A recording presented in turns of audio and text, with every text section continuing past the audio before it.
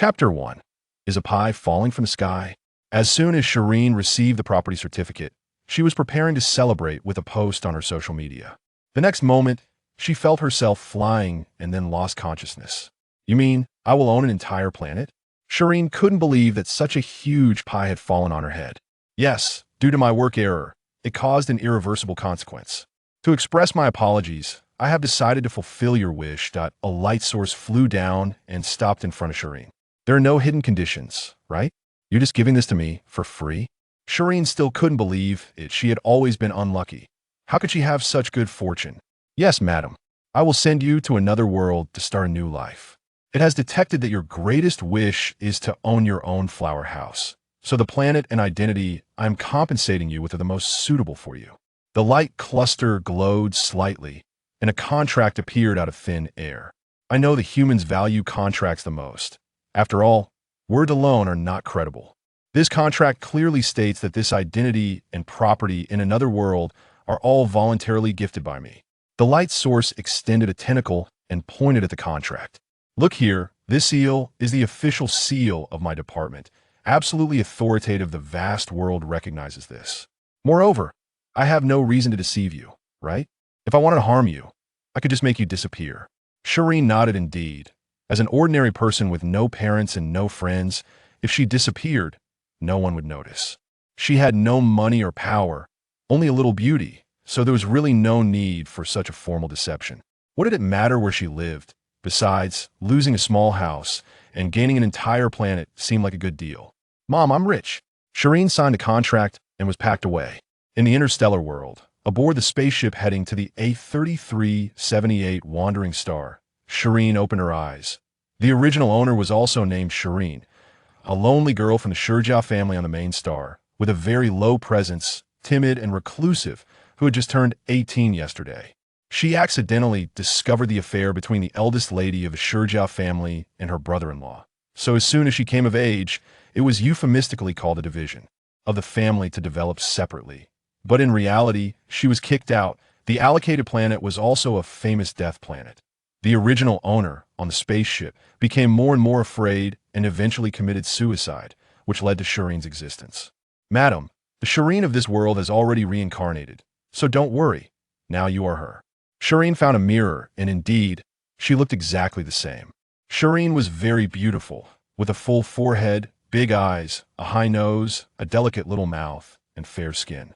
She was recognized as a beauty in school. The original owner, Shireen, always covered her face with long bangs. Looking at herself in the mirror and recalling the original owner's memories, this world was an interstellar world where everyone awakened their mental power after birth, ranging from the lowest F to the highest SS. The original owner was easily kicked out, partly due to her low mental power, which was at level F, deemed embarrassing for the Shure family. Fortunately, the original owner had covered her face, otherwise she might not have been sent to a planet, but to other places. The place where mental power exists is also called the Sea of Spirit, a deadly place. The stronger the person, the wider their Sea of Spirit, and the more mental power they can use. The more mental power used, the more burden it places on the Sea of Spirit, and if neglected for a long time, it will collapse. When the Sea of Spirit collapses, a person becomes a mental mimicry, losing rationality, also known as a beast man. Green plants can heal the Sea of Spirit, but after the interstellar war, a large number of green plants died, most mutated, and only a very small number retained healing. Properties known as natural plants. The remaining ordinary plants still followed seasonal changes. Moreover, over the years, the number of people who could cultivate natural plants has been declining year by year, with one natural plant being in high demand but having no market. The weaker the mental power, the weaker the mimicry, and one could be killed just after becoming a beast man. The original owner's mental mimicry was a small white flower, delicate and weak, easily crushed. The decrease in green plants led to increasingly severe air pollution. The more severe it became, the less plants could be grown. Beastmen, lacking rationality, have great destructive power and will directly dissipate into the air upon death, worsening pollution.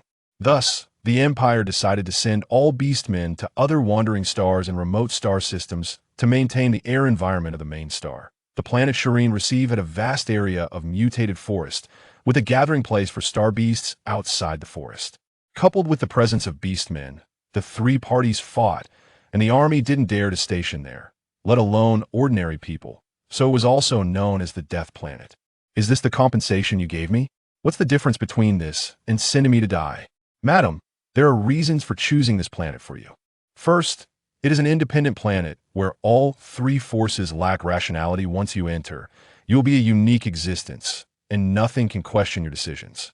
Second, the compatibility of the planet's owner with your soul is perfect, ensuring there will be no rejection. Third, fate has its own arrangements. The light cluster jumped around, looking quite angry. Then tell me, how can I, someone with mental power F, who is not much different from trash, survive on this planet with the highest mortality rate? It truly is fate's arrangement otherwise. How could I be the unlucky one to be created to die by you? I know that, which is why I've prepared a gift for you. The light cluster stopped and proudly said. Shireen found that a panel appeared in front of her, a flower system. The light cluster continued to explain, this is an intelligent panel. Completing the tasks inside can earn points. To unlock them all, you can research this yourself. This flower system allows you to improve your mental power by successfully growing a variety of flowers. Most importantly, your mental power carries vitality. Flowers grown with mental power also have powerful purifying abilities. One day, you will be able to purify the A3378 planet, and by then, this will be your own flower house. After hearing this, Shireen couldn't help but marvel what a big pie she was going to be stuffed. Shireen looked out of the spaceship and sighed. Since she was here, she might as well see what it was like. After 2 hours, the spaceship stopped, and as Shireen stepped onto the ground, the spaceship left immediately, not wanting to stay even a second longer. Shireen looked ahead. It was all foggy, and the ground was covered with weeds as high as her calves, which made her a bit overwhelmed. How about you just let me die? I feel like I will never be able to purify this in my lifetime. The light cluster circled around Shireen a few times. Hey, don't be discouraged. I believe you can do it. Since you're here, why not take a look inside? Shireen followed the light cluster, stepping carefully as she moved forward, arriving at the palace of the planet's owner. You mean to say, this dangerous building is my palace? The light cluster flew over to take a look, creating a gust of air. Crash! A wall collapsed, and the dust made Shireen cough nonstop. Although it was called a palace, it was actually a large 3-story villa, just built in a palace style. Shireen, over here. There's a small courtyard, and the house is quite sturdy. I'll fix it for you. Just make do with it. Shireen crossed her arms. Was there any other choice? 3 hours later, Shireen patted her sore back and looked around. It finally looked like a home. After drinking some nutrient solution, she almost vomited. What was this? It tasted terrible. Exhausted and sleepy, Shireen fell asleep immediately, dreaming of nothing. Chapter 2. The First Flower. The next day, Shireen stretched, and after washing up, she began to study this flower system. The first task on the task panel was to grow a sunflower. There was also a character panel. Shireen, 20 years old, mental power level F. The mall icon was directly gray, with no points unlocked. This is too easy, Shireen silently complained.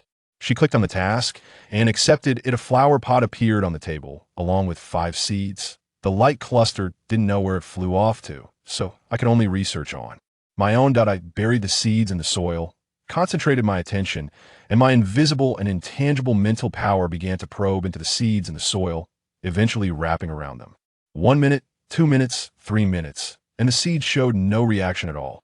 My palms were sweaty, and I kept chanting in my heart, sprout, sprout, sprout. Finally, the seed trembled and poked its head out. It sprouted and began to grow. I withdrew my mental power and collapsed onto the chair, exhausted. The light cluster returned to me. Wow, Shireen, you're amazing. You've already encouraged it to sprout. I shot a glance at the light cluster. What else could I do? Rely on you. Don't be like that. I didn't mean to. The light cluster flew around the sunflower sprout twice. Shireen, after the seed sprouts, you need to make it bloom as soon as possible. It can only purify after blooming, otherwise it will die. But I'm already exhausted just getting it to sprout. I can't make it bloom right now, but that's not true. Sprouting is the hardest step, especially in this environment. Just getting it to sprout is already half the battle. 1 mini seeds can't even sprout. Then if it has to bloom to survive, can anyone even grow flowers? They are them. You are you. You can't compare. The flower you're growing has purifying energy, which is inherently antagonistic to the substances in the air. Before blooming, The plant fears pollution after blooming. Pollution fears the plant. Oh, I see. I understand now. I nodded, drank some nutrient solution, and went back to sleep. Sleeping is currently the fastest way for me to recover my mental power. After waking up, I felt refreshed. Looking at the small sprout in front of me, I encouraged myself. I continued to infuse my mental power, and the sunflower grew rapidly, as if it had taken hormones. I withdrew my mental power, looking at the small flower buds that had formed on the sunflower, nodding in satisfaction. I glanced at the remaining seeds, surveying my surroundings, but there was nothing else to plant flowers with. Light cluster, aren't the remaining seeds supposed to have pots? Each new flower will get one pot, the rest you'll have to figure out yourself. That I knew you were unreliable, I'd have to rely on myself. I opened my light brain. Can I order delivery? Will someone come to this place? Looking at my balance, damn it, there were only 200,000 star coins in total, and one pot costs 1,000 star coins that I still need to find a way to make money, otherwise I might as well wait to die. Shi Yin, you can sell flowers. Sell flowers to buy pots, then grow flowers and sell them. That's indeed a solution, but on this planet, who would dare to deliver? The light cluster brightened up. 101 unit. A robot can help you deliver the package outside the planet and find someone to pick it up. That I watched as the light cluster pulled out a robot about 2 meters tall from its palm-sized body. I patted my chest. I really haven't seen enough of the world. IT can also help you place it in a designated spot, but be careful not to place it too far. Your mental power isn't enough, and if it's too far, the 101 unit won't be able to come. Back that I fell silent. Having low mental power is a hard constraint. That I suddenly thought of something. If someone notices me in the future, how will I explain my pots and seeds? Wouldn't I be taken for research? They won't. They will only think it's your talent and won't suspect anything else. So don't worry. With my doubts answered, I continue to question life. Don't be unhappy. This time, they'll help you get it. Just see what you want to buy and hurry up and place your order. The light cluster nudged my tightly furrowed brows. My eyes lit up. Pots. Let's start with 100. Food is too expensive. Buy nutrient solution to stave off hunger. I also ordered some miscellaneous daily necessities and stopped when I only had 10,000 star coins left. Even though I couldn't spend that money in the short term, having no money at all was unsettling. Although I couldn't buy anything anymore, looking wouldn't cost anything. As I watched, I fell asleep. What I thought about during the day became dreams at night. In my dream, I saw my huge, beautiful flower house, revealing a happy smile. Early in the morning, after washing up, I couldn't wait to rush to the flower pots. The sunflower was obviously not as vibrant as yesterday. Just as the light cluster said, I needed to finish everything in one go. In the future, I couldn't leave it overnight. I quickly infused my mental power, watching as the sunflower slowly regained its vigor and began to bloom, filling my heart with a sense of accomplishment. Light cluster, look, it has bloomed. This is my first flower. The light cluster was also very happy, circling around the flower pot, its body flashing with light. Congratulations, Shi Yin. You've completed your first task. Speaking of tasks, I quickly opened the flower system. I clicked to complete the task, and in an instant, I felt all the mental power I had consumed return, becoming thicker, and my perception of the surroundings became stronger. Looking at the mental power level on the panel, which had changed, I couldn't help but fantasize about how great it would feel when I completed my tasks. Looking at the blooming sunflower in front of me, I didn't know if it was psychological, but I felt the surrounding air had become fresher. I stared at the flower. Unable to look away, this was the starting point of my new life, also allowing my anxious heart to settle. This strange world, this strange planet, would truly become my flower house. While I was still admiring the results, the light cluster returned, carrying a large bag. The light cluster was at the bottom, completely covered, as if the packages above were flying. Thankfully, no one saw it, otherwise it would have scared them to death. After unpacking the delivery and putting everything in place, I took out 4 flower pots and planted all the remaining seeds. I opened the system, refreshing a new task. Successfully cultivate 100 pots of sunflowers, earning 1 point for each successful cultivation. This is a long-term task. It'll eat a little bit at a time and walk a little bit at a time. I clicked to accept that. A large bag of seeds appeared on the table. Certainly more than 100 seeds. How thoughtful. Afraid I would fail and giving me extra.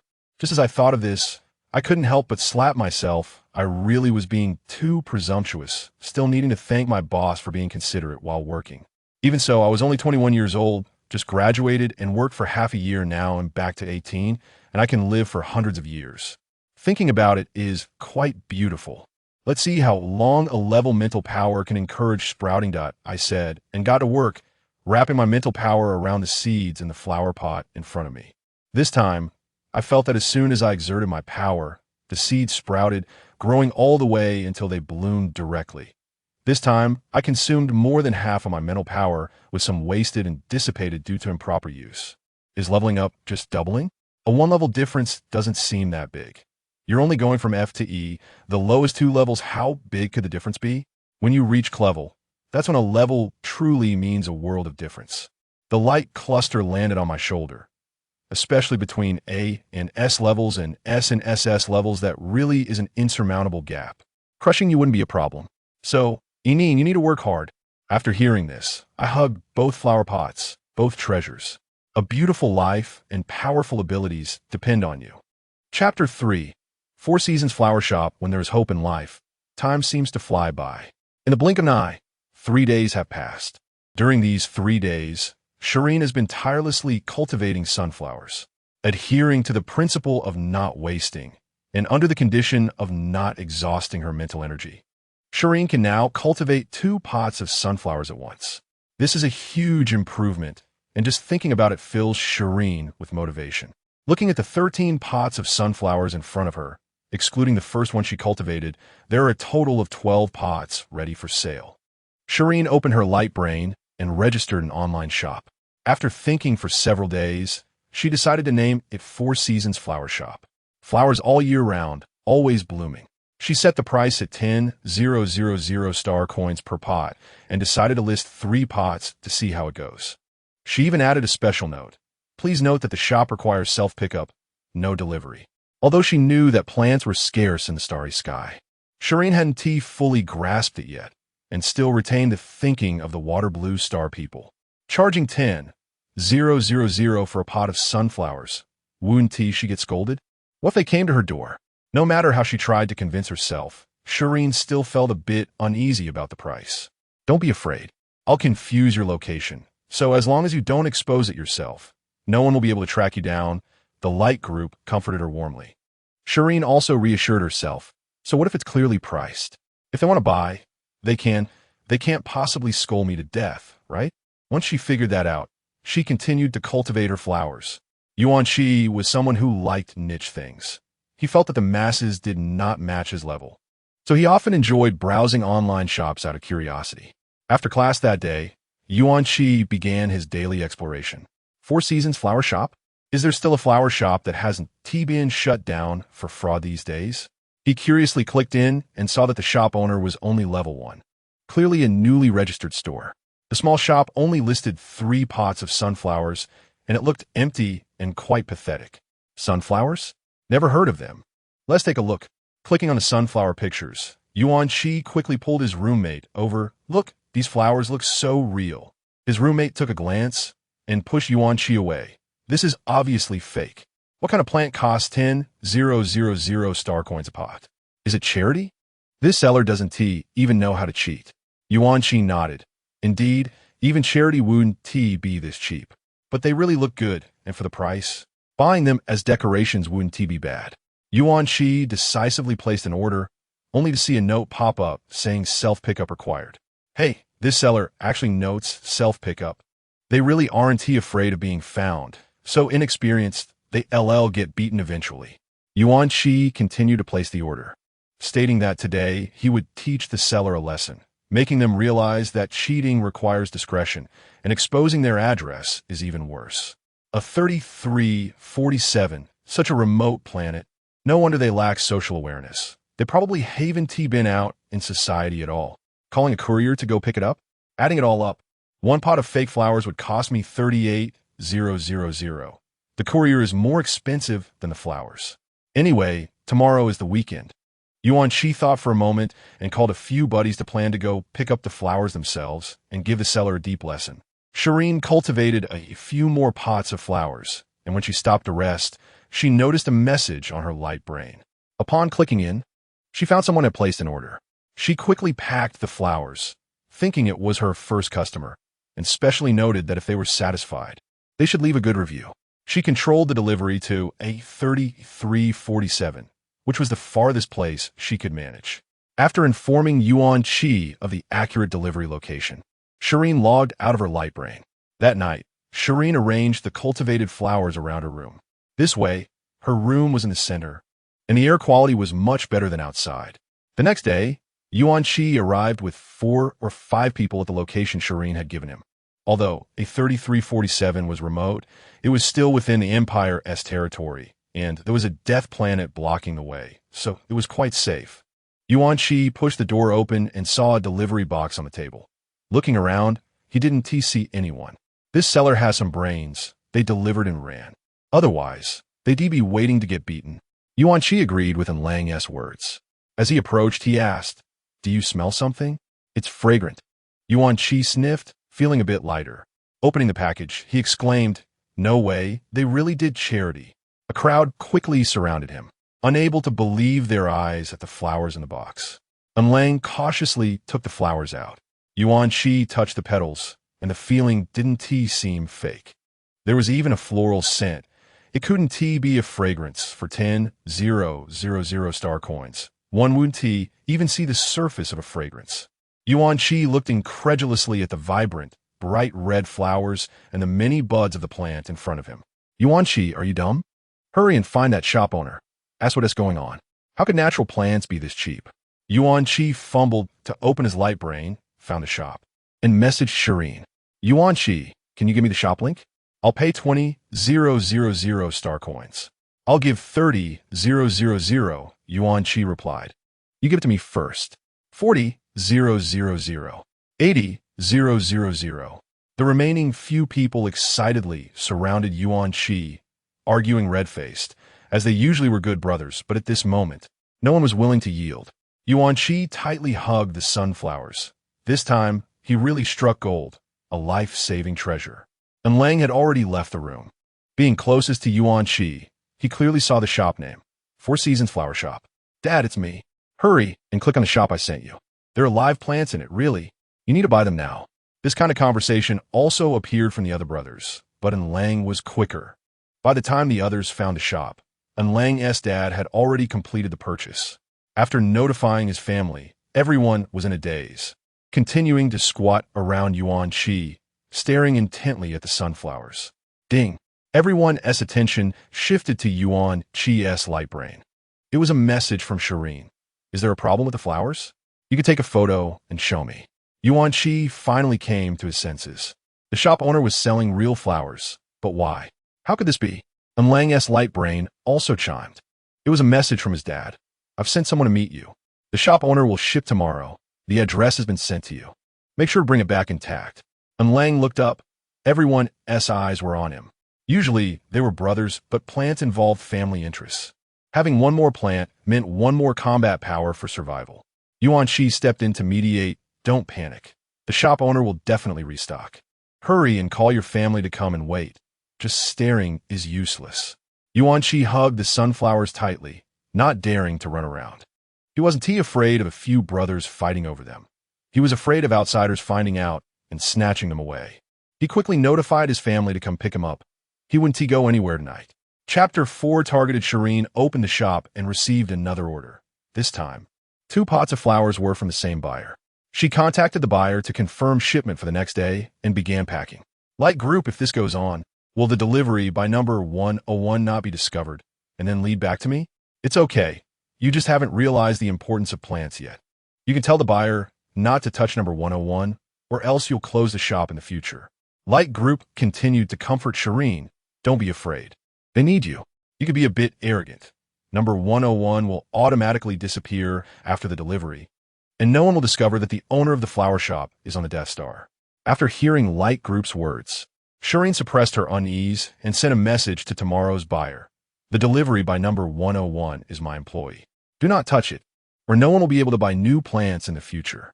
Light Group looked at the message Shireen sent and said she could be even more arrogant. Shireen rolled her eyes. "They can't reach you, but they can reach me." The next day, Shireen controlled number 101 to start the delivery. Meanwhile, a large group of people suddenly landed on planet 3347 in the middle of the night. Yuan Qi and Lang and others arrived near their family power, each recounting the events. Especially Yuan Qi The sunflower in his hand attracted everyone's attention. Yuan Shi's second uncle personally came to pick him up. Fearing he couldn't protect the plant, he left overnight without lingering. Everyone was restless that night, staring intently at the delivery hut. The next day, under everyone's eager gaze, No. 101 entered the hut with 2 packages. Someone attempted to make a move on number 101, but it directly played a voice recording from Shi Yin. No. 101 is my shop's employee. Do not secretly harm it, or no one will be able to buy new plants in the future. Those who wanted to take action stopped silently, and those who had ideas temporarily gave up. After playing the message, number 101 left, and as for those following it, No. 101 didn't care. It simply teleported away. And Lang entered the hut under the escort of many bodyguards, excitedly opened the package, and after confirming everything was correct, maintained a poker face. However, when leaving the hut, the protection became even tighter, with the family members sweating in their palms, knowing that if a fight broke out, they would definitely be at a disadvantage. The surroundings fell silent. Only the sound of the family's hurried footsteps could be heard. It wasn't until the starship took off that Lang let out a sigh of relief, his back drenched in sweat. With the arrival of 3 pots of sunflowers, the value of planet A3347 continued to rise. Those in the know had their eyes on this inconspicuous planet, including its owner. Shi Yin breathed a sigh of relief, seeing No. 101 return safely. The Shi Yin family was no longer a dilapidated hut. It was filled with sunflowers, enough to make even the Emperor envious. Light group. I feel the air around me is getting better and better. Is it my imagination? Shi Yin, darling, you can have a buyer help you purchase a few air quality monitors. The changes will be evident then. Shi Yin took a deep breath, smelling the scent of sunflowers. She opened her holographic computer and listed 6 pots of sunflowers, adding a note. Please help purchase an air quality monitor. It can be exchanged for sunflowers. Just as Shi Yin finished the note and listed the items, they were sold out in seconds. What? Didn't I just list them? Shi Yin was stunned, but the back-end record reminded her that the items were listed, just that they had been snatched up. Several buyers sent her messages asking, Shopkeeper, do you need anything else besides the air quality monitor? We can help purchase it. Just 1 pot of sunflower will do. Shi Yin felt everyone's enthusiasm. It turned out that sunflowers were hard currency. The next day, Shi Yin received dozens of air quality monitors. This doesn't need to be so enthusiastic. Taking out an air quality monitor to test, she found the levels exceeded thousands of times. And the standard was not even based on the main star's air quality, but just the air around the main star. Shi Yin truly felt that this flower shop would take ages to build. In a relaxed manner, Shi Yin said, there's nothing that can't be solved by sleeping. If there is, just sleep a little longer. On the main star, the Yuan family, shouted Shi, you really did something big this time. The importance of this plant far exceeds your imagination. The head of the Yuan family, Yuan Shi's grandfather, Yuan Daong, looked kindly at Yuan Shi. After testing, this pot of sunflower could soothe mental strength dozens of times more than other plants. With it, your uncle could be saved. Yuan Shi was also very excited.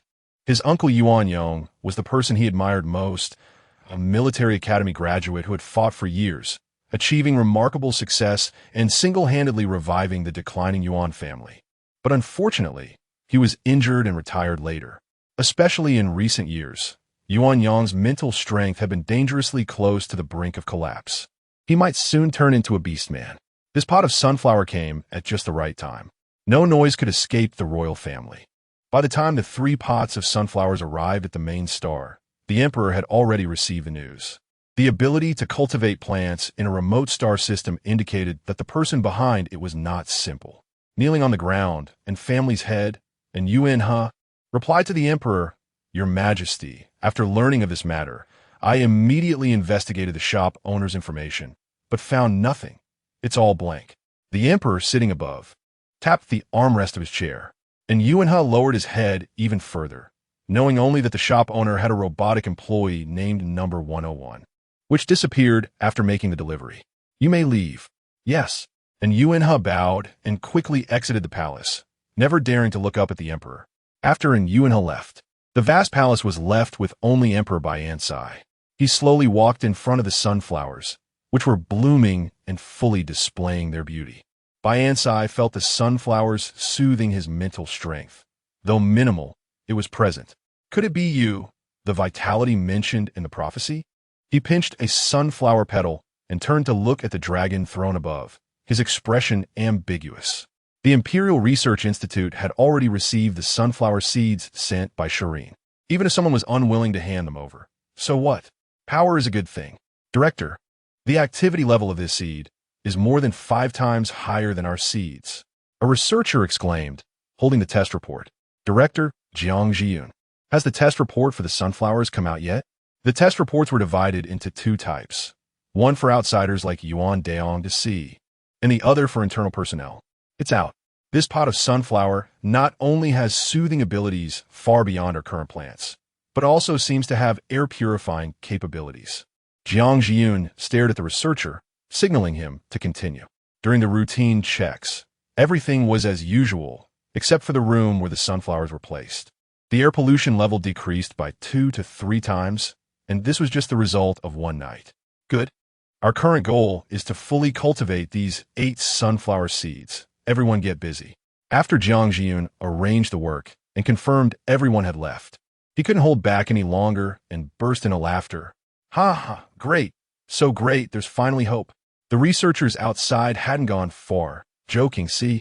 I told you the director's calmness was an act. He's even more excited than we are. Chapter 5, A Little Kitten? Inin, I'm leaving. Why so suddenly? Aren't you going to accompany me? Shi Yin was still lying in bed, but upon hearing that the light orb was leaving, she instantly became alert. The light orb also nuzzled Shi Yin's face reluctantly. I originally planned to just drop you off and leave, but I was worried you wouldn't adapt alone. Now that you're used to this place, I can leave with peace of mind. I will come back to see you in the future. Shi Yin hugged the light orb. It was her source of security.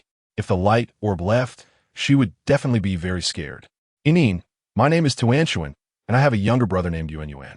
I will bring him to see you in the future. You must live well and not be afraid.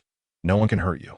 Shi Yin didn't speak, just blankly watched as the light orb slowly disappeared from her embrace. After a long time, Shi Yin finally cried out loud. She was very scared, always had been, in this unfamiliar world and environment. The light orb had always accompanied her, giving her a sense of security, and now that it was gone, she was all alone. Shi Yin cried out all her fears, insecurities, loneliness, and anxieties about the future. After venting her emotions, Shi Yin began to wash up. She needed to live well on her own. Right now, she desperately needed something that could make her feel safe. Mental strength. With mental strength, she could cultivate more flowers. Even if she was discovered later, she would have greater value and could live well. Shi Yin opened the panel. The task of cultivating 100 sunflowers had been completed yesterday, and today she could start a new task. This time, the task was to cultivate wind and rain orchids. So the next task would probably be to cultivate 100 wind and rain orchids. Seeing them all below, Shi Yin suddenly remembered that she already had points. She opened them all, which was full of seeds. Cheap unknown wildflower seeds were 1 point each, while expensive peach blossom seeds were thousands of points each. And there were also plants costing tens of thousands or even hundreds of thousands of points. Returning to the task page, she accepted the task. Still 5 seeds and 1 flower pot. The flower pot Shi Yin bought was not of the same quality as the one provided by the system. She would keep the system's flower pot for herself and sell the one she bought to earn money for new flower pots. Speaking of which, after this time, she should buy more beautiful flower pots. They would lift her spirits and motivate her to work. After thinking it through, Shi Yin began to work. The difficulty of cultivating wind and rain orchids was a step up from sunflowers. Directly blooming would consume 80% of her mental strength. Clicking into the system, the progress from mental strength level E to D was already at 50%. Unlocking 1 more flower would allow her to reach level D. Shi Yin rubbed her chin, thinking of exploiting a loophole. She bought an unknown wildflower seed and began to prepare for cultivation. The system provided a flower pot and 1 seed.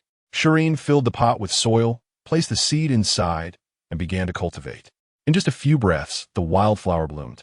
Shi Yin's mental strength changed again. She successfully exploited the loophole.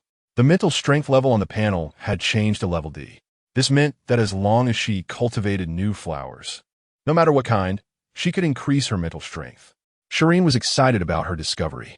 The system's tasks updated again, this time with 2 tasks. Task 1. Cultivate 100 wind and rain orchids. Task 2. Cultivate 100 unknown wildflowers. Shireen looked at her dwindling flower pots and had a bold idea. She bought 10 seeds and went to the empty space outside the yard. She scattered them and began to cultivate. The seeds really started to sprout and bloom. Shireen began to try cultivating multiple flowers simultaneously, 2, 3, 4.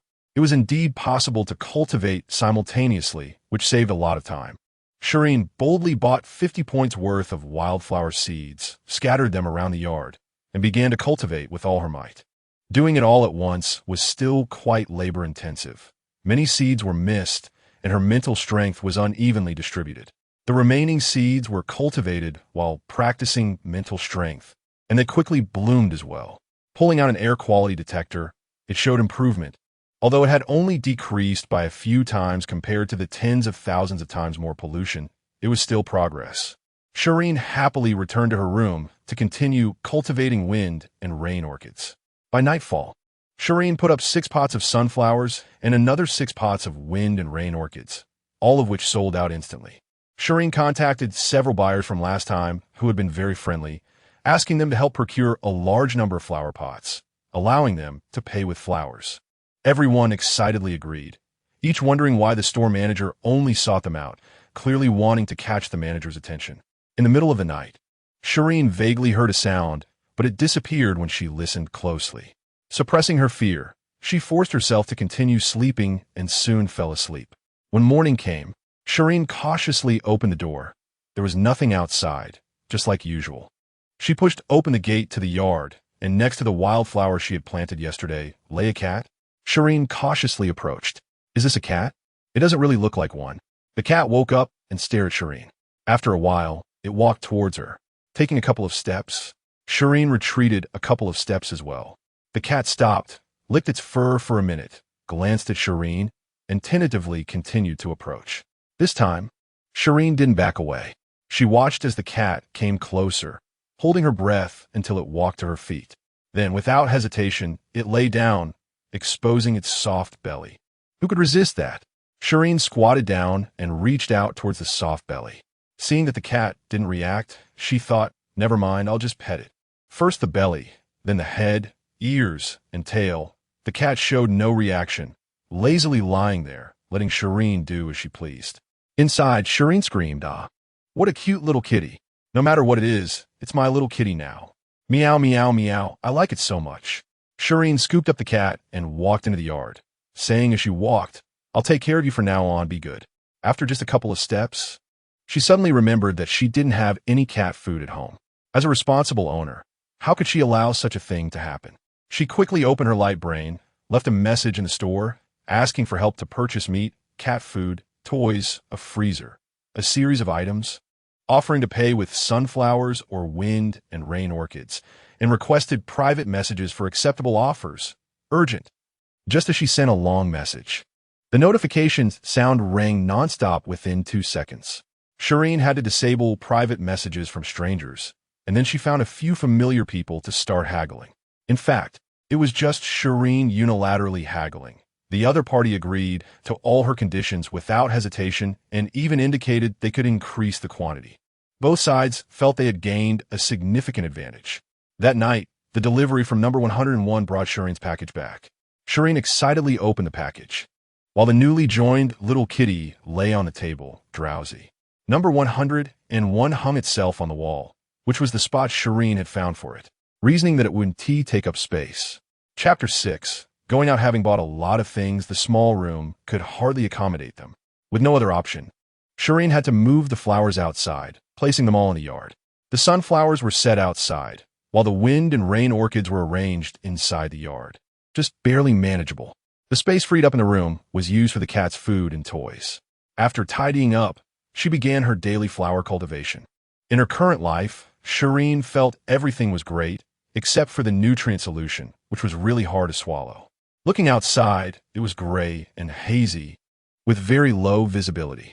Once she finished the task with the wind and rain orchids, she would go out for a look. Tuan had said that nothing outside could harm her. Holding Guai Guai, Shireen thought about the future. Back in her room, she took out the flower pots and began the repetitive tasks. Planet A3347 was now particularly different. There was a cultivation expert nearby who could grow natural plants, which alone was worth staying for. The current situation on this planet was complex, with high personnel turnover, which brought about development. Skyscrapers were rising, returning personnel were coming back, and commercial technology was rapidly advancing.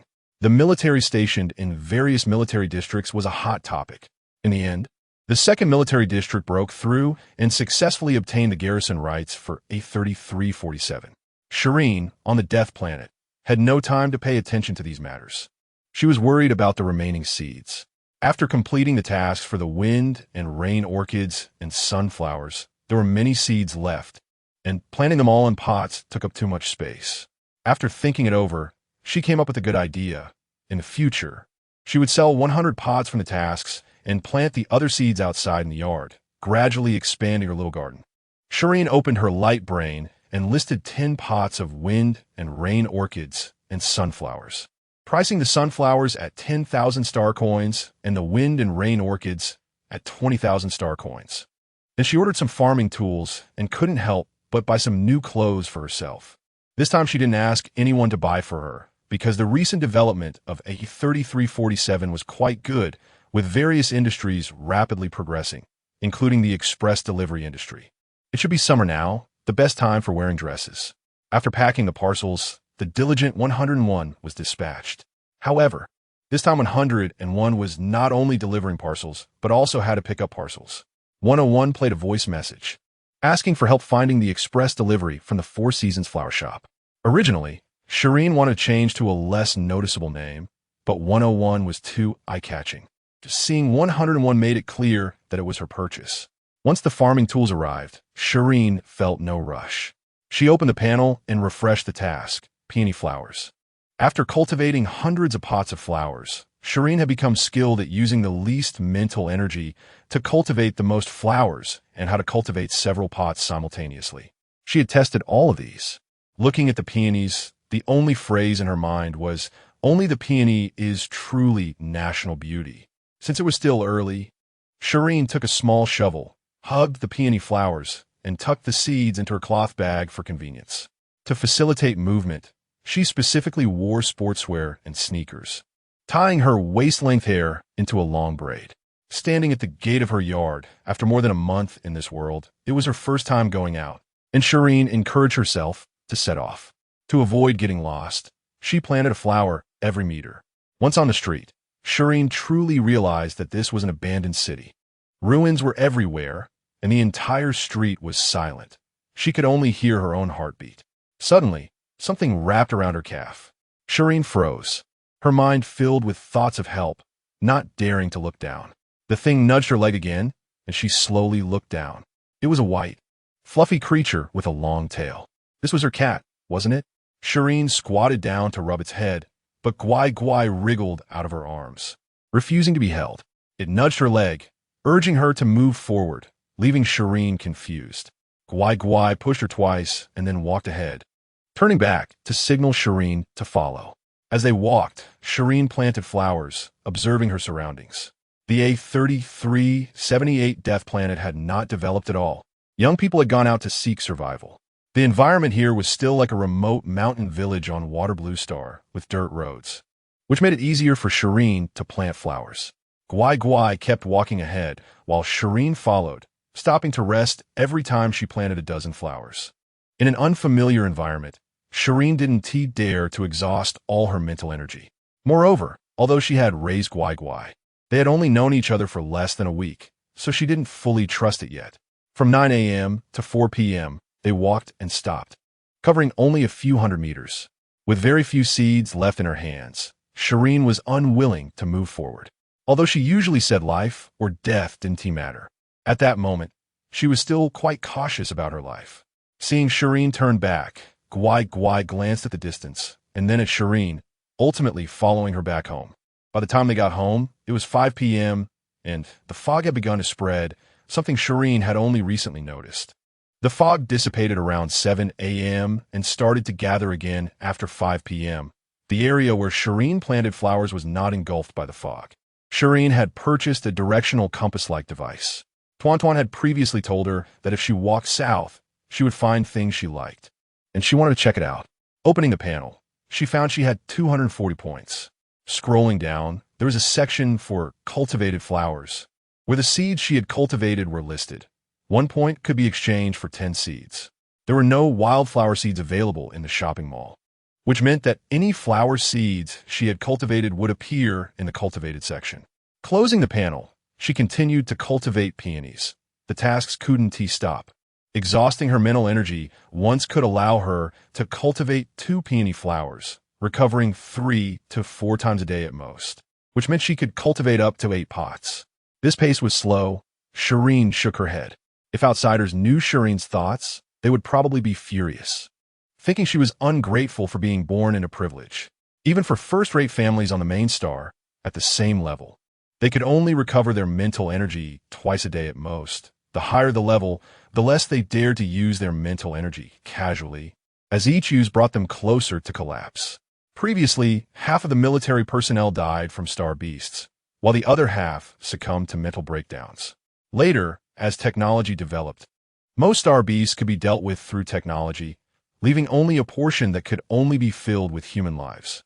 Especially for mutated plants, humans needed seeds for research, so they could not use firepower and had to rely on mental strength to confront them, resulting in countless casualties each year. It was later discovered that mutated plants would not attack natural plants, which gradually reduced the casualty numbers. Natural plants were scarce. Even if they were only supplied to the military, it would require tens of thousands of people to obtain just 1 pot. Shireen's appearance brought hope to the Empire, which had been struggling to find a way out.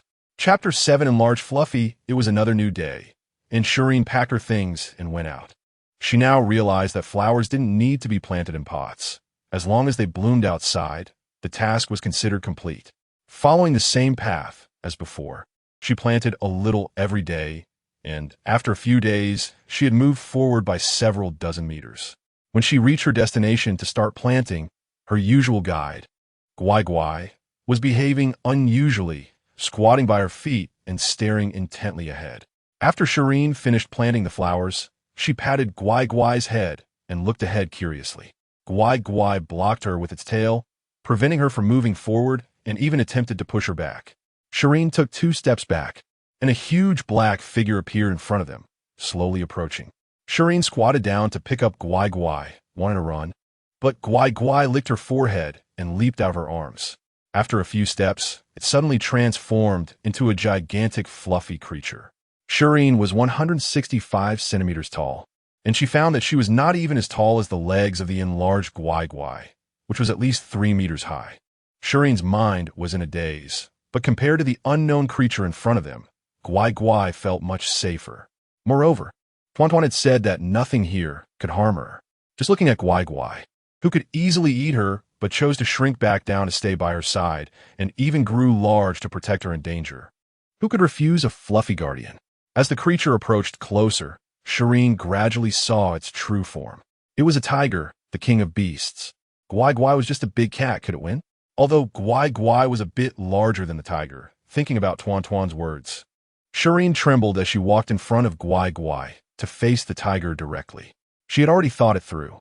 First, she would try to calm the creature. If that didn't work, she would let Gwai handle it. Hello, is this your territory? I apologize for the unintentional intrusion. Please forgive us. We will be leaving now, Shireen said, her voice trembling. The tiger seemed to pick up on Shireen's fear and unease, and it lay down, wagging its tail.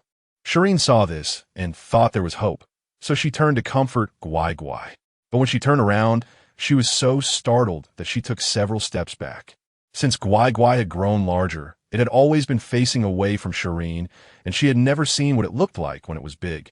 Now, she realized that this was not a cat at all. It was clearly a lion. She had stumbled into a den of fierce beasts. In front of her was a lion, and behind her was a tiger. Shireen felt helpless about her physical condition. If only she could faint now, she wouldn't have to face such a scene. With her mind in a daze, she walked back home. After walking for a while, She turned around and saw that the two fluffy creatures had somehow walked side by side behind her. Upon seeing Shi Yin turn around, they immediately laid down on the ground and let out pitiful whimpers. Her big, watery eyes looked at her with a pleading gaze. Who could resist that? Faced with the two big fluffies, Shi Yin's heart softened. She could keep them. After all, she could afford to take care of them now. Shi Yin waved her hand. Come on, let's go home. The two big creatures quickly moved in, one on each side, surrounding Shi Yin in the middle. Shi Yin held flowers in her hands, and with her free hand, she stroked the new tiger, which felt incredibly nice. The lion was not pleased and wrapped its tail around Shi Yin's arm, gently tapping the tip of its tail against her. Amused, Shi Yin switched the flowers to the other arm and comforted the jealous lion. Soon, the three of them arrived home. The lion, upon seeing the gate, shrank back down before entering, then looked at the tiger.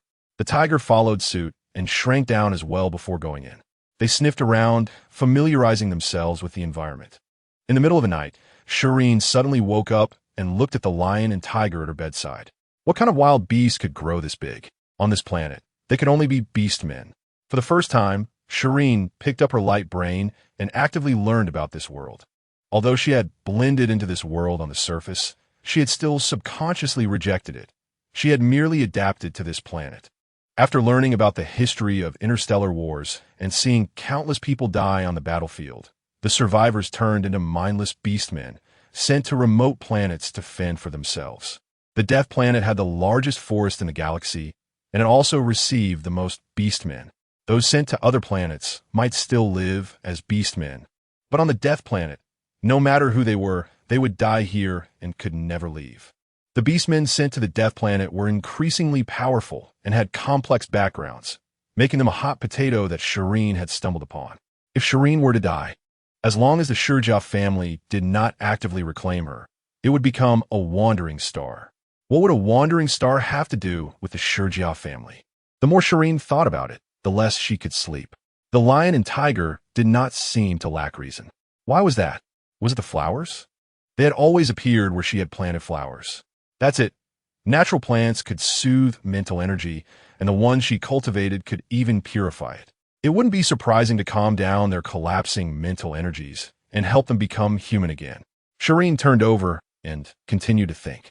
After all, she also needed to cultivate flowers to enhance her strength. It was only a matter of time before she filled the entire planet with flowers. The lion and tiger also turned over, their tails gently patting the restless Shi Yin to soothe her. According to interstellar lifespan, Shi Yin could at least live for another 200 years. If the flowers really worked, helping them would also be an easy task. Having thought it through, Shi Yin peacefully fell asleep under the soothing strokes of their tails. Early the next morning, Shi Yin took the two little ones out. Now she didn't need to carry flowers or a shovel. The flowers could be cultivated any time, and the shovels had been replaced by the claws of the two little ones. The two little ones dug holes in front while Shi Yin followed behind, planting seeds to encourage growth. They worked together in perfect harmony. They set off at dawn and returned home at dusk. Every few days, Shi Yin would list a few pots of flowers in her online shop, and peonies had just been added, priced at 50,000 star coins per pot. The peony task was completed, and she could start a new task. With anticipation, Shi Yin opened the panel. This time, it was the crepe myrtle. It was still in pots with 5 seeds, a routine cultivation task. When Shi Yin opened the panel, she saw her mental energy level had increased from D to C, with a progress of 40%. Why not push it to C all at once? That way, she could encourage the growth of more flowers when she went out. Now that the flowers were being planted further away, each trip took a long time. And Shi Yin now rode on the tiger or lion to get there. The direction the lion had initially taken to guide Shi Yin was south. Both parties were headed for the same destination, the Death Forest. It was uncertain how much longer it would take to reach their destination. But the activity of creatures around here was increasing. They were being drawn out by the flowers, slowly moving toward Shi Yin's yard. At any moment, they could reach her yard, and the thing she had feared most when she planted the flowers was happening. She could follow the plants back home, and other creatures could also follow the plants to find her home. Chapter 8: The Death Forest. For 2 consecutive days, Shi Yin did not go out, spending her time planting flowers around the yard. As long as there were enough flowers, at the very least, there was a chance they wouldn't enter the yard. After finishing her busy work, Shi Yin rubbed her sore waist and looked at her. The yard was completely surrounded by flowers.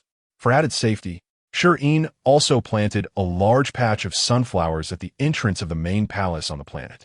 Colorful and vibrant, they brought joy to anyone who saw them. Shi Yin comforted herself, thinking that as long as people were still around, losing things wasn't a big deal. Replanting was not a problem. That day, Shi Yin continued toward the direction of the death forest. She saw the first plant, an inconspicuous little grass. Shi Yin cautiously approached, first tossing a stone. But there was no reaction. She moved closer, and still no response. The lion observed as Shi Yin got nearer to the grass, but dared not approach, only able to let out a threatening roar from a distance. The roots of the little grass broke through the soil, encircling Shi Yin in a circle. Whenever Shi Yin tried to step out of the circle, the grass gently blocked her, not allowing her to leave. Then the leaves lashed out like tentacles toward the two little ones. There was no fight, just both sides demonstrating their presence. Shi Yin squatted down and placed a sunflower seed beside the little grass, beginning to encourage its growth. The moment the sunflower bloomed, the little grass quickly retracted its leaves, tightly wrapping around the sunflower. Shi Yin stepped out of the encirclement, and this time the grass did not stop her. The three of them continued forward. The mist grew thicker, indicating they were about to reach the death forest. Shi Yin encouraged the sunflower to grow, then wove it into a crown and placed it on the heads of the two little ones. She then began to encourage the growth of peonies, plucking flowers to insert into the gaps of the crown. Continuing forward, planting seeds along the way, they finally saw the death forest. Shi Yin did not dare to enter. She was not in the best condition right now. Instead, she continued to encourage the growth of flowers in front of the death forest. She forcefully tossed wildflower seeds into the forest and then encouraged their growth. The silent forest quickly came to life, with various plants' branches intertwining and hunting. Shi Yin paid more attention to those wildflowers. When the forest fell silent again, the wildflowers were unharmed, well protected. Even the mutated plants did not forget to guard these wildflowers during their fights.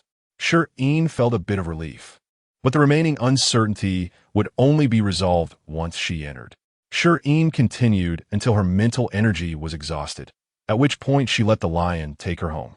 Once home, Shi Yin took out the air quality tester. The air pollution level had decreased hundreds of times compared to the beginning. Satisfied, she nodded. This progress was much faster than she had expected. Although this data was currently the best on the entire planet, one day, the entire planet's data would meet the standards and be even better than the main star. After finishing her work, she went to sleep. The next day, she prepared a large number of seeds. The task for the crepe myrtle was completed yesterday, and she could start a new task once she returned from the death forest. The lion and the tiger took Shi Yin to the outskirts of the death forest. She placed the crown from yesterday around the necks of the two little ones. After a night, the flowers were still blooming beautifully, just like when they were freshly picked. As they entered the forest, it was quiet. The only sound was the crunching of the dry leaves underfoot. Approaching the wildflowers she had sown yesterday, the vines protected them like a cage. Shi Yin touched the vines, and they quickly parted, stopping around the wildflowers. Looking up, she saw the dense vines intertwined, making it impossible to see where the main vine was. Because of the two little ones' crowns, even though the plants disliked them, they did not attack. This was evident in the vacuum created wherever the two little ones passed. The plants would rather squeeze tightly together than approach them. Shi Yin did not dare venture deeper and instead circled along the edges, planting flowers as she walked. She wondered if they could understand her. She didn't want to block the sky, as they needed the sun. Surrounded by towering trees, the vines clung to them, completely blocking the sunlight. Although the sunlight had already been limited by the mist, this was too much. After she finished murmuring, she continued forward when suddenly, two vines appeared, connected like a swing. When she touched it, a thin vine boldly wrapped around Shi Yin's wrist. Then it reached out, touching the connection point of the vines. Was it asking her to sit on it? Shi Yin sat down, grabbing the vines on either side. Shi Yin was suddenly swung up. It really was a swing. Higher. Shi Yin was particularly excited. It had been a long time since she had swung. The vines, fearing she couldn't hold on, wrapped two sturdy branches around her waist. As she swung, a net had already woven beneath her, ensuring she wouldn't be hurt even if she fell. Shi Yin was overjoyed, her excited screams echoing through the forest and traveling far away. The two little ones were initially terrified when they saw Shi Yin suddenly flying up, squeaking and almost transforming back. However, when they saw Shi Yin flying and sowing seeds, they ignored it. The hardworking Shi Yin was playing while still thinking about planting flowers.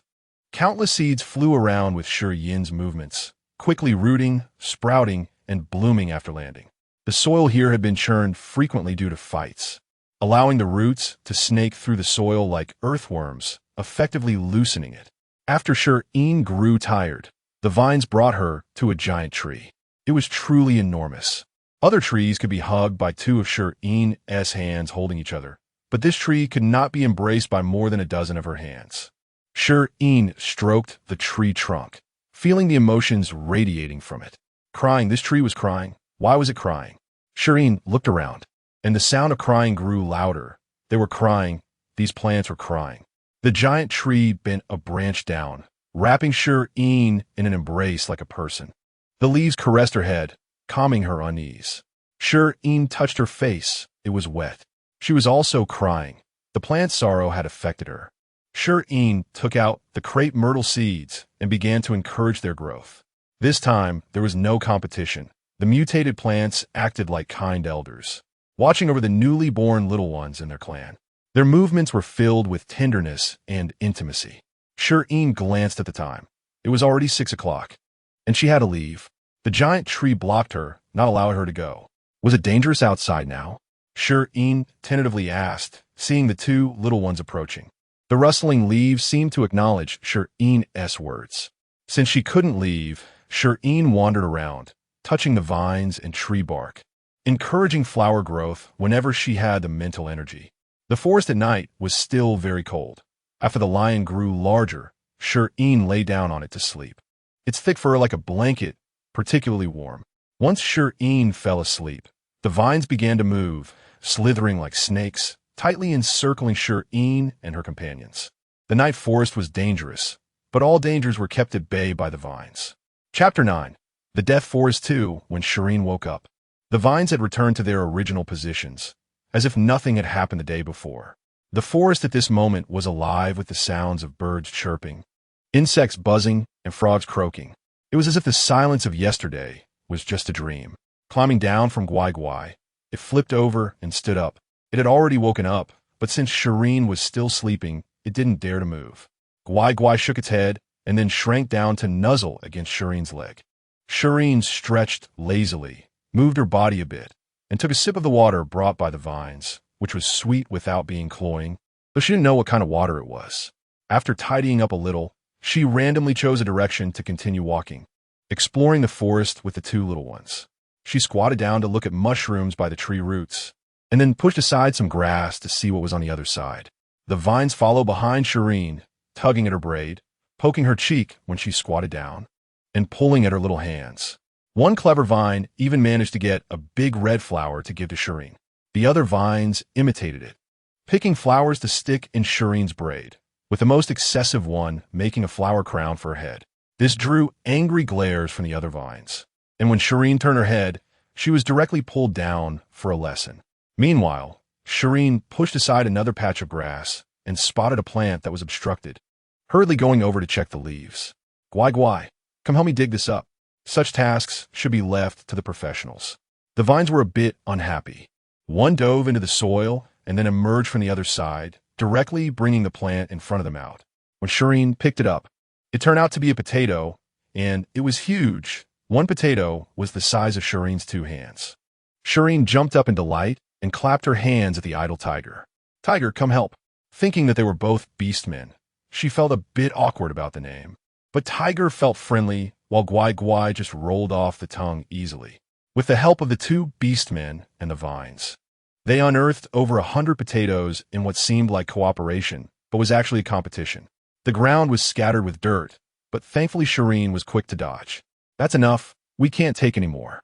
Looking at the pile of potatoes, which had formed a small mountain, Shi Yin quickly stopped them. She asked the vines for some branches and began weaving baskets. Otherwise, they wouldn't be able to carry them. After weaving 4, each beast could carry 2, fitting perfectly. The vines swiftly moved the potatoes into the baskets, eagerly working and waiting for Shireen's praise. Shireen patted the vine's branches, found the main trunk, and planted a large patch of flowers. After finishing the work, Shireen's stomach grumbled. She hadn't eaten since last night and had been active for so long. She was starving. One vine tapped Shireen's head, signaling her to follow it. After weaving through many patches of grass and taking several turns, they finally reached their destination. Looking up, it turned out to be an apple tree with big red apples that looked delicious, but the tree was too tall to climb. Just as Shireen was still pondering how to get the apples, the branches of the apple tree began to move. Turns out the vines had climbed up and picked the largest, reddest apple to hand to Shireen. This is the taste. It was so delicious that it made her want to cry. After eating that terrible-tasting nutrient solution for nearly 2 months, she felt like her taste buds were fading. In the past, seeing an apple, Shireen wouldn't have even bothered. Now, it was so delicious. She nodded while eating. This is real food, so good. While Shireen was eating, the vines were busy too, rushing to pick big apples and placing them into the basket that Tiger was carrying. Once full, Shireen decided not to continue walking. Instead, she started planting flowers right there, randomly pulling out a handful of seeds, which contained all kinds of flowers. She planted flowers as she walked, and before she knew it, she had returned to the large tree that could be called Grandpa Tree. Sitting down to rest, she propped her head on her hands and looked around. The surface of the forest showed no signs of danger, looking no different from an ordinary forest. However, the small, unknown white flowers by the stream would suddenly open their mouths wide when butterflies flew by. Birds flying in the sky could suddenly be pulled down by black hands. Wild beasts foraging on the ground would let out a terrible scream and then disappear, leaving behind a big hole. Of course, all of this happened without Shireen knowing the dangers of the forest. The death forest was dangerous for others, but for Shireen, it was not. It was a paradise that had not been discovered, belonging only to her. Was this the surprise the light orb mentioned? It truly was a delightful surprise that she would love. Following the vines up the body of Grandpa Tree, she climbed up, not knowing how long it took, but finally reached the top. Grandpa Tree was one of the tallest trees in the Death Forest, overlooking the entire forest. The Death Forest was indeed vast, standing high up. She could not see the end, as the distance was still shrouded in fog. Reluctant to go down, Shireen leaned against the trunk, clearing her mind, and slowly fell asleep. When she woke up, she found herself on Gwai Gwai's back. The vines had carried her down. Checking the time, it was 3 o'clock. They had to leave. The vines were reluctant, holding onto Shireen's hand, wrapping around her feet, and tugging at her braid. Shireen walked forward, taking a step here and there. And it took a long time to finally reach the edge of the forest. Just as she was about to exit, Shireen found herself unable to move. The vines held her back, not letting her go. Shireen patted the vines, comforting them. Okay, I'll come back in a few days. I'll come often. Just let me go home for now, okay? The vines loosened a little, and Shireen coaxed them like she was a child, repeating a few more comforting words before they completely released her. Carrying her full harvest home, she looked back after walking a distance. The vines still maintained their position of letting her go. Turning her head, she continued walking. The road home always felt short. Before long, she reached home, excitedly starting to sort the potatoes. She had already run through various ways to cook potatoes in her mind several times. Looking at her kitchen, there was nothing but fire and salt. No problem, cooking potatoes is delicious too. That night, Shireen dug potatoes out of the fire pit, not caring about the heat as she stuffed them into her mouth, eating while exhaling, switching from her left hand to her right. It was so delicious, saving Shireen's taste buds and tongue that had been poisoned by the nutrient solution. As she ate, Shireen thought, it shouldn't be like this. So many people enter the forest every year. They should be able to bring out plants like potatoes. Why is it still so hard to get vegetables? If our director Jiang found out about this, he would definitely kneel down and shout injustice.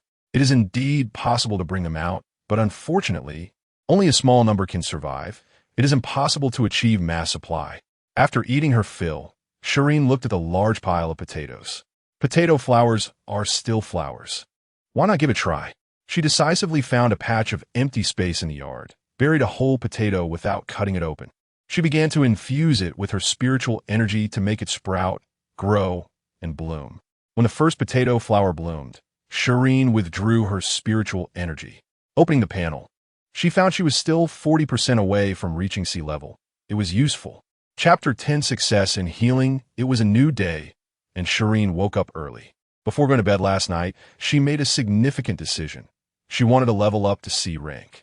The task for the potato flowers she planted yesterday had already come out, which required her to cultivate 100 potato flowers. This was forcing her to farm, so she decided to put that task aside for now. Refreshing, the new plant was sunflower.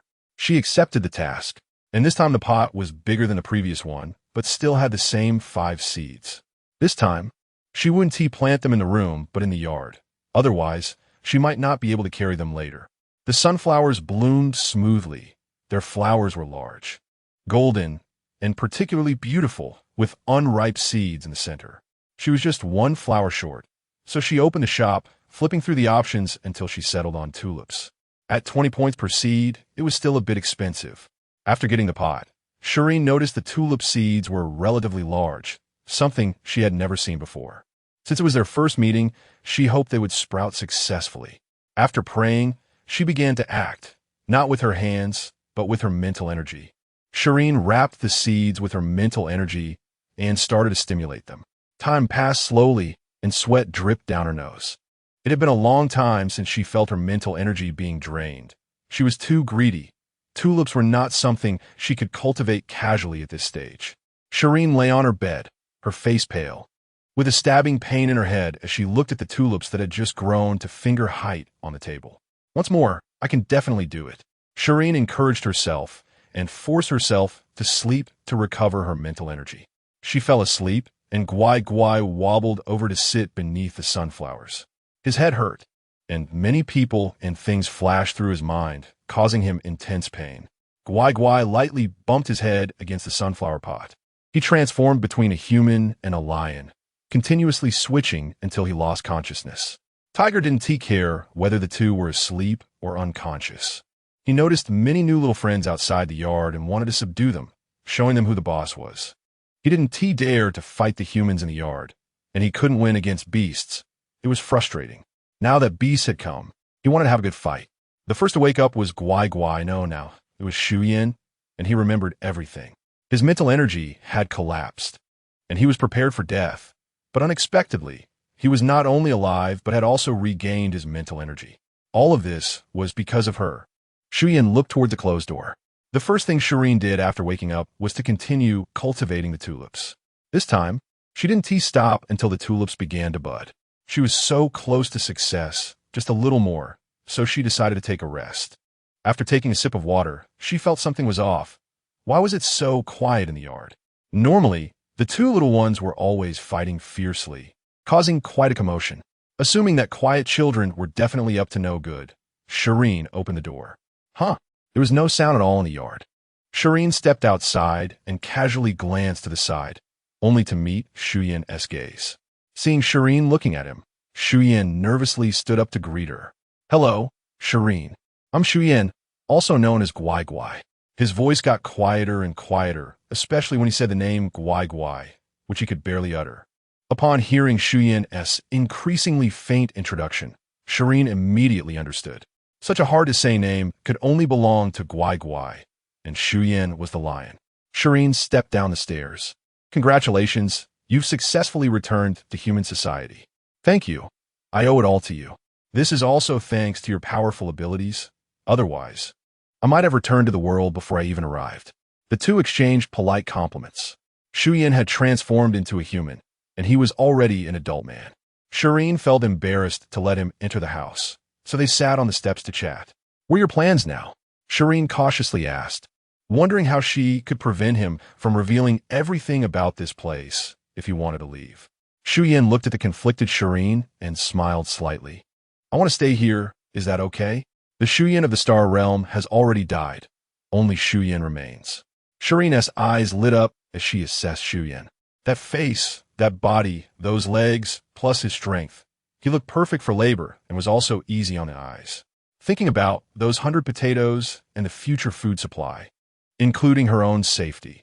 The more Shireen thought about it, the bigger her smile became, her gaze almost devouring Shi Yin, making him feel uneasy, though he still maintained a calm facade. What's wrong? Is that not okay? Shi Yin's words were interrupted by Shireen. Of course it's okay. As long as you're willing. This will be your home from now on.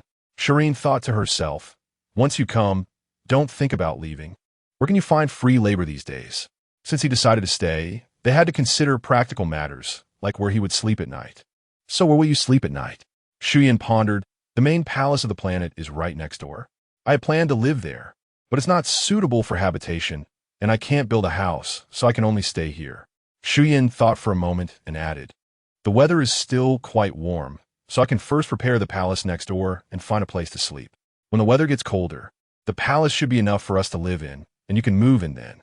After saying this, he felt like he was overstepping, as it was originally someone else's house. If you mind, you can move into the palace later, and I'll find a small house for myself. Shireen didn't think too much about it. Her heart was only set on being able to live in the palace during winter. It's fine. The palace is so big, you can stay wherever you like. Do you have a light brain now? Or do you need anything else? I can help you buy it. Shi Yin's face flushed red, cursing himself internally for mooching off her house, plants, and even having her buy him things after turning into a human. But he truly had nothing at the moment. Can I borrow your light brain to log into my account? Shireen waved her hand, dismissing the matter, and generously lent him her light brain. It wasn't that Shireen was too trusting. She was holding on to the secret weapon the light orb had given her. As soon as Shi Yin showed any ill intentions, she would quickly take him down. After getting the light brain, Shi Yin first logged into his account and contacted a trustworthy friend, explaining his current situation.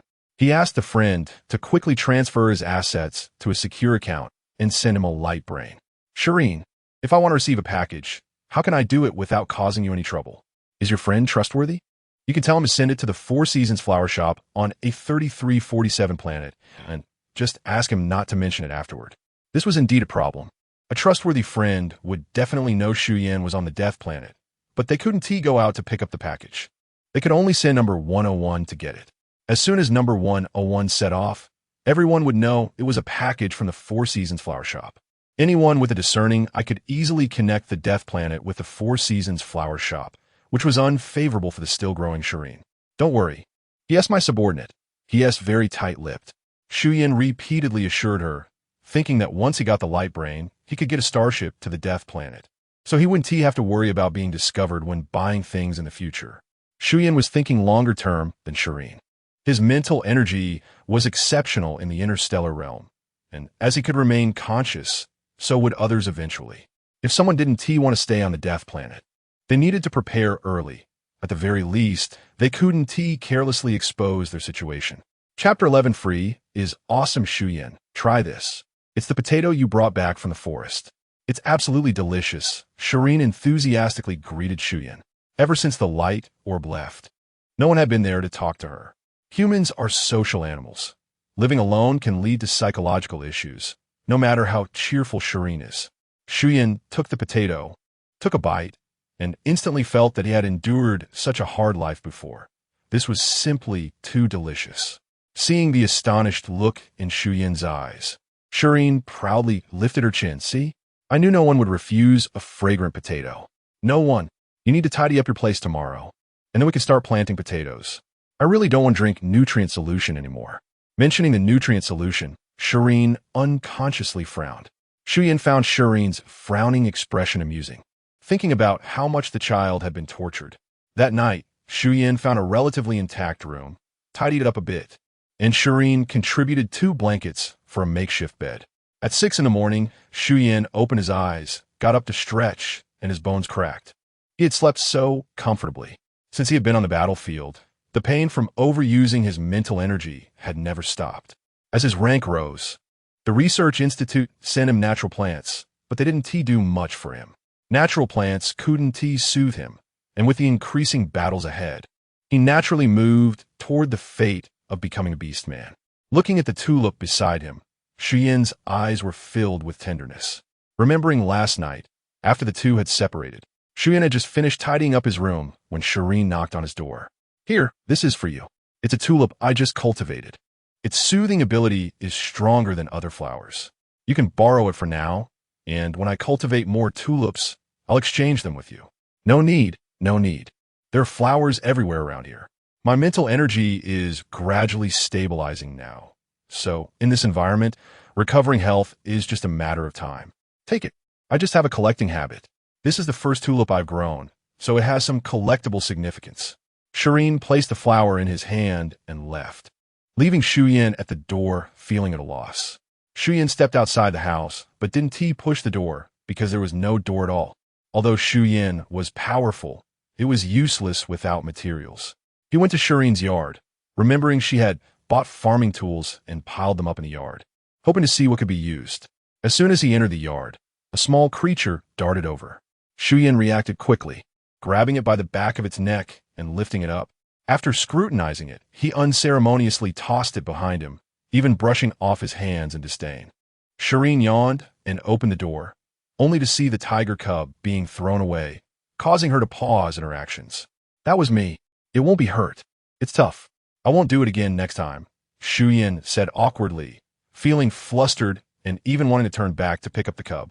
Feeling awkward, Shi Yin didn't realize Shireen was no longer embarrassed.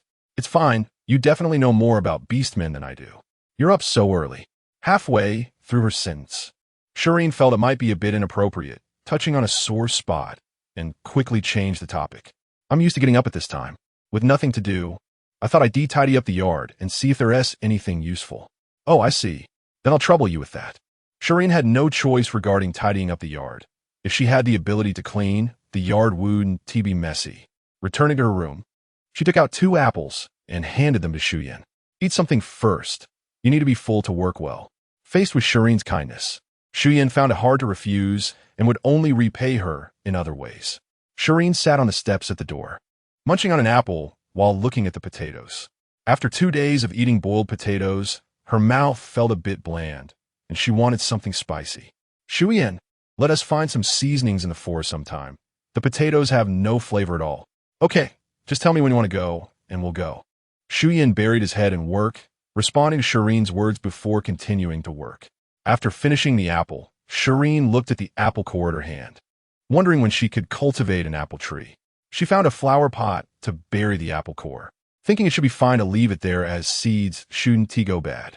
Finally reaching sea level, her heart raced and hands trembled. After making the tulip bloom last night, Shireen had forced herself to give the flower to Shi Yin before collapsing into bed. It's impossible to expect a horse to run without feeding it. As a good boss, one must always pay attention to the mental state of employees. Now she had 3 tasks at hand. Which one to do first?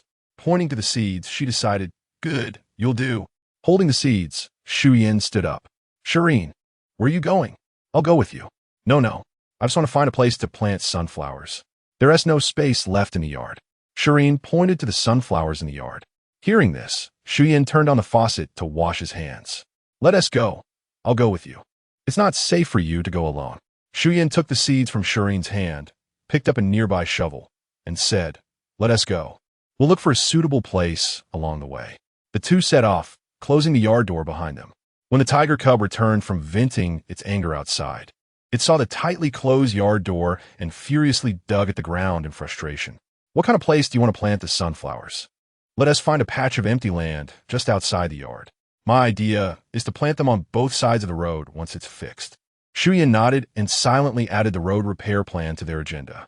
After walking for a while, they saw the surrounding area was all yellow soil, with no collapsed houses. "This looks good." After Shireen chose the spot, Shi Yin began to get busy. Shireen stood aside, looking around but not watching Shi Yin. When Shi Yin first transformed into a human, he only had a pair of shorts on. Fortunately, Shireen had hung up bed sheets in her yard. Otherwise, it would have been quite awkward for them to meet.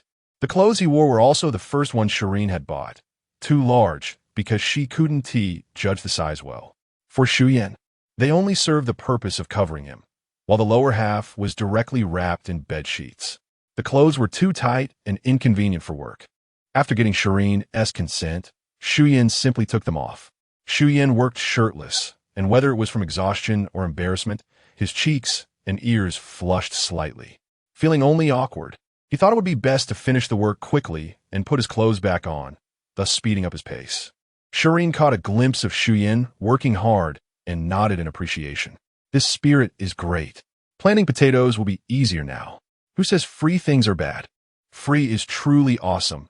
This work is really invigorating. Chapter 12. Complaints at the door. After finishing plowing the land, Shi Yin buried the seeds and called, "Shi Yin, I'm done here. You can come over." Shi Yin hurried over and began to channel her mental energy. At first, there was 1 seed, then 2, 4, 8, and 10. This was the first time Shi Yin, as a human, witnessed Shi Yin's nurturing. When he was an orc, he never paid attention to the process, only noticing that many flowers bloomed every day. Observing the growth of the sunflowers was simply miraculous from the moment they sprouted. The breath of life spread outwards until they bloomed, releasing an even richer energy. Suddenly, Shi Yin understood the reason for his quick recovery. He had been with Shi Yin every day when he was an orc.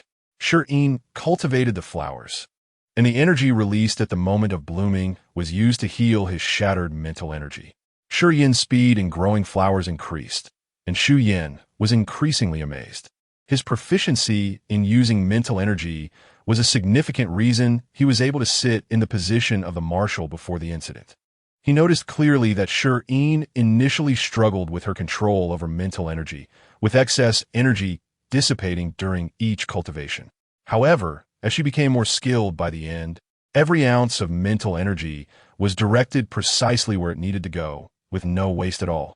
After finishing, Shi Yin turned around and saw Shi Yin staring at her, filled with admiration and surprise. "Let's head back," she said. Shi Yin finally came to his senses and replied, "Okay." Seeing Shi Yin's reaction, Shi Yin thought to herself, "See, I'm so capable. Sticking with me means good things to eat." Shi Yin intentionally performed for Shi Yin, believing that to gain followers, one must appropriately showcase their strength, letting him know that following her has potential, thus preventing him from leaving casually. Shi Yin vowed in his heart that he would protect Shi Yin with his life. He saw the hope of the empire in her. The two strolled leisurely on their way home. Just as they reached the gate, a small cannonball rushed toward Shi Yin. Huzi felt wronged and desperately wanted Shi Yin's comfort. But before he could reach her, a big, evil hand intercepted him. Shi Yin didn't stop it. She just found it amusing to watch the human and beast continuing on her way. Upon reaching the gate, looking at the scratch marks on the ground, Shi Yin realized it was careless not to bring Huzi along when they left. Such skills were wasted not farming. He smiled and nodded, saying he would bring him next time, as they couldn't just eat without working. After saying that, he tossed Huzi back and followed Shi Yin into the yard. Huzi, unable to fight back, was furious and went to find other beasts to fight. Number 101 had already moved the packages back and placed them in the yard, and Shi Yin could finally wear normal clothes. He borrowed Shi Yin's holographic brain to urge his subordinate Phil to get things done quickly. Phil had been busy since receiving the message from his superior and hadn't rested at all. It had been 5 years since his boss went missing, and now the first thing he did upon returning was to make Phil work.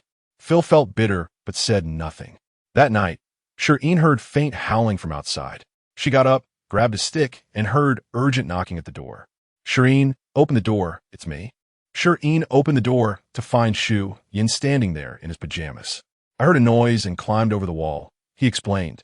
Shi Yin went in to put on a coat and followed Shi Yin outside. Shi Yin stood protectively behind Shi Yin, peeking through the door crack. The darkness did not affect the animals much, and it was the same for Shi Yin, who was mentally adapted to the beasts. Outside, a group of orcs crouched closely together, their movements somewhat strange. "Stay back," Shi Yin told Shi Yin, opening the door. The orcs, seeing the door open, began to yell even louder, turning on the yard lights. Both Shi Yin and Shi Yin were stunned. There were indeed many orcs, but they were all injured. Some had bruised faces, others were bald, and some limped.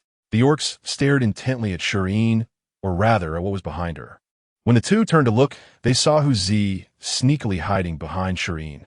Shi Yin slapped his forehead, realizing they had come to complain after being involved in a fight outside. Shi Yin's eyes were wide with excitement. "So many fluffy ones, I love them." Upon closer inspection, There were white wolves, foxes, leopards, and many other unidentified animals. Countless watery eyes looked at Shi Yin pitifully, silently accusing her. Some orcs tried to jump over Shi Yin to reach Shi Yin, but he intercepted all of them without exception. Shi Yin thought to himself, trying to pounce in front of me. Do you think I don't exist? Shi Yin, feeling guilty, touched her nose and asked, should we get them some medicine? They look a bit serious. Shi Yin glanced at the orcs and replied, no need. These injuries will heal by tomorrow. They probably come to complain after getting beaten by Huzi every day. What a shame. If you can't win, just complain. You guys are quite something. I'll remember you for when you're sober. Shi Yin counted the familiar orcs and began to plan to send them to repair the roads once they healed. Shi Yin shot Huzi a glare, typical troublemaker, bullying others outside, and now they come to complain. Let us see how you handle it. Shi Yin was clearly overthinking. The orcs' personalities were mostly reflective of their true nature before becoming beasts. Looking at Huzi, he seemed to still be the same troublemaker even before becoming an orc. What should we do with them? We can't just ignore them since they might be healed in the future, Shi Yin pondered. Let's take them to my place for now. They don't need beds right now. Just a place to sleep will do. But how do we get them back? Will they listen to you? Shi Yin scratched his head, realizing this was indeed a problem. He could only communicate with humans, not orcs. They can collectively come to complain, so they must have some brains. Let's try communicating. Shi Yin squatted down and pointed at Shi Yin. You all go with him. There's food and a place to stay. He has flowers that can make you comfortable. If you don't go, I'll let Huzi beat you. Shi Yin pulled Huzi from behind, using threats and temptations, which she seemed to have learned. So, Shi Yin led the way, with Huzi herding from behind, while Shi Yin leaned against the yard door, laughing uncontrollably. Listening to the laughter behind him, Shi Yin felt more embarrassed than ever. It's all your fault. From now on, you all will help me repair the roads. The kindergarten principal, Comrade Shi Yin, led the large group to his residence. The large group quickly occupied Shi Yin's bed, while the rest lay around the tulips. Seeing the scene, Shi Yin's fists clenched in frustration. He grabbed Huzi and gave him 2 punches on the head. Then he picked up each of the orcs on the bed by their necks and threw them to the ground. After reclaiming his bed, he lay down and mockingly pointed at the tulips. Do you like them? It doesn't matter if you do. They were gifted to me by Shi Yin. Who told you to recover slowly? It's not my fault. Blame me for being too strong. After saying that, he closed his eyes, leaving only Huzi staring at the tulips, deep in thought. Chapter 13. A new member joins the family. Shi Yin returned to her room, and at night, her dreams were filled with fluffiness, allowing her to enjoy a satisfying experience. As she opened the door, the orcs waiting outside pounced on her, turning the quiet courtyard into a noisy scene. Shi Yin put down the flower pot in his hands, walked over with a dark expression, and threw the orcs that had jumped into Shi Yin's arms one by one out. Shi Yin, don't be too polite to them. They will take advantage of you. Shi Yin nodded. Since Shi Yin wanted to keep them in line, she certainly couldn't lag behind. Otherwise, what would happen if they became disobedient later? Looking at the orcs in the courtyard, Shi Yin figured that these would be her labor force in the future, so she had to keep a close watch on them. Losing even one would be a loss. Do we have any plans for today? After dealing with the orcs, Shi Yin looked down and asked Shi Yin, today, let's plant potatoes. First, we need to get some tools and find a suitable place. Okay. The 2 of them took their things and went out, with the orcs eagerly following behind. I didn't see Huzi today. Do you know where he went? He probably hid somewhere, because he was afraid we would scold him. He'll come back when he gets hungry. Shi Yin nodded. Huzi had done this before. Shi Yin was always by Shi Yin's side. While Huzi would come and go, occasionally checking in on Shi Yin and then running off again when he saw everything was fine. Shi Yin, it seems that the sunflower area is the most suitable. Shi Yin nodded in agreement. When they arrived at the spot, Shi Yin took out a folding stool and sat on the ground, signaling for Shi Yin to sit down before taking out the tools to start working.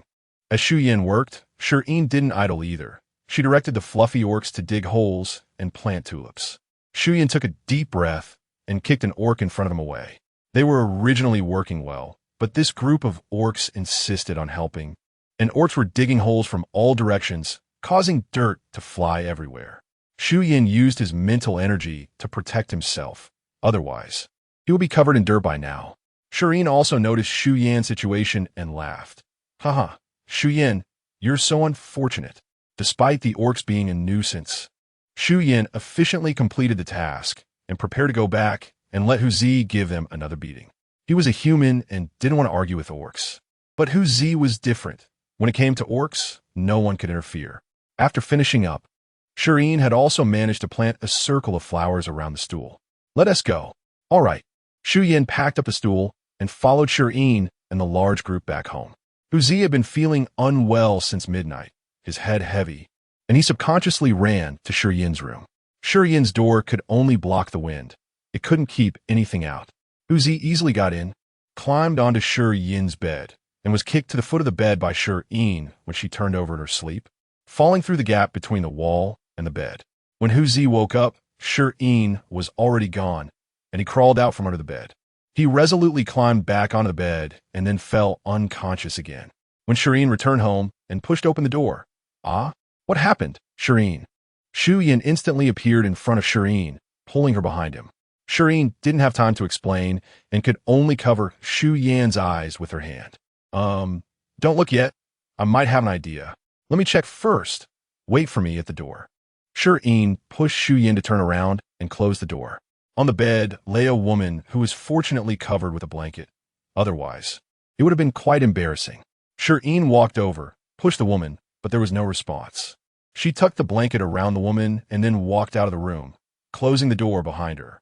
"There's a woman on my bed. I don't know who she is. It could be Hu Zi. She hasn't woken up yet. We'll know when she does. Be careful. Then I'll go in and put some things away. It would be awkward if she wakes up." Shi Yin had nurtured a pot of tulips that previously needed to be divided into 3 parts to bloom. Now, they could bloom all at once. Holding the tulips, she pushed open the door, placed them on the table, and found a set of clothes to put by the bed, then quietly exited the room. "Shi Yin, move some of the flowers to your room too. Let them recover quickly. It's good to have one less day of orc labor." Shi Yin nodded. As a human, he couldn't accept becoming a mindless orc. He had seen too many people transform into orcs and not be sent away in time, harming their loved ones first. The Death Forest was his own request to come. Shi Yin was very clear about his strength. If there was no place to control him, it would definitely lead to irreversible consequences. Thankfully, he met Shi Yin, and his mental seed could be healed successfully, allowing him to return to being human. Bored while waiting outside, Shi Yin pulled Shi Yin to cut potatoes. "Just cut them into pieces like this. Each piece has a sprout on top." Shi Yin demonstrated for Shi Yin, who nodded in understanding. "Shi Yin, do you retain any memories from when you were an orc after you recover?" "Yes, but when I was an orc, I had no rationality. The only difference from a real wild beast was that I used to be human." Shi Yin didn't want to talk about this. As a higher life form, no one could accept becoming a mindless beast. "Do you know lions are super cute, fluffy, and have a good temperament? They follow me wherever I go and protect me. They are such great treasures." Shi Yin realized Shi Yin was avoiding the topic. But after meeting Shi Yin, he had really improved. Shi Yin's ears turned red. He could feel that Shi Yin genuinely liked him as an orc. The person inside is awake. Hearing this, Shi Yin looked towards the door. Hu Zi, or rather Anna, had finally woken up and remembered the things she had done in front of Shi Yin. Sitting up, she realized she was wearing nothing and saw clothes beside the pillow, hurriedly putting them on. They were a bit small, but that was okay. Unable to wait, she opened the door and, in front of Shi Yin's surprised eyes, hugged her tightly. "Shi Yin, I am Hu Zi, and also Anna. You can call me whatever you want." "Thank you, Shi Yin, dear. You saved me, gave me food, and clothes to wear." After Anna spoke, she leaned in to kiss Shi Yin's face, but Shi Yin quickly covered Anna's mouth. Only then did Anna notice Shi Yin, awkwardly letting go of Shi Yin and immediately standing at attention to salute. 3rd Army Corps, Women's Team, Anna, reporting for duty. Shi Yin nodded in acknowledgement. Shi Yin looked Anna up and down. Anna's appearance was reminiscent of people from the Xinjiang region of Water Blue Star. She was tall, over 170 centimeters, with a healthy, wheat-colored complexion. Even wearing clothes that didn't fit her, she had a unique beauty, a natural model. Remembering how Shi Yin had looked when he first recovered, Shi Yin couldn't help but laugh. Speaking of which, how tall was Shi Yin? He looked to be about 190 centimeters tall. Why were they all so tall? What could make someone taller? Anna started giggling again. Shireen, can you take me in? I'm really good at working. Just teach me once, and I'll get it. Anna picked up the cut potatoes and actively promoted herself. Shireen was still lost in thought, but when she heard Anna speak, she quickly responded, of course. As long as you want, you can stay here as long as you like. You can sleep with me tonight. Upon hearing this, Shi Yin immediately objected. No way. What if Anna doesn't behave while sleeping? It's still early. I'll take her to tidy up her room. Shireen thought about it and agreed. She knew her own body and couldn't handle a kick from Anna. Chapter 14. Barbecue. What if more orcs get healed? That would be so awkward. Shireen suddenly thought of an important question. I'll take a male orc, Anna can take a female orc, and the rest can share one orc per room. Shi Yin answered softly. Anna found a place to stay by herself. Shireen nudged Shi Yin with her shoulder. I didn't realize you were such a high-ranking official. Anna still has to salute you.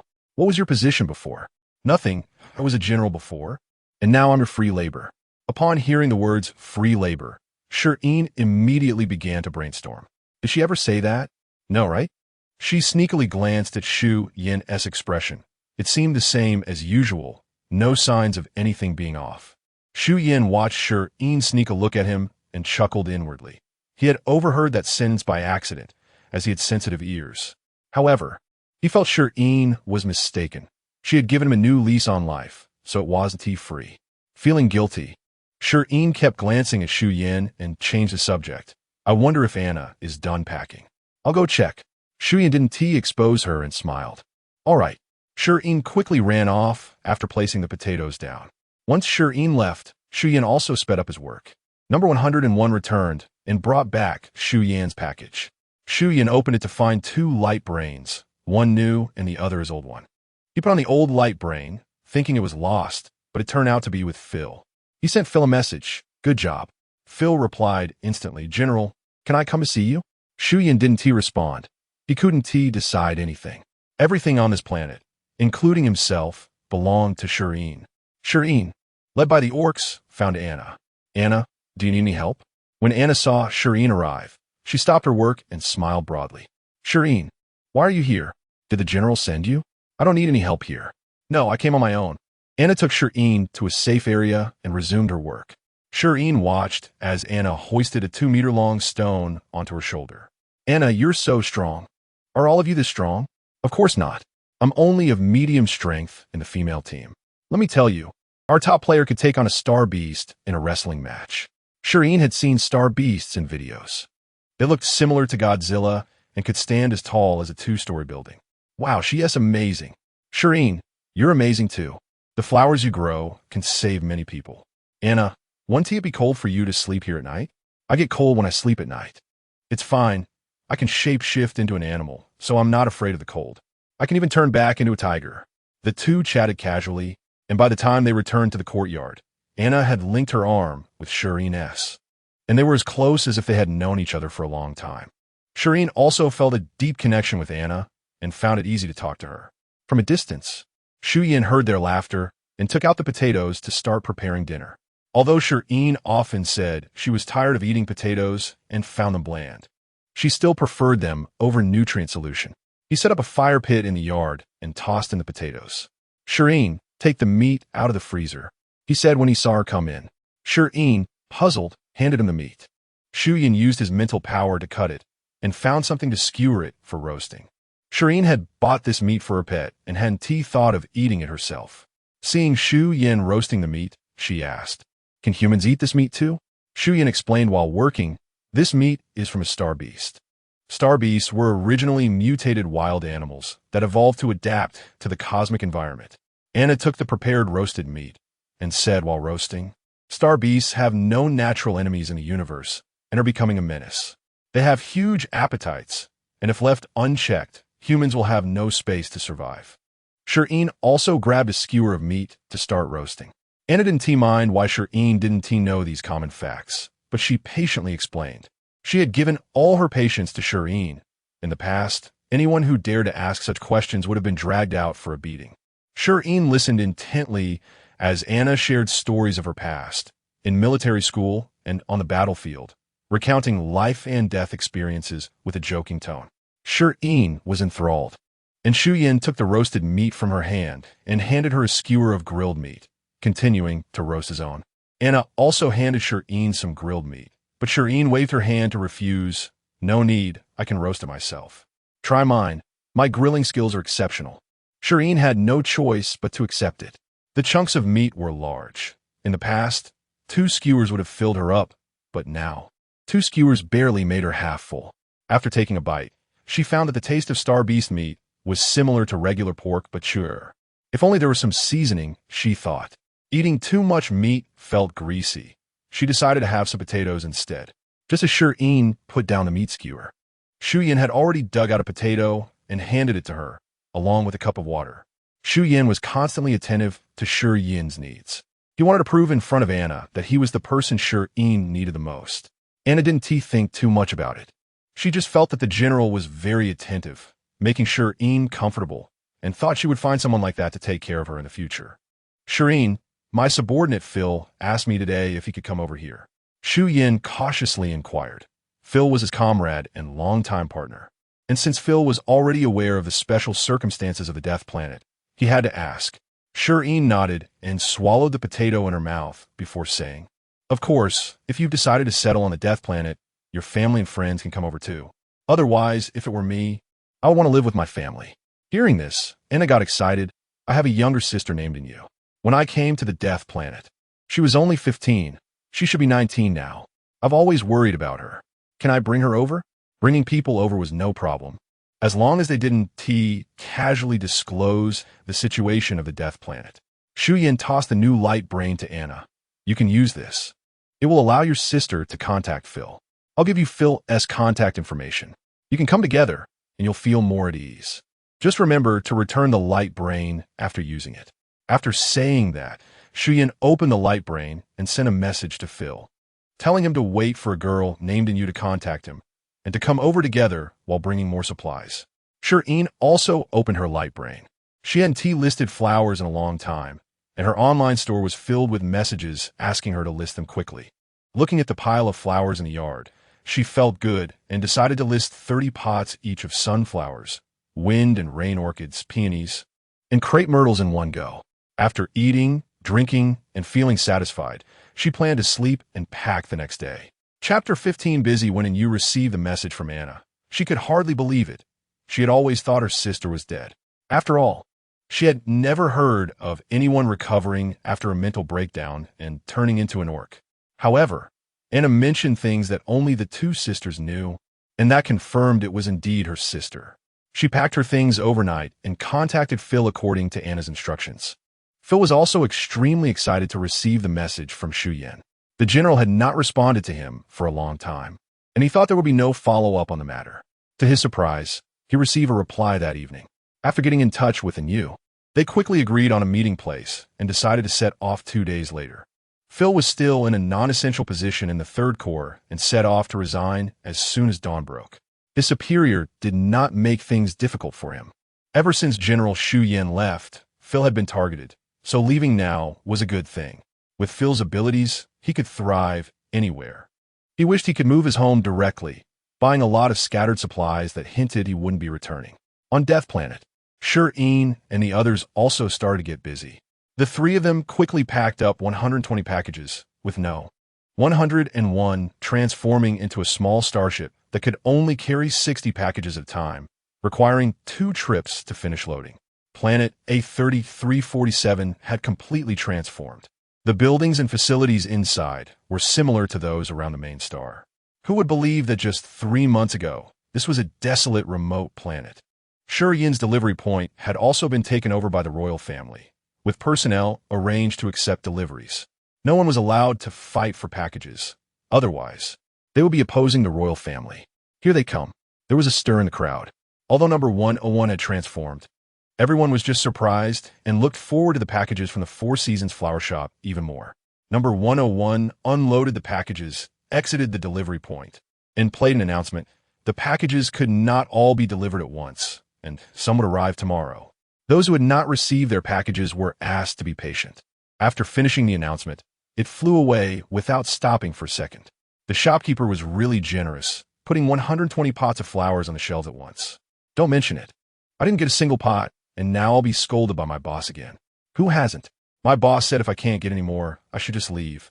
Gradually, the conversation shifted to complaining about their bosses. Shi Yin and her friends packed their things and prepared to plant potatoes. They put the potatoes into baskets, took their tools, and even carried the stool for Shi Yin in Anna's hands. Seeing Shi Yin walking empty-handed and gasping for breath while Shi Yin and Anna carried loads of things and still walked briskly, she thought, I can't compare. There's no way to compete with strong people like you. After much effort, they finally reached their destination. Shi Yin made sure to settle Shi Yin before starting to work. The two of them worked quickly, and before long, all the potatoes were buried. Shi Yin went over and began to accelerate their growth. A surge of mental energy rushed towards the potatoes, which quickly sprouted and bloomed. It was Anna's first time seeing Shi Yin accelerate plant growth, and she jumped up excitedly, clapping her hands, shouting, Shi Yin, you're amazing. You're so powerful. Wow. Shi Yin, you're incredible. Shi Yin remained silent, simply speeding up the growth. She wasn't trying to show off. She was just feeling embarrassed. After accelerating the growth, Shi Yin's cheeks turned red. Anna hurried over and asked, Shi Yin, are you tired? I can carry you back. Shi Yin waved her hand to indicate she didn't need it. She wasn't tired, just embarrassed. Shi Yin watched as Shi Yin's cheeks flushed. From the moment Anna began to shout, Shi Yin's face quickly turned rosy and hadn't faded since. Seeing Shi Yin's gesture, Shi Yin couldn't help but chuckle. But he was caught by Shi Yin's glare when he turned to look. Shi Yin stopped laughing and silently continued packing. Shi Yin thought Shi Yin was feeling wronged and realized that he was just smiling and got glared at. It was Anna who was the real culprit. Yet he was implicated. With this thought, Shi Yin felt a bit guilty towards Shi Yin, sneaking closer to comfort him. She noticed Shi Yin's back trembled slightly. Was he really that wronged? Was he about to cry? This made Shi Yin even more anxious. She quickly walked around to face Shi Yin and realized he wasn't crying at all. He was about to burst out laughing. Shi Yin gave Shi Yin an exasperated pat, and he laughed even harder. Anna, who had been next to Shi Yin, saw Shi Yin laughing and instinctively reached to pull Shi Yin away. But to her surprise, Shi Yin dared to approach, leaving Anna only able to pray for her. Having been with Shi Yin for 5 to 6 years, Anna knew very well that Shi Yin's cold face was not scary, but his smile was terrifying. The last person who made Shi Yin laugh was now untraceable. Seeing Shi Yin dare to mess around with Shi Yin, Anna was even more surprised and quickly distanced herself from the two. Anna muttered to herself, Shi Yin is too powerful. She's not afraid of the general at all. As long as I hold on to Shi Yin's thigh, I won't have to fear the general anymore. It really depends on the owner when it comes to beating dogs. After packing up, they headed home. Shi Yin still had the task of planting tulips to complete. Along the way, she planted tulips while walking, stopping, and starting. Eventually, Shi Yin exhausted her mental energy and was carried by Anna. Anna's back was broad and steady, and Shi Yin gradually fell asleep. Upon reaching home, Anna carefully placed Shi Yin on the bed, tucked her in, and then went to tidy up the house with Shi Yin. After all, and you and Phil would be coming later, and while Shi Yin could let Phil tidy up himself, Anna couldn't bear to let her sister do the work alone. Shi Yin had placed many tulips in the rooms for Anna and Shi Yin, and she also brought back the special tulip for Shi Yin. Although Shi Yin was unwilling in his heart, Shi Yin didn't care. She felt even more unhappy without that pot, thinking that it wouldn't be complete with one less. The orcs were continuously being restored from their crumbling mental seas by the tulips and other flowers while they slept. Chi Wan and Chi Wu were a pair of twins, and their mental avatars were both white wolves.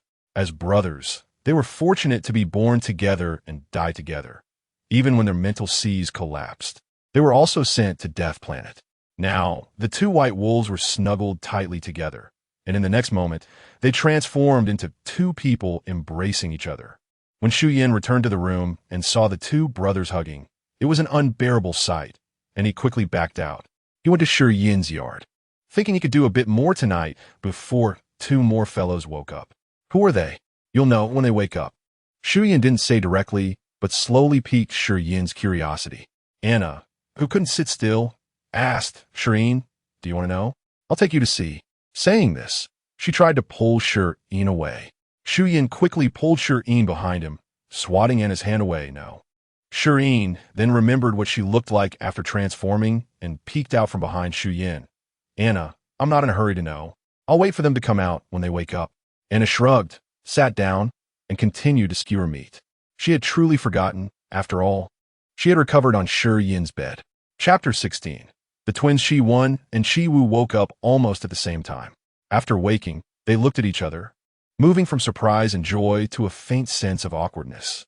Shi Yin coughed, and then pushed his brother aside to get up and dress. Shi Wu followed closely behind.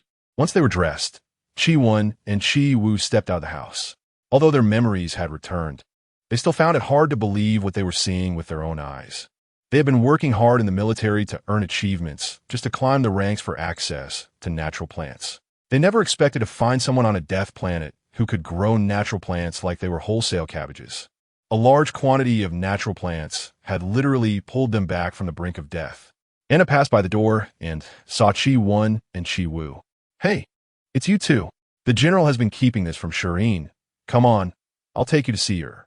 By the way, I'm Anna. The twin brothers were quite famous. They had worked their way up from the bottom through their cooperation on the battlefield and had risen to the rank of Major General together. The three of them made their way to Shi Yin's courtyard. Shi Yin, I've brought you the general that was hidden from you. Come quick and see. Shi Yin was helping Shi Yin hang sheets when she heard Anna's words and felt the darkness before her eyes. What does it mean that he was hidden from her? If you can't speak, just be quiet. General, you're also here. I was looking for Shi Yin. Shi Yin was laying out the bed. Anna knocked on the door and, after getting permission, rushed in. Shi Yin, let me help you with the bed. You go see the people I brought. You'll definitely like them. Shi Yin's curiosity was piqued. She had already been teased by Shi Yin yesterday, and Anna said she would like them, making her even more curious. Stepping outside, she saw two people greeting Shi Yin. The two turned around upon hearing the noise, and Shi Yin walked over in surprise. Wow, twins! Shi Yin walked around the two, noting that they were indeed identical in height, build, and appearance. Shi Wu, upon hearing Shi Yin's exclamation, proudly lifted his head. He loved it when people said he looked just like his brother. Shi Yin continued to hang the clothes and said to Shi Yin, guess which one is the brother and which one is the younger brother. Shi Yin and Shi Wu didn't mind. They stood there openly for Shi Yin to scrutinize and guess. Shi Yin pointed to Shi Wu. You're the younger brother.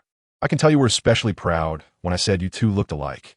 Shi Wu, seeing he had been guessed correctly, cheerfully walked over to Shi Yin. Hello, Miss Shi Yin. I'm Shi Wu. Hello, Miss Shi Yin. I'm Shi Yin. No need to call me Miss Shi Yin. Just call me Shi Yin. Anna and Shi Yin both call me that. Anna also chimed in. Shi Yin, aren't you surprised? They really look identical. Really, I've seen other twins. They look alike when they're young, but as they grow up, their aesthetics change. Yet these two truly are the same, except for their different clothes. Of course, my brother and I are the closest people in the world. Not even death can separate us. So what are your plans? Are you leaving or? Shi Yin and Shi Wu felt a bit panicked at this question. They definitely wanted to stay, but this was Shi Yin's territory, and whether they could stay depended on her acceptance.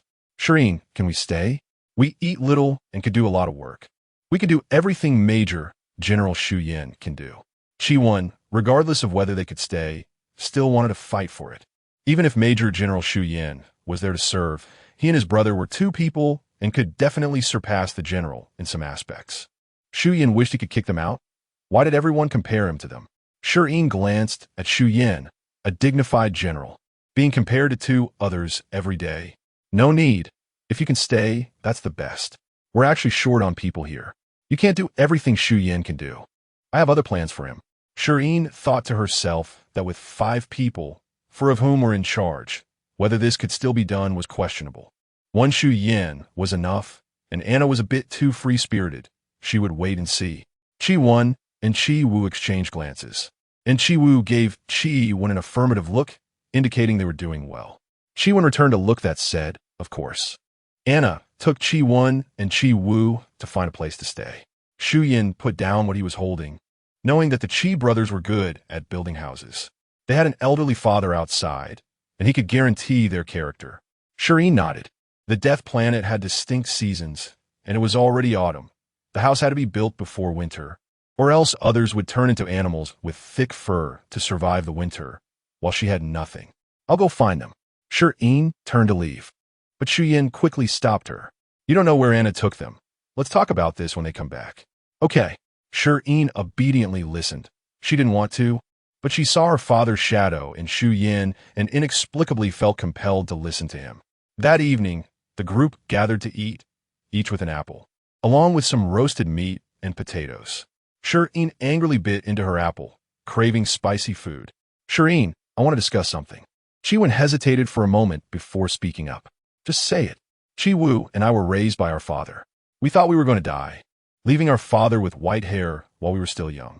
Now that we have survived, we want to contact our father and let him know we are still alive. Shi Yin had saved them, so technically, their lives belonged to her, but leaving their father alone out there was truly worrying.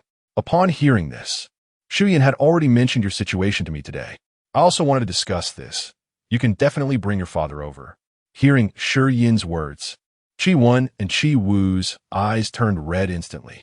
They had worked so hard to climb up, just wanting to obtain natural plants to soothe their father's mental state. They never expected that one day they would step ahead of their father, and they didn't know how he would handle this news or how he was doing now. Caught between their father and Shi Yin's life-saving grace, they even considered separating, with one staying on the planet and the other going to find their father. Thank you. Shi Yin. Shi Yin handed Chi Wen the light brain that Anna had returned. Chi Wen received it, as if it were a treasure, taking it with both hands. It's not a gift. You have to return it. Shi Yin felt like this light brain was becoming public property. Shi Yin curiously looked at the light brain, noticing it was different from hers. Chi Wen and Chi Wu returned to their place to log into their account and contact their father. Hearing their father's much older voice, they choked out, "Dad," and tears streamed down their faces. The three of them cried in front of the light brain, with all their anxieties, guilt, regrets, and longings flowing out with their tears at that moment. By the end of the night, their father learned that his two sons were not dead, were on the death planet, and even wanted him to come over. He was so excited he couldn't sleep. When he first learned that his two sons' mental states had collapsed and were sent to the death planet, he nearly followed them to death, but had not succeeded. Eventually, he moved to a planet not far from the death planet and would often fly his spaceship around outside the death planet. Just wanted to be a little closer to his sons. Chapter 17. Seasoning today is an exciting day, as first-time outsiders are about to arrive on the death planet. Chi Father acted quickly, packing up overnight, and as soon as dawn broke, he set off to the death planet in his spaceship. And Yu and Phil also successfully met up and are on their way to the death planet. On the death planet, Anna and the Chi brothers were so excited that they couldn't sleep all night, visibly sporting dark circles under their eyes. They got up at 5 in the morning to head to the Starship docking point to wait. The three of them only had one light brain, which they took turns using. The first to arrive was Chi Father, whose residence is just 2 star hours away from the death planet. After learning that the planet's owner was also present, he stubbornly waited until 8 o'clock to set off. The spaceship slowly landed, and the people inside stepped out. Chi Wen and Chi Wu could no longer control themselves and rushed over. They examined each other, while Chi Father's trembling hands continuously stroked his two sons' faces, his eyes scanning around. Good, as long as they are alive. Come on, Dad. I'll take you to meet the planet owner. He gestured to Anna, indicating for them to go ahead. The three father and sons walked back with large and small bags, and on the way, they encountered General Shi Yin. Miss Shi Yin awake yet? Not yet. Let us go back and tidy up before heading over. Hearing how they addressed Shi Yin, Shi Yin was a bit taken aback. He didn't call her by name directly. It's fine to use names privately, but in front of outsiders, even if it's her biological father, respect should still be shown. Chi Father looked at Shi Yin and thought, yes, these two silly boys could wake up, so the general must be fine too. After walking a bit further, Xiao Wu, what's that? A mutated plant? Be careful. Dad, no, that's a natural plant, grown by the planet owner, Miss Shi Yin. Natural plants? Just growing them casually by the roadside? Hurry and find someone to protect them. Chi Father was anxious and in a flurry. Dad, calm down. There are more shocking things behind. You have to hold on. I've seen a lot in my life. Do you think I can be easily scared? Chi Wen and Chi Wu walked on either side of Chi Father to prevent him from fainting suddenly. With the appearance of the first plant, More plants began to pop up one after another.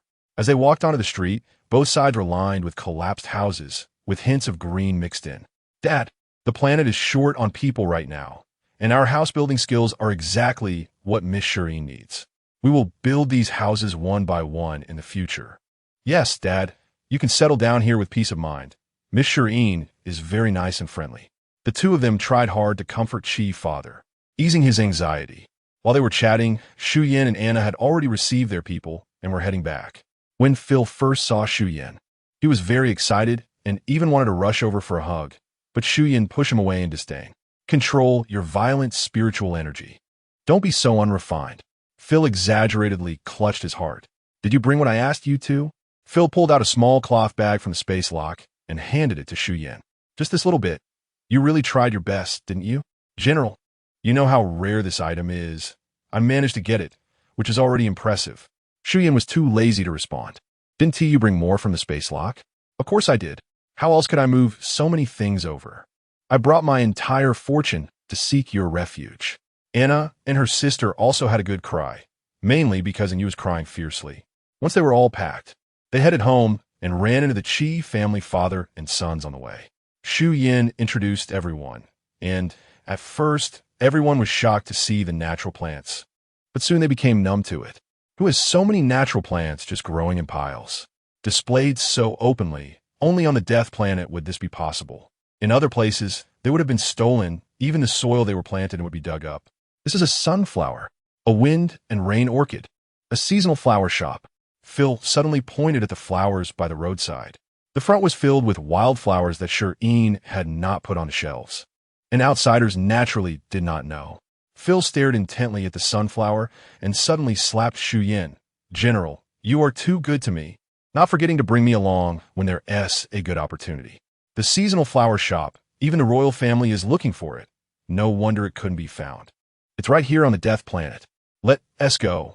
You have plenty of time to look later. When they arrived at their destination, Shi Yin first let them drop off their things. He then went to Shi Yin's yard, where Shi Yin was already up, placing packages into room 101. Shi Yin quickly helped. Shi Yin, they are all here. Good. I brought you some good stuff. You will definitely like it. Shi Yin took the package from Shi Yin's hands and pulled her aside, handing over the small cloth bag. Shi Yin took it with curiosity, opened it, and a pungent smell hit her face. She sneezed several times, pepper powder. After recovering, she looked at Shi Yin with delight. This is brought by Phil. I knew you would like it. Miss Shi Yin, we have arrived. Anna entered the yard with Yu, followed closely by the Chi family father and Phil. Hello, I am Shi Yin. Hello, Miss Shi Yin. I am Chi Wu's father. Thank you so much for saving them. Chi father stood in front of Shi Yin, repeatedly expressing his gratitude. Shi Yin seemed overwhelmed by the scene and looked to Shi Yin for help. Shi Yin gestured to the Chi brothers, who pulled their father over. Everyone, let us not keep thanking each other. Let us remember Miss Shi Yin's kindness and help her develop the planet in the future. Shi Yin gave Shi Yin a thumbs up from behind. All right then, we've exchanged greetings. You all go back and tidy up your things. Phil stayed behind to work. The others left, leaving only Phil, Shi Yin, and Shi Yin. Phil, thank you for the pepper powder. Shi Yin waved the cloth bag in her hand. She was really in need of this item. You're being polite, Miss Shi Yin. It was all instructed by the general. After Phil finished speaking, he began to help move the packages. General, this must be the elusive room 101. Hearing the question, Shi Yin responded, You know about room 101? Miss Shi Yin may not know, but your natural plants have already caused quite a stir outside. Many people want to buy them. Upon hearing this, Shi Yin became a bit worried. She didn't want too much contact with the outside world. Shi Yin, don't worry. They wouldn't dare to touch you. You are so impressive that outsiders would be begging you instead. Yes, Miss Shi Yin, if you go outside, everyone would treat you as a guest of honor. Shi Yin smiled. She had indeed been a bit indulgent lately and had lost the urgency she had at the beginning. Shi Yin's protection had made her forget herself a bit. Shi Yin glanced at Shi Yin, who looked back at her in confusion. Shi Yin shook her head. Chapter 18. Getting on track as more people joined, there were more things to do. Chi and his son started repairing the house with the materials brought by Phil, while Anna and her sister packed express deliveries at home. Last night, Shi Yin put a batch of plants on the shelves again. She first helped Shi Yin ripen some potatoes and then notified Anna and her sister to come and dig them up. After that, they began to plant tulips in places they hadn't visited yet. Phil collected data from the dead planet with his instruments, and to keep him safe, Shireen gave him a freshly ripened tulip. Everyone had something to do. No one was idle.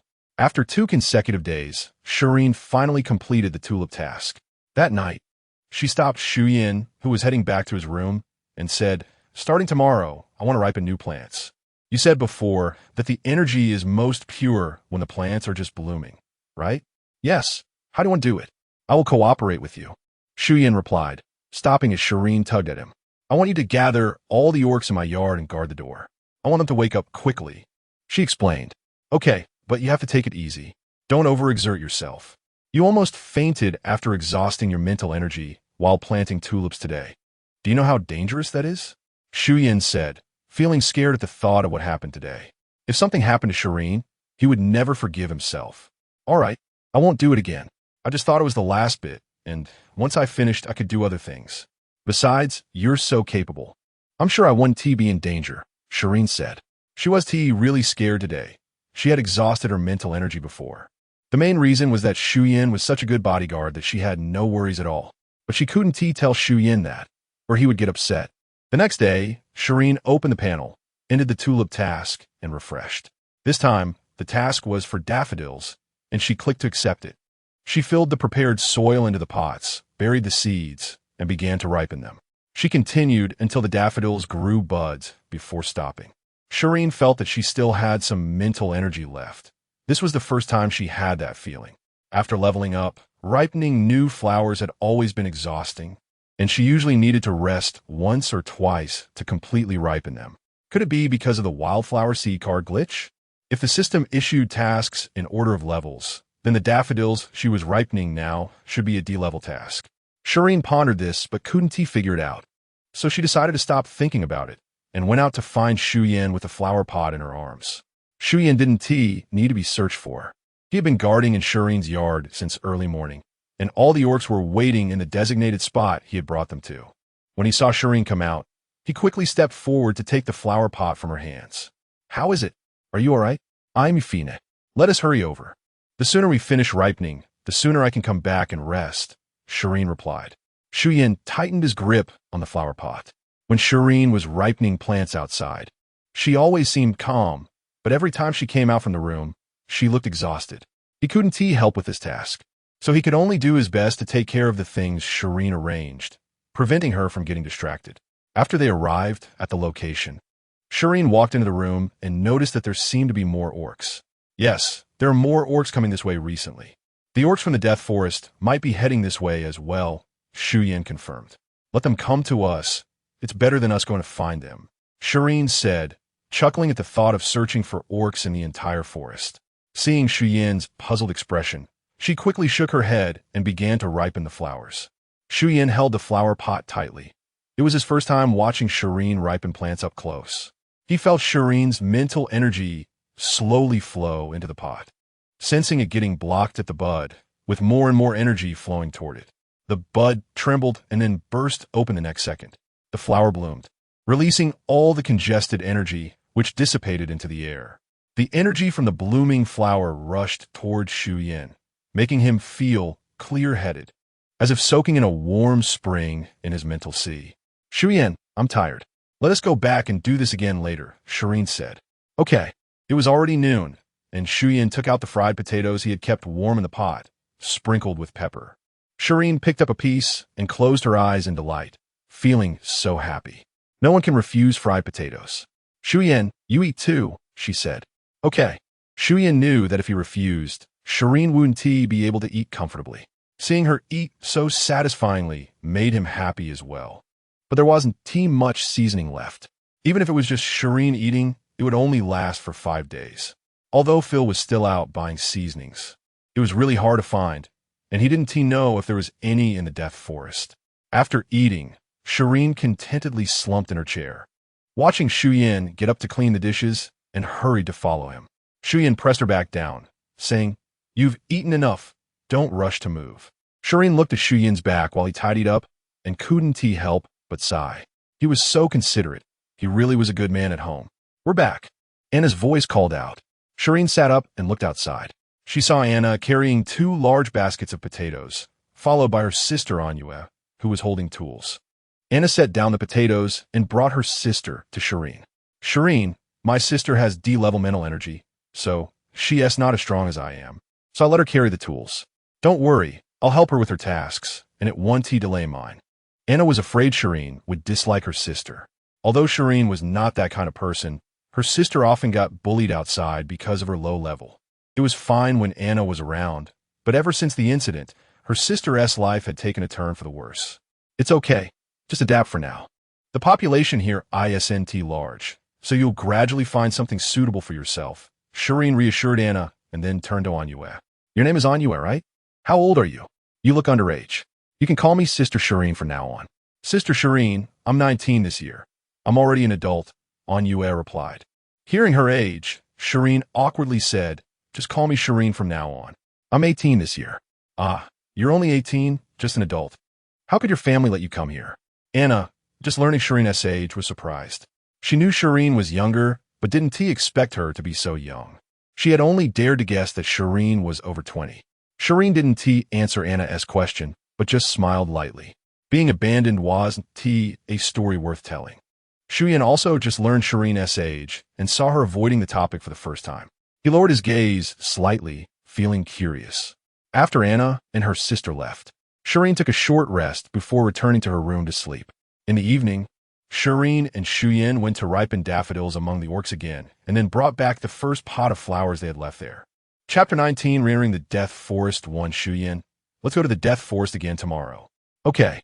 Shi Yin, I want to hand over the online store to Anua. Can you help me keep an eye on it? Sure. The two strolled home. The next day, Shireen woke up and opened the door. Shi Yin was already in the yard. Upon seeing Shireen come out, he stepped forward and said, I've packed everything. Anna will look after the house. Do you need anything else? Shireen looked behind Shi Yin, but there was nothing. Seeing the puzzled look in Shireen's eyes, Shi Yin took out a space lock and handed it to her. This is the space lock that Phil brought over. It can store items, and this is the latest model from the Research Institute, with 60 square meters of space. He then took out a light brain.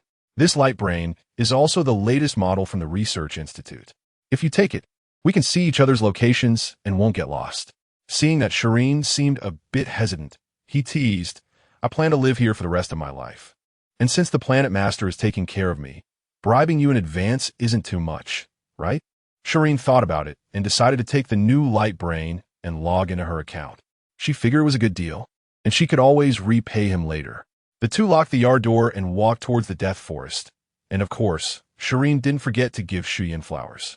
It wasn't convenient to wear a flower crown as it would fall off easily, so she picked a daffodil and tucked it into Shi Yin's pocket, so it wouldn't drop. They took a flying vehicle to speed up their journey. Walking was too slow. Half a star later, they arrived outside the Death Forest. Shireen entered first, but as soon as she did, the vines at the entrance wrapped around her. The vines coiled around her, continuously trying to entangle her. As for Shi Yin, the vines completely ignored him, showing no interest. After a struggle, Shireen finally broke free from the enthusiastic vines. She noticed that the wildflowers they had planted last time had grown well and immediately started planting tulips again. She couldn't plant daffodils too frequently yet, or she would tire herself out right after entering the forest. Shi Yin, our goal this time is spices and food. Got it, Miss Shireen. Why do you call me Miss? Because you're my boss. You have a bright future as a bodyguard. I'm optimistic about you. I'll give you a raise when we get back. Do I still get paid? Of course. I'm not an unscrupulous boss. I pay in flowers. Happy? Of course. I'm more than willing to serve you. Ha ha ha ha ha. The two first went to see Grandpa Tree and then continued deeper into the forest. Shi Yin, do you remember your life in the forest before? I don't remember. I only recall the memories after meeting you. Life in the forest probably wasn't good. It's best not to remember. Shireen lowered her head and fell silent. Not remembering was indeed a good thing.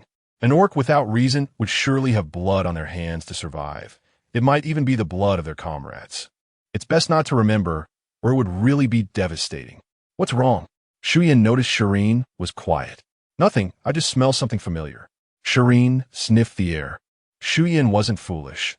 He understood what Shireen was thinking as she lowered her head. He was grateful that fate allowed him not to remember his time in the forest and sent Shireen into his life. This is the scent of star anise, over here. Shi Yin led Shireen to the side. It was a mutated star anise tree, tall and thick, with star anise pods 5 times the normal size, as big as a palm. Can we eat the mutated ones? Shireen crossed her arms and tilted her head, looking at Shi Yin with curiosity. Shi Yin mirrored her pose, crossing his arms and tilting his head seriously as he replied, "Of course you can eat them, as long as you can defeat them. If you can defeat them, you eat them. If you can't, they eat you." Ah, does it really eat people? The thought of being eaten made Shireen suddenly lose her appetite. Not really. It just might hit you until you mentally break down and turn into an orc. Luckily, you have your flowers. Otherwise, we would have already started fighting. Seeing that Shireen truly believed in the idea of being eaten, Shi Yin quickly explained. "Shi Yin, I'll plant more flowers when I get back and give them to the military district. As long as they pay attention when collecting plants, they shouldn't harm them." "Okay, I'll listen to you." Shi Yin understood what Shireen meant. She didn't want people to be mentally broken by mutated plants and turn into star beasts, nor did she want mutated plants to be killed by humans. In the past, this would have been impossible. Mutated plants would indiscriminately attack anyone who got close. Now that Shireen was here, things were different, and miracles could happen. Shi Yin wanted to climb the tree to pick the star anise, but the tree refused to let him, shaking violently, as if preparing to fight him to the death. He had no choice but to let Shireen go up. This couldn't be blamed on the star anise tree. It was all Shireen's charm. If it were any tree, faced with a soft, fragrant one versus a stinky one, it was clear which one would be chosen. Shireen couldn't climb up, but in this position, the vines couldn't reach her. Otherwise, it would be seen as crossing boundaries, and there would be another fight. Each mutated plant had a fixed territory, claimed by strength in the beginning. So now everyone kept to themselves. Fortunately, the star anise tree bent its branches down, but it was still too high for Shireen to reach. Shi Yin squatted down, allowing Shireen to step on his shoulders while she grabbed the trunk of the star anise tree. He held her feet and slowly stood up, just enough to reach the bent branches of the tree. Shireen quickly started picking, moving gracefully among the branches. Shi Yin watched closely from below, ready to catch her at any moment. Shireen was so engrossed in picking that she didn't stop until Shi Yin called out, "Miss Shireen, that's enough." Reluctantly, she stopped but realized getting down was a challenge, especially as she was over 3 meters above the ground. Getting up is easy, but getting down is hard. "Shireen, you can jump down and I'll catch you, or you can step down from my shoulders." Shireen considered it, but stepping on shoulders seemed tricky. If she stepped on his head, it would be awkward. It was better to jump. At this height, she wouldn't die from a fall. Making her decision, she said, "Shi Yin, I'm going to jump down. You must catch me, or our adventure ends here today." Shi Yin nodded, and Shireen closed her eyes and jumped down. Shi Yin caught her effortlessly. If he hadn't caught her, his reputation would have been ruined, and he might as well feed pigs instead of being a bodyguard. Shireen landed safely in Shi Yin's arms and opened her eyes, exhilarated by the experience. Shi Yin set Shireen down and, seeing her excited expression, felt an ominous premonition. Shireen calmed herself and planted a circle of tulips around the star anise tree, which shook its branches happily, making a rustling sound. After resting for a while and having some food, they continued their journey. Chapter 20, Re-entering the Death Forest 2 after a good rest. They continued walking and checked the time. It was 2 in the afternoon. As they went deeper, more and more natural plants appeared, along with footprints around them. No wonder they couldn't find natural plants. They had always thought they had disappeared or mutated, but it turned out they were protected in the middle. Shi Yin looked around in surprise. This place was like a world before it was polluted with no mutated plants. Shi Yin, look, a wild chicken.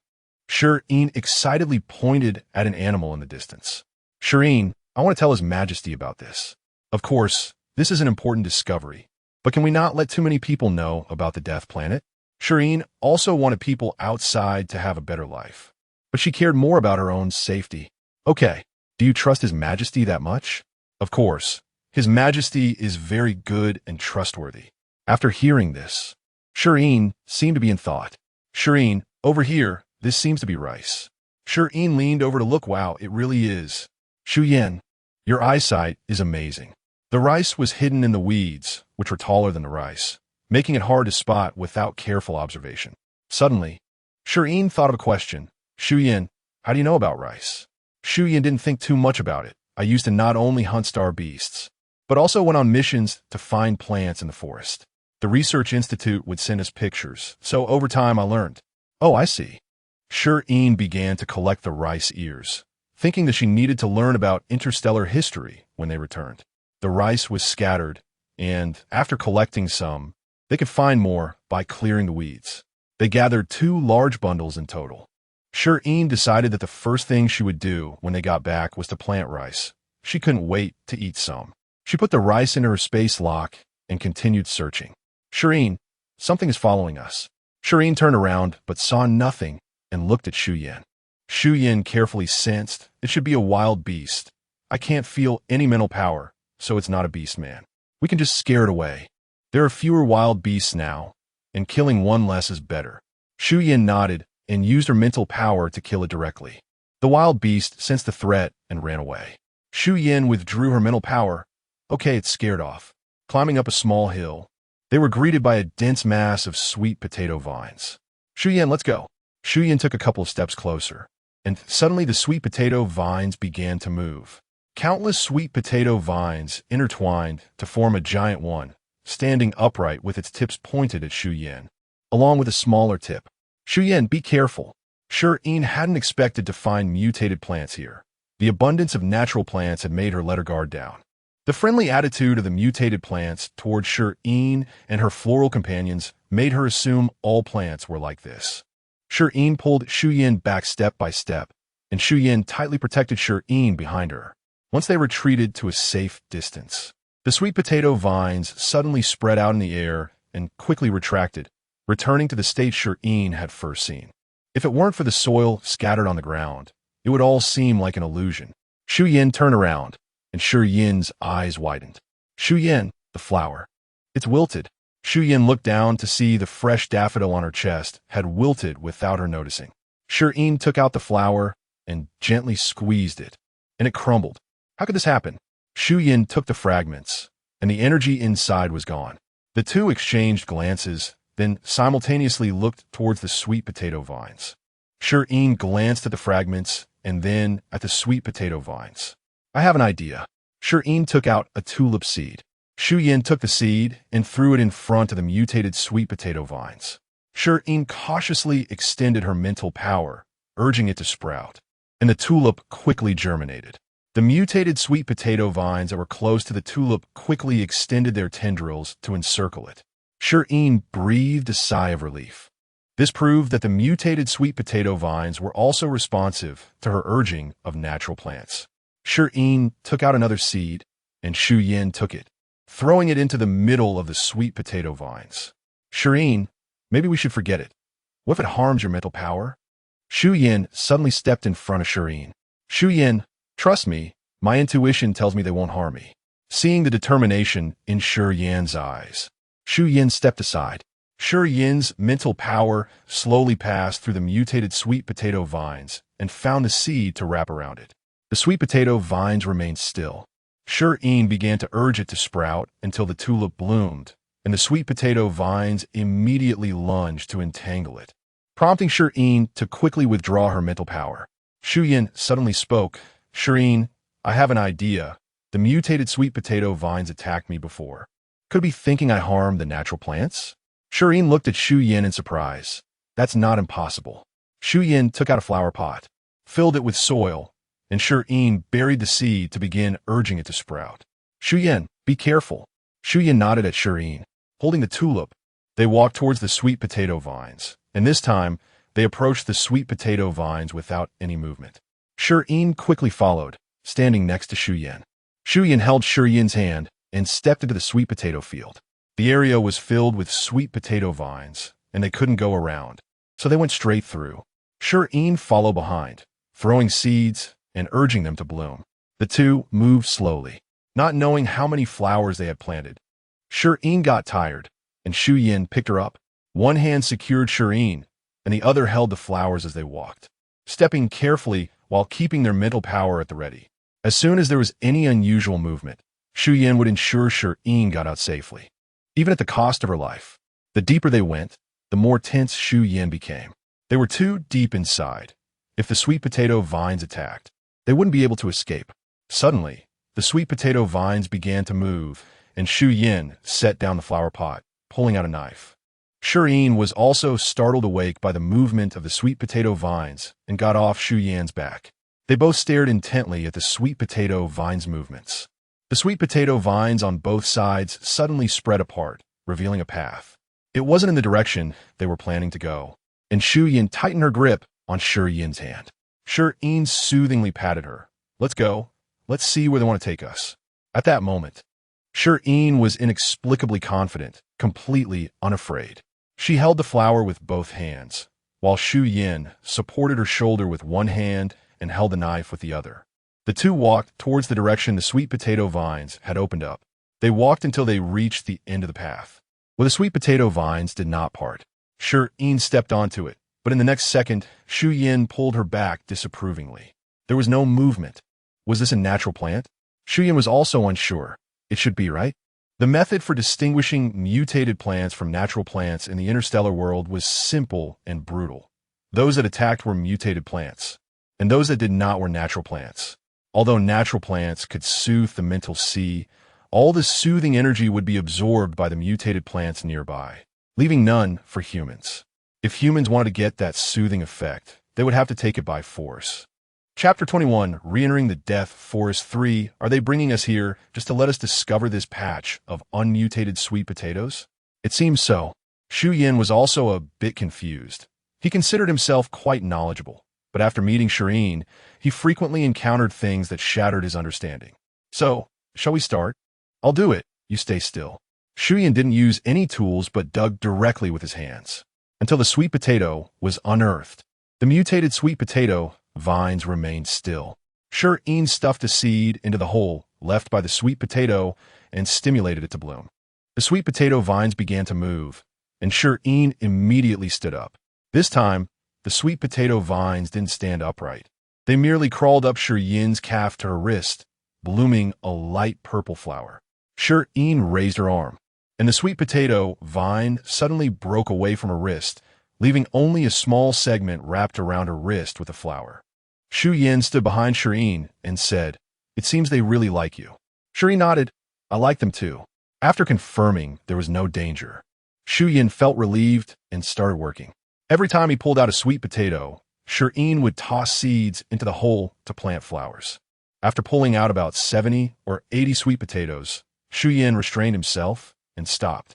Looking around, the area was filled with sweet potatoes, and only behind them was a small patch of tulips. As it got darker, "We definitely can't get out tonight. Let's rest here." Okay. Not daring to start a fire in the sweet potato field, they directly ate raw sweet potatoes, which tasted quite good, crunchy, and sweet. At night, while sleeping, even though Shi Yin had brought a blanket, she still shivered from the cold. Shi Yin transformed into a lion and said, "Shi Yin, sleep on me. Otherwise, you might get sick." Shi Yin felt a bit embarrassed. The last time was when she was a beast man, and now that she had returned to normal, it felt a bit inappropriate.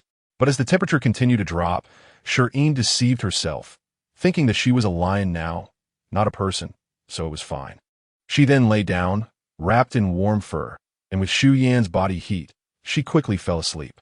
Shi Yin didn't sleep, but merely closed his eyes to rest. Staying awake all night had no effect on him. The next day, Shi Yin rubbed her eyes and got off Shi Yin. Shi Yin stood up to stretch and transformed back into a human.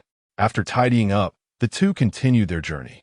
The way out was also pointed out by the sweet potato vines, mainly because they couldn't bear to watch any longer.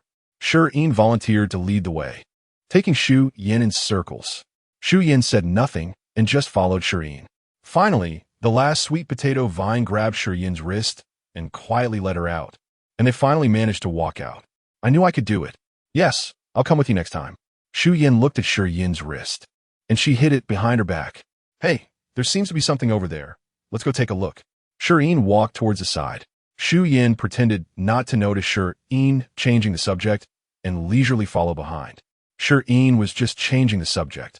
Of course, she saw nothing, and since Shi Yin was following her, she could only keep moving forward. As they walked, she glanced around. As the boss, How could she lose face in front of her subordinate? Finally, a Sichuan pepper tree appeared in Shi Yin's expectant gaze. Hey, it's Sichuan pepper. My eyesight is really good. Yes, boss, your eyesight is great. I couldn't see it from so far away. Shi Yin detected Xu Yan's teasing and became flustered. Get to work. Seeing this, Xu Yin stopped teasing and pulled Shi Yin over. There are thorns. Let me do it. Shi Yin huffed, standing with her hands behind her back and continuing to look around. Seeing this, Xu Yin reminded her, Shi Yin, don't wander too far. Come back if there's nothing around. Shi Yin nodded and strolled around the Sichuan pepper tree before returning to sit down. It wasn't that she didn't want to help. She really couldn't reach it. Xu Yin had to pull down the branches of the Sichuan pepper tree to pick them. While Shi Yin sat there feeling bored, she heard rustling sounds from the grass. Xu Yin had sensed something was in the grass when he approached. It was most likely a wild chicken or something small, posing no threat. Shi Yin looked at Xu Yin, who pointed to a stone on the ground with an empty hand. Understanding, Shi Yin picked up the stone and threw it into the grass where the sound was coming from. With a rustle, dozens of wild chickens burst out of the grass and flew away. So many wild chickens. Could there be wild chicken eggs? Shi Yin looked at Xu Yin. If you're curious, just go take a look. Be careful not to fall. The area where the wild chickens were located definitely didn't have mutated plants. Otherwise, they would have flown away long ago.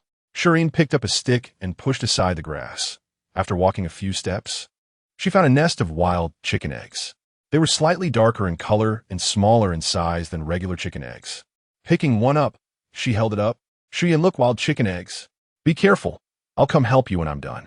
Xu Yin responded with a smile. Looking around, he found nothing to put them in, so he took out a jacket from his spatial lock and used the sleeve to make a simple pocket. After collecting and securing the eggs, she walked a few more steps and found another nest. Shi Yin couldn't stop. Before she knew it, she had wandered further and further away.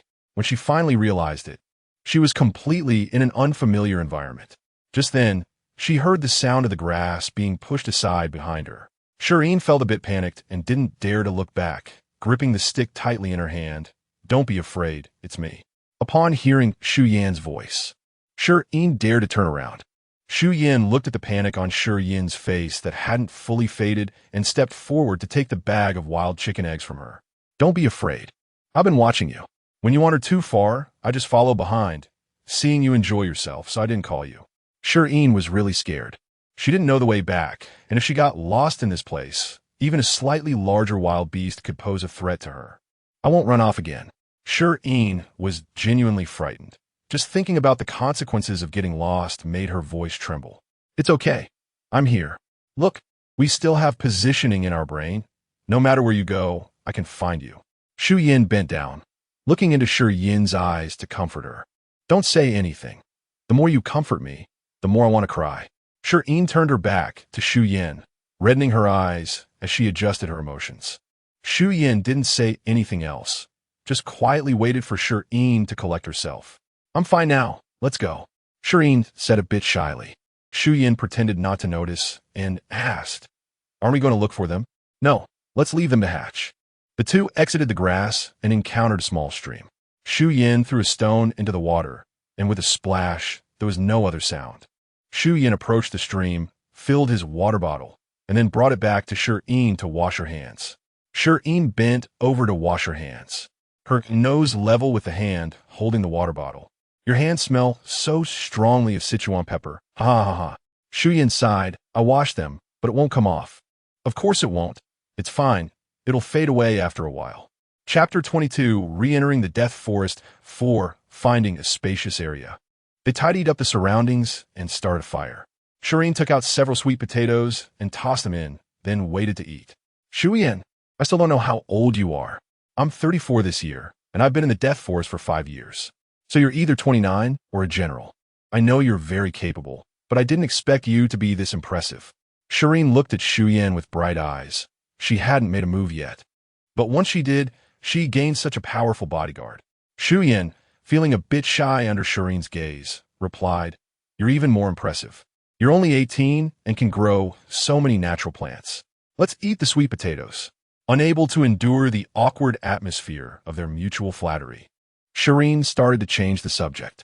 Xu Yin peeled back the fire pit wrapped the sweet potatoes in leaves, and handed them to Shireen, saying they're hot. Eat slowly. As Shireen ate the sweet potatoes, they were delicious and hot, her hands maneuvering between them. Just as she was eating, a flock of birds suddenly flew up in the distance, and Shi Yin immediately stood up. Take a look. Don't rush. Eat until you're full before we go. After Shireen finished her last bite, she dusted off her hands and stood up, satisfied. Shi Yin finished his sweet potato in 2 bites, clapped his hands, extinguished the fire, washed Shireen's hands with the remaining water, and then went to the creek to wash his hands, filling another pot with water. Confirming everything was tidy, they set off. The forest was difficult to navigate, so Shi Yin transformed into a lion, letting Shireen climb onto his back and hold on tight. The lion swiftly weaved through the forest and soon arrived at the spot where the birds had taken off. Shi Yin reverted to human form, pulling Shireen to hide behind some bushes, parting the foliage. There was a white fox beast man fighting with a morning glory vine. Shi Yin. Shireen nervously grasped Shi Yin's sleeve and whispered. Shi Yin pointed to some natural plants not far away. Shireen understood, took out a handful of sunflower seeds, and looked at Shi Yin. Shi Yin nodded, quickly scattering the sunflower seeds, with Shireen's mental energy following closely behind. The seeds blossomed the moment they hit the ground, releasing a massive amount of energy that attracted the fighting fox and the morning glory vine. They quickly separated and lunged towards the nearest sunflower. Seeing the fight subside, Shi Yin led Shireen out of the bushes. The morning glory vine slithered toward them, and Shireen crouched down as the vine's tip gently tugged at her wrist. As if wanting to remember her scent, Shireen lightly touched the little flowers of the morning glory vine and stood up. Shi Yin walked over to the beast man. The fox was engrossed in the sunflowers and completely ignored him. When Shireen approached, the fox finally opened its eyes and stared at her. Shireen pulled Shi Yin and cautiously moved forward, and the fox also stood up, reluctantly glancing back at the sunflowers before following them. I know him. He asked the young master Yu Qing Han from the Yu family on the main planet, who was kidnapped and went missing 8 years ago. Now he should have been missing for 13 years. Shireen looked at the fox. Wow, there's a scoop here. Excitedly, she looked at Shi Yin, who couldn't refuse Shireen's hopeful gaze. This incident was quite big back then. I was also involved in the search. We looked for several months with no news, and then it just fizzled out. I didn't expect to find him here. Will it be a problem if we take him back? No, as long as you want, no one will oppose you. Receiving a positive answer, Shireen placed a sunflower garland around the fox's neck.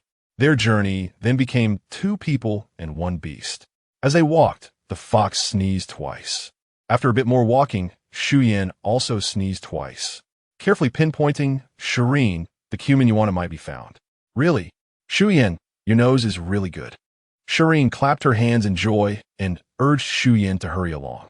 The fox, irritated, scratched at the ground behind them, feeling wrong that it was the first to notice but couldn't speak. When they arrived, they first saw 2 chili pepper plants about a meter high. The trees were laden with peppers, some already red while others were just starting to grow, and the ones on the ground had begun to rot. Shi Yin, chili peppers. We finally found them, and cumin is right behind you. Shireen turned around and spotted cumin in the weeds. Without saying a word, Shi Yin directly reached out to pick the chili peppers. Shireen squatted down to harvest the cumin. The fox stayed far away, still sneezing uncontrollably. This time we collected star anise, chili peppers, cumin, sweet potatoes, rice, and even Sichuan pepper and wild chicken eggs. This is fantastic. Shi Yin kept working. I think we can find even more things later. Shi Yin, let's eat meat tonight and see if we can catch a wild chicken. Sure, then we can rub it with chili and sprinkle some pepper. Yes, we still need to find a pepper tree, then we'll have plenty of pepper. Okay. Shireen couldn't help but imagine how happy she would be to have all these spices for their meals. Got it. I hit one. Shi Yin, I'm going to pick it up. Before Shireen could set off, the fox had already returned with a wild chicken. Shi Yin took the chicken and began to prepare it while Shireen helped. They crushed the chili peppers and evenly coated the wild chicken, then started roasting it. Shireen watched the white fox lying nearby, its ears twitching occasionally and its tail swaying back and forth like a feather duster. It was an alternative cat toy, and Shireen's gaze followed the tail's movements. Her hand quietly moved to the side, wondering if it would remember once it woke up. Shireen suddenly withdrew her hand, acting as if nothing had happened. If you really like it, I could find you a wild beast cub in the future. Sure, I like fluffy ones. Okay. Shi Yin continued to stare at the tail, really wanting to touch it. Shi Yin sprinkled pepper on the wild chicken, the aroma temporarily drawing Shi Yin's attention back. All right, we can eat now. He tore off a leg and handed it to Shi Yin, who immediately took a bite, and found the chicken meat tender, with a spicy taste and a hint of pepper aroma. It's so delicious. Finally, I gotta eat chili peppers. Shi Yin finished 2 legs, leaving the rest for Shi Yin, who also roasted sweet potatoes and potatoes, finishing it all by himself. Shi Yin, have you never been full before? Shi Yin was astonished. Shi Yin's previous appetite had seemed like that of an ordinary person. No, it's just that I consumed more mental energy today, and eating can replenish it. Shi Yin didn't dare to admit that in the past, after dinner, he would go back and drink nutrient liquid, which Shi Yin found distasteful and gave all to him. Previously, he thought food was scarce, and since Shi Yin didn't like to drink nutrient liquid, he would save food for her, not just him, but also Anna. Shi Yin didn't believe it. She felt her management was a failure if her employees couldn't even get enough to eat. When they got back, she would plant the sweet potatoes and rice first, at least to ensure everyone had enough to eat. The fox beside them was also hungry, making soft whines. Shi Yin felt sorry for it and looked at Shi Yin. Shi Yin, impatient, directly took out a bottle of nutrient liquid, pried the fox's mouth open, and poured it down. The fox retched at the terrible taste. Chapter 23, Re-entering the Death Forest 5 at night. I still slept on the lion, planting a lot of tulips around to ensure safety and attract the orcs. When they bloomed, their energy blew the fox's fur up. In the middle of the night, Shi Yin opened his eyes and stared ahead, and after a while, the fox also opened its eyes. Suddenly, dozens of glowing eyes appeared in the pitch-black forest. They stayed just outside the circle of tulips and did not come inside. Then, one pair of eyes after another disappeared, and Shi Yin and the fox closed their eyes. Both sides did not disturb each other until dawn. The next day, Shi Yin saw a dozen orcs squatting in front of her, feeling like she hadn't woken up yet. This might be the orcs' territory, so there were particularly many of them. Shi Yin nodded. I saw on StarNet that not many orcs are sent over every year. How come we only encountered so few? The more orcs sent over, the greater the competition and the faster the death rate. In response to Shi Yin's question, Shi Yin replied bitterly. As soon as Shi Yin spoke, she realized and nervously said, "Sorry, I didn't mean to. It's fine. No matter how many people there are, the outcome of death is inevitable. Meeting you is our luck." Shi Yin really did not blame Shi Yin. All of this had nothing to do with her. It was not Shi Yin who sent them here, and it was certainly not Shi Yin who caused their deaths. On the contrary, Shi Yin was their redemption. Shi Yin felt a bit sad. They fought to protect their country, but did not get a good ending. Looking at the people around her, all in their prime, who wouldn't want to live, they just gave up their chances of survival. Holding back tears, she looked at the surrounding orcs, none of whom were unscathed. Every orc had injuries, and many were even disabled. Don't worry, the injuries from being an orc will disappear after the spiritual sea is healed. Shi Yin had already noticed Shi Yin before she carried him home. He didn't remember why he was injured. He only remembered instinctively looking for natural plants and then arriving at Shi Yin's yard. He had wandered outside the yard for several days until his wounds healed before lying at the gate. Overall, letting Shi Yin take him home was a result he had long planned for. Hearing Shi Yin's words, Shi Yin nodded. After all, none of the orcs in the yard had wounds, except for being beaten by the tiger. Shi Yin scattered a large number of sunflower seeds, and after they sprouted, she gave each orc a flower crown. There was no need to guess. The orcs would definitely choose to follow Shi Yin. Although their intelligence would approach that of animals after becoming orcs, being soothed by natural wisdom would somewhat restore their intelligence. Therefore, when the orcs faced the choice of a plentiful meal, their minds were still clear. With a large troop, they continued on their way. Something flew quickly towards Shi Yin, and Shi Yin caught it and threw it back. Then a piercing cry came, "Oh, oh, oh." The sound grew closer, and Shi Yin only saw something moving quickly. Shi Yin, however, saw clearly that it was a monkey. It wasn't until the figure stopped on a branch that Shi Yin could see clearly. A monkey? So this is how monkeys sound. It's my first time hearing a monkey call, ha ha ha. It's a wild beast. I remember monkeys are social animals. We should be careful. Shi Yin nodded. Indeed, Apart from the Monkey King, she had never seen any monkey appear alone. They quickly left this dangerous place. Not long after they left, the sound of monkey calls came from behind. Shi Yin pulled Shi Yin, wanting to run faster, but the monkey group's attack had already arrived. Shi Yin raised his hand to catch something and handed it to Shi Yin. Shi Yin couldn't tell what the fruit was, but seeing its color made her feel her teeth softening. Seeing that Shi Yin was interested, Shi Yin also stopped hiding and stood still, allowing the monkey group to throw things. Using his mental strength to block the attacks, everything that flew over fell right in front of Shi Yin. Occasionally, he would catch brightly colored ones with his hand and hand them to Shi Yin. Suddenly, he saw a red object, larger than the other projectiles. Shi Yin reached out to catch it and showed it to Shi Yin. Shi Yin was still examining the spoils when she saw Shi Yin handing her something again and casually took it. This is a pomegranate. Following Shi Yin's instructions, Shi Yin split the pomegranate in half. Shi Yin eagerly popped a seed into her mouth. The juice burst forth, sweet and reminiscent of a familiar taste. Shi Yin looked at Shi Yin, blinking her eyes. Like it? Just wait. Shi Yin handed all the pomegranates to Shi Yin, then quickly headed towards the monkey group. After running a few steps, he transformed into a lion and let out a roar at the monkey group, causing them to scatter. Shi Yin transformed back into a human and ran in the direction the monkeys had come from. Not far away, he spotted a tree with ripe pomegranates, along with quite a few unripe ones. He picked all the ripe pomegranates from the tree and stored them in a spatial lock. Then, he took out a small protective shield to protect the pomegranate tree, ensuring it wouldn't be eaten by other animals, planning to come back later to pick more. Following the strongest scent of the monkey group, he directly found their lair. He picked most of the ripe fruits from the nearby trees and then left gracefully amidst the angry howls of the monkeys. Shi Yin ate pomegranates for a while and, seeing that Shi Yin hadn't returned, leaned against a tree to start planting flowers. After planting a few, the orcs suddenly became restless and the fox's fur bristled, as did the other orcs, who crouched down and assumed an attacking posture. Shi Yin was confused and could only stand frozen in place, nervously watching the orcs. The orcs began to emit threatening hissing sounds, and Shi Yin's hands felt a bit weak, her palms sweaty. She couldn't hold the seeds and dropped them on the ground. She saw a black snake among the orcs, standing upright and flicking its tongue. Shi Yin felt she could even hear the snake's hissing in her ears. Suddenly, a white figure darted towards her from the corner of her eye. Shi Yin instinctively raised her hand to dodge and closed her eyes in fear. After several minutes, she felt something fluffy brush against her hand. Her nerves relaxed slightly, and she cautiously opened one eye.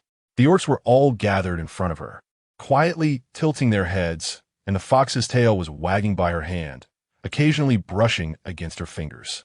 Shi Yin slowly lowered her hand and looked around, noticing that the fox seemed to be holding something in its mouth, shaking it around. Upon closer inspection, it was a snake, the same color as the tree trunk. Shi Yin's mind instantly cleared, and she felt goosebumps all over her body, struggling to support her weak limbs. She distanced herself from the large tree and sat among the orcs, trying to calm her fearful heart. The orcs eagerly pushed their tails into her hands, and the black snake stealthily hid in the orc's fur, inadvertently placing its tail into Shi Yin's hand. As Shi Yin touched the scales, her hand instinctively recoiled, and she looked up just in time to meet the snake orc's aggrieved gaze. Embarrassed, Shi Yin awkwardly patted the snake orc a couple of times, and only then was the snake orc satisfied and withdrew its tail, gently patting Shi Yin's calf. Chapter 24.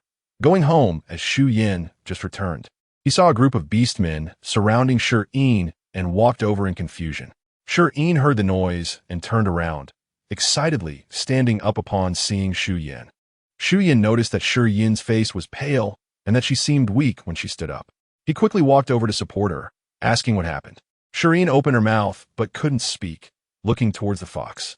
Following her gaze, Shi Yin saw the severed body of a snake near the fox. He also noticed the flowers planted next to the big tree, with just enough space for Shi Yin to sit down. He nervously looked at Shi Yin and asked if she was okay, if she had been bitten, expressing his guilt that it was all his fault for leaving her alone there.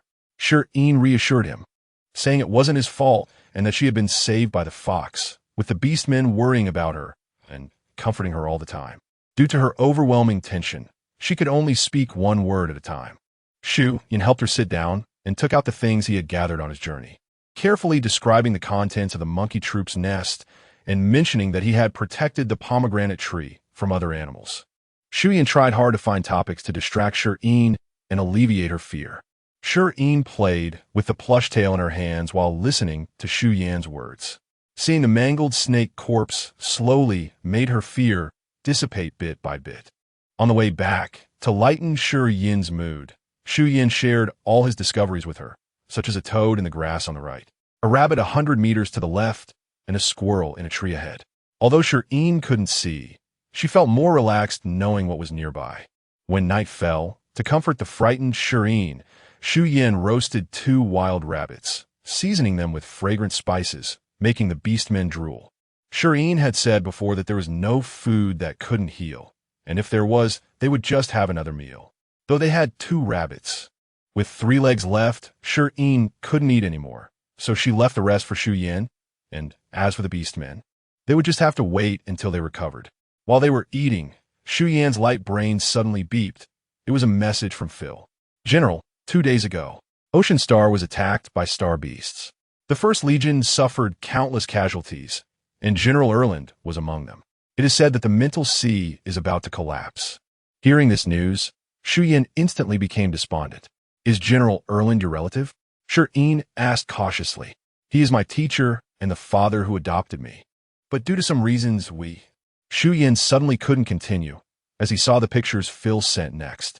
His hands trembled, and he hesitated to open them, looking at Shi Yin with red eyes full of pleading. Shi Yin, I know what you want to say. Let General Erland come to Death Star. He'll be fine.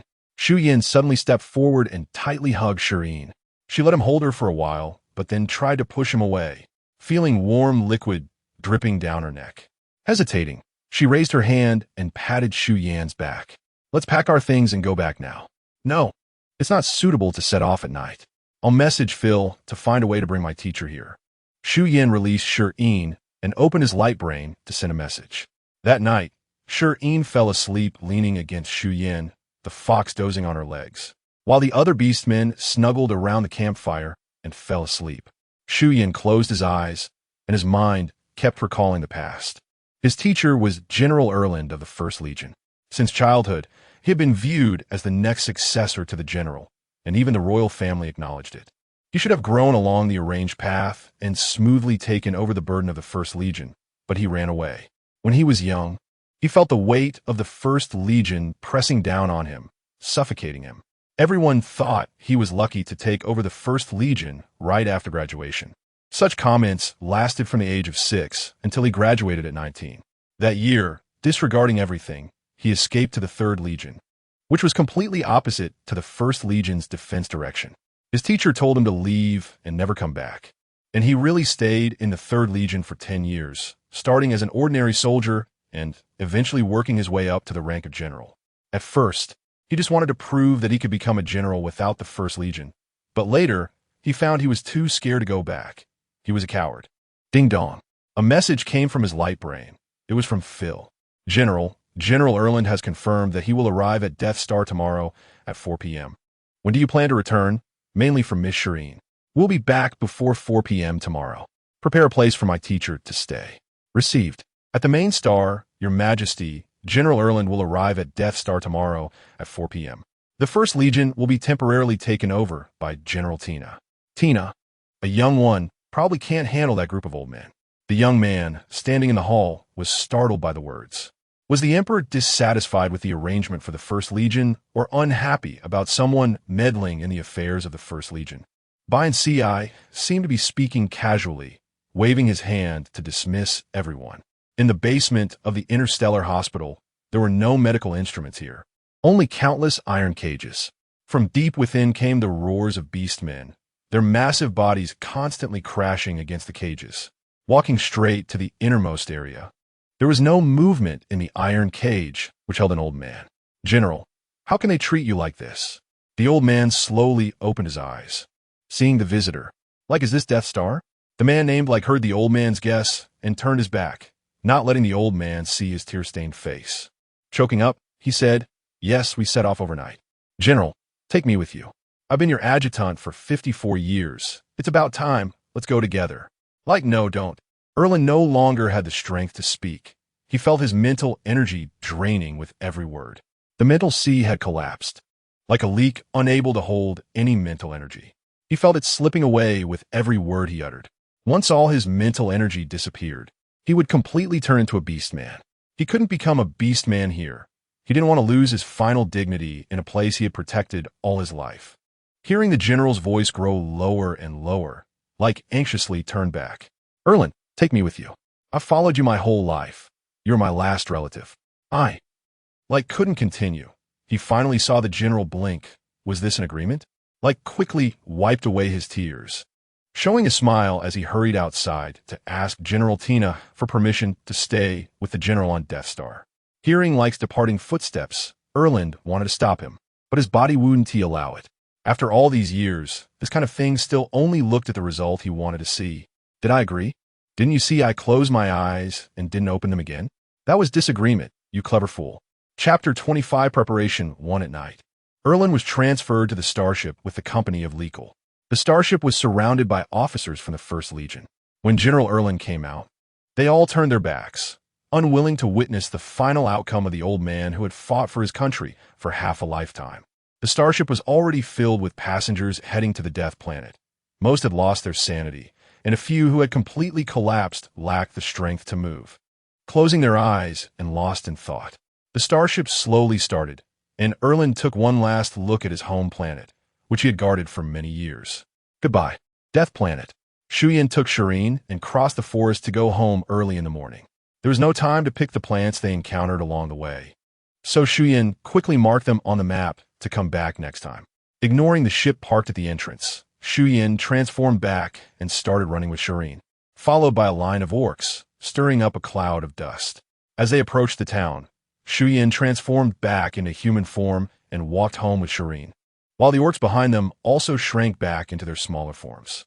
Otherwise, such a commotion would surely collapse their already unstable house.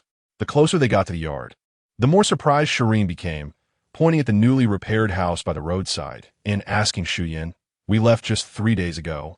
How does it feel like 3 months have passed, and the house is already built?" The house, which had only a frame left, now looked no different from her small yard, and the sunflowers she had planted were still protected in the yard.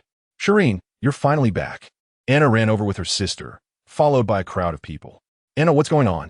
Ever since you and the general went to the forest these past few days, the orcs in the yard have been recovering one after another, and they all wanted to stay here, hoping to have a home." Anna's voice became softer, as Shireen was the planet's master and had not yet agreed to let them stay. The people who followed stopped behind Anna, cautiously looking at Shireen, and finally one stepped forward as a representative. "Miss Shireen, hello, I am Yunha from the First Legion. Thank you very much for saving us. We all want to stay here, and we hope you can consider it. If we can't stay, that's okay. We still hope to do something for you." Yunha walked forward cautiously, looking at the youthful and gentle Shireen before him, the one who had saved so many people, so young. It's good to be young. The younger Miss Shireen is, the better the future of the Empire will be. With this thought, Yunha's gaze toward Shireen became softer. "As long as you want to stay, of course you can. Planet A3378 welcomes everyone." As soon as the codename was mentioned, everyone's expression changed.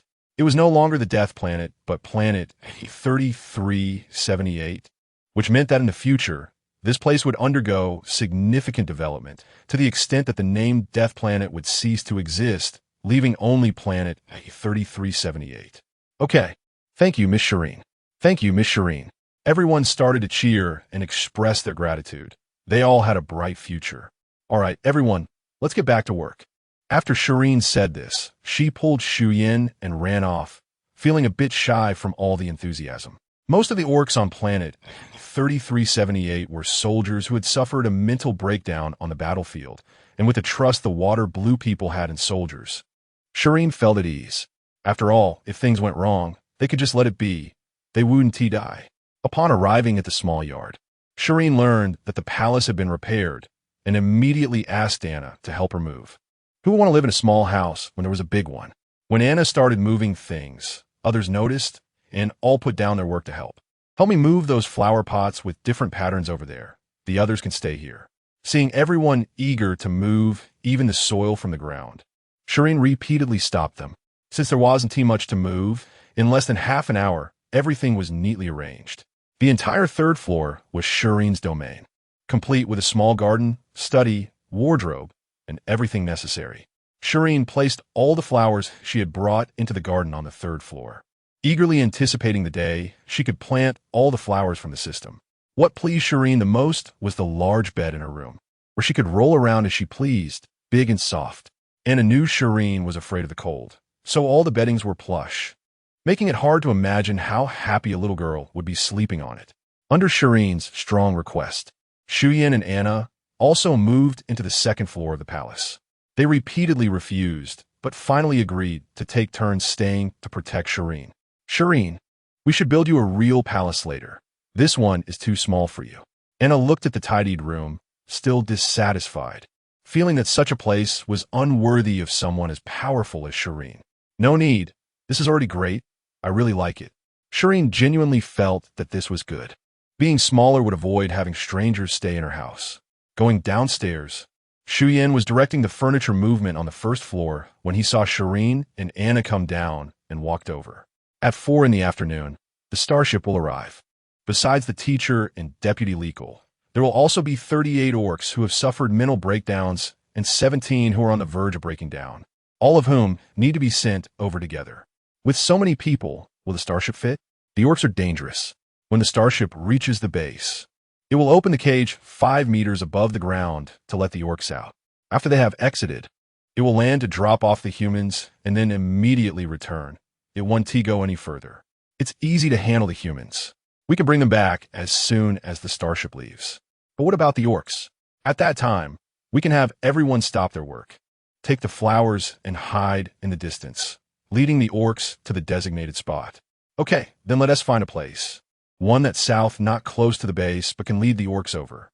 Anna volunteered to find it, while Shireen stayed home to plant flowers, and Shi Yin went to issue tasks, each fulfilling their role. Shireen opened the task panel and saw that she only needed to plant a few more daffodils to complete the task. Let's finish planting the daffodils first, or I want to be able to concentrate. Shireen discovered that although planting new plants consumed a lot of mental energy at first, as she planted more flowers, her mental energy often depleted, but her mental sea expanded. Initially, she could only plant daffodils twice with her maximum mental energy, but gradually she could plant 6 times, with some mental energy still remaining. This discovery surprised Shireen. She had been worried about needing to plant 9 more types of plants to level up, thinking it might take a long time, but now it seemed unnecessary. Shireen also wanted to continue exploiting the loophole, planning to plant the remaining few types of plants first, level up to be grade, and then return to complete the tasks, but the system had also been upgraded. While still in the forest, Shireen opened the system and saw a large notification.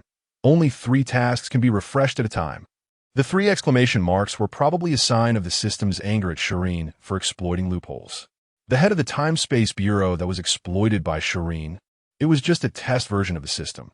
Having loopholes was normal, and it could be fixed, but the host shouldn't know. Adding a few more exclamation marks to scare her was necessary. It wouldn't be allowed next time. Just as she was about to take action, she thought that she would definitely need to plant flowers over a large area later, and exhausting her mental energy at this point would be disastrous. Opening them all, she checked her remaining points and wondered whether to try opening a new task. After flipping through the seeds, she locked onto the petunia, which only required 1 point. Probably similar in difficulty to the sunflowers. Exchanging for the seeds, she took them along with a pot to the small garden, filled it with soil, buried the seeds, and began to encourage growth, carefully wrapping the seeds with her mental energy. Soon the seeds sprouted delicate shoots, which trembled as they grew, successfully blooming the first flower, a soft pink one. Shireen felt her mental energy. Planting the petunia consumed as little as a drop of water from a pond. Placing the flowers along with their pots on the shelf, only a few pots occupy one layer of the shelf, while the rest of the shelf remains empty. One day it will be filled, Shi Yin encourages herself. Chapter 26 Preparation 2 Anyway, there are 3 tasks, and this is only the second one. There's still one more to come, and it's you, African Daisy. Let me see the difficulty of 2 points. After buying the seeds, Shireen continued to fill the soil, bury the seeds, and stimulate growth. The African daisy was quite impressive, sprouting and blooming quickly. As for the difficulty, Shireen felt it was just a little bit. The African daisy is quite similar to ordinary chrysanthemums, just much smaller, with white petals and a hint of light pink near the flower center. After placing the flowers on the rack, she looked at the other flowers, all of which had produced new buds. The light sphere had said that once plants bloom, they are left alone, as they will grow by themselves. The pollution in the air and the spiritual sea serves as their nutrients. While Shireen was still admiring her achievements, a message came through from the light brain. Anna, Shireen, I found a place. Let Shi Yin take you over. Shireen, okay. Shireen opened them all. Bought 100 seeds, each of petunias and African daisies, totaling 30 points. First, she would complete the tasks, and if it wasn't enough, she would buy other seeds later. Shireen patted the fabric bag containing the seeds, and then put it into the spatial lock. Going downstairs, Shi Yin was already waiting. Shi Yin, I heard you found a place. Let us hurry. It's already 10:30. Shireen, okay. Can I arrange for the people coming to stay in the small courtyard where you lived before? Let them recover for a bit first, and then we can arrange separately in the evening. Shireen replied while walking. Sure, I'm not living there anymore anyway, and I haven't touched the flowers inside, so it's just right for them. In the evening, they can each take a pot of flowers. I can plant more later. Shireen's small palace is located in the center of the town, and Chiwen and Chiwu had built houses surrounding the palace, slowly expanding outward. The development of the planet was truly poor. The forests expanded outward, compressing human living space. Those with some abilities had gone to other planets for development, and gradually, the Death Planet really had no living people left. Mutated plants and beastmen occupied the Death Planet, and it was unclear how many years had passed in their development until Shireen arrived. This time, Anna chose a location on the edge of the town, which is the outermost area with buildings. This position could attract beastmen without directly entering the town and causing destruction. Once the beastmen healed their spiritual sea and returned to being human, they could then develop in the town. Chiwen and Chiwu had quickly rushed to the site with the construction team to renovate the houses, and by the time Shireen arrived, everything was ready. Why are the beastmen here too? Shireen looked at the house filled with beastmen who had come out this time. I had Yuna bring them over. Since you want to plant flowers here, it would be a waste of energy not to use them. Since the ones coming later are also beastmen, let them stay here. The houses Chiwen and Chiwu built are big enough to accommodate them. Shu Yin pointed to Yunha behind the beastmen. Yunha waved at Shireen with a smile, then turned to continue his work. He didn't know how to face Shu Yin. He had been an old member of the First Legion for over 30 years. The situation with Shu Yin and the First Legion had caused quite a stir, and as a member of the First Legion, he had genuinely looked forward to this future heir. However, Shu Yin's later choices turned the entire First Legion into a joke, as the recognized heir chose the Third Legion, which made them unable to hold their heads high outside.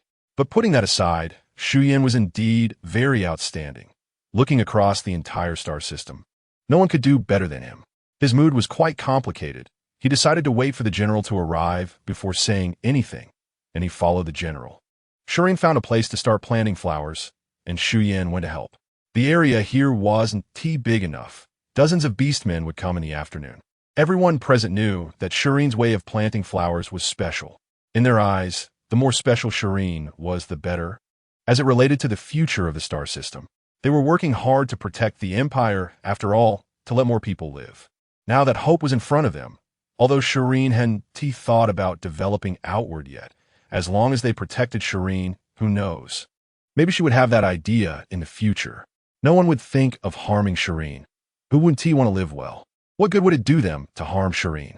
Would they die faster? Shireen planted flowers around the house, and the surrounding land had also been loosened by Shu Yin's people in advance, so she could just scatter the seeds. A large handful of petunia and African daisy seeds were scattered, and Shireen released her spiritual power, flowing towards the seeds. The green buds broke through the soil and grew upwards, sprouting tender leaves and blooming flowers. The beastmen were calmed by the energy released from the abundant natural plants, and their collapsed spiritual sea quickly began to restore, but it was still not enough. They had been beastmen for too long and needed more energy for healing. The people working around were also amazed by the influx of energy. Their spiritual seas felt so comfortable, and the pollution was being purified. It had been a long time since they felt this good. Yunhe felt the ease in the spiritual sea and became more convinced that Miss Shi Yin was the hope of the empire.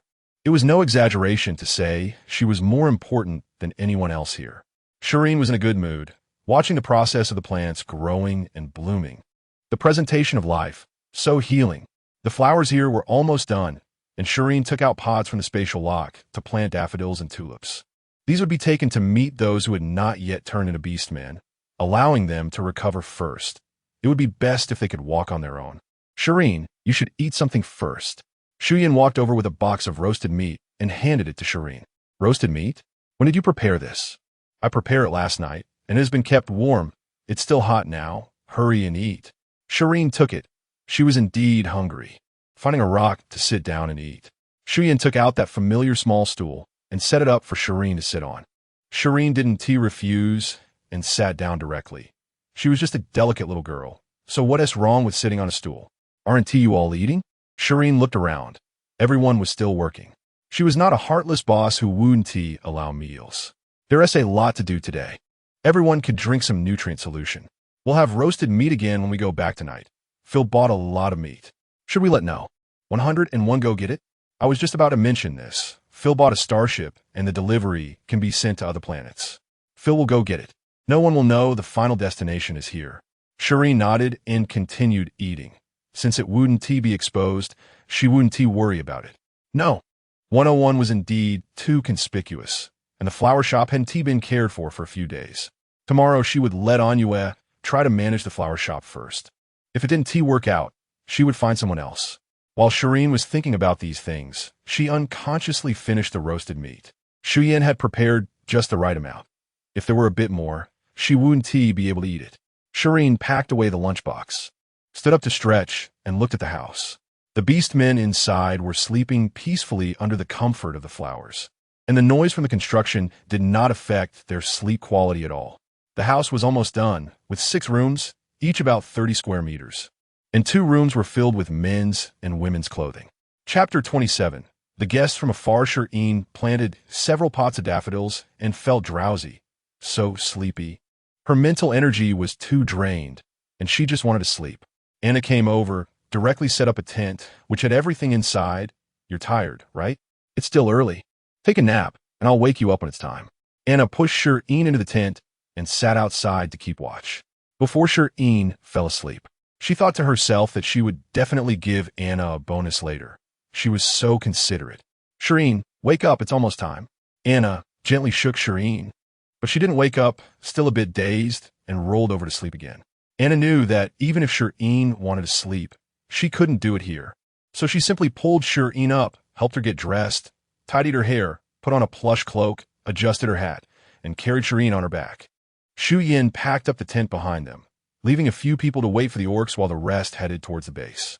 Shi Yin was drowsily nestled on Anna's back, vaguely recalling that it was almost time, but she couldn't remember who had called her.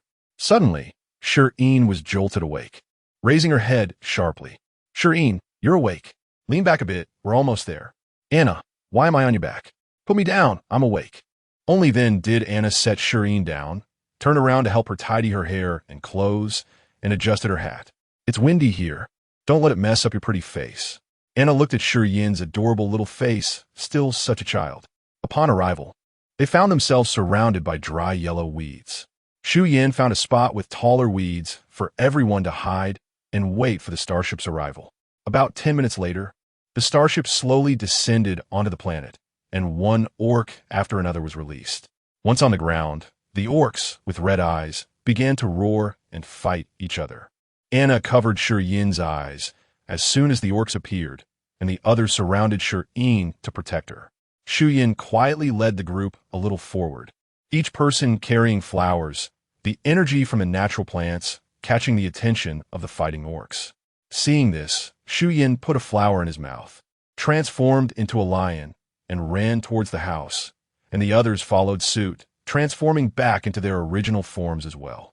The orcs all followed in that direction.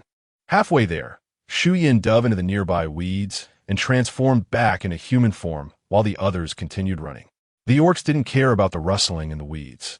They felt something ahead was attracting them, getting more comfortable as they got closer. Although there were also things in the weeds that made them feel good. None had the allure of what was ahead.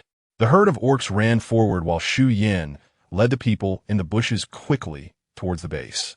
Each person holding a pot of flowers, covered by a protective shield. Otherwise, the energy from the flowers would have already drawn the orcs over. When Shi Yin and the others returned, the people who hadn't collapsed had already been moved from the starship to the ground by robots. Erlen was carried out by Leekle, as if on a battlefield, leaving his back to his comrades. People dared not approach them, fearing they might suddenly collapse and turn into orcs. Once everyone was down, the robots returned to the starship, which immediately started up and headed back to the main planet, leaving a group of people lying on the ground. Leekle helped Erlen sit down on the ground and surveyed the surroundings. Suddenly, a bunch of people burst out from the weeds, surrounding them. Leigel stood up abruptly, seeing the people approaching. Shi Yin, Uncle Leekle, long time no see. Shi Yin nodded in greeting to Leekle, then squatted down to see the unconscious teacher and quickly placed the flowers he was holding into the teacher's hands. Shi Yin finally finished planting the flowers and came out, holding a pot of daffodils. Leekle was already stunned. What was this place? The infamous Death Planet. How could there be so many people? Shi Yin, wasn't he supposed to have turned into an orc? How could? This is natural plants. Leekle stared intently at the plants Shi Yin placed in the general's hand. Looking around at the people, Sir Vice Officer. The members of the First Legion noticed and greeted Leekle. Leekle's heart surged with shock. They were all holding natural plants. So many natural plants on the Death Planet. Who wouldn't be astonished? Shi Yin noticed the only person standing in the crowd and walked over with her flowers. Hello, I'm Shi Yin, the leader of planet A3378. Hello, I'm Leekle from the First Legion. Leekle looked at Shi Yin, recalling the information in his mind. Shi Yin, 18 years old, expelled from the Shure family on the day she came of age, compensation to the Death Planet. The Death Planet had been uninhabitable for centuries. Yet this Miss Shi Yin managed to survive, along with so many natural plants. Was there a connection to the Four Seasons flower shop? A person expelled from home for 4 months arrived at the Death Planet, and then the Four Seasons flower shop appeared.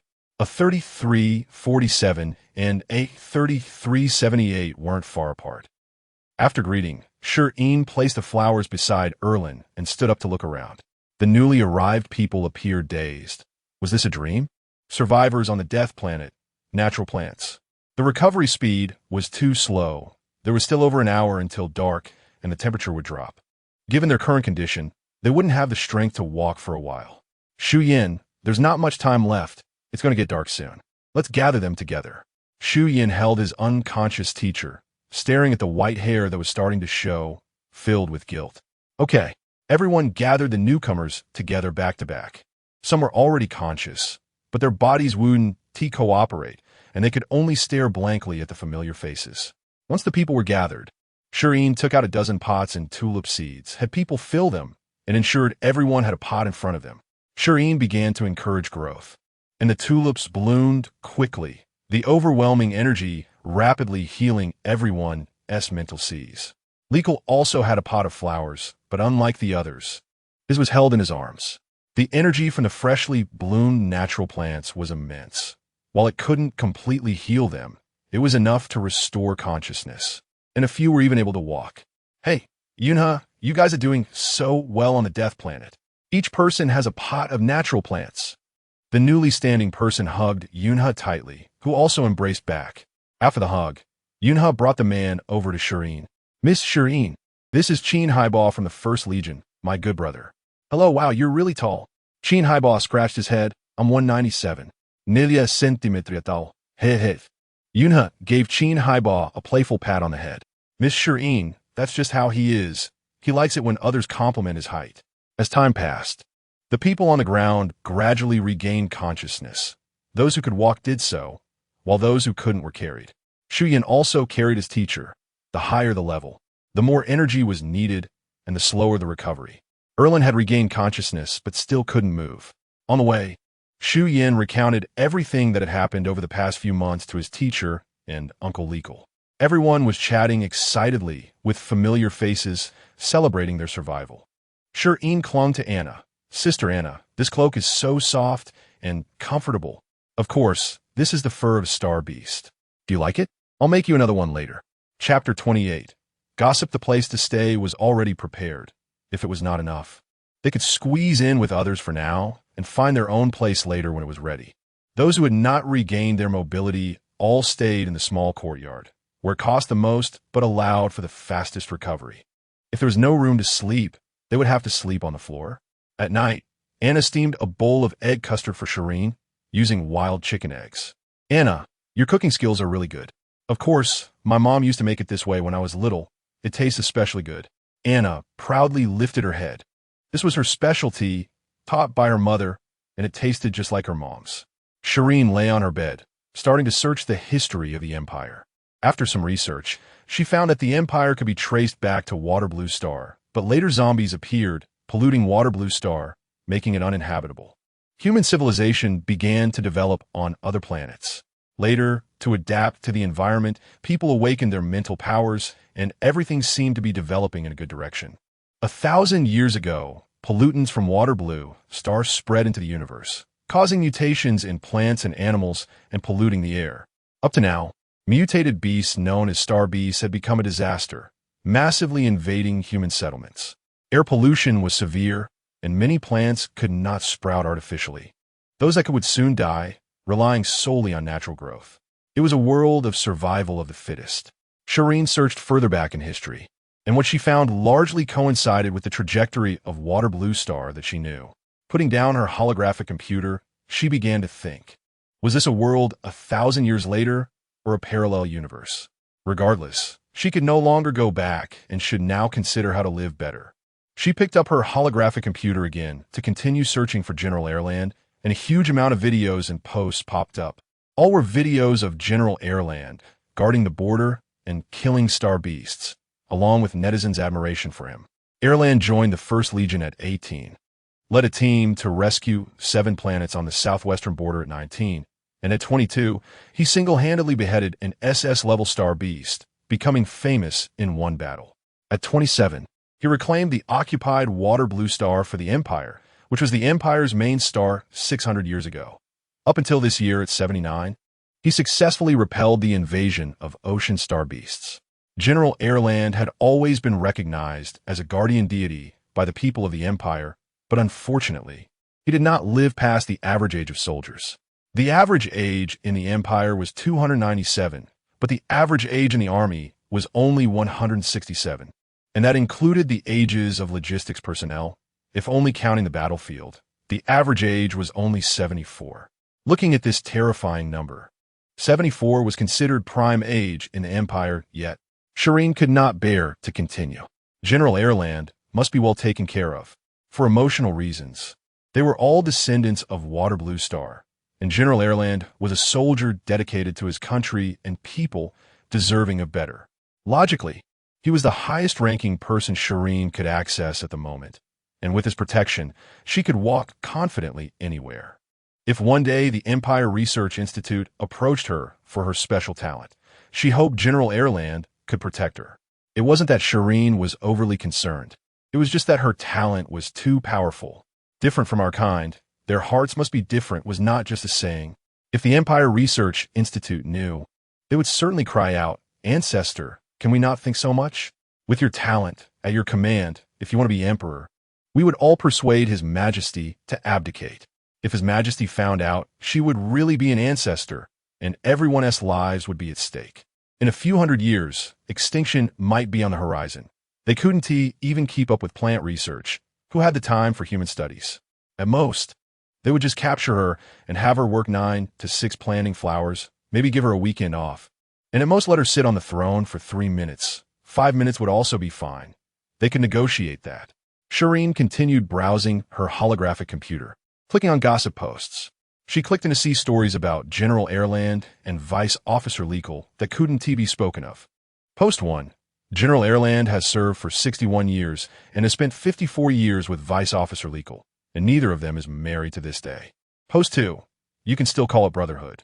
Let me tell you, the day the general and the vice officer first met, they had a fierce fight.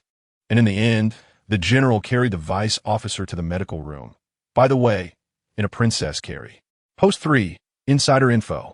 The general and the vice officer share an office, and it was the general who proposed it. Post 4. Wow. So romantic, sharing half of my world. Being together is the whole world. Post 5. I have a classmate who is the vice officer's sister. When she got married, the vice officer came, and everyone was very happy, toasting him. In the end, the vice officer got drunk, and here comes the exciting part. The general came to pick him up. Post 6. I know. I was the receptionist at the door, and they were hugging when they went out.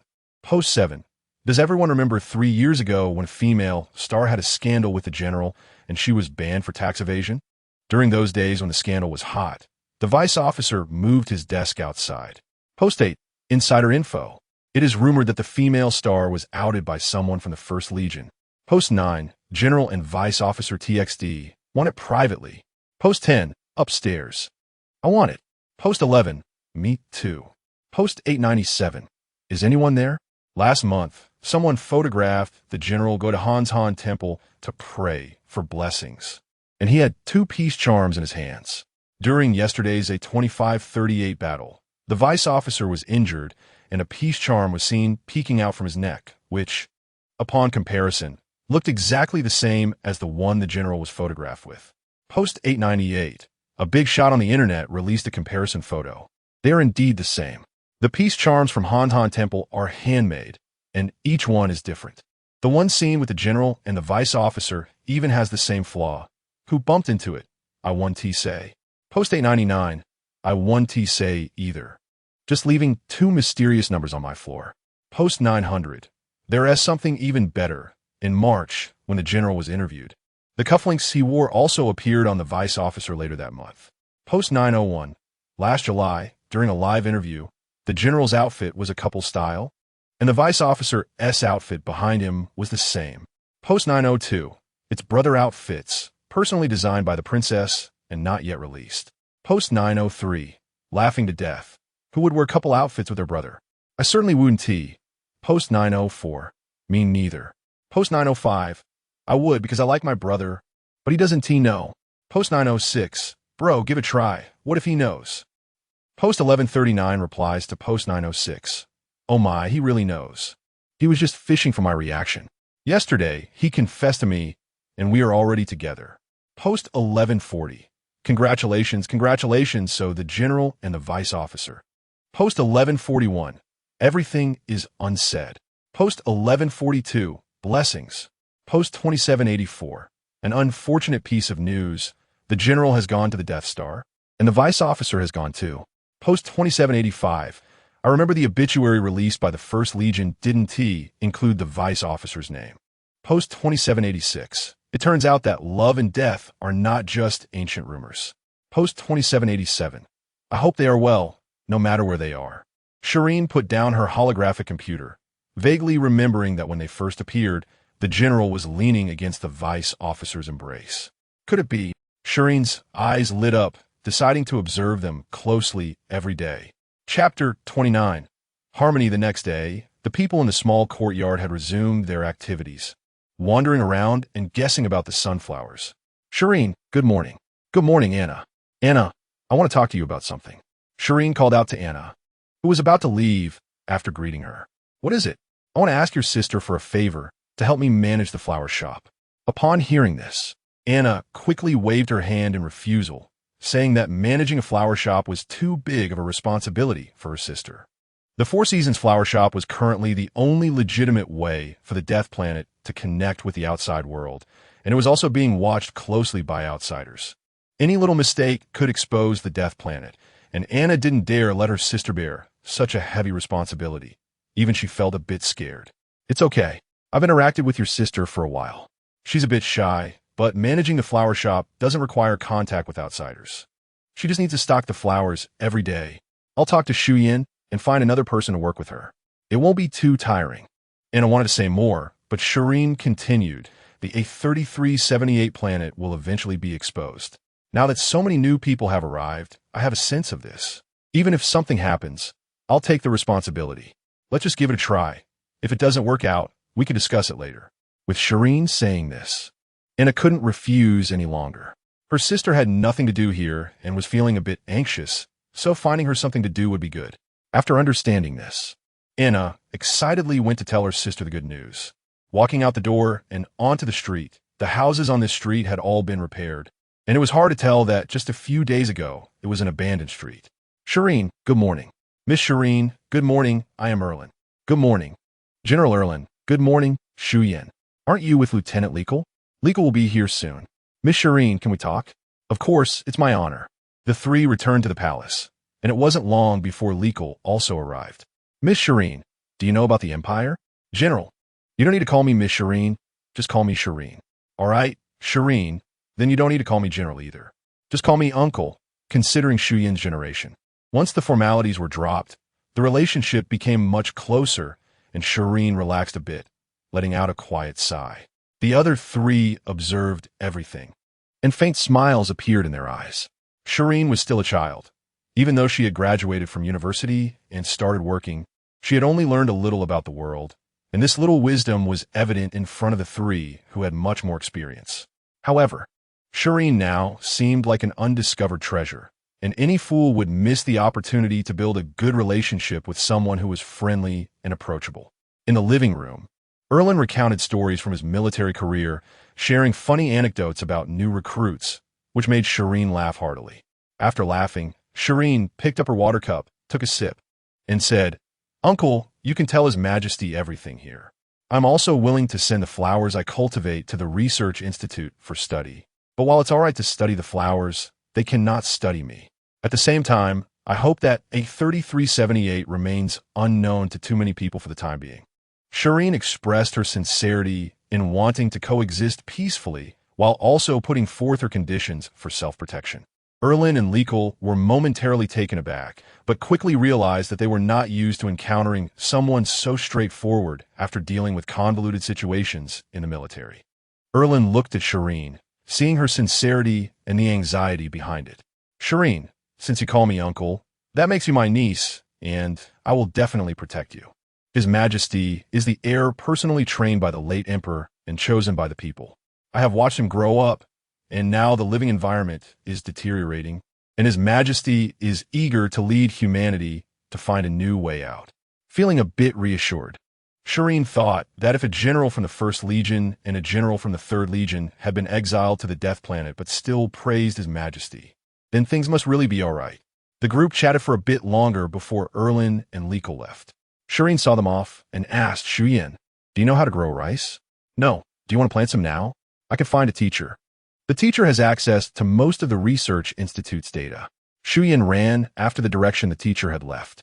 Shireen finished the remaining water in her cup. In fact, getting the protection of His Majesty would be great, but it was also okay if it didn't happen. She wouldn't die, and she could take it one step at a time. Ding dong. Shireen opened her holographic computer. Shireen, where are you? I brought my sister to find you. I'm at home. You can come over. Before long, Anna arrived with her sister. Anua, do you know why I'm looking for you? I know, my sister told me. And you said excitedly, the Four Seasons flower shop. So many people dream of buying flowers from there. Now, I not only get to meet the owner of the flower shop, but also have the chance to take over the shop. Ah, this opportunity is too tempting. I can't resist. Shireen watched Yu's excited demeanor, reminiscent of her own feelings when she learned she would have a planet. However, while the planet was a pitfall, her flower shop was a genuine benefit. All right, let's add each other as friends. I will set you as the deputy manager. You just need to stock the flowers every day, a maximum of 60 pots, and a minimum up to you. I won't oversee the stocking time. Just make sure to ship them out before 11 a.m. every day. I'll find someone else to help you move the pots. You don't need to worry about number 101. Just put the flowers in, and it will deliver them itself.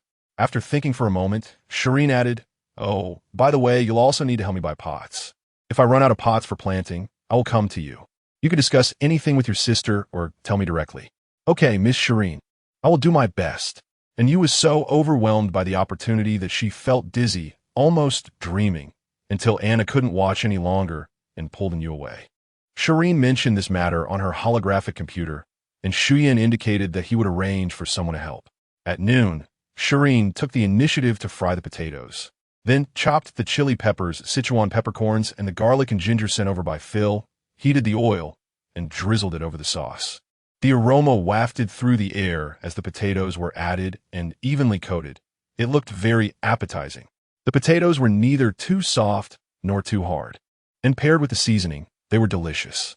If only there were dried chilies. After finishing her meal, Shi Yin also ate half a pomegranate. The pomegranate was big and red. With plump seeds and plenty of juice, she couldn't stop eating. Finally, she leisurely returned to her room and laid down for a nap. Outside, the world was busy because of Shi Yin, while His Majesty, because of Shi Yin, angrily drank 3 tubes of nutrient solution, successfully making himself vomit.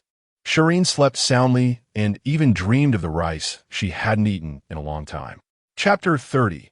Red and White Roses. When Shi Yin woke up, she opened the system and found that all 3 tasks were completed. After finishing, it refreshed. The new task was the red and white roses. Upon closer inspection, it was marked as special in the upper right corner. What was special about it? She would find out soon enough. Shi Yin clicked to accept the task, and it was still a flower pot with 5 seeds. Curious, she took the seeds and the flower pot and ran to her small garden. She filled the pot with soil, buried the seeds, and stimulated their growth. Her mental energy enveloped the seeds, and they slowly sprouted, growing and forming buds. The outermost part of the buds showed a gradient, starting with a bright red at the top, gradually lightening to white at the bottom. No wonder they were called red and white roses. After the buds formed, there was no further progress. Shi Yin increased her mental energy, but the flowers still wouldn't bloom. The buds just became more swollen. She had already poured in more than half of her mental energy, yet the red and white roses still refused to open, with the buds on the verge of bursting. Shi Yin dared not continue to supply mental energy. She had already realized that this rose was different. Shi Yin carried the rose downstairs to the small courtyard, where everyone had already woken up and the room was cleaned thoroughly. She arrived at the spot where the flower pots were neatly arranged in stacks, unsure who had organized them since they had been a mess after she had taken them. She placed all the flower pots in her spatial lock and then messaged Shi Yin to ask where he was. Shi Yin, where are you? I'm in the small courtyard. I have a pot of flowers and I want to go to the orchard immediately. Do you have time? Shi Yin replied instantly. Okay, I'll come find you right away. 2 minutes later, Shi Yin appeared at the courtyard entrance. Shi Yin walked over, and the two headed to the orchard together. Shi Yin, do you see this pot of flowers? Is there anything different about it compared to others? Shi Yin took the flower and remarked, this bud seems a bit too big. It should have opened by now. Yeah, this flower is newly planted, and it's my first time growing it. I've already used up a lot of my mental energy, and it still hasn't bloomed. And this color, isn't it beautiful? Wow, the energy must be substantial when this flower blooms. No wonder you want to go to the orchard right away.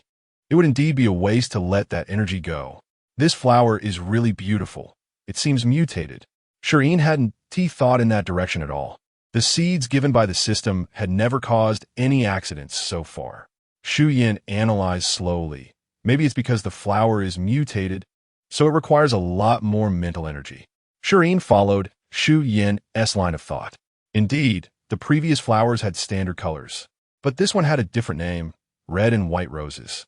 It would absorb more energy when it bloomed, and the flower was more unique. Let us consider it mutated then. I can't wait to see how it blooms. Me too. I don't even dare to touch this bud. I'm afraid if I do, it will burst open. Upon hearing Shi Yin's words, Shi Yin's fingers itched to poke at it. Shi Yin seemed to see through Shi Yin's thoughts and silently lifted the flower pot a bit higher. Soon, they arrived at the orchard, and Shi Yin walked in with Shi Yin closely following. There were so many fluffy creatures. Shi Yin's eyes lit up. She wanted to touch them so badly. The first to approach was Yu Qinghan, who slowly walked closer to Shi Yin, his eyes seeming to say, "You finally came to see me." Shi Yin uncontrollably reached out her hand to touch the fox, but the fox turned and walked away, its fluffy tail brushing against Shi Yin's cheek before sliding away. After a few steps, it looked back at her, as if asking why she was following. Ahem. Shi Yin coughed into his fist to get her attention. Shi Yin finally snapped back to reality. Had she been lured in? But who could resist such a beautiful fox? The deeper they went, the fluffier the creatures became. Shi Yin wanted to scream. What was this place, heaven? Controlling her excitement, she led all the orcs outside the yard, while the disobedient Shi Yin went in to drag them out. She placed the rose in the center and began to channel her mental energy into it. Waves of mental energy rushed toward the rose, which finally couldn't hold on any longer and burst open. A surge of energy erupted and began to be absorbed by the orcs. Many orcs were overwhelmed, their mental seas rapidly healing, transforming back into their human forms. Shi Yin quickly covered Shi Yin's eyes and led her back. Once they were outside the orc-s circle, he released her. Shi Yin turned her back to the orcs. Although she hadn't seen what had happened, she could guess from the situation, feeling a bit embarrassed. Shi Yin, there's a girl here, you need to come over. Shi Yin cautiously turned around and saw many naked people on the ground, quickly covering her eyes and exclaiming, help. In the end, Shi Yin and Shi Yin closed their eyes and groped around on the ground. When they touched someone, they used their clothes to help cover their bodies. The difficulty was not just in being unable to see, but also the orcs intentionally bumping into them. When Shi Yin reached out, she felt something fluffy, then something slimy, and then something scaly. In the end, she could only shout while feeling around, all you troublemakers, move away, or I'll call someone to beat you up. Boys generally had crew cuts, while girls usually had long hair or ear-length bobs. She felt for heads first, which made it easier to identify. After covering about 20 people, Shi Yin couldn't find anyone else in front of her. She covered her eyes with her hand, leaving a small gap to look around. Shi Yin, there's no one left. It's all done. Okay. Shi Yin opened his eyes and confirmed that indeed there was no one left. The two exchanged a glance and quickly turned their heads. The scene was too awkward. Both their ears were flushed red, and Shi Yin's neck was also bright red. With their bodies covered, it was easier to manage. They thought about carrying the girls back into the yard to change their clothes. But these people were all tall and muscular, making it impossible for Shi Yin to lift them. In the end, she had no choice but to call for Anna. When Anna arrived, she saw the ground covered with people, all covered in mismatched clothes, with Shi Yin and Shi Yin squatting beside the flowers. What happened? Anna asked, suppressing her laughter. After hearing the story, she finally couldn't hold back anymore. Ha ha ha ha. You two are hilarious, simply genius, so amazing, ha ha ha ha. Stop laughing, Anna. Let us first carry the girls inside to change clothes. Shi Yin awkwardly stopped Anna's laughter. If she laughed any longer, she would have to escape the scene. Some people had already been awakened by Anna's laughter, tightly grabbing their clothes, awkwardly trying to maintain their last bit of dignity. All the awakened boys closed their eyes, while the girls got dressed first. Noticing that someone had woken up, Anna immediately put away her smile and gave orders. Soon, everyone was ready. The boys and girls who hadn't woken up were also separated, and this farce finally came to an end. Chapter 31, Brain Supplement at Night. Lying in bed and drifting into sleep, Shi Yin suddenly opened her eyes and sat up, throwing a few air punches. I want to die. Oh, embarrassing. Please, this happening. After venting, she lay back down and quickly fell asleep. In the morning, Shi Yin lazily went downstairs, where Onyue and Anna were sitting in the living room. Miss Shi Yin, good morning. Good morning, Onyue. We're about the same age, so just call me Shi Yin. No need for Miss Shi Yin. Okay, Shi Yin. Onyue was a bit nervous and stammered. At first, she regarded Shi Yin as a lifesaver for her and her sister. She would do anything for Shi Yin's needs. Later, she discovered that Shi Yin was beautiful, had a good personality, was talented, capable, and hardworking, always seen tending to flowers. As the planet master of a death planet, she was also caring and responsible. In just over 10 days since Shi Yin arrived, there had been tremendous changes. Ever since her sister left, Onyue had been feeling sad and lost, but now it was different. Following Shi Yin, she would have a bright future. So, Shi Yin, is the flower shop going to be launched starting today? Yes, it will be launched today and shipped tomorrow. Soon, Shi Yin will send your assistant to find you. After chatting for a bit, Anna and Onyue left. By the way, Shireen, breakfast is in the pot. Remember to eat. Anna suddenly remembered this and quickly turned back. Shireen nodded and went to the kitchen after they left. Opening the pot lid, steam rushed out, revealing a bowl of egg custard made by Anna again. Carefully taking it out and placing it on the dining table, she scooped a spoonful into her mouth. It was still the same delicious taste, tender and smooth, and Shireen kept eating. After finishing, she leaned back in her chair, thinking she needed to plant rice quickly. Eating potatoes, eggs, and sweet potatoes every day was getting boring. She wanted some rice. Later, she could go out and find some wheat. If she could eat and drink without worries, she could stay here for the rest of her life. The more Shireen thought about it, the more excited she became. She tossed the dishes into the dishwasher and hurried out. Messaging Shi Yin. Shi Yin, have you found the method for planting rice? Shireen thought for a moment. She only had a vague understanding of how to plant rice. If Shi Yin couldn't find it, she'd have to tough it out and try a few times. She absolutely couldn't give up on white rice. I have the planting method, and I've also asked about sweet potatoes. Where are you? I'll come find you. I'm at home. Shireen stood at her door, leaning against the wall as she replied to Shi Yin. Miss Shireen, hello. Shireen looked up to see a stranger approaching, and upon closer inspection, he was a handsome young man. Hello, who are you? Shireen put away her light brain and asked in confusion. I'm Yu Qinghan. Oh, it's you? Hello, congratulations. Yu Qinghan had been waiting at Shireen's door early in the morning. Seeing Anna and Anyue come out, he knew Shireen was awake, and sure enough, it wasn't long before she appeared. Watching her leaning against the wall chatting with someone, he walked over to greet her. Yes, I came specifically to thank you. No need to be polite. Do you have any plans next? Are you going back, or? Shireen suddenly thought that Yu Qinghan was different from the others. He had been kidnapped and then left here, and there are enemies outside. Go back. Don't you know? All those who have turned into beast men and sent to various planets are already considered dead in society. Going back would be big news. Shireen really didn't know this. She thought everyone stayed because the environment was good here, she could grow natural plants, and they wanted to repay her. She didn't expect they couldn't go back at all. Yu Qinghan, being the son of a wealthy family, could see what Shireen was thinking at a glance. You don't have to worry. At least this group of people around you genuinely wants to stay. Dying for the country, being reborn, their lives have already been given to the Empire. Surviving now is purely good luck. This life now is given by you. Protecting you is what they want to do most.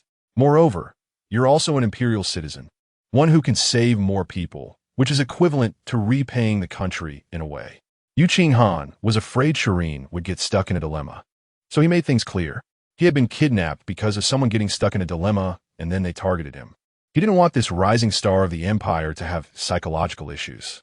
Listening to Yu Qinghan's words, Shireen nodded. That was right. She initially wanted to keep them around to develop the planet and protect herself.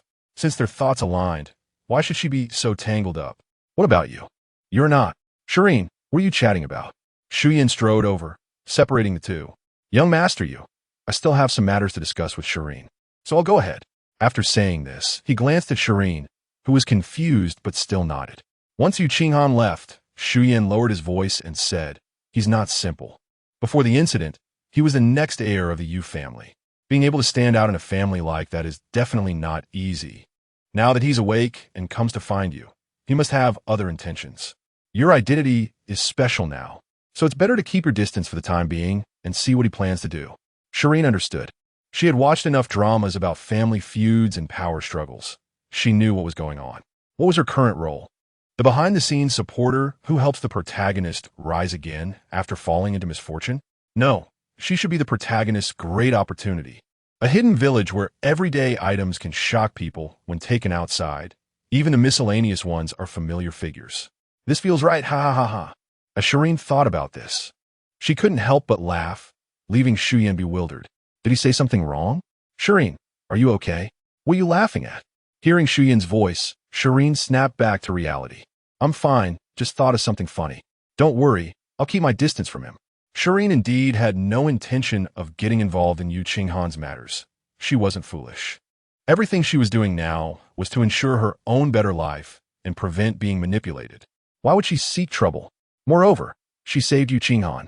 So if conditions were to be set, it should be her making the demands, not letting him take advantage of her. Most importantly, If Yu Qinghan used her as a shield to go out and get into trouble, it would be embarrassing for her. The world is vast, but face is the most important. Shi Yin had no idea how much Shireen had thought in such a short time. He just took her to where the teacher lived. Why did you bring me here? Aren't you going to plant rice? The methods for planting rice and potatoes are quite different. The land needs to be well planned. So after discussing with the teacher, we thought it would be good to consult you on how to do it better and more reasonably. Shireen nodded. Indeed, planting rice requires water in the fields, and it needed proper planning. After all, there are more people now. They couldn't just plant haphazardly. That would be too chaotic. Chapter 32.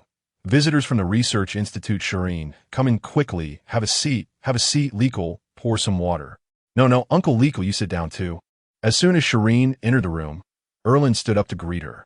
After several rounds of refusal, she finally sat down to discuss business. Erland handed the materials to Shireen, explaining, this is the method for cultivating rice from the Research Institute. Rice needs to be bred first, and after it reaches a certain length, it should be evenly planted in the fields. Shireen glanced through the materials. There were also requirements for the fields, and she put down her light brain. Erland continued, regarding these things, just looking at the materials is only half the understanding. These materials have been passed down for so many years that the illustrations have become unclear. So we thought, could we contact the Research Institute and have them send someone to help? Shireen frowned slightly, feeling a bit resistant.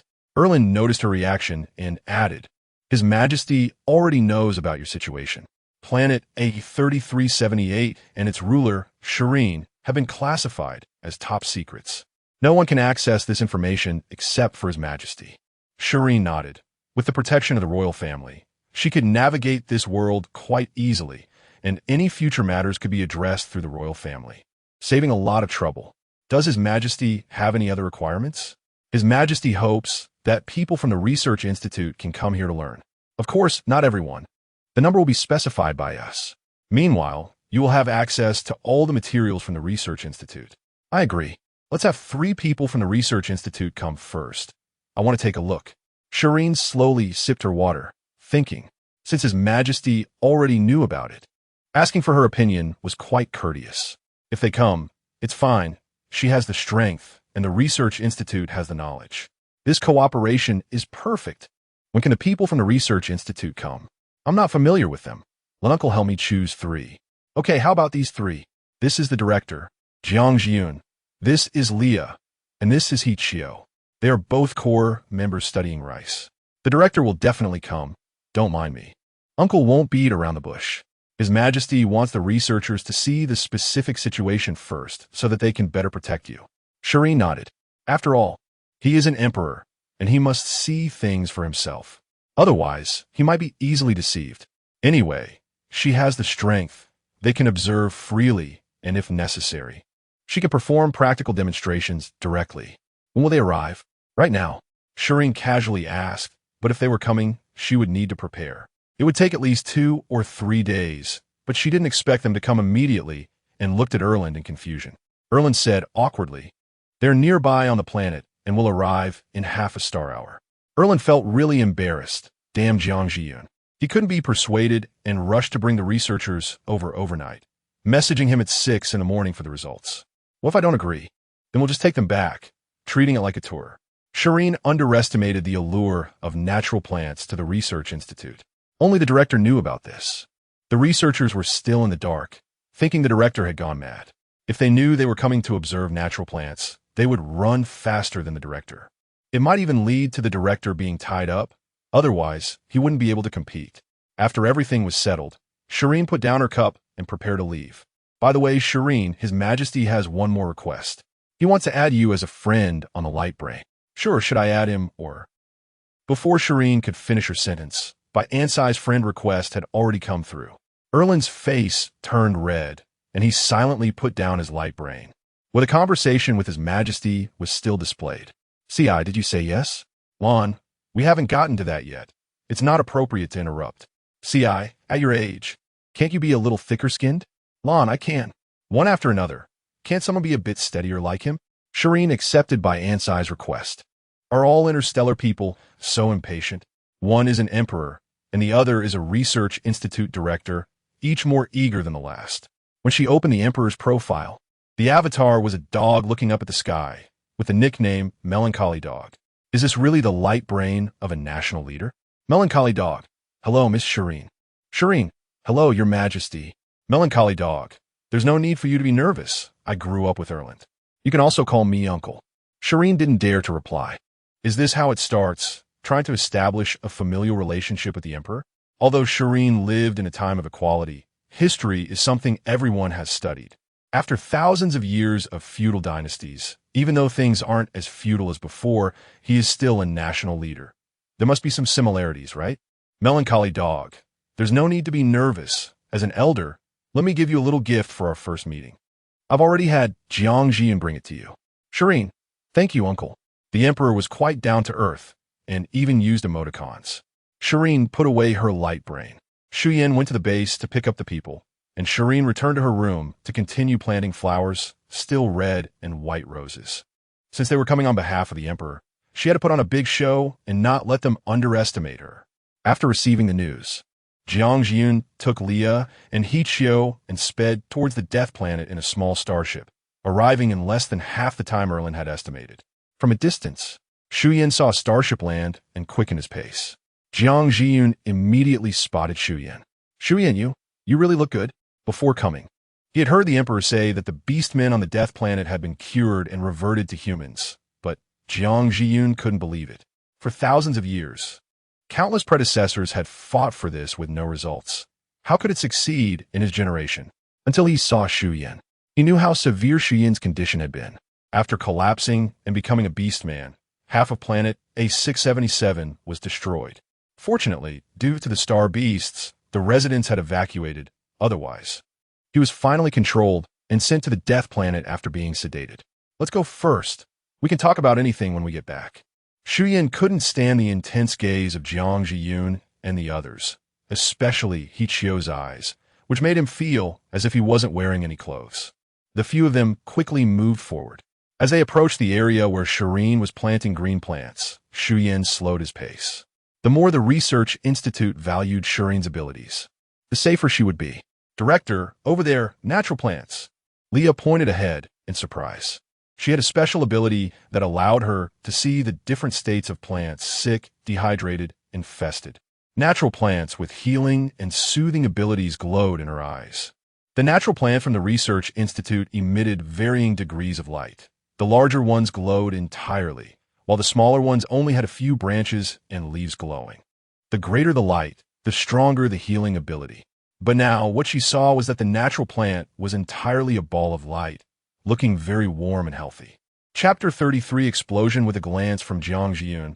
Leah dashed forward, followed closely by Hichio, while he and Shi Yin walked leisurely.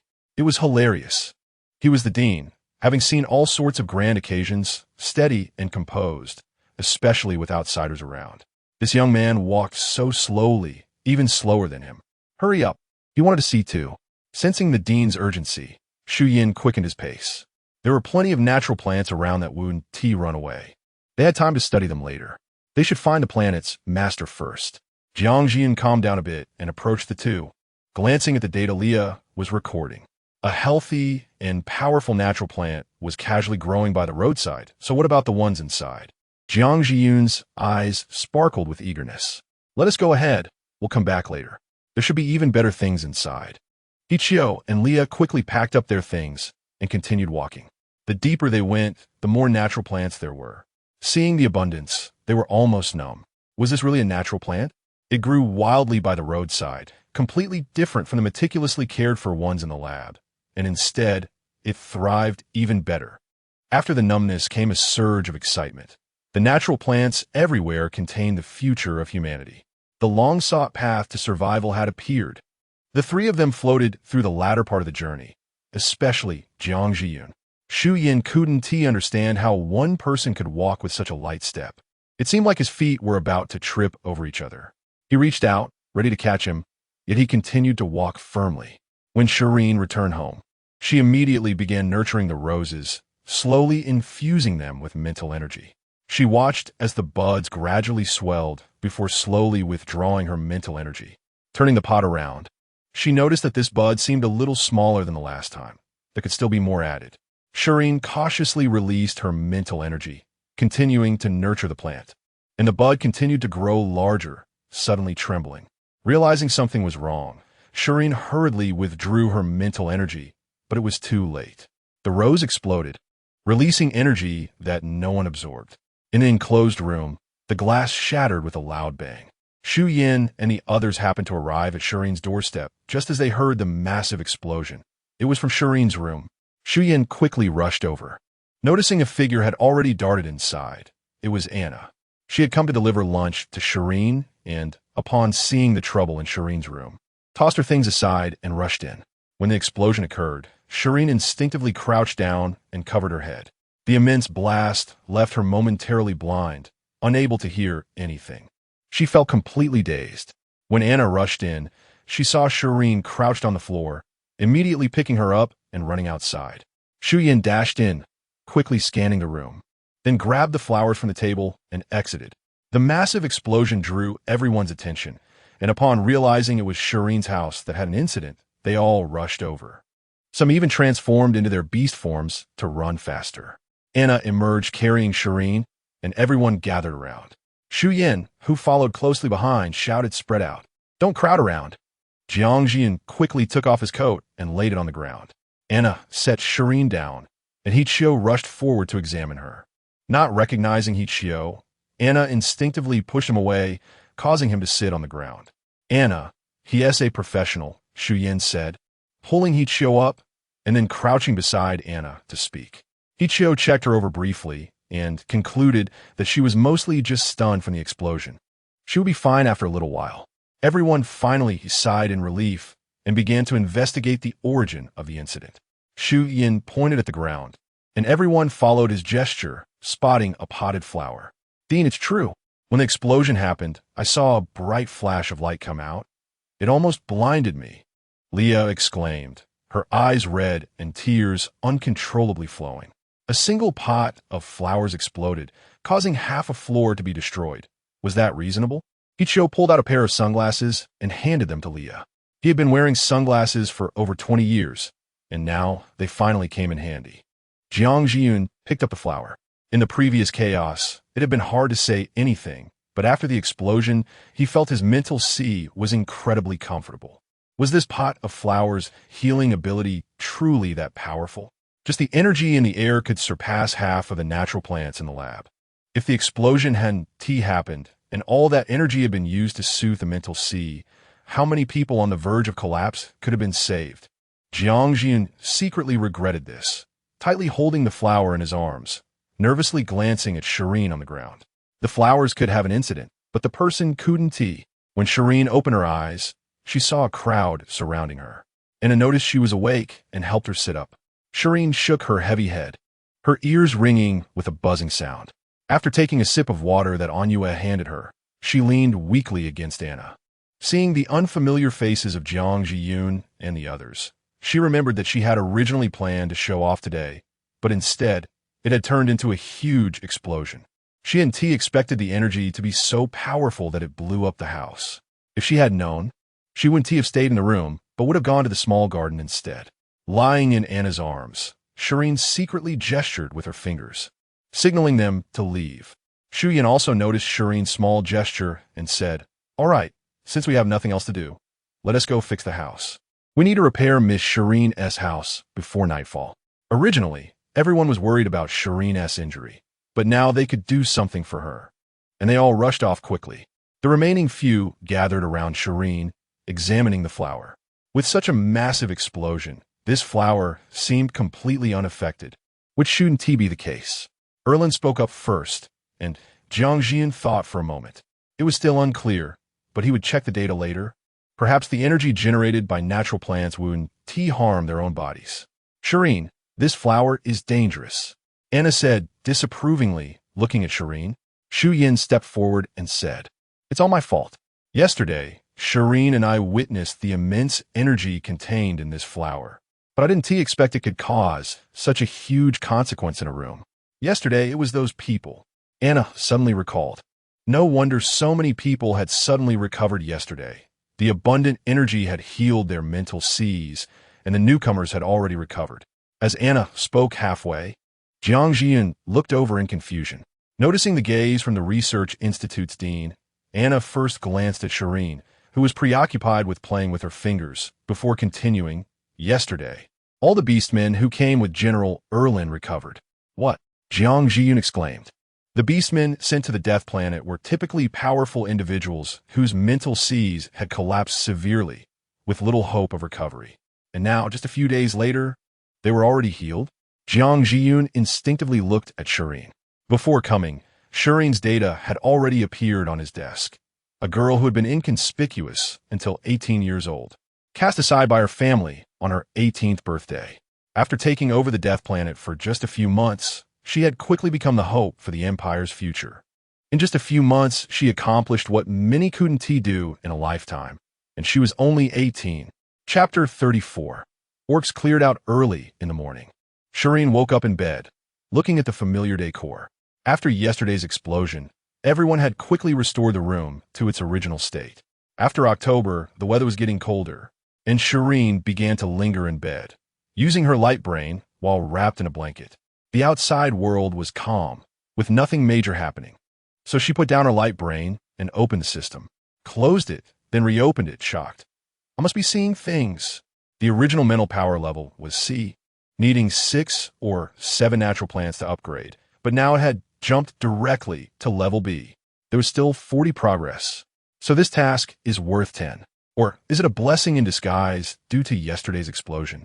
At this moment, Shireen wished she could hug the red and white roses and give them a kiss. She leaped out of bed. She wanted to test her B-level mental power. After getting ready, she went downstairs, where Shi Yin was already waiting. Yesterday, he had discussed with Anna about taking turns watching over Shireen, ensuring she wouldn't be alone. The stimulation from yesterday was too great. Another incident could give someone a heart attack. Shi Yin, I want to go plant red and white roses in the orc garden. Wouldn't it be better to rest for another couple of days? Shi Yin looked at the lively Shireen, still a bit worried. No need. I feel particularly good right now. I swear, if anything feels off, I'll definitely stop immediately. Shireen raised her hand to the sky to swear. With that, Shi Yin had no choice but to follow her. They headed towards the orc garden and encountered Jiang Jian and his companions on the way. Miss Shireen, good morning. Where are you headed? Director, good morning. Shi Yin and I are going to the orc garden to plant flowers. Do you want to join us? Of course, I'd love to. Jiang Jian was there to discuss rice cultivation with Shireen. Such staple crops were of great concern nationwide, and the Research Institute's rice had never been very good. Despite many attempts, they hadn't been able to improve the survival rate. Miss Shireen, do you have any prior experience with staple crops? Nowadays, it's quite hard for plants to survive solely with human assistance, whether they're mutated or ordinary. It wasn't that Jiang Jian doubted Shireen's ability. Her capacity for planting natural plants was indisputable. However, natural plants required greater environmental conditions than ordinary ones. Shireen also didn't have complete confidence. I don't know. It's my first time planting rice. But I've planted potatoes before, and I felt the yield was okay, and the survival rate was quite high. Really? Can we take a look later? Jiang Jian was shocked. No one had told him that Shireen had planted ordinary plants and had already achieved some harvest. Of course, the potatoes were planted by me and Shi Yin, and Anna and Anyue harvested them. Anna is the girl who hugged me yesterday, and Anyue is her sister. Worried that Jiang Jian might not remember Anna, Shireen explained further. All right, in that case, let us quickly clear the fields so we can plant the rice as soon as possible. Of course, I also hope to eat rice soon. The sooner, the better. Shireen was eager to plant rice quickly. They soon arrived at the orc garden, which housed the orcs brought back from the forest a while ago. After the awkward scene from a few days ago, Shireen wouldn't just dive in. However, with so many orcs, both male and female, it was difficult to distinguish them. And they weren't beasts either. She couldn't just pick them up to check their private parts. Seeing Shireen enter the garden, Jiang Jian was confused and looked at her. Shireen helplessly recounted her troubles. Is that so? I didn't know that orcs turn into humans and don't wear clothes after being healed. Jiang Jian pulled out a scanner. This was given to me by His Majesty before I came. It records all the orcs sent to planet 3378 over the past 20 years. It should be helpful for you. Shireen looked at Jiang Jian with delight. That's great. Thank you, Director Jiang, and thank you to His Majesty. The next steps were straightforward. Hichio was in charge of scanning, while Shi Yin and Leah were responsible for separating the male and female orcs into different rooms, with the windows opened, of course. Shireen took out the flower pots, and Shi Yin took one, filled it with soil, and Shireen placed the seeds inside, ready to stimulate growth. The remaining 4 stood beside Shireen. Miss Shireen, is it convenient to record this? Leah shook the recorder in her hand, and Shireen nodded. Just don't spread it everywhere, okay? Of course. You can send it to His Majesty. After saying that, Shireen skillfully began to stimulate the growth. The red and white roses quickly sprouted and grew, eventually forming buds that swelled and bloomed. The energy was absorbed by the orcs in the room, healing their shattered mental seas.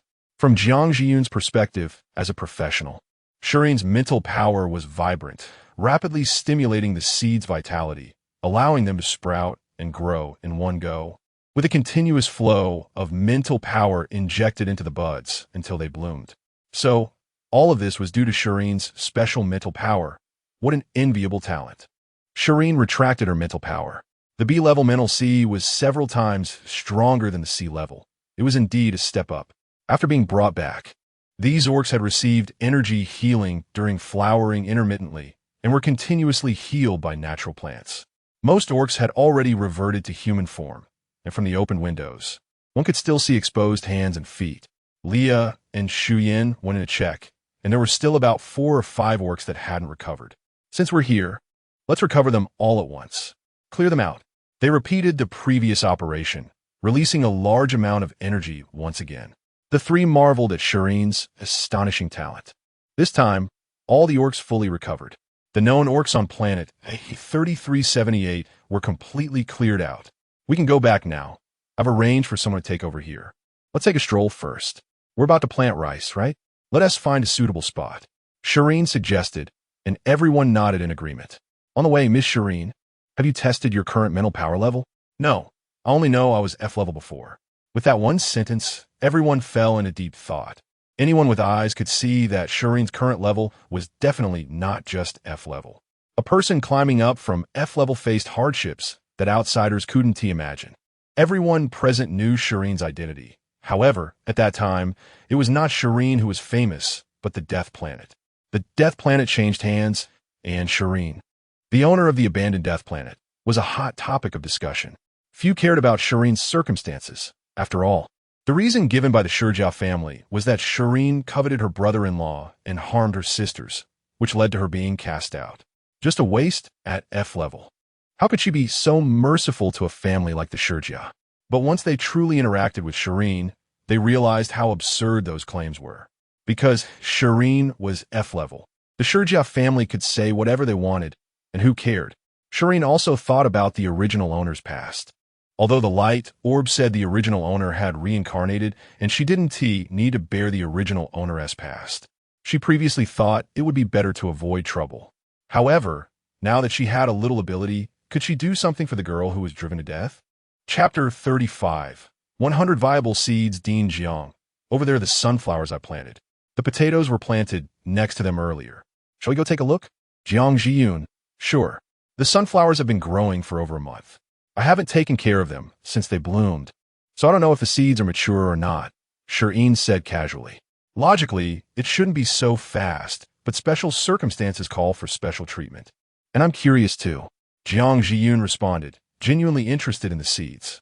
Natural plant seeds are generally scarce, and those that can be successfully grown are even rarer. However, if the natural plants are grown by Shi Yin, could the seeds also have some changes? As they approached, a large field of blooming sunflowers was full of vitality, with densely packed, light-colored seeds in the center of the large flowers. Jiang Jian looked at them regretfully. The seeds were not yet mature. By the time they matured, he would likely not be here.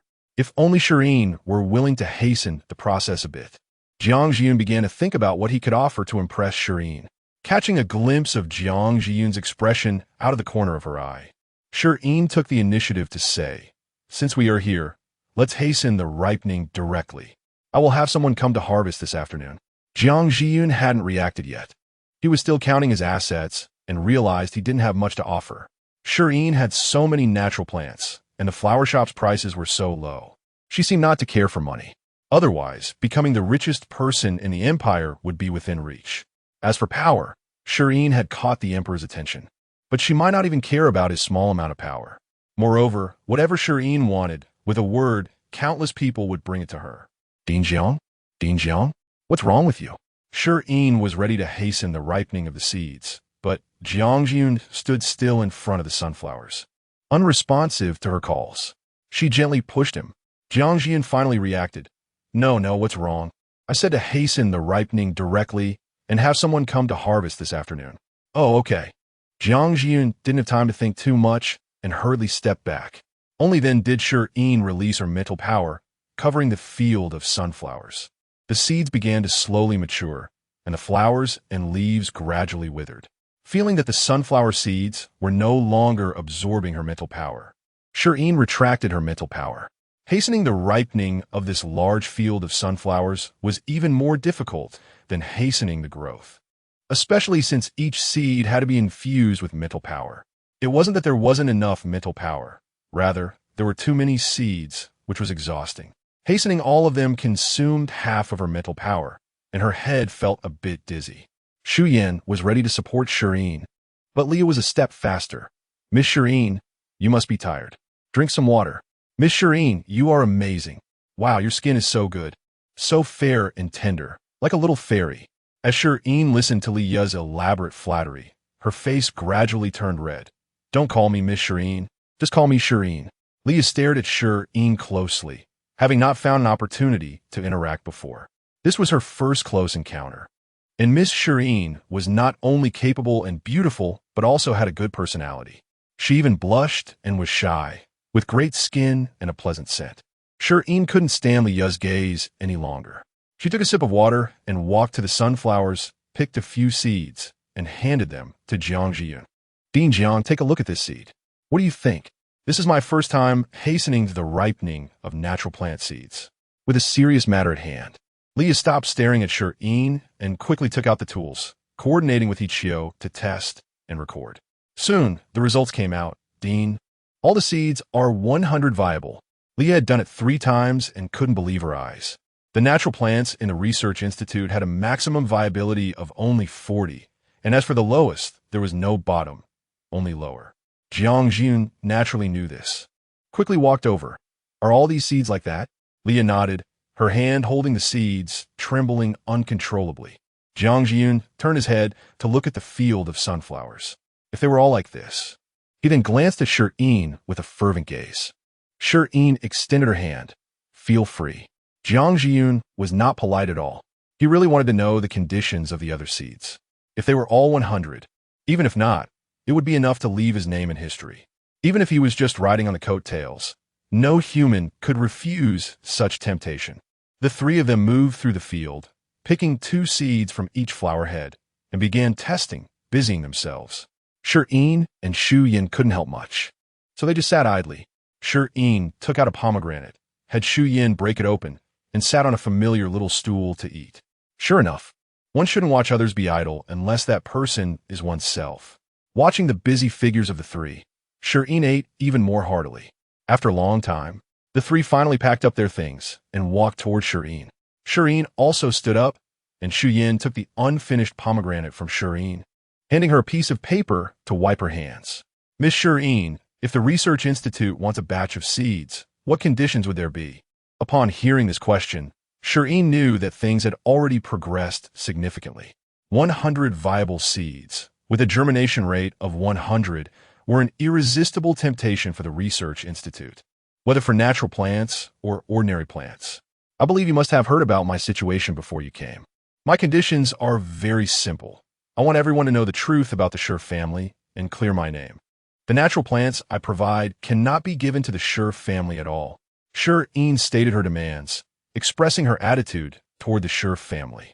After glancing at Jiangjun's expression, she continued, as long as you agree to my conditions, I can provide all the seeds of plants I grow in the future for free to a quarter of the empire.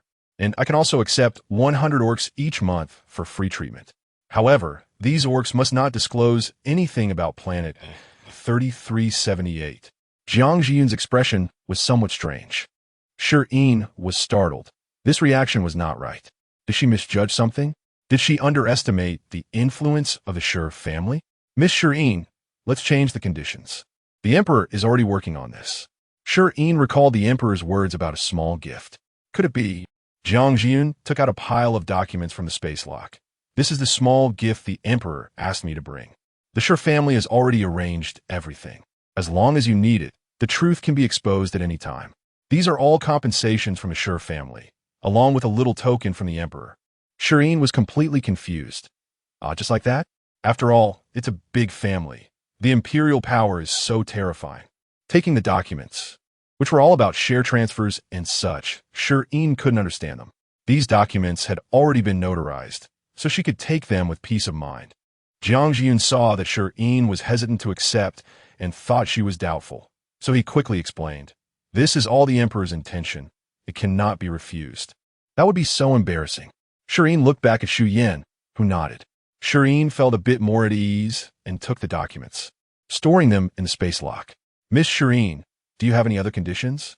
After resolving the Emperor's small gift, Jiang Jiyun asked impatiently. His seed issue was still unresolved. Shi Yin thought for a moment.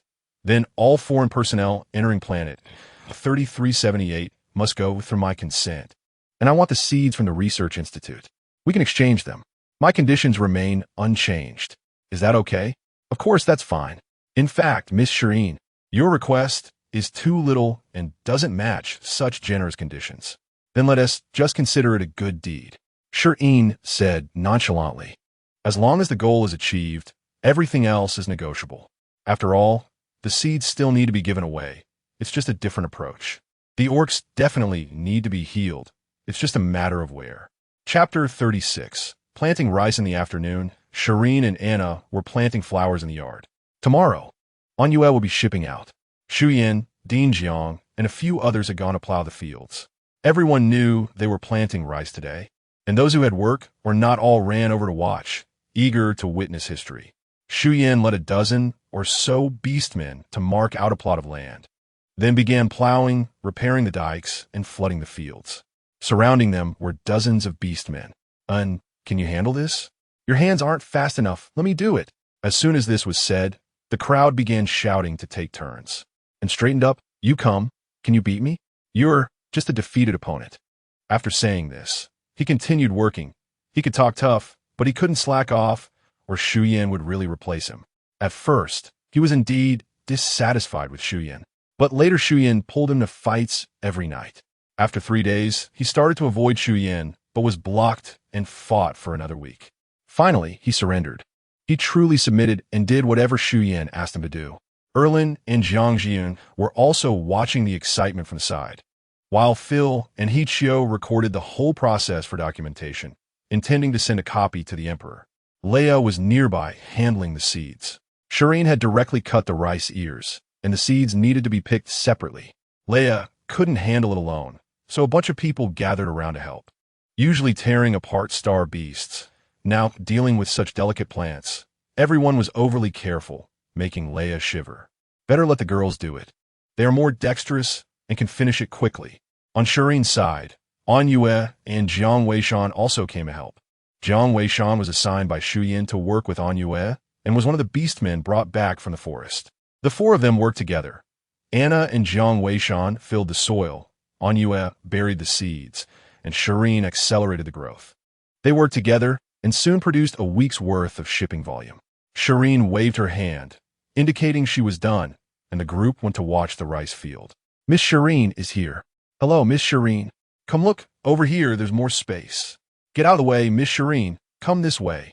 Everyone enthusiastically greeted Shireen, who smiled and waved, feeling an impulse to shout, "Comrades, hello. You've worked hard." Shireen looked around and approached Erlin and the others, Uncle Erlin, Uncle Leekle, Dean Jiang. "Why is everyone an uncle? And I'm just Dean Jiang. I don't care. I want to be an uncle too." Jiang Jiyun shot a glare at Erlin, thinking he was quite scheming, getting a girl to call him uncle at his age, which could even be grandpa age. Shireen looked at Jiang Jiyun and cheerfully said, "Hello, Uncle Jiang. Oh, my dear niece." Erlin and Leekle exchanged glances, finding it quite childish.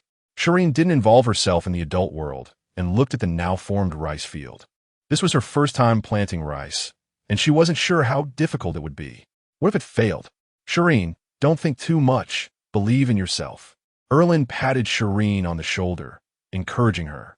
Gradually, everyone came ashore. Leia scattered the seeds densely in a small cultivation field, then looked at Shireen. Shireen, don't accelerate the growth all at once. Stop when they grow to this height.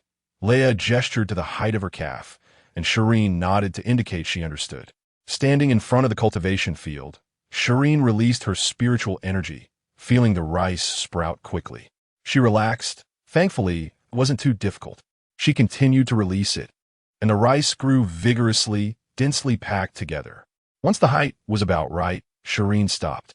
Leia checked the seedlings and led people to roll up their pants and enter the field. Everyone pay attention. This is a seedling, just insert it into the field. Be careful of the distance in front, back, and sides, and insert them neatly. Hichio led people on the side to handle the seedlings and pass them to those entering the field in turn. Then, the seedlings were inserted into the field like soldiers, standing straight, in rows and columns, pleasing to those with obsessive-compulsive disorder. There weren't many rice ears, probably just enough for 2 acres, and they didn't know how much they could harvest. It was Shireen's first time covering such a large area with her spiritual energy, and it seemed to be okay. The seedlings grew quickly, producing ears, blooming, setting seeds, and maturing. Shireen withdrew her spiritual energy, and the crowd quickly gathered around. Thankfully, she hadn't misjudged her control the first time, saving a lot of spiritual energy, but it was very successful. Upon hearing this, the people around began to scream, cheer, and hug. This piece of land was planted with hope. After the excitement, they started harvesting again. Jiang Jiyun took out instruments to start testing, watching the data rise steadily until it peaked 100 vitality. The crowd cheered again and quickly harvested the rice. All the rice was collected in over a dozen large hemp sacks. Shireen was particularly happy. Rice harvest meant they would have rice to eat tomorrow. Oh. Thank you, Miss Shireen. Thank you, Miss Shireen. Thank you, Miss Shireen. We'll have rice to eat. As Shireen left amidst the crowd's cheers, Shi Yin said, buy some chicken, duck, fish, and meat online. Let's have a good meal tomorrow. And find a few chefs, the long-term kind. Shi Yin watched Shireen bouncing away and said, okay, Shireen, if you want chefs, I have a candidate who is amazing at cooking. Erlin, walking behind, spoke up, there's a chef in the Emperor's palace who cooks really well. But she resigned and went back home because her spiritual energy was on the verge of collapse. Her home is not far from here. She can get here in less than 3 star hours. But we have dozens of people here. One person can't handle it, right? Don't worry. She has 5 family members, all of whom are good at cooking. They've been hired before, but they couldn't solve the issue of spiritual energy pollution, so it fell through. That's great. Can we contact them now? Hurry and bring them here. Shireen thought about how she was tired of eating barbecue and sweet potatoes every day. But she was also bad at cooking, and everyone present was military personnel who either ate barbecue or drank nutrient solutions, none of whom could cook. Shi Yin, help me sort out my assets later. I can't even understand them. Shireen recalled the pile of documents in her spatial lock and felt a headache coming. Shi Yin smiled down. Okay, can I help you sort it out first? I'll teach you slowly later. If you don't want to manage it, you can hire someone to help you. That would be the best. I hate thinking. Shireen actually wanted to slack off. She didn't want to think at all. If she could outsource everything, that would be great. She wouldn't do anything but plant flowers. Freedom and all that didn't matter. She was already socially anxious and didn't like to interact with the outside world. Chapter 37 Development at Night. Shireen lay in bed, tossing and turning, unable to sleep. The number of people on the planet was increasing, and she wondered how to develop it. She was just an ordinary person and had no idea how to develop a planet. As the planet's ruler, she had to be responsible for the residents below, with basic needs like food, clothing, housing, and transportation being essential. The question of how the planet's residents would earn a living was also a significant issue. All the documents in her space lock had been given to Shi Yin anyway, as she couldn't understand them. Even if Shi Yin manipulated them in front of her, she wouldn't notice. It was better to not see and not be troubled. Trusting people was unnecessary, while trusting the ones you used was essential. Shireen turned over again, thinking that professional matters should be left to professionals. She decided to ask Uncle Erland about the planet's development tomorrow, and then closed her eyes, forcing herself to sleep. Early the next morning, Shireen went to find Erland with her questions. She hadn't slept well at all and felt like giving up. Shireen, what kind of life do you want? Erland's first question surprised her. I just want to plant flowers every day, play with dogs, not go out, and not meet strangers. I want a life of wealth and leisure. After a pause, she continued, I also don't want to manage things. I don't know how to lead them to a better life. Erland thought for a moment. It's simple. Find someone you trust to be a steward, who can handle everything for you, and you just pay him a salary. Don't worry, His Majesty has prepared everything for you, Erland added. When Shireen heard Shi Yin's voice, she turned around. When did you get here? I didn't notice you. When the teacher asked what kind of life you wanted to live, Shi Yin raised the documents in his hand. Look, His Majesty said that from now on, no new beastmen will be relocated to planet 3378. Troops can be stationed separately to protect your safety. His Majesty can send troops, or you can organize them within the planet. After they're formed, report back, and the Empire will reimburse you. They will also send all military configurations, and this team will be independent of the 4 major legions, only accepting your and His Majesty's leadership. Moreover, you will have absolute autonomy to decide who stays and who goes. Shireen understood now. The people on the planet would no longer depend on her for national resources, and she could command this team. Free bodyguards were simply delightful. His Majesty's requirement is that no matter what, you must have someone to protect you. Wherever you go, you cannot be alone. As Shi Yin organized the documents, those words were bold and large. It was impossible not to notice. Shireen nodded. Of course, she valued her life, especially since good days were right in front of her. Who would want to die when there was still money to spend? After staying a while longer, Shireen said goodbye to Erland and took Shi Yin back home. Shi Yin briefly organized Shireen's assets. She now owned 5 planets, over 30 billion star coins, and shares in all the companies under the Shurjia family, each with a percentage. Every year, she just had to wait for the dividends, plus houses on various developed planets. Shireen felt particularly energized hearing this. Although she couldn't remember everything, every word spoken was money, and it sounded so happy. Miss Shireen, the chefs have arrived and are waiting to see you at the door. Anna walked in, interrupting their conversation. All right, Shi Yin, let's stop here for today and check out the chefs. Uncle Erland said they were good, and I'm very curious. Shireen propped her hands on the table and rubbed her head, feeling a headache coming on. The timing of the chef's arrival was just right. Wang Lan walked in with her husband and children, seeing the young girl sitting on the sofa. This must be the planet's ruler, Miss Shireen. She looked really beautiful. When she received the news yesterday, she hadn't taken it seriously and thought it was a scam. However, when the other party mentioned natural plants, she was tempted. Her mental power was already precarious, and there was no one at home who could hold things together. A family of 5 could only squeeze into a 2-bedroom apartment. Her husband had low mental power and was disabled, and her children inherited her cooking skills but were still very young. If anything happened to her, the family would be finished. She expressed her desire to come and try, and her family fully supported her. So they packed up all their belongings and came to this unfamiliar planet. At first, they thought their destination was planet 3347, but unexpectedly, they were taken on a starship to the Death Planet, thinking they had been scammed. But is your family all chefs? Shireen observed the 5 people, seeing that their lives were not going well, but they kept themselves clean. Yes, Miss Shireen. My name is Wang Lan, and this is my husband Zhou Jun, along with my daughters Zhou Shui and Zhou Yu, and my son Zhou Feng. Are your children all adults? I don't want to hire child labor. They're all adults now. Shireen looked at Shi Yin, who spoke up. Our requirements are simple. You must have noticed the environment on the planet. It absolutely cannot be leaked. Wang Lan, you will only be responsible for Miss Shireen, with a salary of 50,000 star coins per month.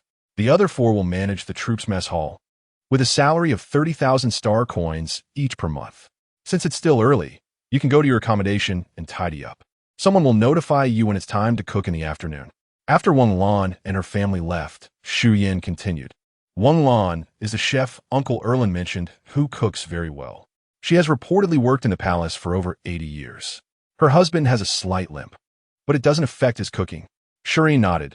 looking forward to the dinner that evening. Anna stayed with Shi Yin while Shi Yin gathered everyone to announce His Majesty's arrangements. An hour later, Shi Yin returned to Shi Yin's side, having compiled the statistics. Currently, there are a total of 94 people on the planet. After excluding you and Uncle Erland, there are 83 people left. All the previous beastmen are willing to return to the troops, totaling 81 people. According to His Majesty's wishes, this number is far from enough. Shi Yin thought for a moment. I think it's about right. The fact that you could bring them here already shows your strength. They were either generals or brigadier generals before. They should be more than enough to protect me. Anna sat next to Shi Yin. Shi Yin, having less than 100 people is indeed too few. We need at least 1,000. 100 people can protect you, but the rest would still need to patrol. The other side of the forest is home to starved beasts. What if they come over? Shi Yin nodded. Indeed, life was precious. And since it wouldn't cost her to pay them, she agreed. So what should we do? Should we ask His Majesty for more people? Shi Yin replied, that's the quickest solution. If you proactively request beastmen or those whose mental state is about to collapse, His Majesty will definitely feel embarrassed and will compensate you. Shi Yin and Anna looked over simultaneously, surprised at this side of him. Shi Yin looked up at the ceiling. Understanding your superior psychology is also a kind of skill. Chapter 38. Unlimited Vegetables Opening the Holographic Communicator. I began to contact His Majesty. Inin, Your Majesty, thank you for your gift. I really like it. Melancholic dog. Call me Uncle Bayan. I'm glad you like it. I'll send you more next time. Inin, thank you, Uncle Bayan. Regarding the troops on planet 3378, I currently have less than 100 people here, and the rest will need your help to supplement. Melancholic dog. How many does Inin want? Are there any requirements for the personnel? Inin, any orc or someone whose mental state has collapsed will do. Around 500 people is enough. Thank you, Uncle Bayan. Melancholic dog. That's too few. I'm afraid it won't be enough to protect you. Inin, it's enough. That's already a lot of people, and I won't run around. Melancholic dog. No. At least 1,000 people are needed. Besides, the ones you want are already unable to go to the battlefield. Even though you can heal, that's your ability. I'll send you the people first. If you need anything else, just tell Uncle, and I'll supplement it for you. Inin. Okay, thank you, Uncle Bayan. Shi Yin put away the holographic communicator. All right, everything is settled. 1,000 people. Uncle Bayan said to raise any further requirements at any time. Shi Yin, who are you planning to have manage these people? Anna. Yeah, with so many people, we must find someone who can handle them. Are you talking about Uncle Elin? Can't you two do it? Anna patted Shi Yin's head. I don't have enough ability to command them. Besides, who else can protect you closely except me? Shi Yin looked at Shi Yin again, thinking it was an unspoken agreement that she would be his steward.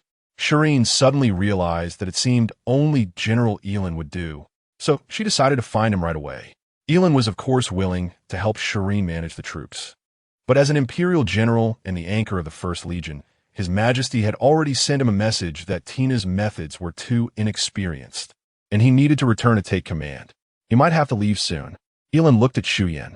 Shi Yin had always been excellent in every aspect, but since he chose the third officer, the First Legion's members were bound to reject him. No one could accept a traitor as their heir, otherwise. If Shi Yin returned to lead the First Legion, he could stay behind and enjoy retirement without worries. Damn, that brat. Shi Yin noticed Uncle Elin glaring at him and scratched his head in confusion. Shi Yin, don't worry. Although Uncle has to leave, he will discuss with His Majesty on how to ensure your existence remains undisclosed. During this time, Uncle will help you pick someone to manage these people, so you won't have any worries. All right, thank you, Uncle. In the afternoon, a group of people was responsible for cooking. Without a sufficiently large space, they built a kitchen on the spot, gathering firewood to cook. Another group followed Shi Yin to continue planting rice. Earlier, they didn't have enough seeds, but now they could fully engage, taking advantage of the sunny days to produce enough rice for the entire winter, or else the water in the fields would freeze later. Yunha and his team cleared another 3 acres of rice fields. Shi Yin thought they would need another 1,000 people later, so there couldn't be a shortage of food. This year, they would have to be frugal, and next year, they must build a large warehouse filled with grain. The kitchen was particularly lively, with several people slaughtering pigs, some plucking feathers from chickens and ducks, and others gutting fish. These are not star beasts, but farmed animals. Although star beast meat could also be eaten and was cheaper, it didn't taste as good as farm meat. Shireen had been craving good food for months, and now that she had money, she couldn't skimp on her meals. The Wang family was also busy in the kitchen. This was their first meal here, and they had to showcase their skills. Working in the palace for decades was not in vain. With so many natural plants, the planet's master must be a big shot. Miss Anna said these were all planted by Miss Shireen, which made it even more impressive. A rise to fame was just around the corner. It didn't matter if she was old. She had to secure a future for her children. Moreover, in this environment, cooking didn't require worrying about mental collapse. So they could cook freely, striving for excellence without competition from colleagues. A dream working environment. Thinking about it made them more motivated. With nearly 100 people, they steamed several large pots of rice. To have some good dishes, Shireen contributed all her spices but kept some seeds. After Jiang Jiyun learned that she liked spices, he waved his hand and instructed to set aside 1/10 of the spices produced by the Research Institute each year, with him covering the cost. 1/10 sounds small, but depends on what it is. This was the entire Research Institute's annual output. Even His Majesty only received 1/5 each year. Actually, the meat was manageable. Even farmed meat could be afforded with some effort. The main issue was vegetables and plants. Only the top-tier people could eat them freely every day, while the lower-tier people lived on inferior nutrient solutions their whole lives. Shireen's mindset had not changed. In her perception, even in ancient times, most people couldn't afford meat. Now it was the opposite. Jiang Jiyun personally took charge and brought people to prepare a vegetable garden. Shireen's niece, try these seeds. They are all vegetable seeds. If they grow, we can eat them today. Standing in front of the vegetable garden, Shireen released her mental energy, which flowed into the seeds, awakening them. The seeds quickly took root and sprouted. Halfway through, Shireen suddenly remembered the task and chose one type of vegetable to hasten its growth and flowering, saving seeds before hastening the rest. Since they were different vegetable seeds, Shireen could only hasten one type at a time. After hastening, Leah quickly led people to harvest and transport them to the kitchen, and then Shireen continued to hasten the next type. By the time Shireen finished hastening all the vegetables, she glanced at them and found they were all very ordinary: cabbage, bok choy, white radish, carrots, and cauliflower. When these vegetables were transported to the kitchen, Miss Shireen announced that today, vegetables could be eaten freely. Everyone cheered, never expecting that one day they could enjoy unlimited vegetables. In the past, they only consumed nutrient solutions in the army and occasionally got to eat some meat during holidays. Vegetables were too expensive. Even mixing vegetable scraps into meat could sell for a high price. After finishing her work, Shireen quietly opened the system, which displayed several completed tasks. Clearly, each type of plant had only bloomed once, but the task of 100 plants blooming was also completed. Could it be that as long as the vegetables matured, it counted as completing the task? That was the only explanation, as she indeed only let each type of plant bloom once. Shi Yin, with so many vegetables, should we send some to His Majesty too? 30 of each type, is that okay? Shi Yin nodded. Of course. His Majesty will be very happy to know you are thinking of him. After dinner, I will personally take people to deliver them overnight. All right, then you should eat more tonight. It will be tiring on the way. Before getting close to the crowd, Shireen already smelled the aroma of the food. She sniffed, having not smelled that familiar scent for a long time. The scene was like a rural banquet, with about 10 people gathered around a table. Wang Lan and her family were tirelessly cooking, their hands almost giving out. Everyone came to help serve dishes, placing them on the table. The scene was orderly. One person from each table served dishes, while others went to get rice, and everyone else sat still without moving. Shireen was also amazed, but this scene was pleasing to the heart. She didn't like chaotic environments. Everyone enjoyed the meal very much, with meat, vegetables, and rice. Wang Lan's cooking skills were indeed well-deserved, leaving a lasting impression, with even the soup being used to soak the rice. Shireen witnessed these people's appetites. With bowls too full to hold with both hands, each person averaging 3 bowls of rice, not counting the other dishes and meat. Shireen was influenced too and ended up eating a large bowl. She only stopped when she really couldn't eat anymore, and in the end, she had to support her waist while going back. That evening, All the dishes were completely cleared, and everyone was very satisfied with their meal. Even the soup was soaked up with rice, leaving only empty plates. Chapter 39, Prophecy. Shi Yin was stuffed and had to walk around the small villa several times with Anna before returning to her room to rest. It was a new day, and as Shi Yin sat up and stretched, she pulled open the curtains, letting warm sunlight pour in and warm her body. It was a rare sunny day. It was usually overcast here, with hardly any rainy days. Tightening her clothes, she pushed open the door to the small garden, and a cold wind hit her, making Shi Yin shiver, prompting her to quickly close the door. No, it's too cold. She returned to the house, put on gloves, wrapped a scarf around her neck, and added a hat. Fully armed, she finally made her way to the small garden. Shi Yin opened the system. For the vegetables she had planted yesterday, she still needed 7 more plants to reach a grade. There was also a task involving red and white roses that she hadn't completed yet. The energy from this task was immense, and it felt a bit wasteful to just plant it casually, but she couldn't keep stalling either. She had to get it done quickly. Opening the shop, she pondered what kind of flowers to plant this time. After flipping through options, she finally decided to find some simple flowers to cultivate, aiming to reach a grade first. Once she reached a grade, she could transform into a spiritual body, which would be another means of protecting herself. It wasn't that a grade and below were useless, but spiritual bodies were too fragile. If they encountered danger, a single slap could make them disappear, or they might not even be able to condense into a spiritual body at all. Currently, the military academy required a minimum of B grade mental strength for admission, and students had to elevate to a grade within 4 years to graduate and join major military factions. This was a regulation that had only emerged in the last 100 years, as the birth rate of a grade and above could not keep up with the casualties.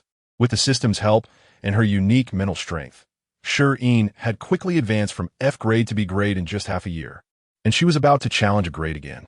For ordinary people in the starry sky, the best way to enhance mental strength was to enter a military academy, where natural plants slowly improved mental strength. Of course, the better the academy, the more natural plants it had. After flipping for 2 minutes, there were few flowers left that cost 1 point.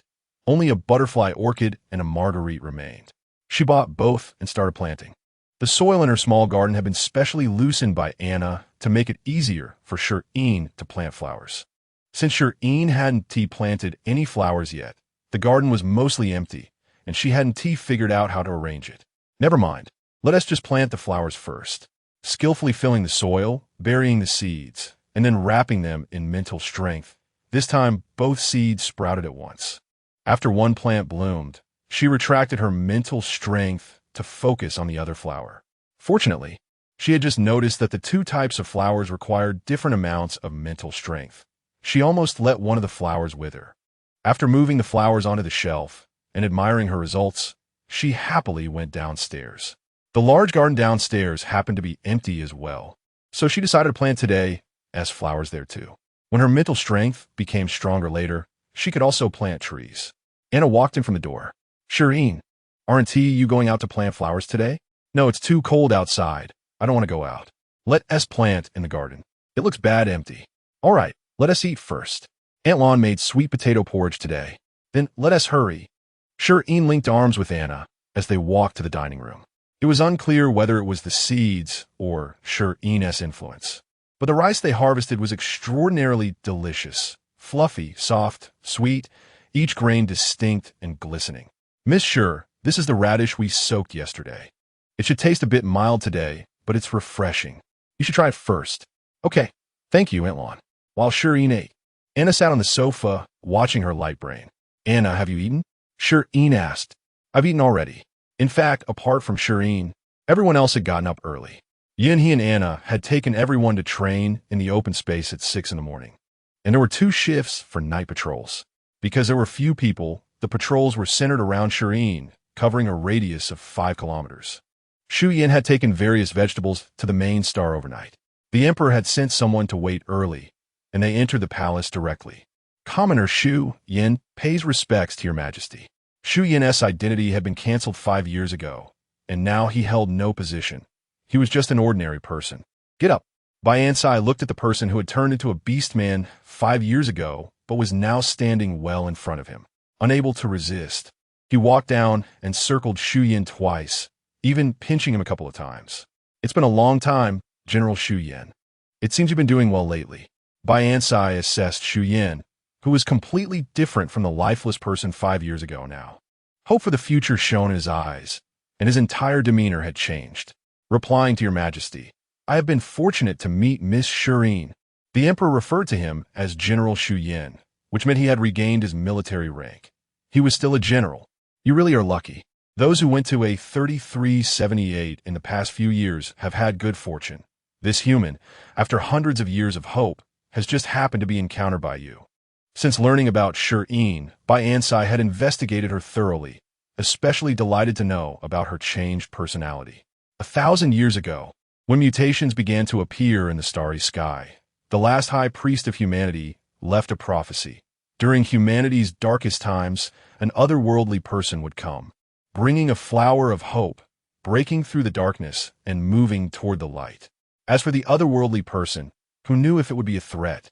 Under the emperor's persistent questioning at the time, the high priest finally revealed that the otherworldly person was of the same origin. This prophecy had been passed down to the present, and the Bai family had always been part of the royal family. The reason no one rebelled was that, firstly, their family had done well and worked diligently. Secondly, the interstellar environment was worsening, and changing leadership wouldn't make things better. And thirdly, there were external enemies, leaving no time for infighting. Star beasts, alien plants, and humans all wanted natural plants. For humanity, both threats were mindless, and there was no way to cooperate. They could only constrain each other. All three sides were continuously polluting, and the purification ability of the scarce natural plants was completely insufficient, leading to increasingly severe pollution. Bai Ansai continued, "I believe you understand Shi Yin's importance, not just to humanity, but to the entire starry sky. Therefore, General Shi Yin, protect Shi Yin at all costs. I request this in the name of the 327th Emperor of the Empire. I also order you." Shi Yin raised his hand in salute. "Yes, I will protect Miss Shi Yin with my life." "All right, no need to be so serious. Where are the things that Shi Yin asked you to bring me?" Shi Yin lowered his hand, smiling. "The vegetables that Miss Shi Yin asked me to bring have already been handed over to Vice Officer Song. I also have a natural plants that Miss Shi Yin specifically prepared." Shi Yin waved, and more than 10 guards entered, each carrying a pot of flowers. "These are the flowers Miss Shi Yin planted on planet 3378. She specifically asked me to show each one to Your Majesty." Bai Ansai looked over one by one, and when he saw the red and white roses, he thought, this must be the flower that explodes. He heard that Shi Yin had been stunned by it. Shi Yin felt a tightness in his chest, realizing it was his fault for not protecting Miss Shi Yin promptly. Bai Ansai touched the rose's branches and leaves. Even before the plants arrived, he could sense their strong purification ability, cleansing the pollution in his spiritual sea and calming his restless mental strength. Now that they were right in front of him, if it weren't for Shi Yin being there, he might have fainted from comfort. He could only endure. "There will be no next time. You must understand your mission. We don't have time to wait for the next Miss Shi Yin to appear. This time, take back the people I've prepared for you. They have fought their way up from the bottom and have endured enough hardship. Miss Shi Yin is kind-hearted and will treat them well." Shi Yin was astonished. "Your Majesty, Miss Shi Yin is kind.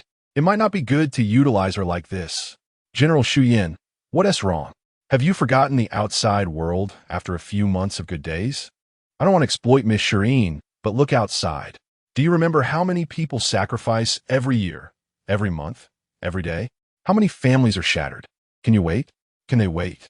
Shi Yin, humanity can no longer afford to wait, and the starry sky cannot afford to wait. Shi Yin fell silent. Indeed, he had waited too long and could no longer afford to wait. Was he not also urging Miss Shi Yin to help her resolve all her concerns, just to allow her to focus on planting flowers in peace? Chapter 40. Ocean Star. Shi Yin finished her meal and sat down next to Anna. "Anna, what are you looking at?" Anna handed over her holographic device. "The Ocean Star is at war again. This time, General Erland isn't here, and the morale of the First Legion is much lower than before. This battle is tough. Ocean Star will likely fall." Shi Yin took the device and saw massive star beasts rampaging through the city, with human corpses everywhere on the streets, and smaller star beasts scurrying around as if searching for something. They're looking for natural plants, Anna said, looking at Shireen. Not just humans need natural plants. Star beasts all need them. The more pollution the star beasts absorb, the more they suffer. Natural plants can alleviate their pain, so they instinctively seek what makes them comfortable, and they will kill any life that threatens them. Can you believe it? The books say that 1,000 years ago, star beasts were very docile creatures, and humans and star beasts coexisted in harmony. Shireen was stunned, clenching her palms as she looked at the child in the holographic device, helplessly crying on the ground, only to be crushed to death by a star beast. What can I do? Anna looked seriously at Shireen.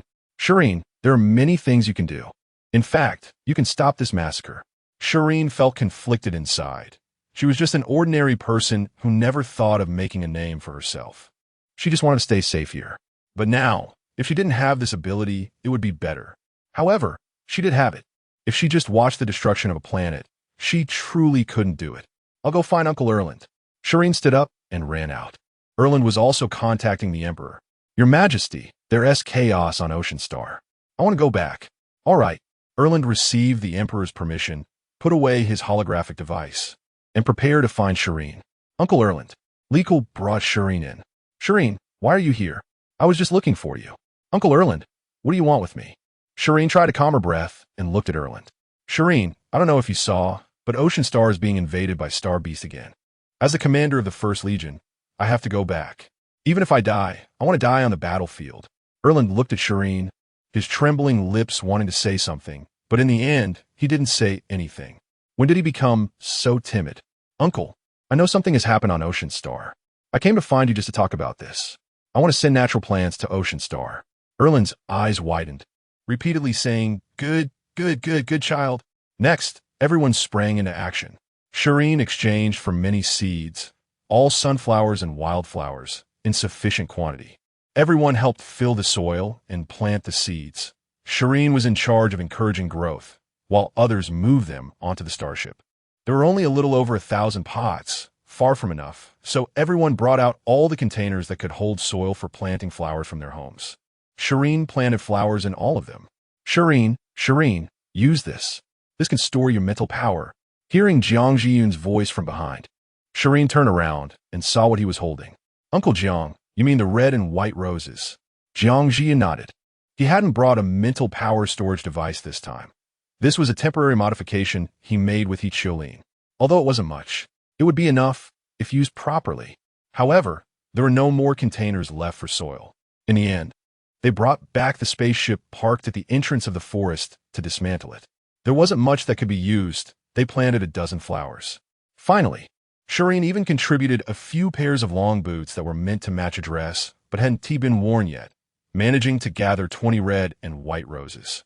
This left Shireen exhausted. This time, everyone from the First Legion was going to follow. Those who were fighting were their comrades, and they couldn't just ignore it. Others wanted to go too, but Shireen couldn't be left unprotected. Shireen and the others sent the First Legion members all the way to the base. The starship was huge. 1,000 or 2,000 pots of flowers only occupied a few rooms, and with over 40 people aboard, it felt empty. The originally shiny silver exterior appeared dull and dusty due to the covering of dirt. The starship started up. Wishing you all a triumphant journey.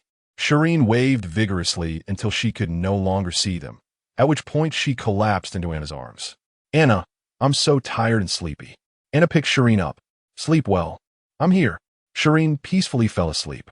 Anna walked steadily all the way, without any bumps, and finally gently placed Shireen on the bed, quietly closed the door, and stepped out. The General's departure to Ocean Star would surely attract a lot of attention to planet A3378. Miss Shireen was still asleep, and General Shi Yin was also not present. We need to be prepared for battle. Everyone was divided into 3 teams. One team to monitor the base, ready to inform if anyone arrived. One team responsible for patrolling within 5 kilometers, and one team led by me to guard Miss Shireen's room.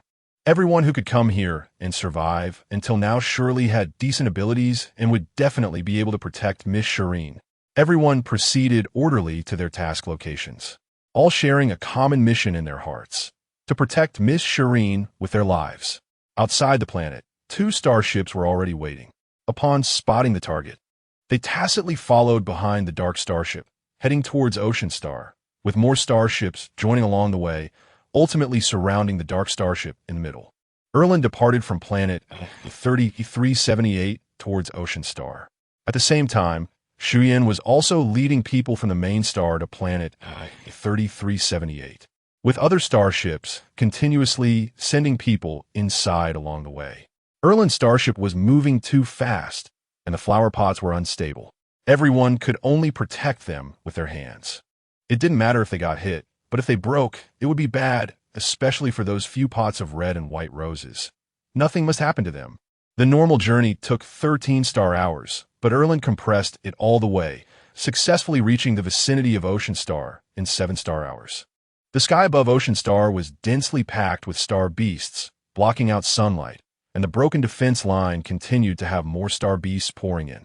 Inside the planet, the First Legion was still struggling to hold on. The natural plants had already been taken away, but the star beasts would definitely kill all life forms that threatened them on the planet. However, there were still personnel retreating. They couldn't leave. What tormented them the most was that they were facing not only star beasts, but also beastmen, who were their comrades. How could they bear to act against them? The anesthetics were running low, and once they ran out, it would be a life-or-death situation between humans and beastmen. Time was of the essence. Erland directly divided the natural plants into dozens of portions and sent them to other starships. Shi Yin received news from Anna and knew that the defense of planet 3378 was weak. To avoid any accidents, he also expedited his speed.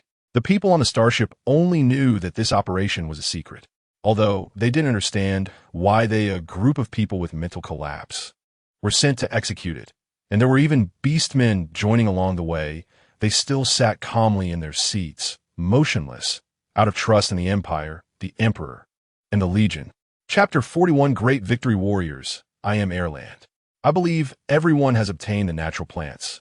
Our mission this time is to save Ocean Star and eliminate the star beasts. Next, Erland will split into 8 teams, releasing the scent of the natural plants. Each route will have 2 starships, leading the star beasts outside the planet along designated paths, where the reinforcements from the other 3 legions will be waiting. The generals of the 4 legions are all familiar with the situation on planet 3378. This time, the natural plants carried by the 1st Legion starship were obtained by the legion that came to support them. The 3rd Legion, being the farthest away, could only arrange for 2 teams to assist, resulting in them receiving the least amount of natural plants, which caused quite a stir with His Majesty. Erland. Legal, let's go. The dark starship swiftly entered Ocean Star, with a faint silver glow resembling a beam of light. The starship hovered in midair, waiting for most of the star beasts outside the planet to be lured away. Otherwise, the stronger purifying ability of the natural plants inside would surely drive the star beasts even crazier. Prepare yourselves. The starship quickly descended onto the battlefield, and the crew joined the fight. Those engaged in combat with the star beasts saw these familiar faces and thought they were seeing ghosts. What are you doing? How can you be distracted on the battlefield? Get back and train harder. Yin blocked a claw from a star beast and retaliated with a slash, severing half a claw. General, it's the general. Erland has arrived, and the 1st Legion will surely win. Erland is the morale of the 1st Legion, as long as he is present. The 1st Legion is unstoppable. Erland quickly joined the battle, with each strike causing a star beast to fall. Clearing an area temporarily, he instructed, "Listen to my commands. If you encounter any beastmen being healed, grab them and throw them to the back without wasting time." He took out the roses, opened the psychic storage device, and the red and white roses quickly absorbed energy. In less than 2 seconds, they bloomed, unleashing a massive wave of energy across the battlefield. Kill! With Erland's command, everyone rushed out at once. Fully energized humans, dazed star beasts, and beastmen being thrown into the air mixed together. This was a battle destined for victory. Soon, all the star beasts in this area were cleared out. Erland left the red and white roses with the squad leader and led the others to the next location. This operation was repeated, and all the star beast attacks were temporarily repelled, allowing Ocean Star to catch its breath. Everyone returned to the Ocean Star barracks, where 2 roses remained. They bloomed all at once, restoring everyone to full status. The star beasts lured outside entered the encirclement, leading to an expected victory. After completing the mission, everyone quickly returned to Ocean Star. The beastmen inside had all awakened. Most had just transformed, so they woke up quickly, while a few who hadn't were locked in a house. In the end, with internal and external cooperation, the star beasts were surrounded, and the counterattack began.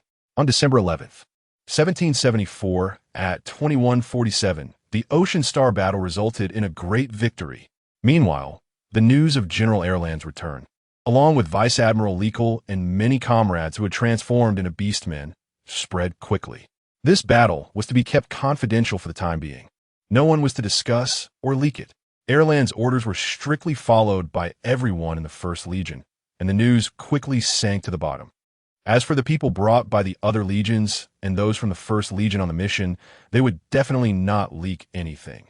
This operation was confidential. Weisses, a major general of the First Legion, received an order from His Majesty last night, commanding him and Major General Shinexian to pick up personnel from the Death Planet.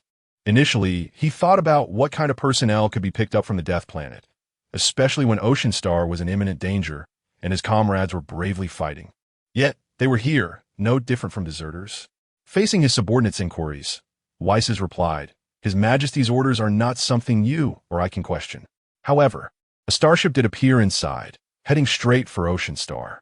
Could it be a secret weapon hidden by the Empire? Unexpectedly, more and more starships joined along the way, each one more familiar than the last, all from the First Legion. Damn, could all the commanders of the First Legion be here? What about Ocean Star? After finally arriving at Ocean Star, just when they were about to have a big fight, they unexpectedly stopped. The starship inside delivered a large batch of items. Weisses took a look. Every starship had something. Weisses ordered the crew to receive the packages. Upon opening, he discovered they were all natural plants.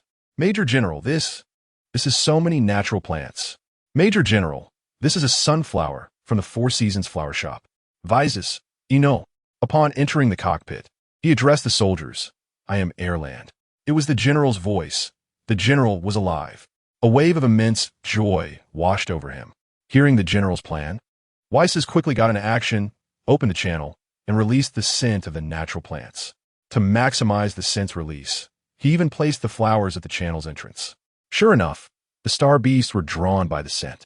Weisses piloted the starship in circles, while his assistant continuously reported various data.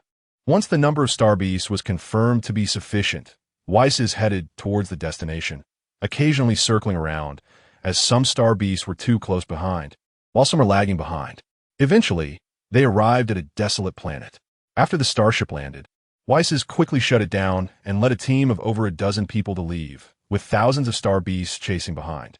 Once the star beasts landed and found known natural plants, the scent faded, and their pain and stimulation peaked, focusing their sights on the moving targets and pouncing forward, causing those behind them to be affected and follow suit.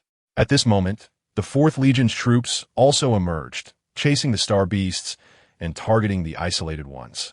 Catching them off guard, Weisses and his team occasionally turned back to take down those that were too close, continuously depleting the star beast numbers. When they felt it was enough, they stopped running and turned back to fight, cursing as they battled, kicking a few when they had the chance, feeling frustrated being chased around the mountains. Once they confirmed all the star beasts were dead, both sides regrouped on the starship and rushed back to Ocean Star as fast as possible. The purifying energy from over 50 pots of natural plants in a closed space was not to be underestimated.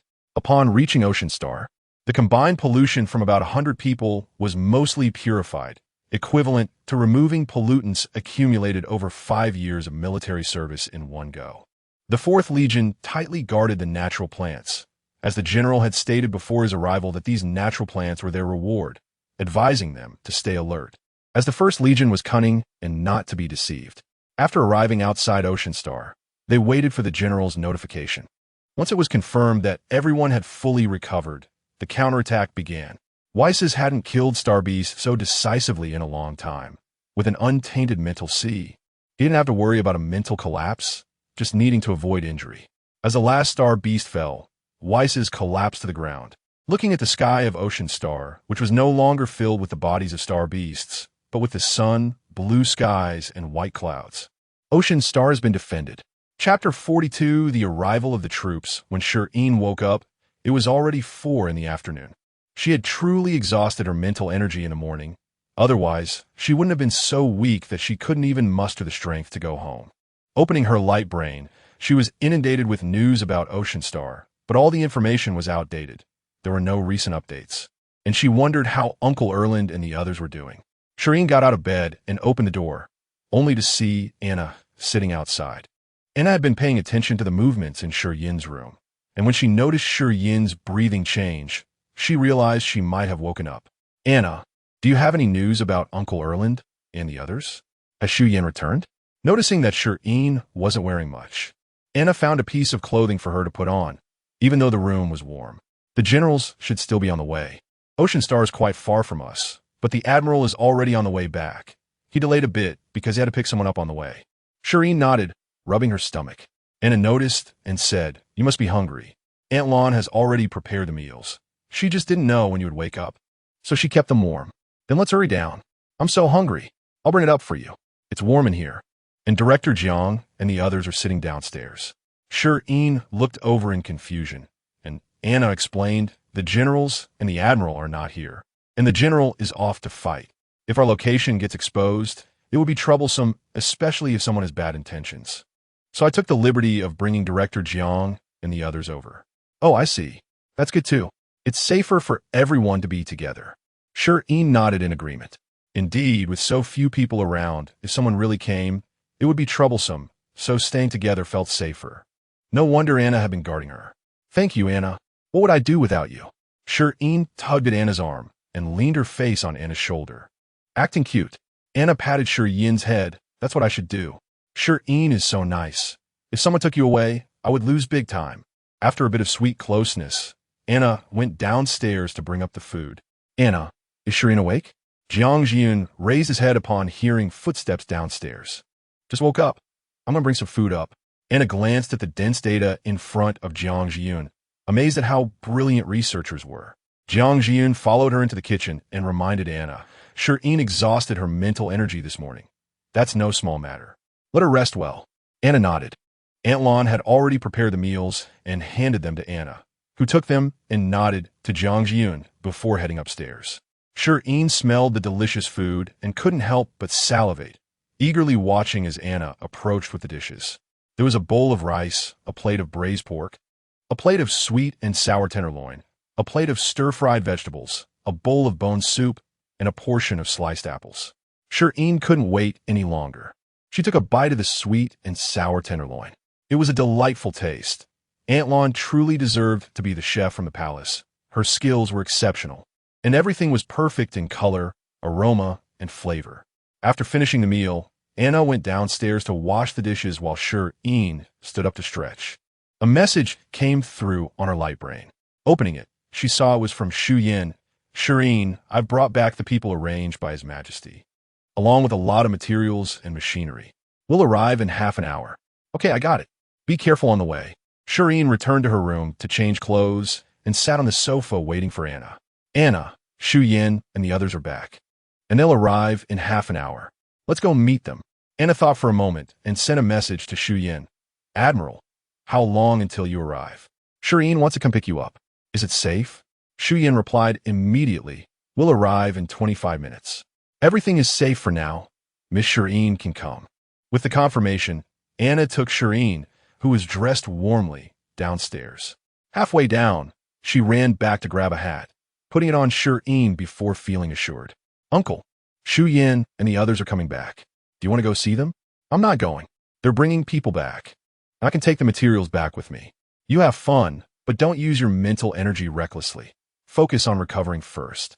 Jiang Jian quickly organized the materials on the table, glanced around at the others, packed the materials into a space lock, and left with one in each hand. Leah and Hichio's eyes lit up when Shi Yin mentioned going to meet Shi Yin. Upon hearing their teacher's words, they quickly looked at Shi Yin with pleading eyes. Shi Yin also wanted to speak up, but Uncle Jiang was keeping an eye on her too, so she dared not say anything and could only look apologetically at the two. Jiangjun naturally noticed the sad looks from the younger generation. Faced with such pitiful expressions, he chose to remain unmoved, thinking, with so much data, I can't expect to see results without grabbing a couple of strong hands. Shi Yin and Anna saw the two being taken out the door and hurriedly ran after them. Anna, where didn't you go? I haven't seen her. Walking beside Shi Yin, Anna extended her mental energy to sense the nearby situation. And you and Jiang Weishan went out to pick up a delivery. Didn't we just run out of flower pots? They bought another batch. Aren't they afraid of danger outside? They're aware of the risks. No need to worry. They should be back soon. What about Yu Qinghan? Where is he? Shi Yin suddenly thought of this unstable element. She hadn't seen him for several days. He has been in his room these past few days, not even stepping out. I don't know what he's up to. Anna also knew about Yu Qinghan's situation. Shi Yin had arranged for someone to keep an eye on him early on, and before leaving yesterday, he specifically told Anna to pay more attention. Shi Yin nodded. She now had someone backing her, and with Shi Yin bringing people back soon, she wasn't worried about him causing trouble. Shi Yin piloted the starship into the Death Planet, followed by another starship driven by Phil. Originally, one starship was enough for 1,000 people, but fearing someone might transform into a beast man along the way, His Majesty had prepared an extra ship. After the starship landed and the cabin door opened, everyone stepped out and looked around. So this was the interior of the Death Planet. The location for executing secret missions was actually in the Death Planet. No wonder they had to come here. This was probably their final resting place. No one held resentment. After all, if not them, it would be others. It was better for it to be them, as they would also be sent here due to mental sea collapse in the outside world. It was just sad that they couldn't see their loved ones for the last time. They probably wouldn't see them again in this lifetime. However, as military families, the Empire would treat them well. Phil shouted, "Pollen!" Everyone immediately moved and stood in formation, their eyes looking forward. "Hello everyone, I am Shi Yin." Upon hearing Shi Yin's name, those who recognized it were shocked, especially the 1st and 3rd Legions, who hadn't heard about that incident. But wasn't Shi Yin supposed to have suffered a mental sea collapse years ago? How could he be here? If Shi Yin could recover, then could they? I believe everyone knew we were coming to execute a secret mission. Now, I can reveal the mission to you. Our task is to protect the owner of planet A3378. As long as she is here, we are here. If she falls, we all fall. Chapter 43. The team of Hope Shireen arrived when Phil was gathering everyone. Initially, it was just her and Anna, but more and more people followed behind, and by the time they reached their destination, there were already more than 10 people trailing them. She heard Shi Yin calling out and inwardly thought, "No, please don't die for me. I would feel so guilty. Oh my God, my life is too precious. I need to be more careful in the future. If so many people die because of me, I could never repay it in several lifetimes. Would there even be a next life for me?" Shi Yin walked up to Shireen and said, "Don't be nervous, just follow me." Then he looked at the people behind Shireen, including Anna, and signaled for them all to step forward. He then brought Shireen in front of everyone and said, "This is Miss Shireen, the ruler of planet A3378. You might be confused about this mission, but I can clearly tell you that our team, including more than 40 members of the 1st Legion who are still engaged in oceanic combat, is referred to by His Majesty as the Team of Hope. Hope is Miss Shireen. General Jishuan will be the leader of the Hope Squad from now on. All your actions will be directed by him." Yes. Shireen looked at the imposing team and thought, wow, so cool. I feel so secure. But it seemed like something was missing. Phil and Anna led the larger group to their living quarters. Today, they were to establish a military camp as quickly as possible, not too far from Shireen's villa, as training might disturb her sleep if it was too close. Anna and Phil pulled Jishuan aside, issuing tasks while reminding him. Jishuan was stunned. Is His Majesty okay? Did he really send these people to protect her? Or is this a disaster waiting to happen? What kind of hope is this? Indeed, he recognized that everyone in this unit was familiar. They were all elites from various legions, but given their current situation, they couldn't protect anyone. Phil looked at Jishuan's expression and said, "Don't think too much. Once you're here, no one will die. Just remember your mission." Jishuan nodded. No matter what, he had to complete the mission. If worst came to worst, he could just end it before turning into a beast man. Suddenly, Shi Yin sensed an unusual energy and, after searching carefully, looked at Phil in surprise. Phil winked at him without saying anything, wearing a mysterious smile. This feeling was exhilarating. He imagined the general must have felt similarly when he looked at him. Although it had nothing to do with them, there was a sense of pride in being part of something significant.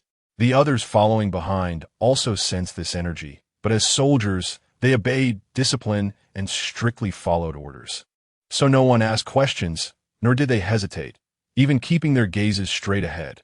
What they thought inside was unknown. Anna brought everyone to a location about a 2-minute walk from Shireen's home. Of course, that was for them. Shireen might take over 5 minutes. This place was still under construction, with collapsed buildings everywhere. Everyone rest in place. Shi Yin pulled Phil and Anna aside and asked, "What's going on? Why were there natural plants all the way here? Shouldn't such things be found in the research institute?" And Shi Yin turned into a beast man. "So how did he recover?" "Don't rush. The answer you want will be revealed soon," Phil said, looking behind Shi Yin, where Shi Yin was bringing Shireen over. Shi Yin took out 3 flower pots, filled them with soil, and Shireen placed red and white rose seeds inside. Anna grabbed Shireen's arm and said, "Shireen, you can't use your mental power right now. Director Jiang will definitely scold you if he finds out. You need to rest well." "Anna, it's okay. I know what I'm doing. I used up my mental energy before, and I just needed a nap to recover. I'll plant 3 seeds, and then I'll go back to rest and promise to behave." Anna wanted to say more, but Shireen held her arm and shook it, looking at her pitifully. "Please. Sister Anna, you're the best." Faced with Shireen's gaze, Anna couldn't resist and relented. "All right, just this once. I'll keep an eye on you tonight." Shireen immediately smiled. She had long realized that Anna couldn't resist her charm. Under the curious gazes of everyone, Shi Yin placed the pots in the center, and Shireen concentrated her mind and released her mental power to start the germination process. The red and white roses sprouted and grew under various stairs, eventually blooming and releasing powerful energy. 3 red and white roses. What kind of pollution couldn't they purify? The red and white roses worked hard to purify all the pollution within everyone's bodies.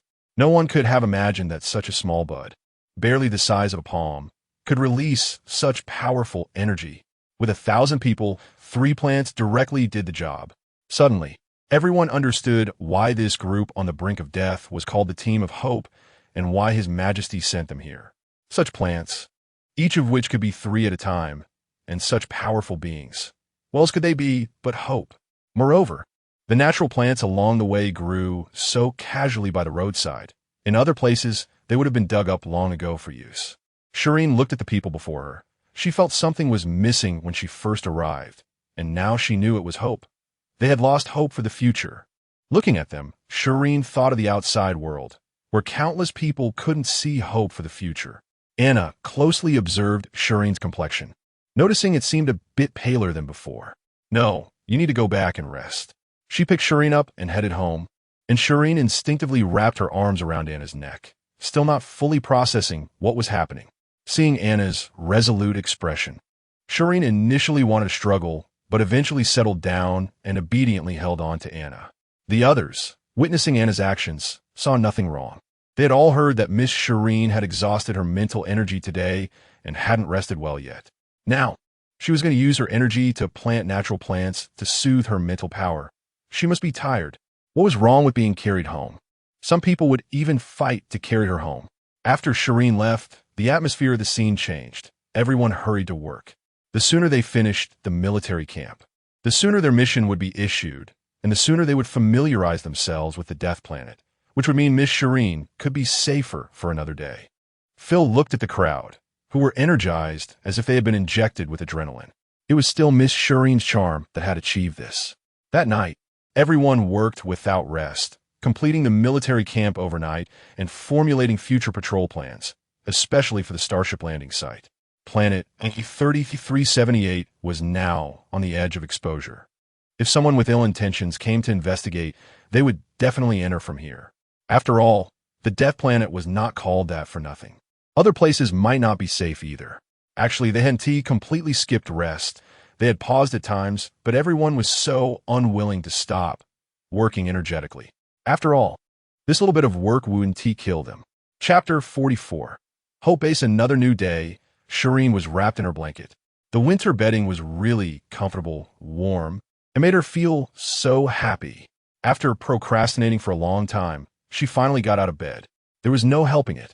She was a difficult person to wake up. As soon as she opened the balcony door, a gust of cold wind made her shiver, prompting her to quickly close it again. Going downstairs, she enjoyed a delicious breakfast with Anna's company. Then she bundled herself up like a ball before heading out. The outside world had changed dramatically overnight. The previously broken and uneven road was renovated, becoming smooth and spacious. The people working across the street saw Shireen and quickly stopped their work to walk over and greet her from a distance. Why from distance? Because the road was about 10 meters wide. The person approaching was Yuan Zhongke, the captain of the third squad. After discussing with Ji Sun and Shi Yin last night, they decided to divide everyone into 10 teams. The first squad was led by Anna, consisting of more than 20 female team members to protect Shireen closely, while the rest were dispersed around. Upon getting closer, he stood at attention, raised his hand to salute, and then lowered it. "Hello, Miss Shireen. I'm Yuan Zhongke, the captain of the Hope Squad's third team." "Hello, Captain Yuan. Have you not rested all night?" Shireen looked at him in surprise. Wow, these interstellar people were all so tall and handsome. She had yet to see an ugly one. Their genes were just too good. Ever since she came here, she had been less angry. Firstly, her status was high, and no one managed her. Secondly, she was wealthy and had connections. Thirdly, the people here were genuinely attractive, making it hard to stay mad looking at their faces. "Thank you for your concern, Miss Shireen. We are currently working in 2 shifts, day and night, without stopping." Shireen nodded. As long as they had arrangements, that was fine. They knew better than her about the limits of a person and wouldn't be reckless. "This road is so wide. Are the people across still working?" "Yes, the spacious road is beneficial for traffic, since the aerial routes are not yet open. We can only rely on the ground for travel, so it's being widened. Since it's not fully finished yet, please be careful when you go out, and try to walk close to this side, avoiding the other side." Okay, you all get back to work. I'll just take a look around." After Yuan Zhongke left, Shireen continued to hold Anna's arm. Anna's hand was always warm, unlike hers, which was icy cold. Wearing gloves didn't help either, but it felt too bad to pull someone with her cold hands. Noticing Shireen's actions, Anna took the initiative to hold Shireen's hand, feeling the temperature in her palm and frowning slightly. She needed to tell Shi Yin to have a doctor come and give Shireen a good checkup. Continuing to walk, Shireen looked up and saw the newly built high wall, which stood out among the bungalows. They continued walking, and along the way, people greeted them. Shireen awkwardly smiled and waved her hand, hoping they would just focus on their work and not greet her too much. Upon entering the squad base, they saw a large machine constructing the roof. "Miss Shireen, why have you come here? It's dangerous inside. Please don't go in for now." "Okay, I'll just take a look and not go in." After staying for a few minutes, Shireen left with Anna. She was there to watch the excitement, not to cause trouble. It was better to go back to her room to plant flowers. In the afternoon, Shireen visited the small courtyard again and planted many flowers that were sold in the flower shop. 2 days passed like this. When Shireen went downstairs, Shi Yin was also there. "The base is completed. Do you want to go take a look?" "Sure. I'm so bored." Shireen excitedly went out toward the base. Once inside, there was a vast open space surrounded by several 7- or 8-story buildings. Shi Yin walked beside Shireen and introduced, "This is the training area. Over there is the dormitory. Next to it is the cafeteria, and the building in front is the office. There are 3 more floors below that are still under construction, intended to be used as a mental training ground. That separate building is the medical facility." As they walked toward the cafeteria, Shireen suddenly thought, Uncle Zhou and the others, can they really cook for over 1,000 people?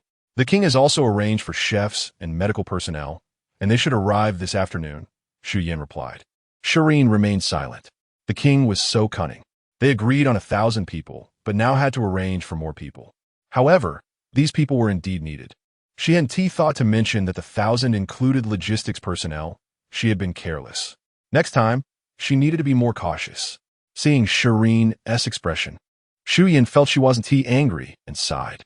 The king always tested the limits bit by bit.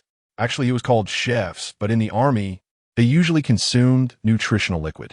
They were also responsible for procuring nutritional liquid to ensure safety. Shireen thought of the taste of nutritional liquid and felt like vomiting. Eating such disgusting stuff every day was really something. Will they really cook? If they can't, let us change to someone who can. There are fewer people here. We should eat some cooked meals, Shireen quickly said, hoping to make a switch before the others arrived. Then she looked around. Do they also use mental power during training? Shi Yin seemed to have thought of something. Of course. Mental power is our main combat method. But now, with environmental pollution becoming more severe, using mental power can also cause mental seed pollution. Although it's rare and doesn't have much effect in daily life, it accumulates over time. I see. Then let's plant more natural plants here. Everyone can train with peace of mind. She didn't have much else, but she had plenty of natural plants, using what she had most to win people's hearts. Although Shi Yin had a premonition, hearing Shireen's words still excited him. After all, every time they used mental power, they could feel the pollution in their bodies like a countdown to death, which was terrifying. Shi Yin quickly found someone to put down their work and loosen the soil according to Shireen's instructions. Taking out many seeds, he handed them to Shi Yin, who followed behind tossing seeds. They circled around the training ground and finally returned to Shireen's side. Shireen released her mental power to encourage the flowers to bloom, instantly changing the atmosphere of the serious training ground. The vibrant flowers added life here. Taking out the newly bought flower pots, she continued to plant flowers. These flowers could be placed in the dormitory, office, and medical facility, and could be moved at any time. Let us plant more. After all, we don't know how many we will need in total. It's better to have more. If we have less, they might feel embarrassed to ask. After planting the flowers, Shireen put her hands on her hips and looked at her results, nodding in satisfaction. Not bad, not bad. I'm really amazing. Clapping her hands. She headed home. It was time to eat.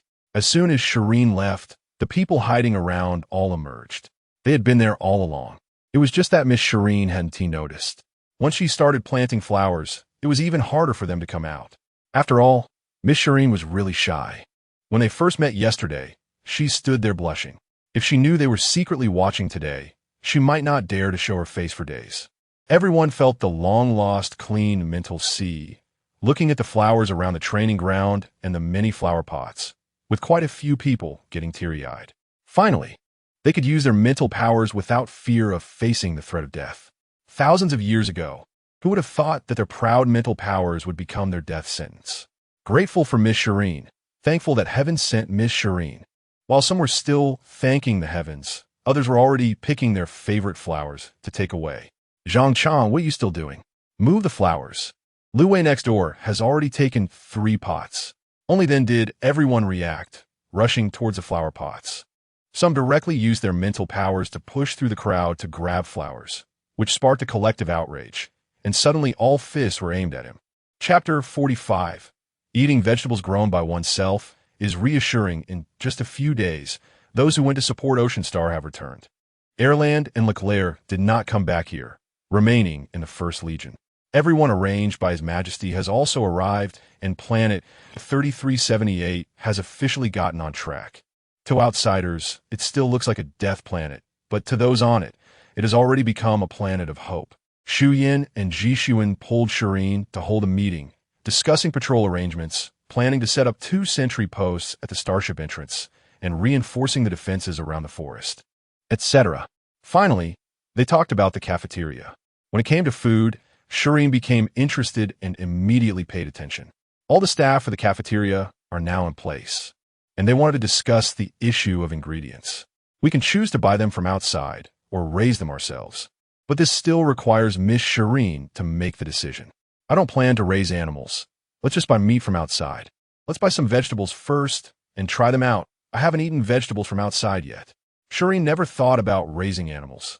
After all, this is her flower house. Who raises pigs in a flower house? Just thinking about it was disillusioning. Forget it. Okay, I will contact someone to transport the ingredients. But where should they be delivered? They can't be sent directly here, right? Once you've made the arrangements, just find Phil. He knows how to handle it. After the discussion, Ji Xuan left, and Jiang Jiyun and the others came to see them. Shireen, my niece, I came to talk to you about something. Oh, Shi Yin is here too. It's Uncle Jiang. What is up? Jiang Jiyun sat across from Shi Yin and said, "It's like this.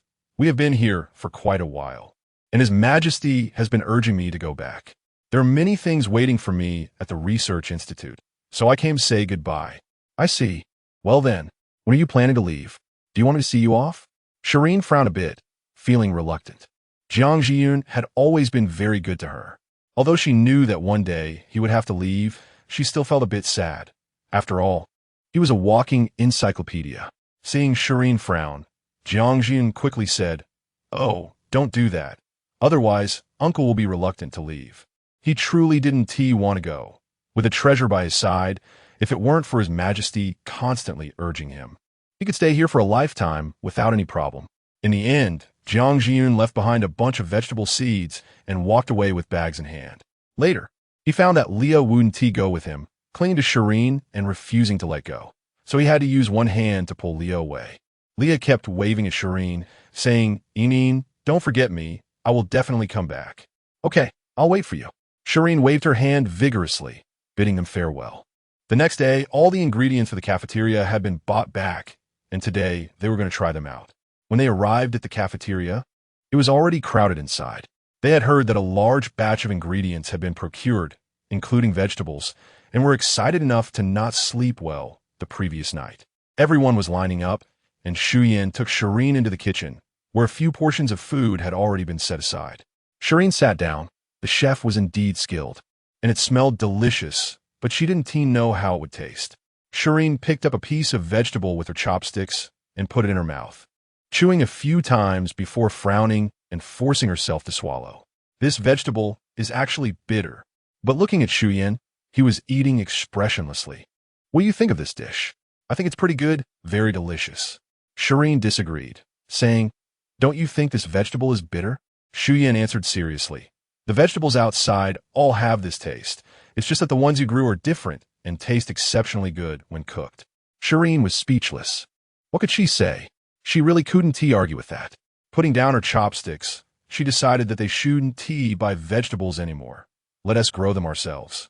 Shi Yin's eyes lit up at her words. He had been eating with Shi Yin every day, and his taste had already become quite picky. But he couldn't waste food and could only try to eat. Having made the decision, Shi Yin decided to go plant vegetables in the afternoon. Anyway, she wouldn't have to do the work herself. She just needed to plant them. After finishing all the meat and rice on her plate, she wandered home for a nap. Even if she went over, she could only stand there, and if Anna saw her working, she would probably be thrown into the air. So it was better to go back and rest. Shi Yin stayed there to arrange for people to plow the fields and sow seeds in the afternoon, so that when Shi Yin woke up, they could plant directly. There was also rice, all prepared, so many mouths waiting to eat. Shi Yin slept until 2 in the afternoon and then went to the fields with Anna. Everything was already prepared. Shi Yin first urged the rice seedlings to grow. Having learned from the previous experience, she had a rough idea of what to do, and the newcomers quickly got the hang of it after guidance. While the rice seedlings were being planted, Shi Yin turned to the other side to urge the vegetables to grow. Jiang Jiyun had left many varieties, but they had all been categorized, and Shi Yin had also instructed them to plant them separately. Shi Yin patiently planted each type: peanuts, sweet potatoes, soybeans, celery, cilantro. Each type planted over 100 plants, making it easier for her to complete her tasks. She decided to urge for flowering and seed retention first before hastening the growth of the rest. Just after urging a few types to grow, the seedlings were already done on the other side, so she went to hasten the growth of the seedlings. Although they were all ordinary plants, the sight of so much grain growing quickly was quite spectacular, and the scene was filled with exclamations of awe. Watching the green seedlings slowly grow, sprouting wheat ears, turning yellow and ripening, was truly breathtaking. After checking the rice ears to confirm there were no issues, she continued planting vegetables. The back row quickly harvested and then transported them out to find a place to dry, allowing for better storage. Everyone was busy, but everyone was very happy. No one could refuse the feeling of harvesting food. Shi Yin was urging growth at the front, while Anna led the team in the back to harvest and then directly transported it to the kitchen. The kitchen received the food and quickly sent it to the warehouse for storage, conveniently leaving ingredients for the evening. After planting the last type of vegetable, Shireen finally tiredly leaned against Anna's shoulder. Although the grains hadn't fully drained her mental energy, the detailed operations each time left her brain exhausted. Mainly, the quantity had increased, and the variety had grown, and the repetitive tasks doubled her fatigue. Anna carried Shireen home, and Shireen leaned against Anna, feeling drowsy. Shireen, we're home. Let us eat something before sleeping. Shireen, wake up. Anna kept stroking Shireen's forehead to wake her up. Shireen felt so sleepy and tired. Why was it so severe just from planting a few vegetables? Shireen rallied her spirits to eat something. She could not finish the rice and could only drink some soup. Shireen, are you all right? Do you want to go to the medical office? Anna looked at Shireen, who seemed out of sorts, feeling completely uneasy. She had never seen Shireen like this before. I'm fine, Anna. I'm just sleepy and want to sleep, but I don't have the strength to go upstairs. Can you carry me up? Shireen reached out her hands to Anna for a hug, and Anna gently picked her up and walked upstairs. After placing Shireen on the bed and taking off her shoes and coat, Shireen perked up and changed into a set of pajamas, leaning against the bed and falling asleep. Anna prepared a basin of water to wipe Shireen's hands and feet, then covered her with a quilt before stepping out. Shi Yin was waiting at the door. How is it? So far, it seems fine. She is already asleep, but I have a feeling something is off with Shireen. Anna looked at Shi Yin with worry. In that case, you stay in Shireen's room tonight, and I'll be downstairs. If anything happens, call me at any time, and I'll have the medical office on standby. Anna returned to the room to watch over Shireen, who was sleeping soundly without any issues. Chapter 46. Back to 10,000 years ago in the middle of the night. Anna was dozing on the sofa when she suddenly opened her eyes and rushed to Shireen's room. As soon as she turned on the light, she saw Shireen's face was flushed, her forehead felt hot, and she was mumbling something incoherently, clearly delirious from fever. Anna hurried to call for help. Shireen had fallen asleep as soon as she got back to bed, and, in her dream, she found herself in a very familiar place. Shireen stood in the middle of the street, which was completely deserted. The shops on either side were open, and everything inside had been looted. Run quick! The zombies are coming! Suddenly, a few people rushed around the corner and saw Shireen standing in the middle of the street. They urged her to run, but Shireen seemed unresponsive and could only be pulled along by them. Before she realized it, her body was already being dragged forward. Looking back, she saw many monsters following them, their limbs stiff, some missing arms and legs, their clothes tattered, and blood everywhere. Shireen saw their faces, pale and devoid of color, marked with strange black traces. After running for a long time, Shireen was finally let go. She took a moment to survey her surroundings and squatted down to think about why she was here. Wasn't she just buying a house? Looking around, she could tell that this used to be a prosperous city, but now it was dilapidated and desolate. The wind brought with it a bloody smell. Looking at these people, their clothes were ragged and dirty, some even ill-fitting and loosely hanging on them. They looked emaciated, their eyes filled with fear, and their lips chapped and peeling, always alert. Even if they accidentally fell asleep, they clutched their weapons tightly. The boy who had brought her here spoke up. Why were you standing there all alone, looking dazed? Didn't you know to run when the zombies came? Where are you from? Shireen didn't know how to explain. I'm from S City. I just didn't react in time. The person next to her chimed in. What a coincidence. I'm also from S City. You're quite lucky to survive like this. It's rare to find someone who reacts so slowly. They're usually dead by now. Shireen felt a bit embarrassed and could only thank the boy who had pulled her. Thank you for saving me. No need to thank me. Just that you were in a good position. We were running this way anyway. Everyone spoke in hushed tones, as if afraid of attracting attention, their eyes darting around for any signs of danger. Here, eat this, just this once. Next time you'll have to find your own food. A bag of cookies was shoved into Shireen's hands, and she looked at the boy in surprise, softly saying thank you. Thank you. My name is Shireen. What's yours? Jiang Chuan. Shireen lowered her head to examine the cookies, which were 3 years past expiration. When she looked up, she noticed several people secretly watching her, eyeing the cookies in her hands, causing her to instinctively hide them. Jiang Chuan pulled her back, urging her to eat quickly. Hurry up, once you're done. We need to move. This place isn't safe anymore.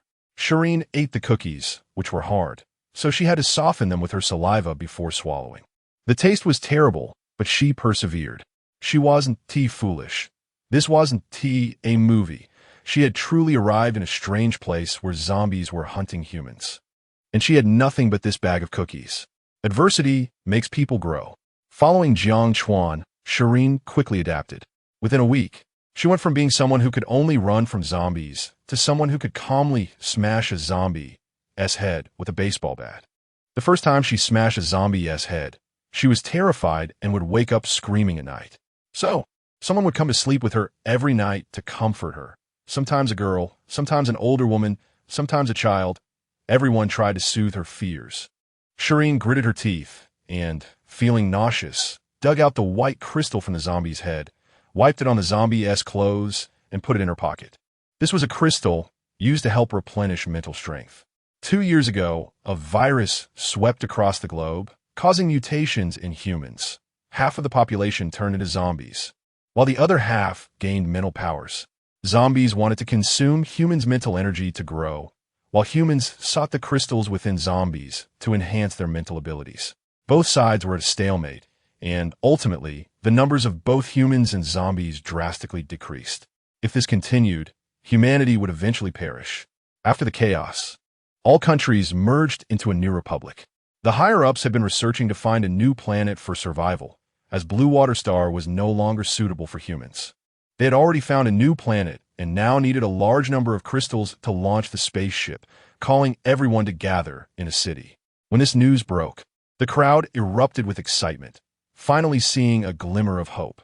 After years of fighting from over 8 billion humans, only a little over 10 million remained. And those who survived were numbly hiding every day. In desperate times, even a sliver of hope could drive people to recklessness. Perhaps the zombies sensed something and began to rampantly slaughter humans. Jiang Chuan led Shireen and a group of people toward a city.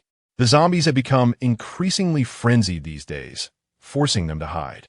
After a long journey, they finally arrived at a city, and everyone breathed a sigh of relief. Once they reached the city, they would be safe. Suddenly, in the distance, a cloud of dust billowed. Jiang Chuan's eyes narrowed, shouting, "Run, run! It's a horde of zombies! Run!" His voice was hoarse as he yelled to the crowd, who hurriedly moved toward the city. The zombies surrounded a city, and a distinctive zombie stood at the entrance, having caught the scent of abundant energy.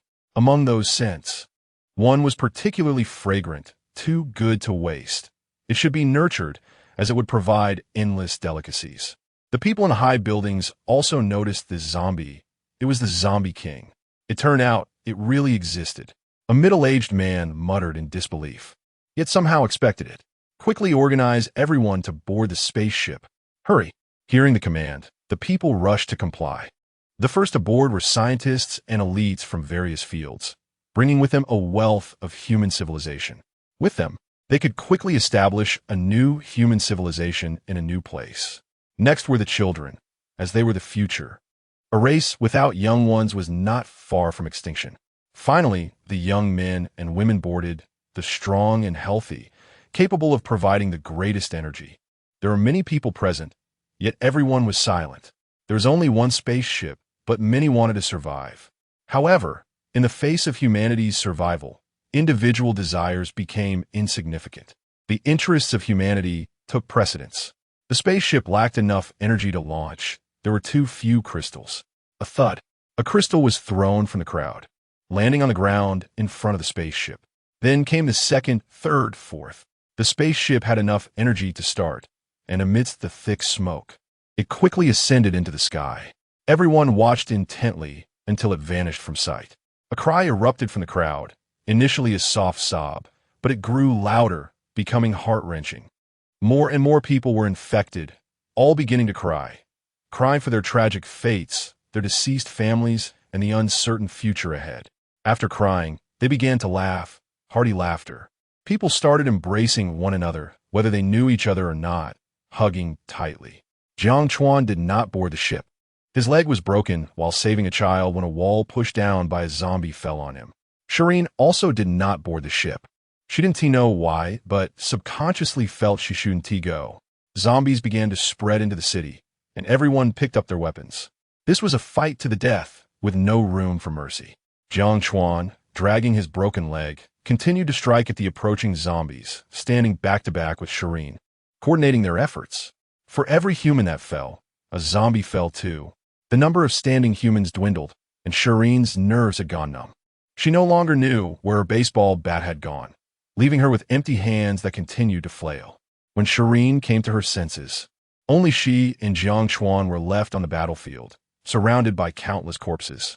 The blood of countless people flowed together, slowly spreading and dyeing the ground red. Jiang Chuan, we survived. The zombies are gone.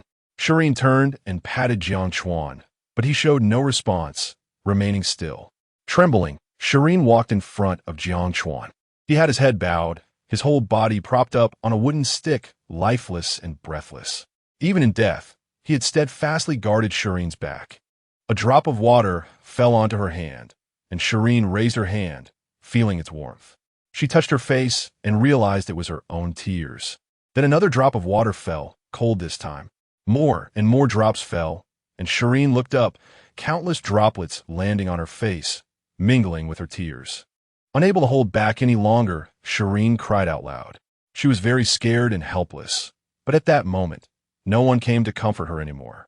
Shi Yin cried in the rain, her figure growing fainter until she finally disappeared into the air. Chapter 47A Class, when Shi Yin regained consciousness. She found herself at the entrance of a palace. There was no one around, and suddenly the door behind her opened. Shi Yin turned around to see a woman sitting elegantly in front of her.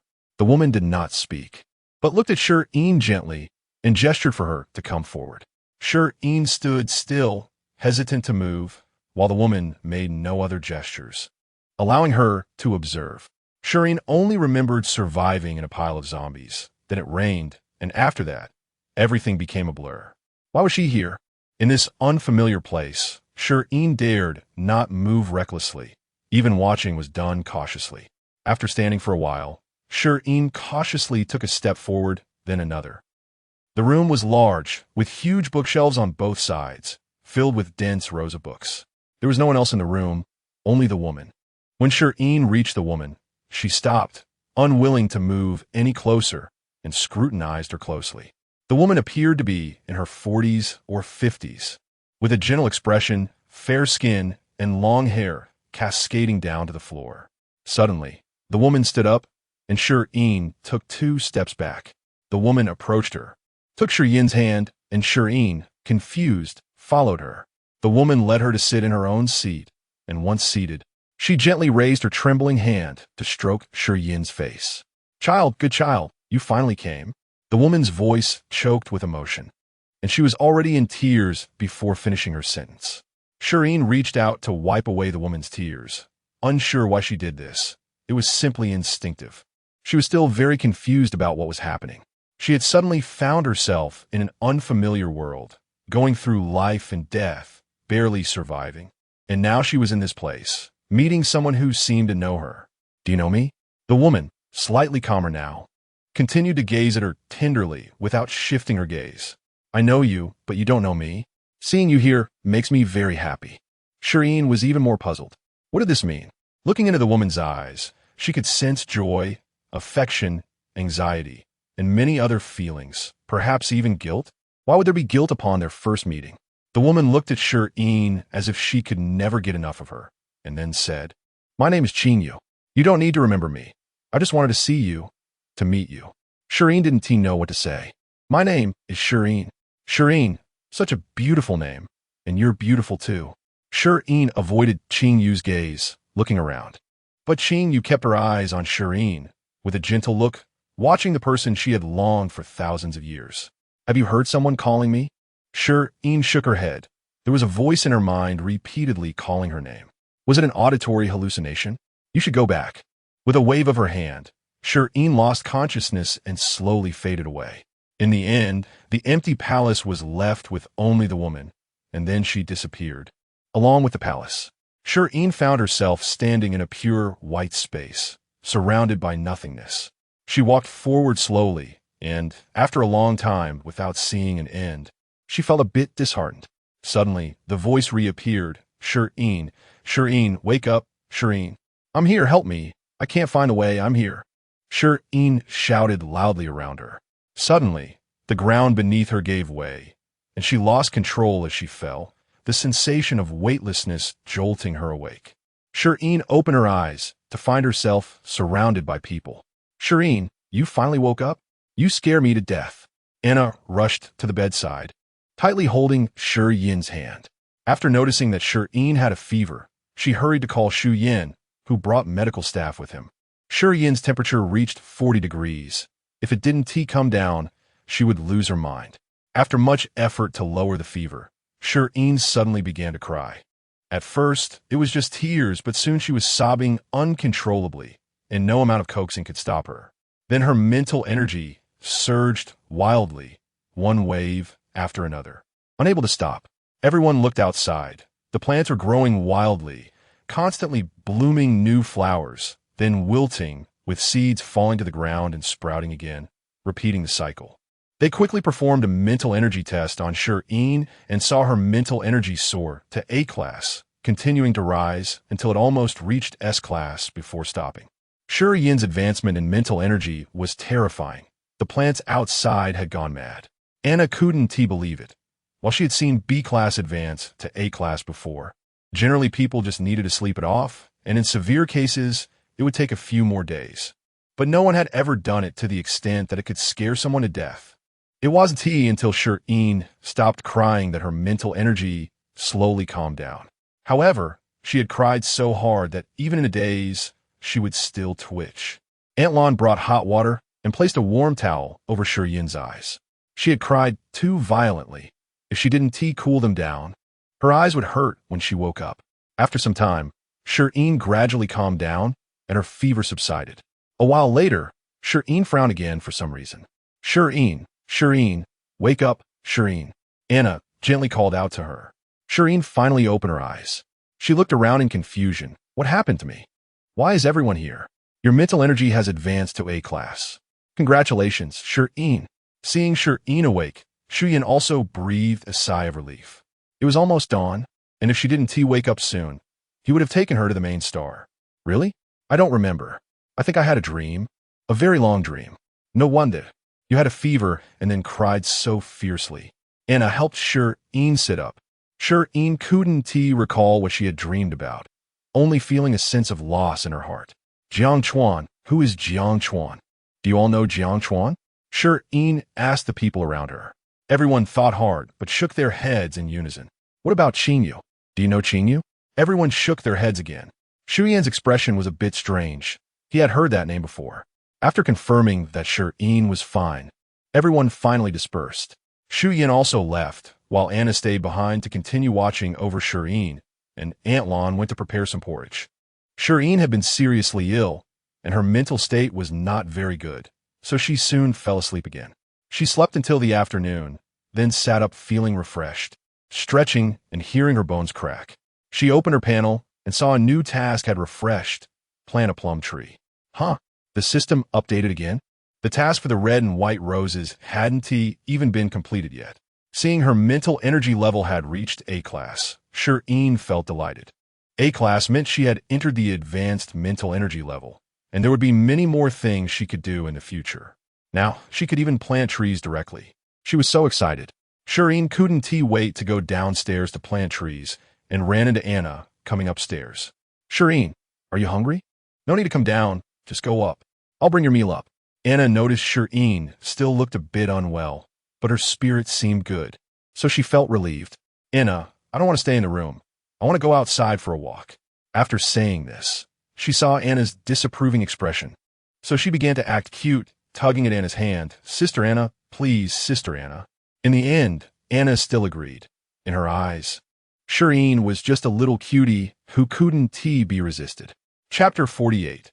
Qingyu's side story. Qingyu is the contemporary priest of the human race. Thousands of years ago, the human home planet, Water Blue Star, was polluted, resulting in heavy casualties among humans. The leaders at that time led 3 million people to leave their home planet in search of a new habitable world. The new planet was excellent, and humans quickly took root and flourished there. It was more suitable for humanity after the apocalypse than Water Blue Star, serving as an ideal place for cultivating spiritual power. After several hundred years of recuperation, Humans were no longer satisfied with developing on just one planet and began to expand outward, with powerful military force combined with intellect. Humans quickly occupied this space and became dominant once again. As spiritual power continued to develop, two branches emerged. One was plant-based, with gentle spiritual power but weak abilities, while the other was animal-based, with volatile spiritual power but strong capabilities. The two types of humans complemented each other, and the planet developed steadily. Gradually, other talents began to emerge, and the priesthood, which had disappeared for thousands of years, reappeared. However, they truly could foresee the future. At first, humanity lived in peace and prosperity, but slowly, the priests began to foresee ominous events, faint and vague, but undoubtedly indicating a great crisis. The nature of this crisis remained unknown, passed down through generations of leaders. By the time of Qing Yu, this prophecy was no longer believed. People said there was danger, but after thousands of years, nothing had ever happened, and the priesthood began to decline again. Qing Yu was different. Her energy was stronger than all previous priests. She saw visions. She witnessed a future thousands of years later, where corpses littered the landscape, and the tragedy of humanity reoccurred. But this time, there was no planet for them to escape to. From the age of 17, Qing Yu began to dream of this scene, but when she spoke of it, no one believed her. It wasn't until Qing Yu was 332 years old that she finally saw something different. A hint of green appeared on the land. Something had changed. She was certain she had seen this place countless times, remembered every brick and tile, and the placement of every body. This place had absolutely no green. The green plants slowly grew, blossoming, and in the center of the flowers was a child. Qing Yu wept tears of joy. Hope for the disaster 1,000 years later. She continued to watch this child, observing her talk, walk, and gradually grow up, and she became increasingly aware that this child did not belong here. But hope, who could get that up? Even if the child didn't belong here, she had to stay. Qing Yu had developed an obsession and trauma regarding the tragedy thousands of years later. No matter what, this child had to remain. Her powerful obsession attracted the Time and Space Bureau, and she willingly became a test subject for them, seeking only to keep this child here to save this place. The Time and Space Bureau agreed. In her final moments, Qing Yu held the hand of the current emperor and told him that there was hope for the tragedy thousands of years later, a hope she had longed for over millennia. Hoping he would pass this prophecy down, Qing Yu spoke for a long time, expressing her apologies to the child, but she could not let go of humanity. She could only try her best to ensure that future generations treated her a little better, a little better. The Time and Space Bureau, moved by her obsession, allowed her to meet with hope when it appeared. So when Shireen appeared at the door, Qing Yu eagerly opened it, gazing at Shireen and every little expression she made. What a vibrant hope, no longer the intangible child from her dreams. As soon as she spoke, Qing Yu couldn't help but shed tears. How could she hold it back? Qing Yu stared intently at Shireen, unable to get enough of looking at her, the person she had hoped for over thousands of years, the hope she had searched for her entire life. How could she ever have enough? She wished she could give her all the beautiful things, but now she had nothing and could only pray in her heart, wishing to exchange all she had for Shireen's lifelong peace. When Qing Yu heard Shireen say someone was calling her, she knew the time had come. Just being able to see Shireen was enough for her. Watching Shireen doze off in front of her, Qing Yu finally lost control and tightly embraced Shireen, holding on until Shireen disappeared before her eyes. The next moment, Qing Yu also vanished. In the end, the entire palace disappeared, and the Time and Space Gate closed once more. Time and Space Bureau, Priest Qing Yu, your obsession has dissipated. According to the contract, you need to work in the Time and Space Bureau for 3,000 years. Light orbs danced around. If Shireen could see, she would recognize this as Tuan Tuan, the orb that brought her to the New World. Qing Yu successfully became a tasker and was sent to the New World. Tuan Tuan brought the contract to the boss's office. Boss, tasker number 2548 has successfully connected. Not bad, not bad. This person is a good seed, capable and patient. You did well. Successfully saved a small world and brought new talent to the Time and Space Bureau. What reward do you want? I want to go see the human I plotted against after some time to see how she is doing. Otherwise, I won't feel at ease. The person sitting in the chair scoffed, You still have a conscience? Forget it. Go ahead, but this is the last time. When Xingyu arrived in the new world, she wondered if this was Water Blue Star, another parallel universe's Water Blue Star. A small light or popped up. Tasker Xingyu. Your mission is to save the suicidal male second lead. Xingyu was puzzled, living in such a good place and still wanting to commit suicide. Thus, when she met the person, she found him standing on the rooftop. Xingyu was furious and directly pulled him down with her spiritual power, landing 2 punches and giving him panda eyes. Still wanting to die? If you think about it again, I'll give you 2 more punches. When the man saw Xingyu, his panda eyes lit up. Not dead. Not dead anymore. I want to die again. He grabbed Xingyu's hand that was clutching his collar. Did that hurt? I'll blow on it. Next time, don't hit me. I'll do it myself. Whoever you want to hit, I'll help you. Xingyu let go of her hand. Is the outside world like this? It's terrifying. The man was a self-aware character from a book, constantly being a sycophant for love, risking his life for others, only to be kicked aside after being drained of all his value. A strong resentment awakened him, and he began to take revenge on the world, wishing death upon the male and female leads.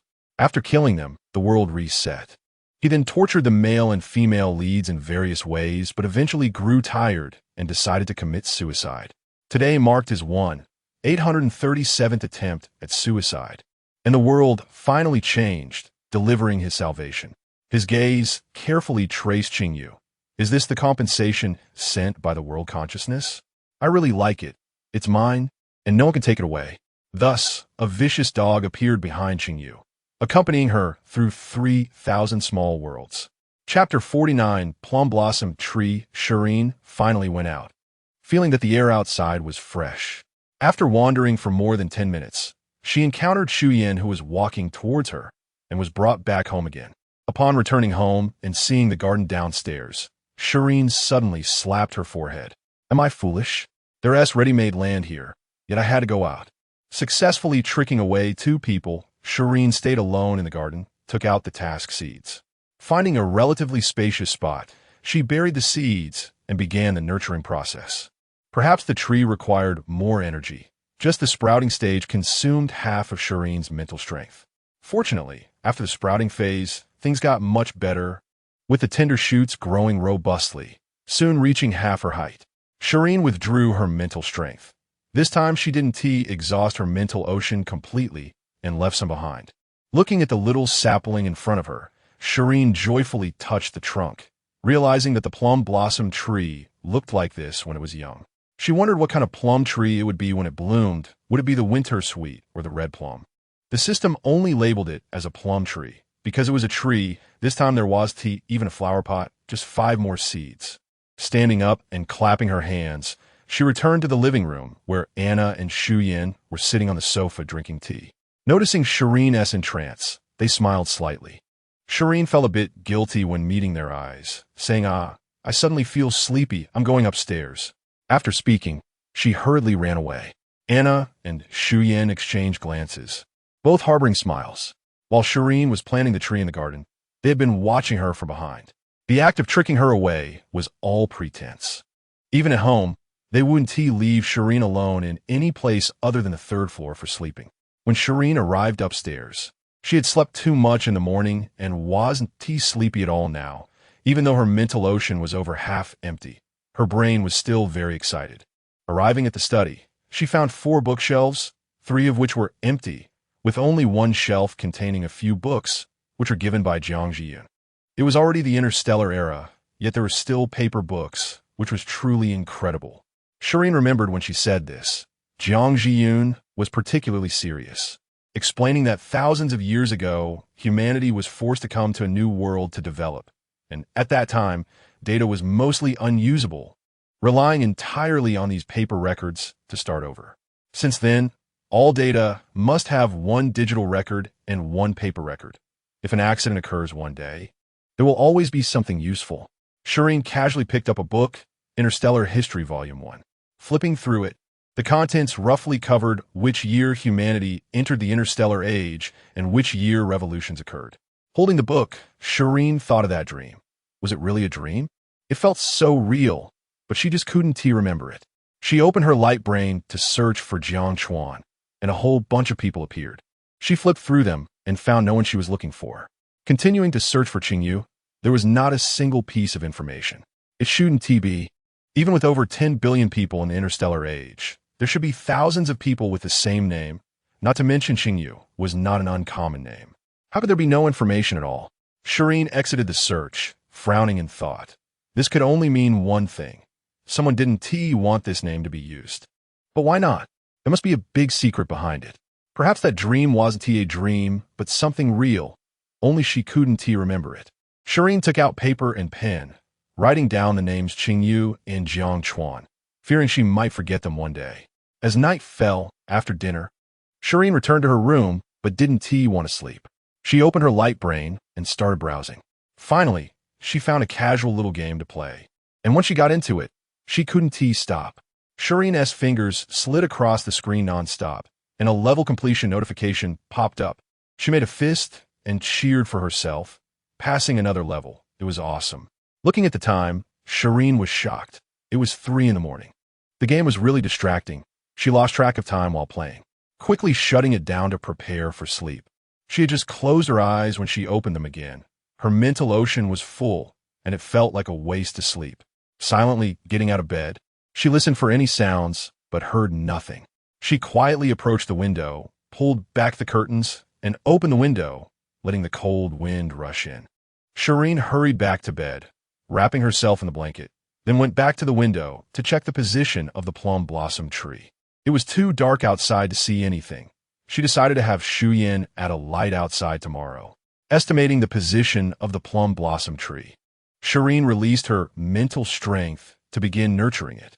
Since she was in her own room, she didn't have to worry about exhausting her mental ocean and not being able to move. She directly released a large wave of energy.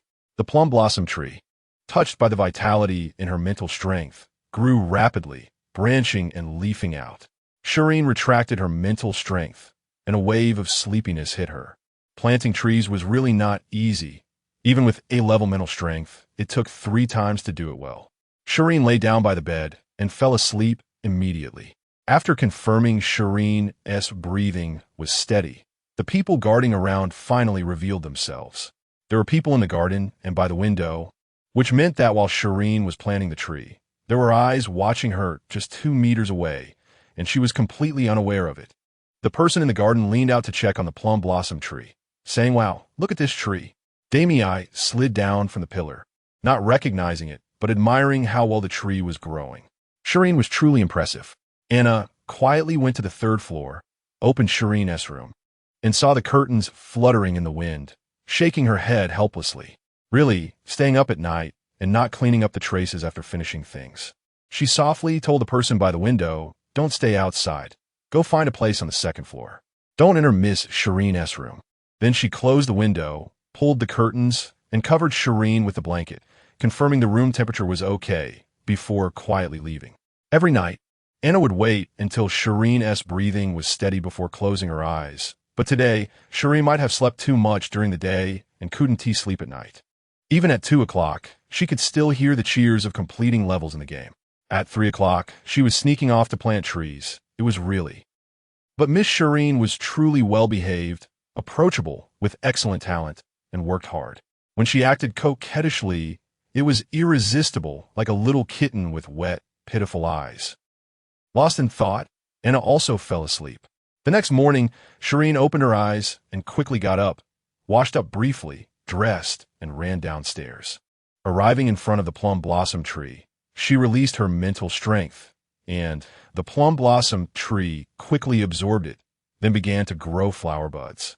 While the leaves slowly fell, the flower buds multiplied, with the first flower blooming, followed immediately by the 2nd, 3rd.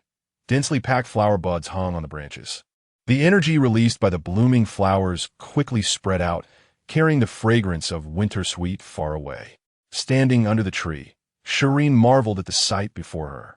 Filled with pride and joy, the 2-meter-high winter sweet tree stretched its branches, adorned with countless tiny yellow flowers. The flowers were small, but the fragrance was rich, especially for Shireen, who was closest to the blooms, as she was enveloped in the scent of winter sweet. On the streets outside, whether people were training or working, they all looked up, The pure energy purified the accumulated pollution in their bodies and eased their fatigue, followed by the gentle fragrance of the flowers. Chapter 50. The moving winter sweet tree. Since the winter sweet tree was planted in the Shi Yin garden, the number of patrollers at the entrances increased significantly, and they walk extremely slowly, hoping to catch a whiff of the flower's fragrance. Jiang Jiyu knew that after cultivating a natural tree, he had to run to the palace every day to get the emperor's approval to see it, but of course the emperor wouldn't allow it. He hadn't seen it himself yet. There was also a natural tree in the research institute, an orange tree, which they protected like a treasure, recording every few leaves that fell daily. After the emperor learned about the winter sweet tree, Shi Yin's light brain has been buzzing nonstop these past few days. Melancholic dog. Niece. Uncle has been feeling down lately. There's nothing fresh at all. Inin, Uncle can go out for a bit, right? Melancholic dog. Alas, I'm just too busy. I have no time to go out and play. I can only stroll around the garden, and I'm already bored of it. Inin, then I can send some rare flowers to Uncle? Melancholic dog. That might not be good. I'm afraid the flowers are too delicate. It's better to have something sturdy, tall with many flowers, fragrant, and preferably yellow, to match my clothes. Inin. Melancholic dog. Thank you, niece. Shi Yin facepalmed. How could a dignified monarch be so down to earth? There was nothing to be done. Since the emperor had asked for it, they had to plant it. They found an empty piece of land and began planting trees. After 2 days, just as the trees were planted, they dug them up overnight to send to the emperor. To ensure better nourishment, Shi Yin also filled a jar with spiritual energy to send along. When Shi Yin arrived at the palace with the winter sweet tree, the way was smooth, and he was directly led to the garden. The emperor was already standing nearby, having even dug the pit himself, with Elin and Jiang Jian present. There was nothing to be done. After getting Shi Yin's affirmation, the emperor had been showing off in front of the two. Then Shi Yin found himself in trouble. How could he favor one over the other? They were both uncles. Why should one have something the other doesn't? Such comments kept coming. There was nothing to be done. They had to plant it. What else could they do? So, while Shi Yin was on his way to deliver the tree, Shi Yin started his tree planting journey again. Once the winter sweet tree was settled, it had many flower buds, but only one flower bloomed. Shi Yin took out the jar of spiritual energy. Your Majesty, Miss Shi Yin's spiritual energy is special. It might be necessary to clear the area. Bai Ansai waved his hand, and everyone stepped back, leaving only 4 people. Those who accompanied the winter sweet flower stood at a distance to avoid anyone getting too close.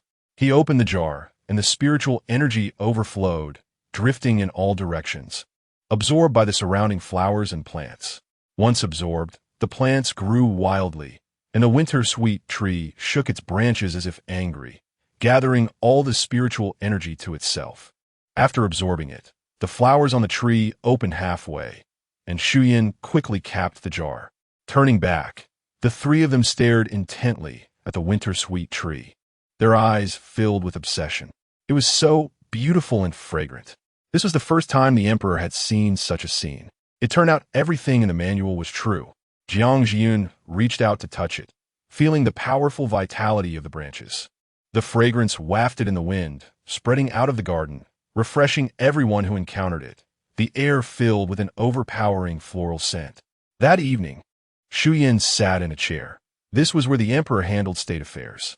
The two had just been discussing matters when suddenly someone came to request an audience. So they had to let him sit at the back for a moment. A short while later, Bai Ansai returned. What did you just say? Miss Shi Yin's spiritual energy has advanced to grade A, but she fainted from a fever that night and only woke up at dawn, asking about 2 people. What people? The Qingyu priestess and Jiang Chuan. Bai Ansai's fingers tapped rhythmically on the table, deep in thought. Okay, I understand. You can go back now.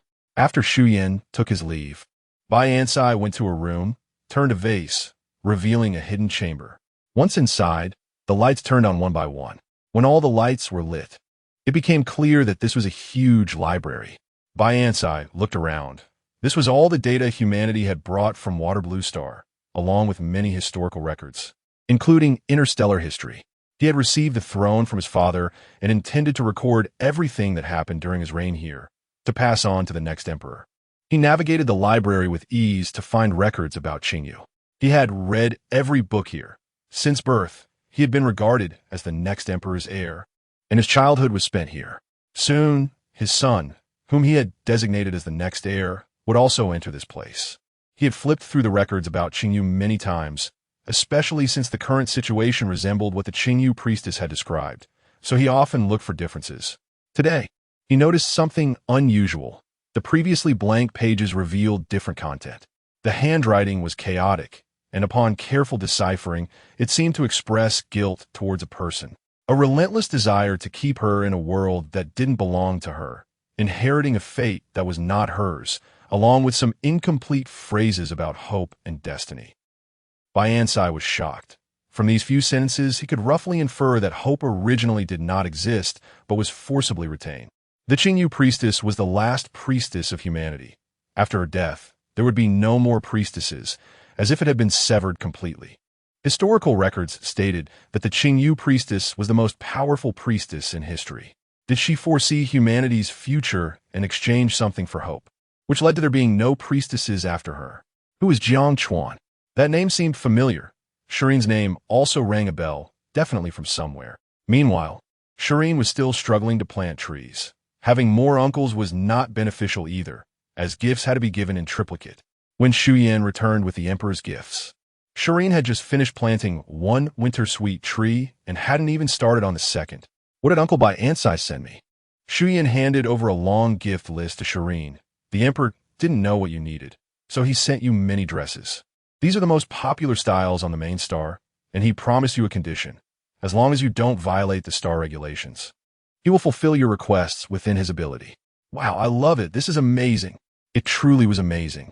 A blank promise from an emperor was almost like a get-out-of-jail-free card. Shi Yin handed a space lock containing the gifts to Anna, who took it back to sort through. She couldn't bear to look at Shireen's wardrobe anymore. Such a large space barely occupied by Shireen's clothes, with the rest empty. Such a fine young lady, wearing only those few outfits every day. The emperor's generosity was evident. The wardrobe was over 100 square meters, stuffed full of clothes, shoes, hats, bags, and jewelry of all styles and colors. When Shireen returned and saw the wardrobe, her eyes lit up. She loved it so much. Inin, thank you, Uncle, for the gift. I love it so much. Melancholic dog. As long as you like it, feel free to wear them. Uncle will send you gifts every year.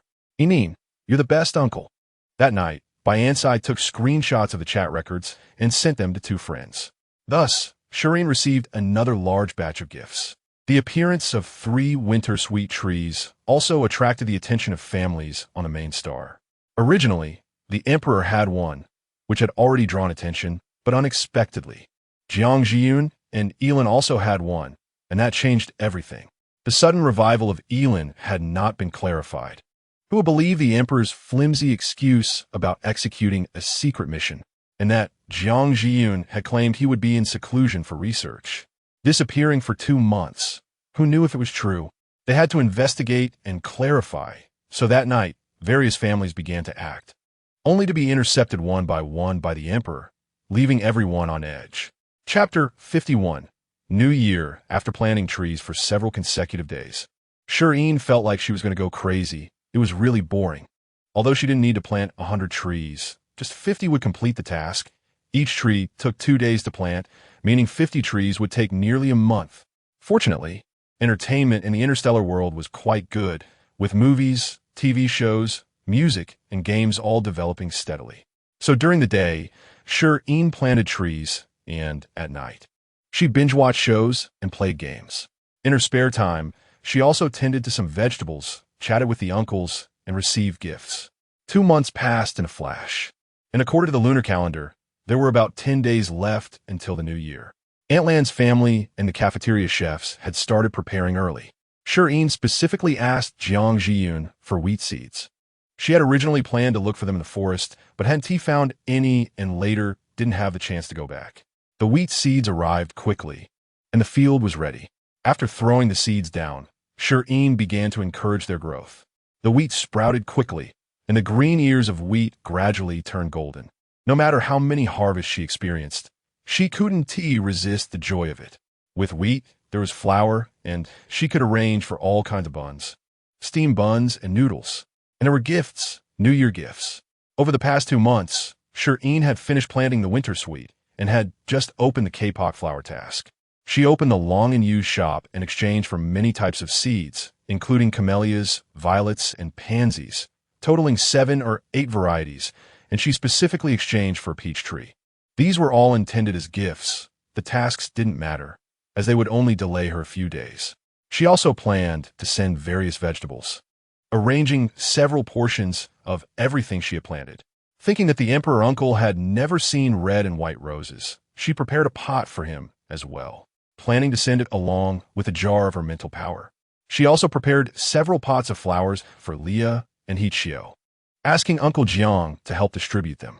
Thus, a large batch of gifts was ready, and the time came to the second to last day before the new year. Shi Yin asked Shi Yin to take the gifts over, so he could return in time for the reunion dinner the next day.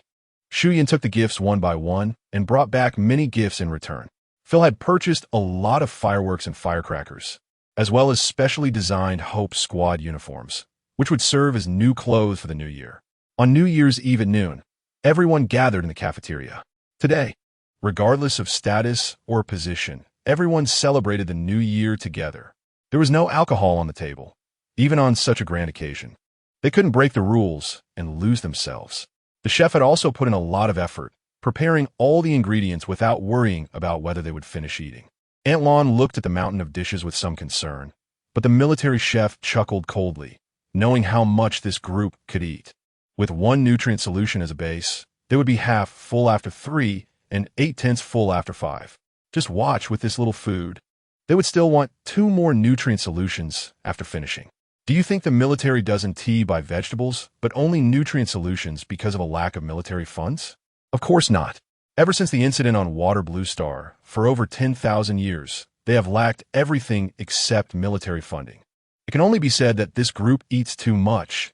If they were to buy meat and vegetables freely, even Star Beast meat wouldn't be enough to supply them, and all military funds would go into their mouths. Sure enough, the food was cleaned out, and there were still people coming for more. When there were no more dishes, they even mixed white rice with soup to eat. Shi Yin was stunned. She witnessed someone take 2 large bowls of rice and a dozen buns, not to mention the other dishes. Shi Yin remained calm. Over 10,000 years ago, their ancestors fought for territory and often waged cross-regional wars. However, communication technology was not mature at that time, and sometimes they lost contact in the midst of battle, leading to many being starved to death. Gradually, their bodies adapted to the environment, allowing them to eat a lot in one meal and sustain themselves for a long time, so that even if they got lost again, they would have enough time to wait for rescue. Shi Yin lowered her head, unable to imagine the pain of starvation. Don't worry, eat as much as you want. I have plenty of food. Shi Yin patted her chest and assured Shi Yin. Shi Yin suddenly smiled, genuinely happy. The hope of the empire is always so kind. Even a casual remark can touch his heart. After eating, Ji Sun spoke up. Today is New Year's Eve, and I hope everyone can stand firm for the last shift of the year. His Majesty's grace allows communication with family, but absolutely no leaking of any information here. Everyone responded, yes. Shi Yin looked at Shi Yin, then at Anna, both of whom encouraged her with a wink. Nervously, Shi Yin stood up. Thank you all for your protection over the past time. Today, I also have gifts for everyone. Anyone present can come to me at any time to exchange for a pot of natural plants. Thank you, Miss Shi Yin. Thank you, Miss Shi Yin. The atmosphere in the cafeteria suddenly became lively, filled with cheers. Quiet. As soon as Ji Sun spoke, the surroundings fell silent. Shi Yin continued. There's a premise to this. When the information about planet 3378 is not made public, the natural plants you exchange for cannot be revealed. Yes. After finishing her speech, Shi Yin walked away with a flushed face, feeling very nervous. Anna and Shi Yin followed her out, while Ji Sun pretended to eat a few bites before leaving. As soon as they stepped out of the cafeteria, a loud burst of laughter erupted inside. Ji Sun also curled the corners of his mouth, pleased with their behavior. Shi Yin prepared to go home to count the gifts, and Shi Yin took out 2 space locks this time. The 3 uncles didn't know what to send, so they sent everything from starships to clothes and jewelry in one go. The starship couldn't be stored in the space lock, so Shi Yin drove it back directly.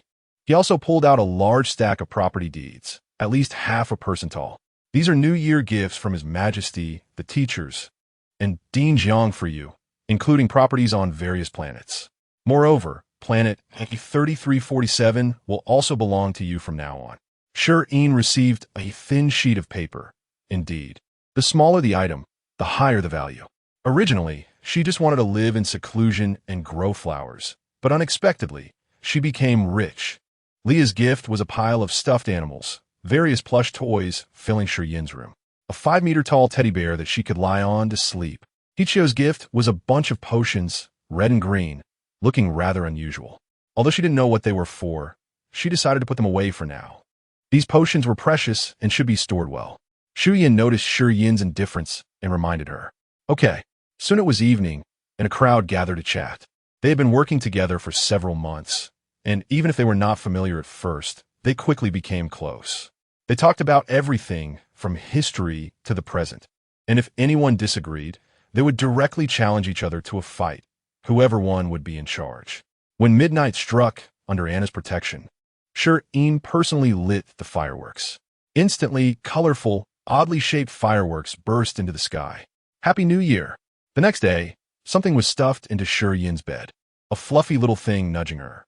Annoyed, Shi Yin opened her eyes and pulled the little creature out of the blanket. A kitten. Shi Yin instantly woke up. In her hands was a classic calico kitten, long-haired. She got out of bed holding the cat, and at her feet, a new fluffy creature pounced over, a small white dog. Breed unknown. Shi Yin excitedly threw on a coat and carried one in each arm down the stairs. Downstairs, Shi Yin and Anna were sitting on the sofa. Seeing Shi Yin come down with one in each hand, they looked very happy and relieved. Do you like this little cat? Shi Yin asked with a smile. Anna pointed to the little dog beside her. This is my New Year gift. Do you like it? I like it. I love it so much. Oh my gosh. I love it. Shi Yin was particularly excited. All of a sudden, she had both a cat and a dog. Why did you suddenly give me pets? I love them. After Anna's narration, Shi Yin realized that the two of them had planned to give her a New Year gift 3 months ago. So they decided on a cat and a dog, both of which are fluffy and that Shi Yin likes. The puppy is 3 months old, and the kitten is 4 months old. Let's give them names. Anna petted the kitten. The kitten will be named Full Moon, and the puppy will be named White Cloud. Shi Yin picked up the 2 little ones and gave them each a kiss. Chapter 52. Daily life of cats and dogs. The new year has passed, and life has returned to normal. Each day is filled with planting trees, playing with cats, and teasing dogs. From winter to spring, summer is just around the corner. New tasks for planting peach trees, pear trees, and several other types of trees have begun. Manua and Bayun are growing quickly, eating well, and sleeping well without any worries. Manua, come down. Shi Yin looked at the cat in the tree, feeling really exhausted. Since the day they arrived, Manua and Bayun have been following Shi Yin around every day. When Shi Yin plants trees, the cat and dog watch nearby, and when the trees bloom, Manua climbs up. Climbing trees is one thing, but she can't get down. Shi Yin once climbed up to rescue her and nearly fell, so climbing trees was forbidden afterward. Manua meows from the tree, trying various angles to come down, while Shi Yin anxiously watches below. Anna arrived at the base of the tree, kicked off the ground, grabbed a branch, and climbed up. She then hugged the cat and jumped down, handing the cat to Shi Yin. Manua immediately began to act cute, rubbing her head against Shi Yin's face. Shi Yin initially wanted to educate her, but seeing the little cat like this, she decided to forgive her this time, warning her not to do it again. It's just a tree climb. It's okay. Once she grows up, she'll be able to get down by herself. This scene plays out several times a day, and everyone has gotten used to it. Shi Yin planted the last apple tree, withdrew her mental energy, and looked around. Peach trees, pear trees, plum trees, pomegranate trees, and a bunch of fruit trees. Soon, she would be able to enjoy a variety of fruits. Opening the system panel, there was still the last 10 to reach S rank, which filled Shi Yin with motivation. She checked the new task, which was to plant magnolias. She decided to wait to accept it since her mental energy was low and would take it on tomorrow. Bayun, let us go home.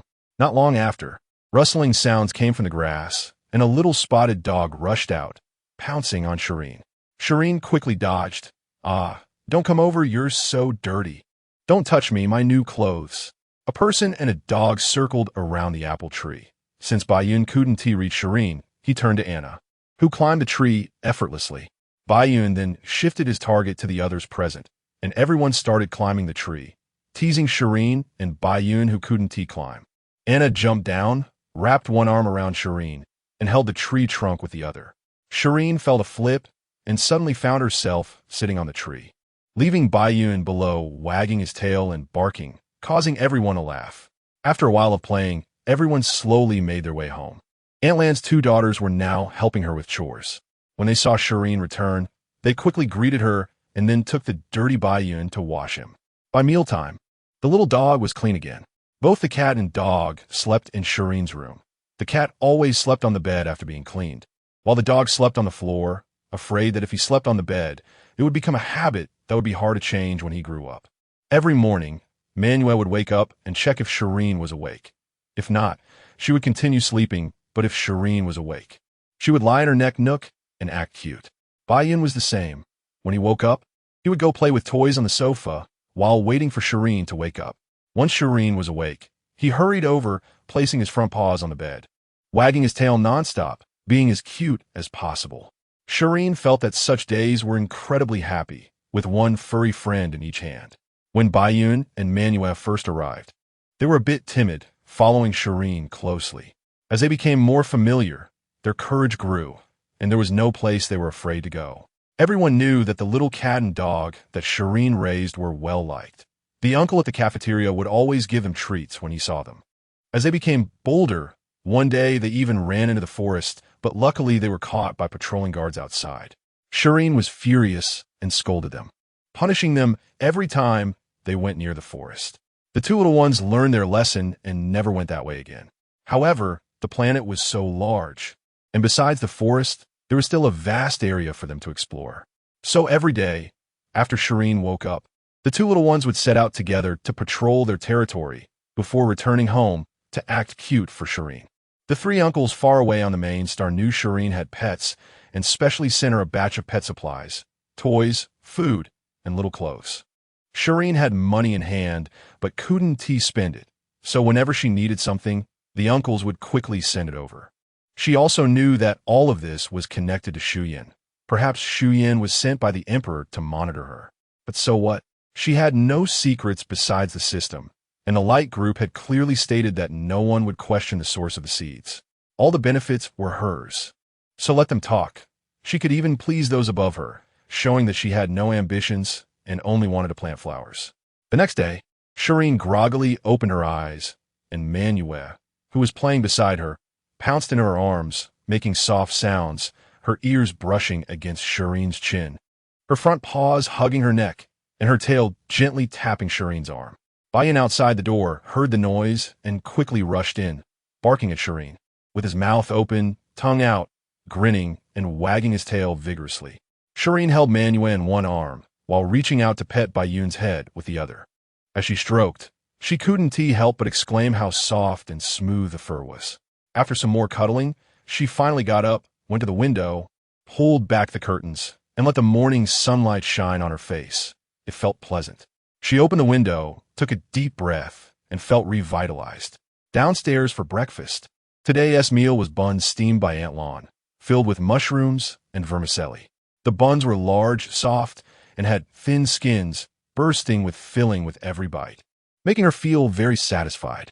The two little ones waited for Shireen to finish eating before following her outside. Shireen clicked to accept the magnolia task and went to the tree planting area. After placing the seeds, she began to stimulate their growth. Shireen had discovered recently that stimulating growth consumed different amounts of mental energy depending on the location. In this fruit grove, the energy consumed was the least, perhaps because there were enough natural plants around. The magnolia quickly sprouted, grew seeds, branches, and green leaves, and continued growing until it was taller than Shireen before finally stopping. Looking at the lush little sapling in front of her, Shireen nodded in satisfaction. Once the two little ones saw Shireen start to move, they tugged at her, eager to go patrol their territory. What is up with this human? Though powerful and with a large territory, we can't overlook it. What if something else tries to take it? The little dog Baiyun looked at his size, then at his owner, puffed out his chest, and continued forward. If any beast dares to invade my territory, I'll use my Master-S strength to beat it to a pulp. Manuel also jumped onto Bayun's back, proudly looking ahead. Shireen, Anna, and the others couldn't understand the animal's language, but could only hear the excited barks and meows from the dog and cat. Chapter 53. Tuan appears. More than a month had passed, and June had arrived. The weather was gradually getting hotter, and Shireen had changed her bedding to a cooler fabric. Manuel no longer slept next to Shireen. The two of them, one person and one cat, slept on opposite sides of the bed, separated by a distance as vast as a galaxy. Shireen got up, tidied herself up a bit, and headed to the tree planting area. Today, there was the last magnolia tree to plant, and her mental power level progress was already at 99.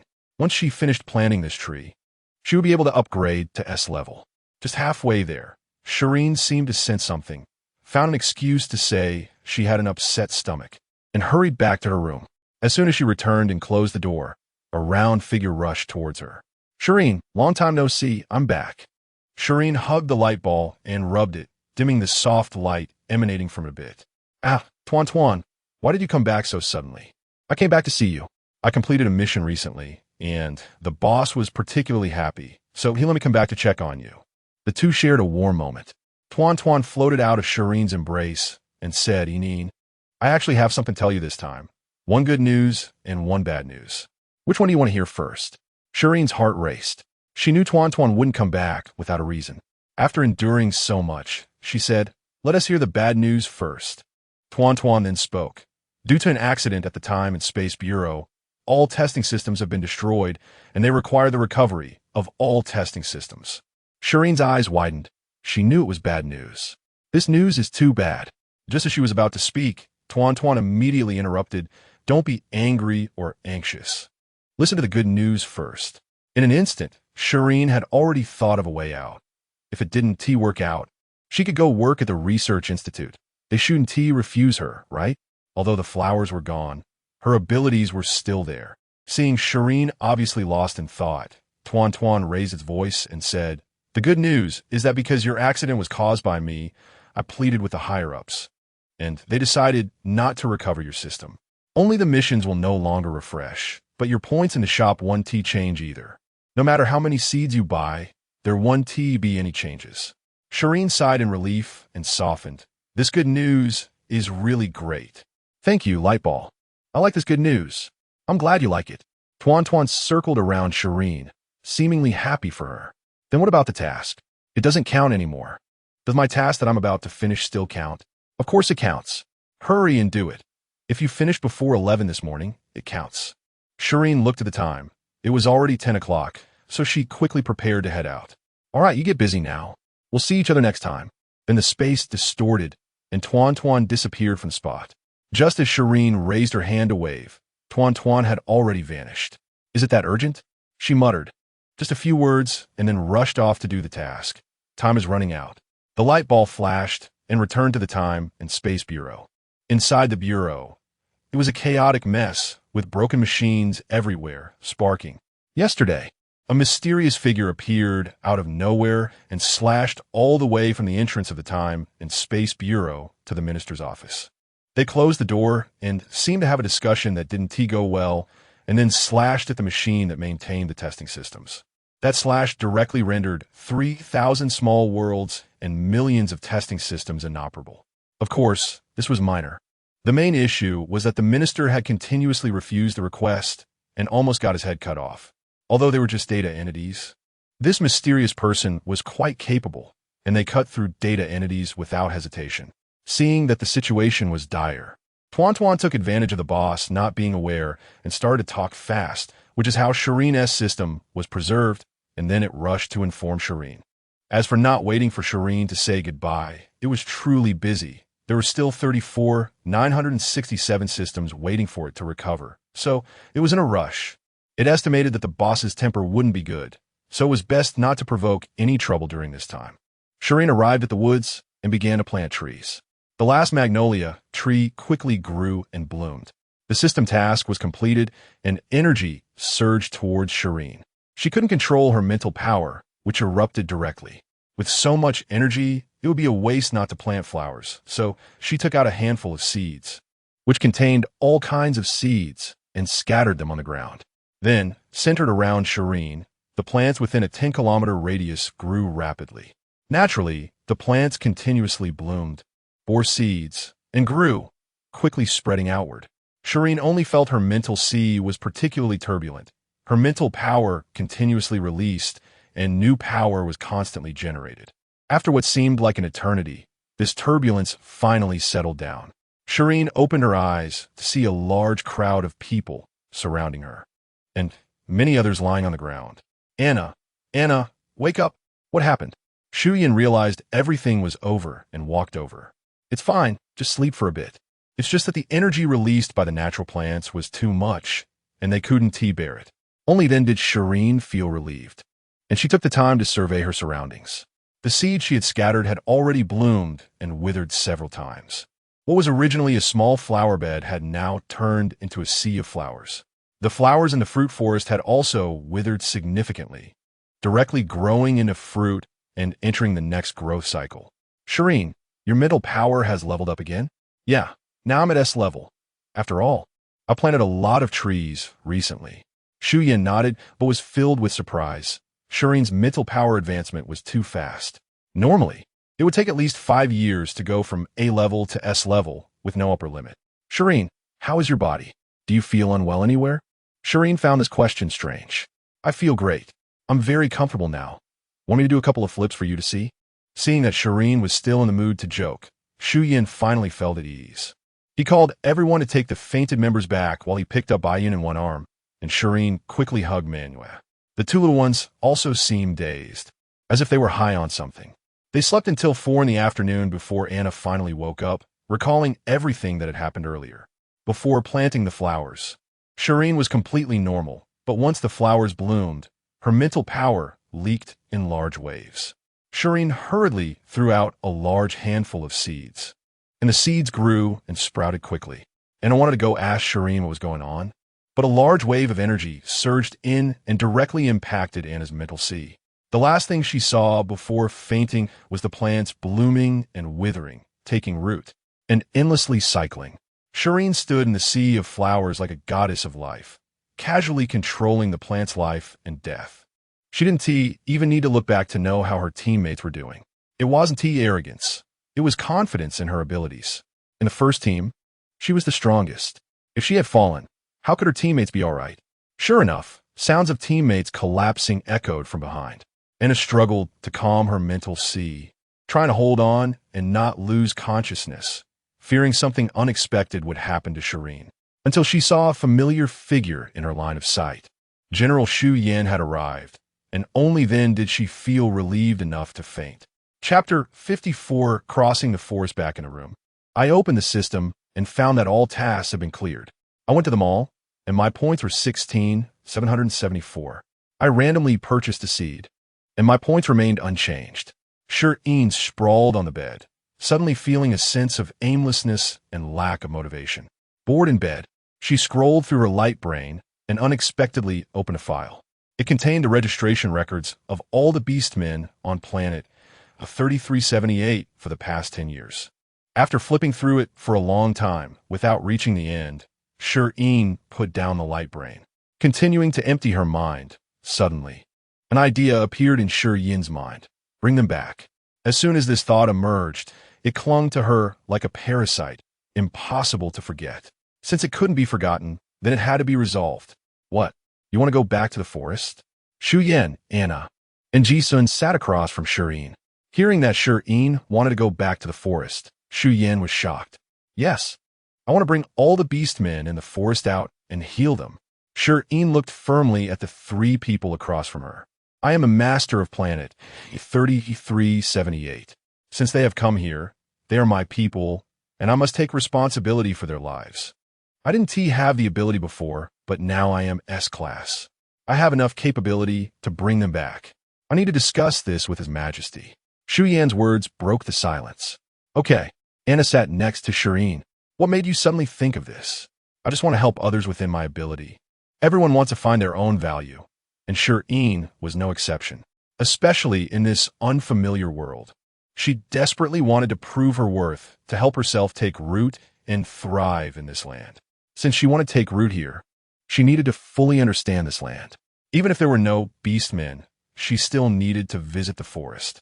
Only by turning the unknown into the known and having control over it could she feel secure. Ji-sun tugged at his clothes. He was very happy that Shi Yin could say such words. He wanted Shi Yin's brilliance to shine in every corner of the empire. Yet he feared her light was too weak to protect herself. Regardless, his task was to protect Miss Shi Yin, and everything else could wait. His Majesty agreed, but he requires you to protect yourself.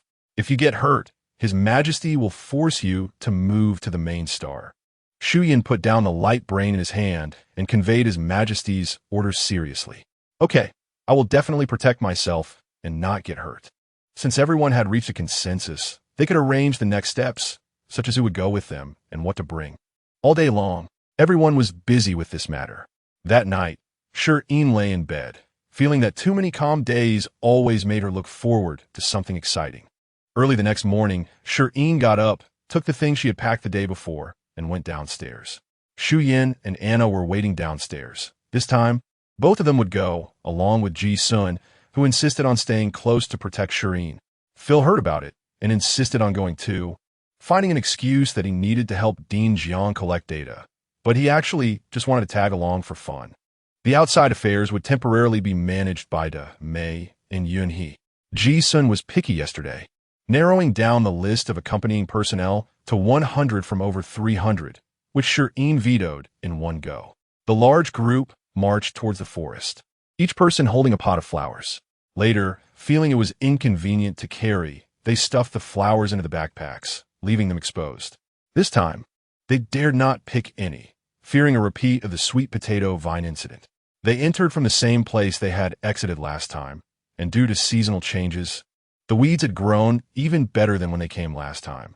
Phil took out the device, which scanned the entire forest and indicated their current location. There were no paths in the forest, so they could proceed in a fixed direction to create a path. The group moved straight ahead. Even if they were blocked along the way, they weren't afraid. As long as the direction didn't change, they could go around it. From the moment they entered the forest, Shi Yin began planting flowers, putting one plant every 2 meters, specifically choosing bright peonies and tulips. They didn't know what would happen after entering. The device might malfunction, but natural plants wouldn't.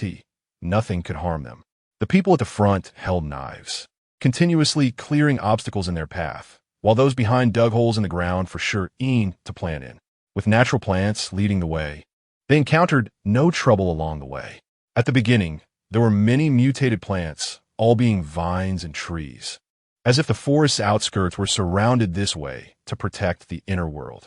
As they went deeper, mutated plants became fewer, and ordinary plants appeared more frequently. However, every time Shi Yin planted a plant and moved on, the hiding mutated plants would quickly act to encircle the natural plants. If there was more than one mutated plant, they would fight. As soon as this situation was discovered, Shi Yin returned to plant another one before moving on. Perhaps because everyone carried natural plants, and they were intact and unharmed, all the mutated plants were especially friendly towards this group, especially to Shi Yin. The bolder ones directly stretched their branches to rub against her face, while the smaller ones sneakily wrapped around her calves and tugged at her little hands. At first, the whole team was on high alert, but they relaxed slightly upon noticing that the mutated plants did not harm Shi Yin. Nonetheless, their defensive stance remained.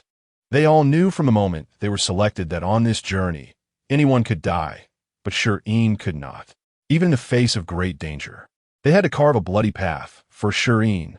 When a mutated plant stuffed its fruit into Shi Yin's pocket, everyone had already become accustomed to it, even joking around. No wonder Miss Shi Yin is so charming. Even the mutated plants are conquered.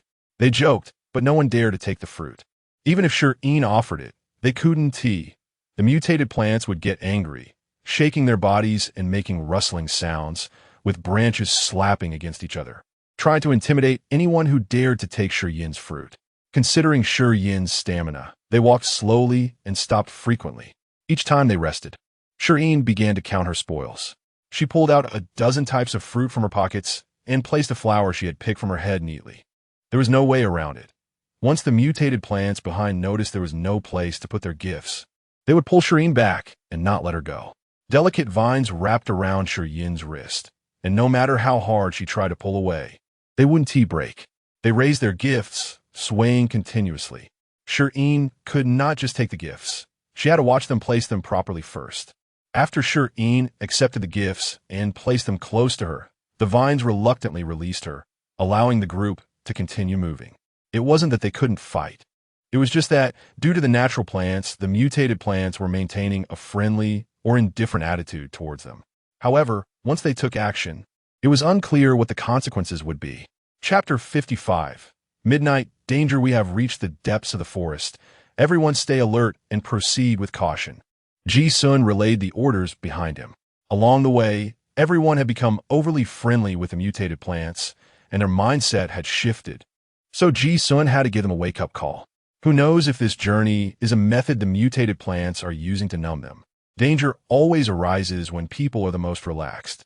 The sound of water trickling continuously approached, and as they moved forward, the sound grew loud enough for Shi Yin to hear it. Finally, they arrived at the source of the water sound. Several water sources from outside the forest converged here, forming a large lake. Shi Yin and the group stood in the clearing between two rivers, with the lake directly in front of them.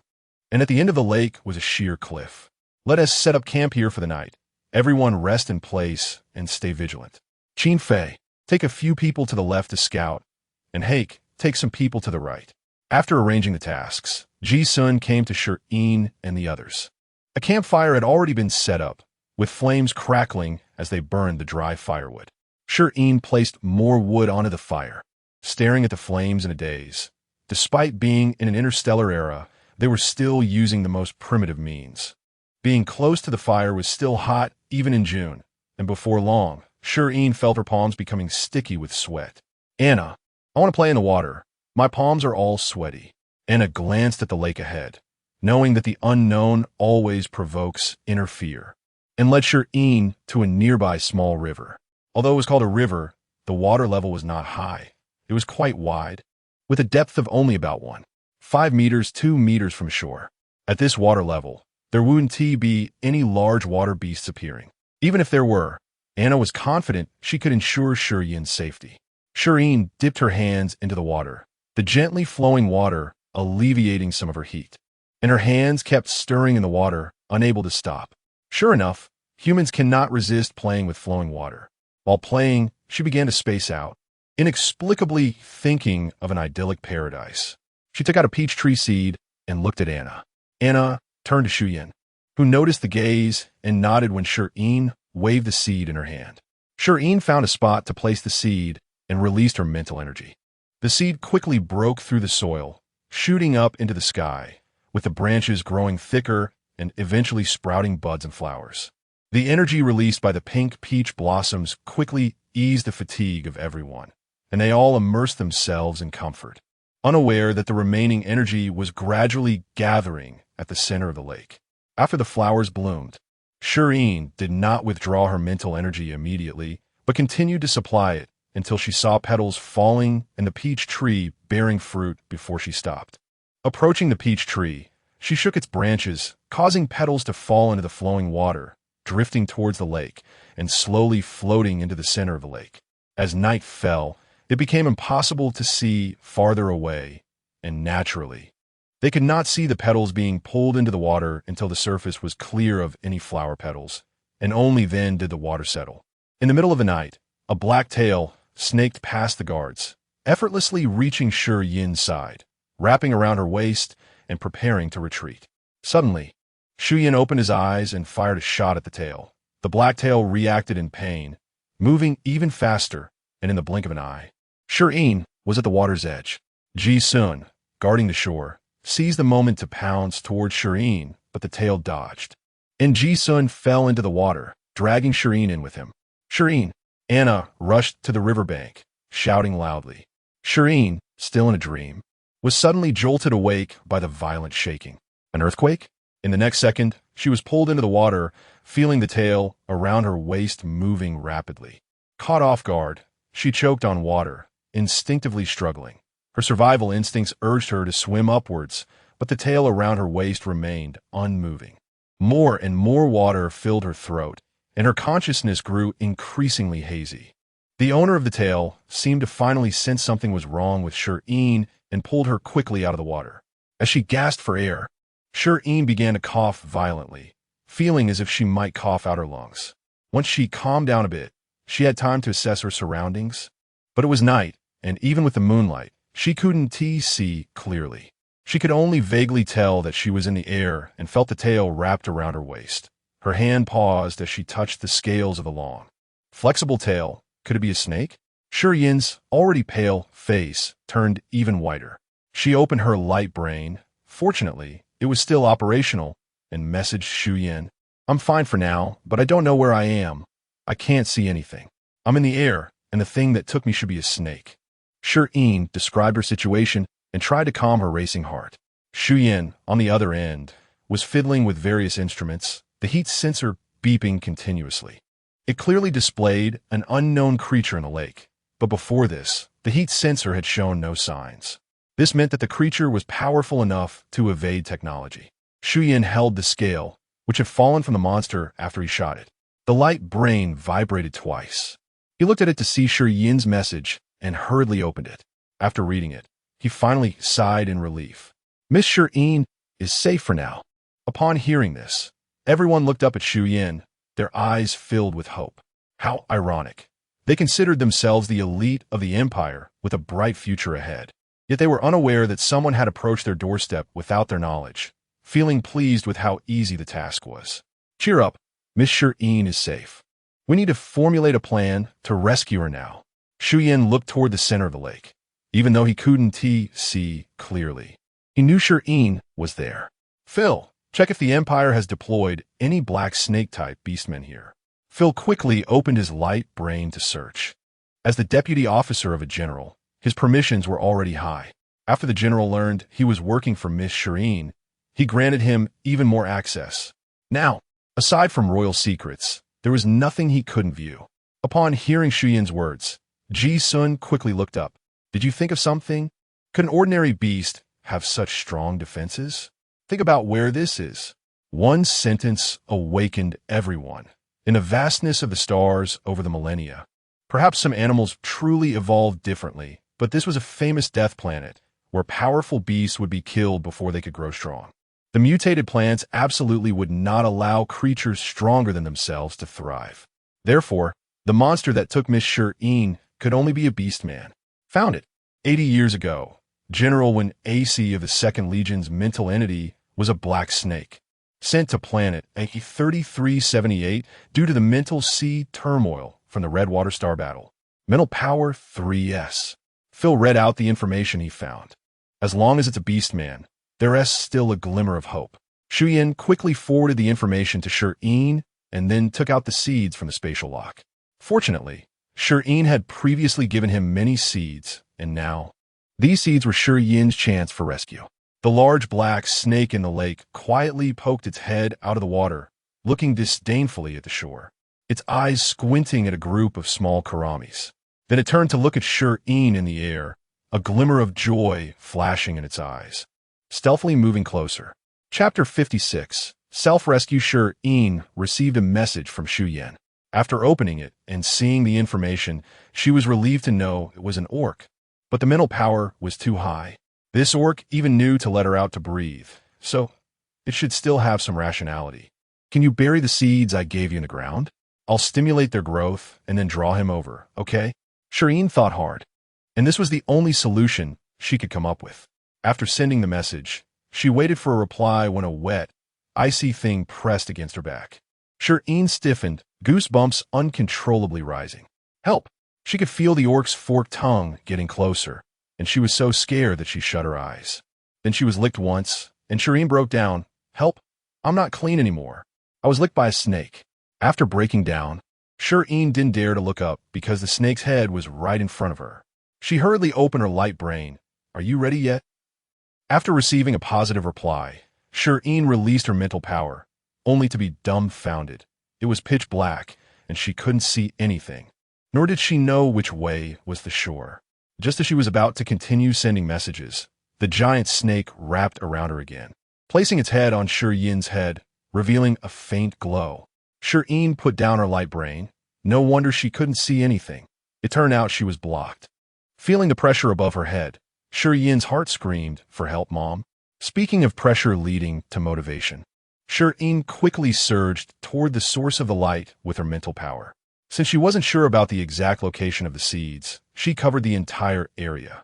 The seeds quickly absorbed Shi Yin's mental power, and the vitality inside made them grow rapidly. In an instant, the shore was covered with lush green grass and a large number of blooming flowers, all the released energy rushing toward the giant snake. Shi Yin's mental power continued to release, and the plants on the shore bloomed and withered, with special red and white roses among them, as well as tree seeds. Waves of energy wrapping around the giant snake. The giant snake was rapidly healed by the immense energy in its mental sea, floating in a blissful state, completely dazed. No wonder it had survived for decades here. It wasn't dizzy at all and still tightly coiled around Shi Yin. Shi Yin was already frightened, and with her mental power being released in large amounts, she quickly became drowsy. Forcing herself to stay awake, she slapped her face, but was directly ensnared by the snake's tail around her wrist, leaving her unable to move. Before long, she leaned against the giant snake and fell asleep, with nothing solid under her feet, giving her no sense of security. Even though she was very tired, she would wake up from time to time. The giant snake placed Shi Yin on its massive body, and only then did she relax and fall asleep. It wasn't until the sun rose, the glaring sunlight shining on Shi Yin's face, that she woke up. Supporting herself on the giant snake's body, her consciousness slowly returned. Oh no, I actually fell asleep so defenselessly. Could it be that my subconscious thinks the orc won't harm me? She opened her light brain to find many messages from Shi Yin. I accidentally fell asleep. I should be safe now. The giant snake hasn't moved. After reporting her safety to Shi Yin, Shi Yin began to scroll through the messages from Shi Yin. Actually, there wasn't much. Mainly, he was asking how she was doing, if she was okay, checking in every half hour. Shi Yin had slept soundly, while the people on the shore had not slept all night. Shi Yin kept checking to see if Shi Yin had replied. Anna noticed Shi Yin was constantly looking at his light brain, clearly waiting for news from Shi Yin, and said Shi Yin wouldn't have fallen asleep, would she? As soon as she said this, everyone fell silent. Anyone who knew Shi Yin even a little would know how well she could sleep. She would go to bed at 10 at night, sleep until 9 in the morning, and still need a nap at noon, sometimes sleeping until 3 or 4 in the afternoon.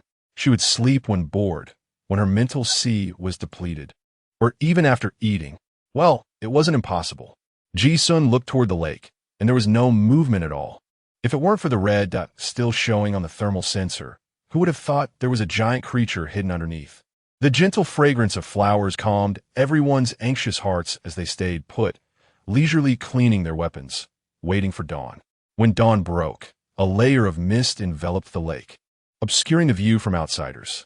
It wasn't until the sun rose that the mist slowly dissipated, at the same time that Shi Yin also received a message from Shi Yin. Miss Shi Yin is fine. She just fell asleep. Everyone was relieved, but couldn't help but think, Miss Shi Yin is really carefree. She can sleep in such a situation. Shi Yin carefully touched the giant snake's body. Its cold and sharp scales still made her uneasy. Sensing Shi Yin's movement, the giant snake moved, swimming toward the shore with Shi Yin until it stopped 10 meters from the shore, ensuring that the people on the bank could see them. The people on the shore had already readied themselves for battle as soon as they spotted the black emerging from the distance. As the giant snake got closer, sweat began to form in their palms. The giant snake revealed only a tail and a head, completely blocking out the sunlight. Who could have imagined the massive body hidden beneath the water? Shi Yin saw everyone on the shore waving at her, proving that she was indeed okay. Then she lowered her head to open her light brain, starting to type a message to Shi Yin. Do you have more seeds? Let's do it again and heal this giant snake as soon as possible. Also, in 3 minutes, you can start the stimulation. After Shi Yin replied to Shi Yin, he quickly sent down the seeds he had in hand. Shi Yin sent a guided emoji and began counting down the time. The sunlight shone on the lake, creating a sparkling surface. If it weren't for the current situation, Shi Yin would have loved to enjoy the beautiful scenery. When the time was up, Shi Yin began to release her mental power again, initiating a new round of growth. The giant snake sensed the comfortable energy and actively swam forward with Shi Yin. This time, finally, the giant snake's collapsing mental sea was quickly healed, the pollution purified, and in an instant, it transformed into a human form, falling into the lake. The snake tail wrapped around Shi Yin unexpectedly vanished. Shi Yin also fell into the lake. The people on the shore saw both of them fall into the water one after the other and quickly jumped in to rescue them. Shi Yin struggled in the water. She couldn't swim. After a whole day, she hadn't eaten enough but had drunk plenty of water. Finally, someone came to Shi Yin's side. She grabbed onto the person's neck. It was Shi Yin. Shi Yin swam with Shi Yin toward the shore, and as soon as they got on land, Anna wrapped Shi Yin in her clothes. After confirming that Shi Yin had no other issues, she took her back to the tent to change clothes. After Shi Yin changed, she looked at the tent. If it weren't for her insistence on watching the stars and not sleeping in the tent, would she have been taken away? Anna saw the guilty expression on Shi Yin's face and stepped forward to hug her, patting her back. It's not your fault. This orc is very powerful. We didn't even notice when he came. We are too weak and didn't protect you well. Listening to Anna's comforting words, Shi Yin began to cry. No matter how strong she was still a young girl just entering society, having lived in a peaceful world her whole life. She had never experienced such things before, alone, forcing herself to calm down and rescue herself. Now that the crisis was over, the fear broke through her strong facade and poured out. Tears streamed down her face, soaking Anna's shoulder. Anna held Shi Yin the whole time, gently patting her back to soothe her fears. After crying for a while, Shi Yin finally stopped, pulling away from Anna's embrace, looking at her apologetically. Anna looked at Shi Yin gently, as if she hadn't noticed Shi Yin's shyness. She stepped out of the tent and returned with buns and milk in hand. You must be hungry. Eat something first. Chapter 57. When AC didn't know how long he had been asleep. It hurt too much, everywhere hurt. And only deep sleep could alleviate the pain, until he was awakened by a wave of comfortable energy, which seemed to bring him relief. So he absorbed it all, thinking it would prevent pain in the future. Pink petals floated down the stream and brushed against his eyelids, while the rest scattered across his massive body. After the energy dissipated, the pain returned, and having experienced light, he could no longer endure the darkness. He needed to find something that brought him comfort. In the darkness, he quietly approached the shore. The small karamis were sound asleep, and those that weren't had already been swept away by a single tail swipe. Whatever. He searched through the crowd and quickly found the source of his comfort, that small karami in the middle. So comfortable, so lovely. He wanted to take it away and hide it. It was his. He stretched out his tail to wrap around the small karami, preparing to leave, but unexpectedly got caught and hit, which hurt a lot. Whatever. The small karami was the most important. He wouldn't hold against them. Wow. There was actually another one hiding here, trying to ambush him. Couldn't he catch it, just playing with you? He moved quickly through the water with the small karami. What happened to the small karami? How unfortunate it couldn't swim. So fragile. How could he take care of it? He lifted the small karami above the water while he sank to the lake bottom, feeling unhappy. Feeling the touch at his tail, the small karami was touching him. She liked him too. Mustn't he be too excited? Let us take a sneak peek. He poked his head above the water. What were those small karamis doing over there? Not leaving yet? If you don't leave, I'll eat you all up. His small karami was the best, obedient and quiet, so comfortable, so light. Why was the small karami trembling? He wanted to check. He stood upright behind the small karami and extended his tongue to feel it carefully. It wasn't hurt, so comfortable, he wanted to lick it just once. Licked it. So nice. The small karami trembled even more. Whatever. Let the great me protect you. He wrapped around her a couple more times, resting his head on the small karami's head to assert his claim. Mine. Who dares to take it away? I'll deal with you. The comfortable energy returned. So much of it, from that group of small karamis, they all smelled terrible. Couldn't he possibly be them? Upon careful feeling, it was the energy released by his small karami that amplified the energy over there, causing it to erupt. His small karami loved him so much, knowing he was uncomfortable, specifically amplifying the energy to comfort him. So liked, so comfortable, once I'm not in pain anymore, I will. Why was the small karami still moving? Couldn't he sleep? Whatever. Since you like me so much, and I like you too, I'll be generous and let you lean against me to sleep. So comfortable. It had been so long since he felt this comfortable, warm light shining on him. So nice, looking at the small Karami in his arms. Let her feel it too. The small Karami woke up. That comfortable feeling came again. Last time was too far away. So much comfort was wasted. This time I will stay closer. Not waste it. He brought the small Karami close to the shore under the watchful eyes of a group of Karamis. Why are you staring at me? Your eyes aren't bigger than mine, squinty eyes. He saw flowers blooming on the shore, and that energy came again. This time, it was even more comfortable. Something felt different. So many images couldn't he remember. How did he end up here? It seemed he wasn't he himself. When AC had a dream, dreaming he became a snake and caught a person, even licking him once, which scared him awake immediately. Upon opening his eyes, he saw blue skies and white clouds. Where was he? A familiar scent reached his nose, so fragrant. When AC sat up, the clothes on him were not his. Where's this? Not on Redwater Star. Right, Redwater Star. He should have been in mental collapse, sent to the death planet. So where was this? Captain. P.S. awake. The person next to him, busy cooking, noticed the sleeping figure sitting up and quickly called Ji-sun. This person was so powerful when he was an orc. Better to call the captain to take a look. After all, he couldn't handle him.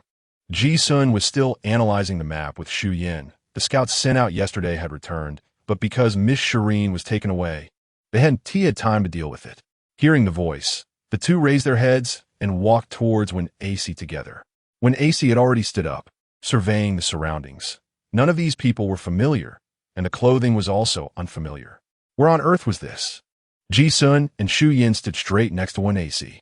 Ji-sun spoke first, former general of the 2nd Legion, now captain of the Hope Squad. Ji-sun meets General When AC, general of the 3rd Legion. Shi Yin of planet 3378 meets General When AC. Both raised their hands in salute. When AC nodded in acknowledgement, and they lowered their hands. I haven't heard your names before. What time is it now? And where is this? Hearing the familiar Legion, When AC calmed down. Ji-sun, being a former member of the 2nd Legion, took the initiative to answer. Report, General, is currently the year 10473 in the interstellar calendar. Location, planet A3378. When AC's expression was calm, but internally he was shocked. Had he really slept for 80 years? Had the interstellar development progressed so quickly in these 80 years? There were already troops stationed on the Death Planet, and they dared to enter the Death Forest. Shi Yin voluntarily took his leave, leaving Ji-sun to explain to this long-sleeping former direct superior what had happened during his slumber. Shireen, after finishing her meal, was forced to take medicine. Even though it was a pill, why could she still taste it? So disgusting. This medicine tasted worse than nutrient solution. Compared to it, traditional Chinese medicine was delicious. After taking one, Shireen stubbornly refused to take a second pill. Seeing Anna getting closer, she hurriedly lifted the tent and ran out. Anna saw this and rushed after her, saying, "You can't skip the medicine." Shireen's resistance was well known. She would get sick in the cold and sick in the heat. Her constitution was terrible. This time she had soaked in the water for so long and then been blown by the cold wind. She would definitely get sick. She had to take the medicine. As soon as Shireen dashed out of the tent, she saw Shi Yin walking towards her, followed closely by Anna. Shireen immediately hid behind Shi Yin. Shi Yin looked at the rushing Shireen and was about to speak when he saw Anna chasing closely behind. "General, step aside. Shireen won't take the medicine. She'll get sick." Shireen was also afraid Shi Yin would turn her in. That medicine was so horrible. One pill was enough. Or she could take the old kind of medicine. She absolutely would not take this one. Shi Yin took the medicine from Anna's hand and said to Shireen, "This medicine is a special effective one. The effect is powerful. Naturally, the taste is bad, you." Shireen had already prepared a run as soon as Shi Yin took the medicine. How could she wait for him to finish speaking? This chaos naturally attracted the attention of others, and Ji-sun and When AC also looked over. As soon as Anna saw Shireen run away, she hurriedly chased after her.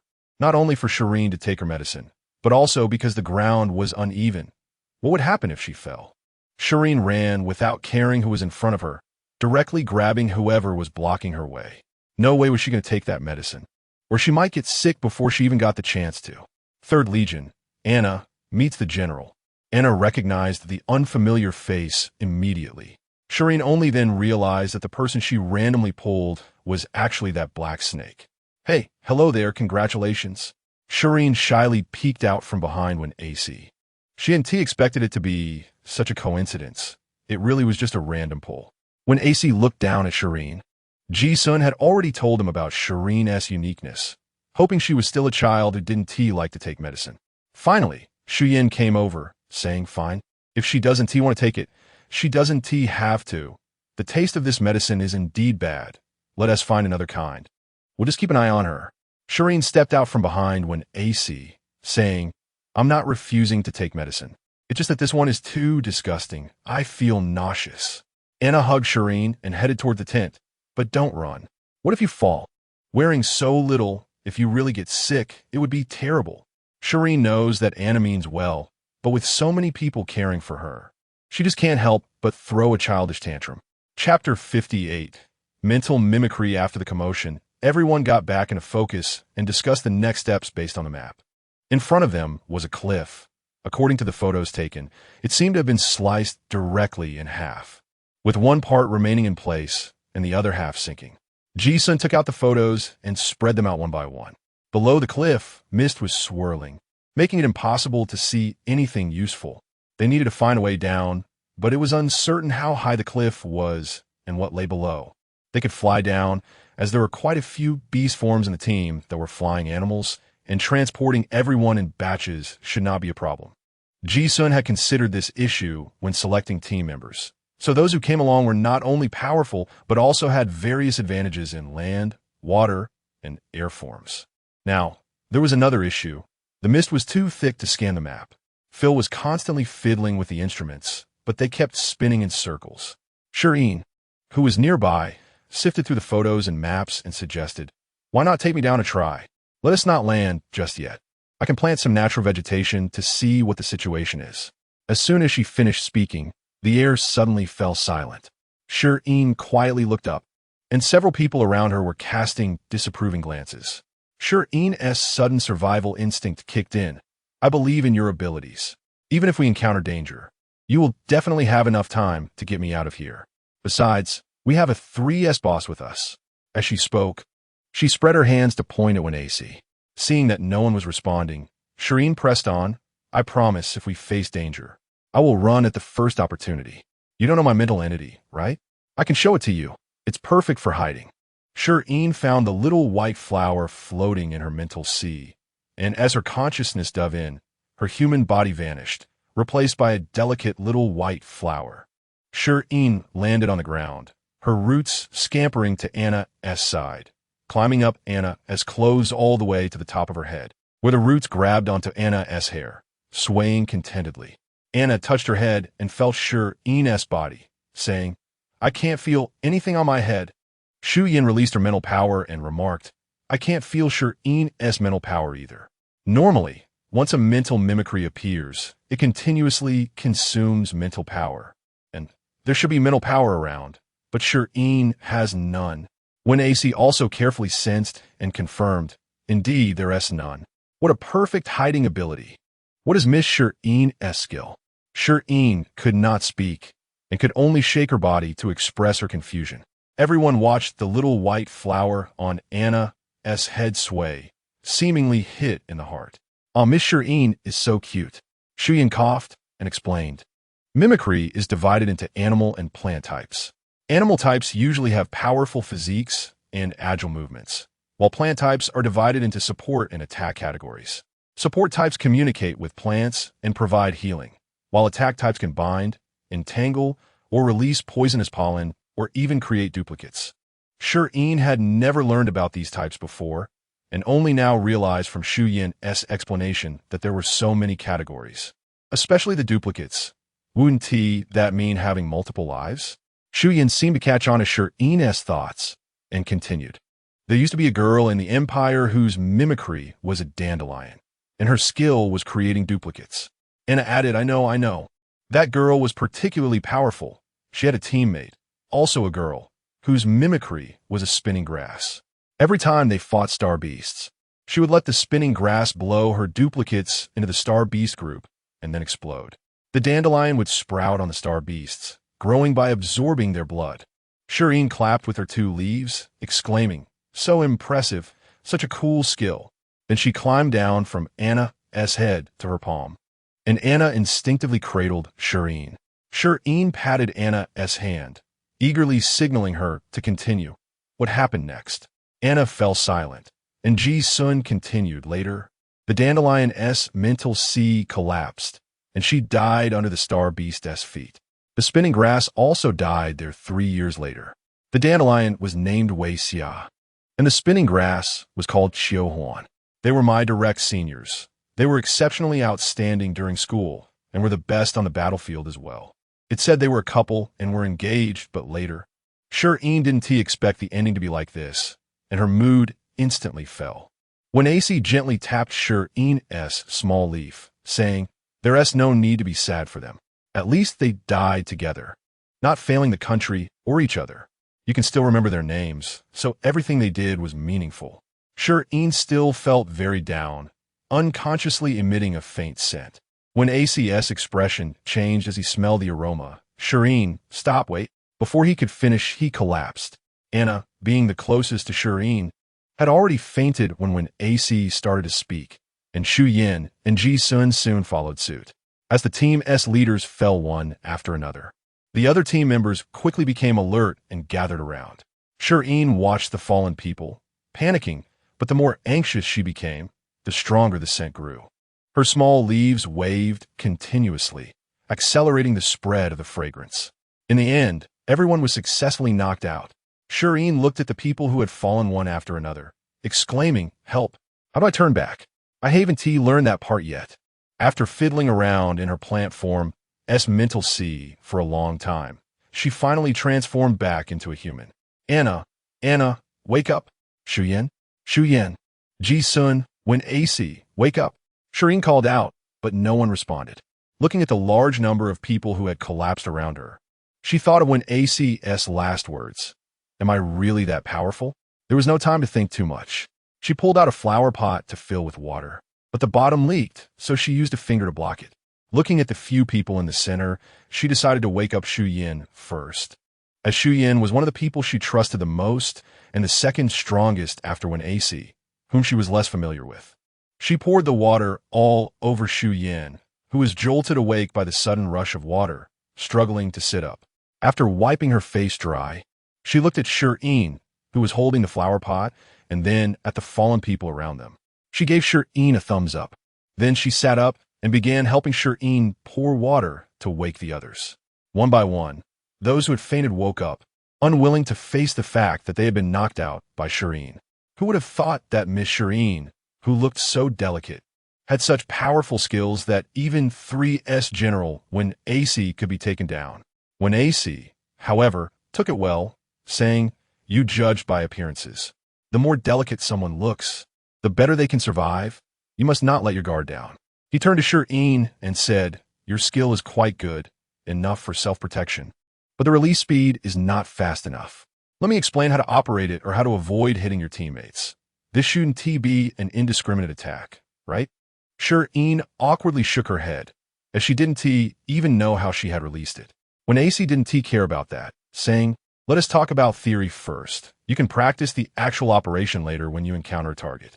As for the indiscriminate attack, I'm not sure if we should wear gas masks." Shi Yin quickly prepared, knowing that advice from a general of a nation was essential, and it was best to take notes.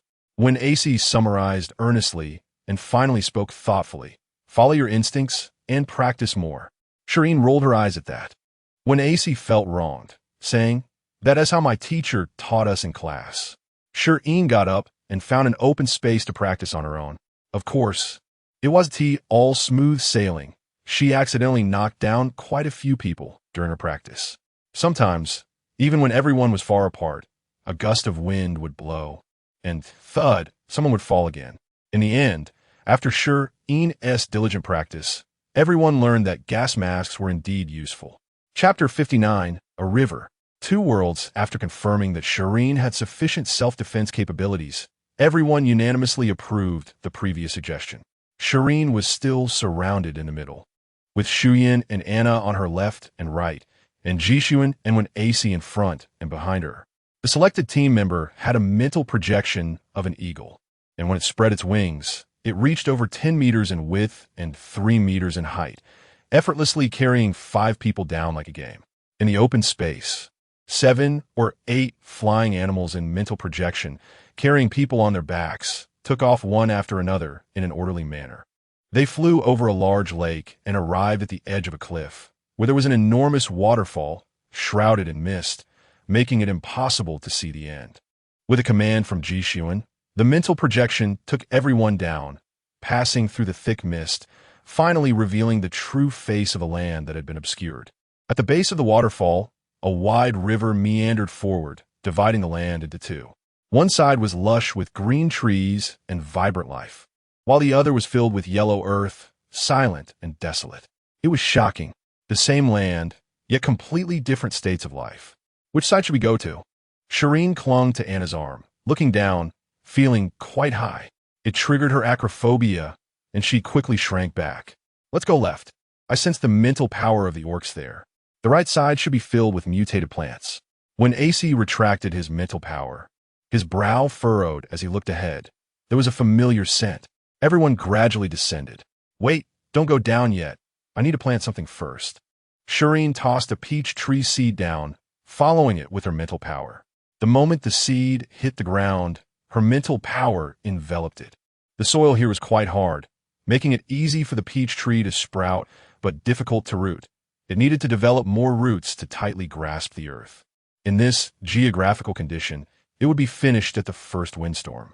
The peach pit slowly sprouted and grew upwards, while providing mental power to help the peach tree grow. Shireen also focused on arranging the roots to ensure it could firmly grab the ground. After solving the root issue, she directed all her attention upwards as the peach tree rapidly sprouted branches, grew flower buds, and then bloomed continuously. Feeling it was about time, Shireen withdrew her mental power and peeked to see her results. On the desert-like land, the first tree had grown a green life. This was the first time when AC saw Shireen's planting ability while fully conscious. Even though he had heard Jishuan talk about it many times before and had seen the natural plants in everyone's hands, nothing compared to witnessing it firsthand at this moment. The Empire was like this desert, being pushed towards the end of death, and Shireen's arrival was like this peach tree, bringing hope for life. Everyone slowly descended. Stop! Something is coming. When AC waved his hand to signal them a halt. In the distance, dust billowed as something rushed toward them, and there was something rolling in the river. The ground creatures were faster, but all they saw was dust with no visible figures. Shi Yin said sternly, "There are many powerful creatures underground and in the water." As soon as he finished speaking, a gigantic creature burst from the ground, circling around the peach tree. Shireen felt her vision darken. Why was it a soft-bodied creature? So scary. Anna quickly hugged Shireen to comfort her. It's an earthworm, don't worry. It's attracted by the natural plants you planted. Shireen relaxed a little, but still found soft-bodied creatures the scariest. She didn't dare to look and buried her face in Anna's embrace. Is it an orc? Let it loosen the soil. I want to plant more. Hurry up and turn into a human. Otherwise, I can't watch. The earthworm circled around the peach tree, while the creatures in the water leaped up and bit the earthworm. The earthworm struggled and entangled itself with the creature. It was a crocodile. A fight broke out, and many more creatures emerged from the water, including octopuses. Anna explained the battle situation to the frightened Shireen. Shireen opened one eye to sneak a peek, and just saw a spray of blood shoot out onto the ground. We can't let them fight. If they remember, it'll be over. I need to plant trees quickly. Suddenly realizing this, Shireen hurriedly pulled away from Anna's embrace and took out a peach pit to scatter it. Her mental power enveloped it, sprouting quickly as several peach trees grew, blossomed, and the energy rapidly swept across the area. The previously fighting orcs were calmed by the powerful energy, their polluted mental seas purified and restored. Groups of them lost their ability to move and collapsed to the ground. One wave fell, and another came. The immense energy drew all the orcs from other areas in from all directions. Several peach trees had already drained most of Shirin's mental power. Planting trees consumed a lot of mental energy. She flipped her hand to take out red and white rose seeds. Although these seeds weren't as powerful as the trees, they easily outperformed other seeds in energy. She tossed the seeds forward, quickly enveloping them with mental power as they landed on the ground, which had already been turned over by the earlier earthworm orcs, just perfect for Shirin. The seeds quickly took root and sprouted, growing branches and leaves, and the flower buds swelled, almost ready to burst open. Shirin withdrew her mental power, realizing it wasn't tea time yet. She needed to wait until they got closer.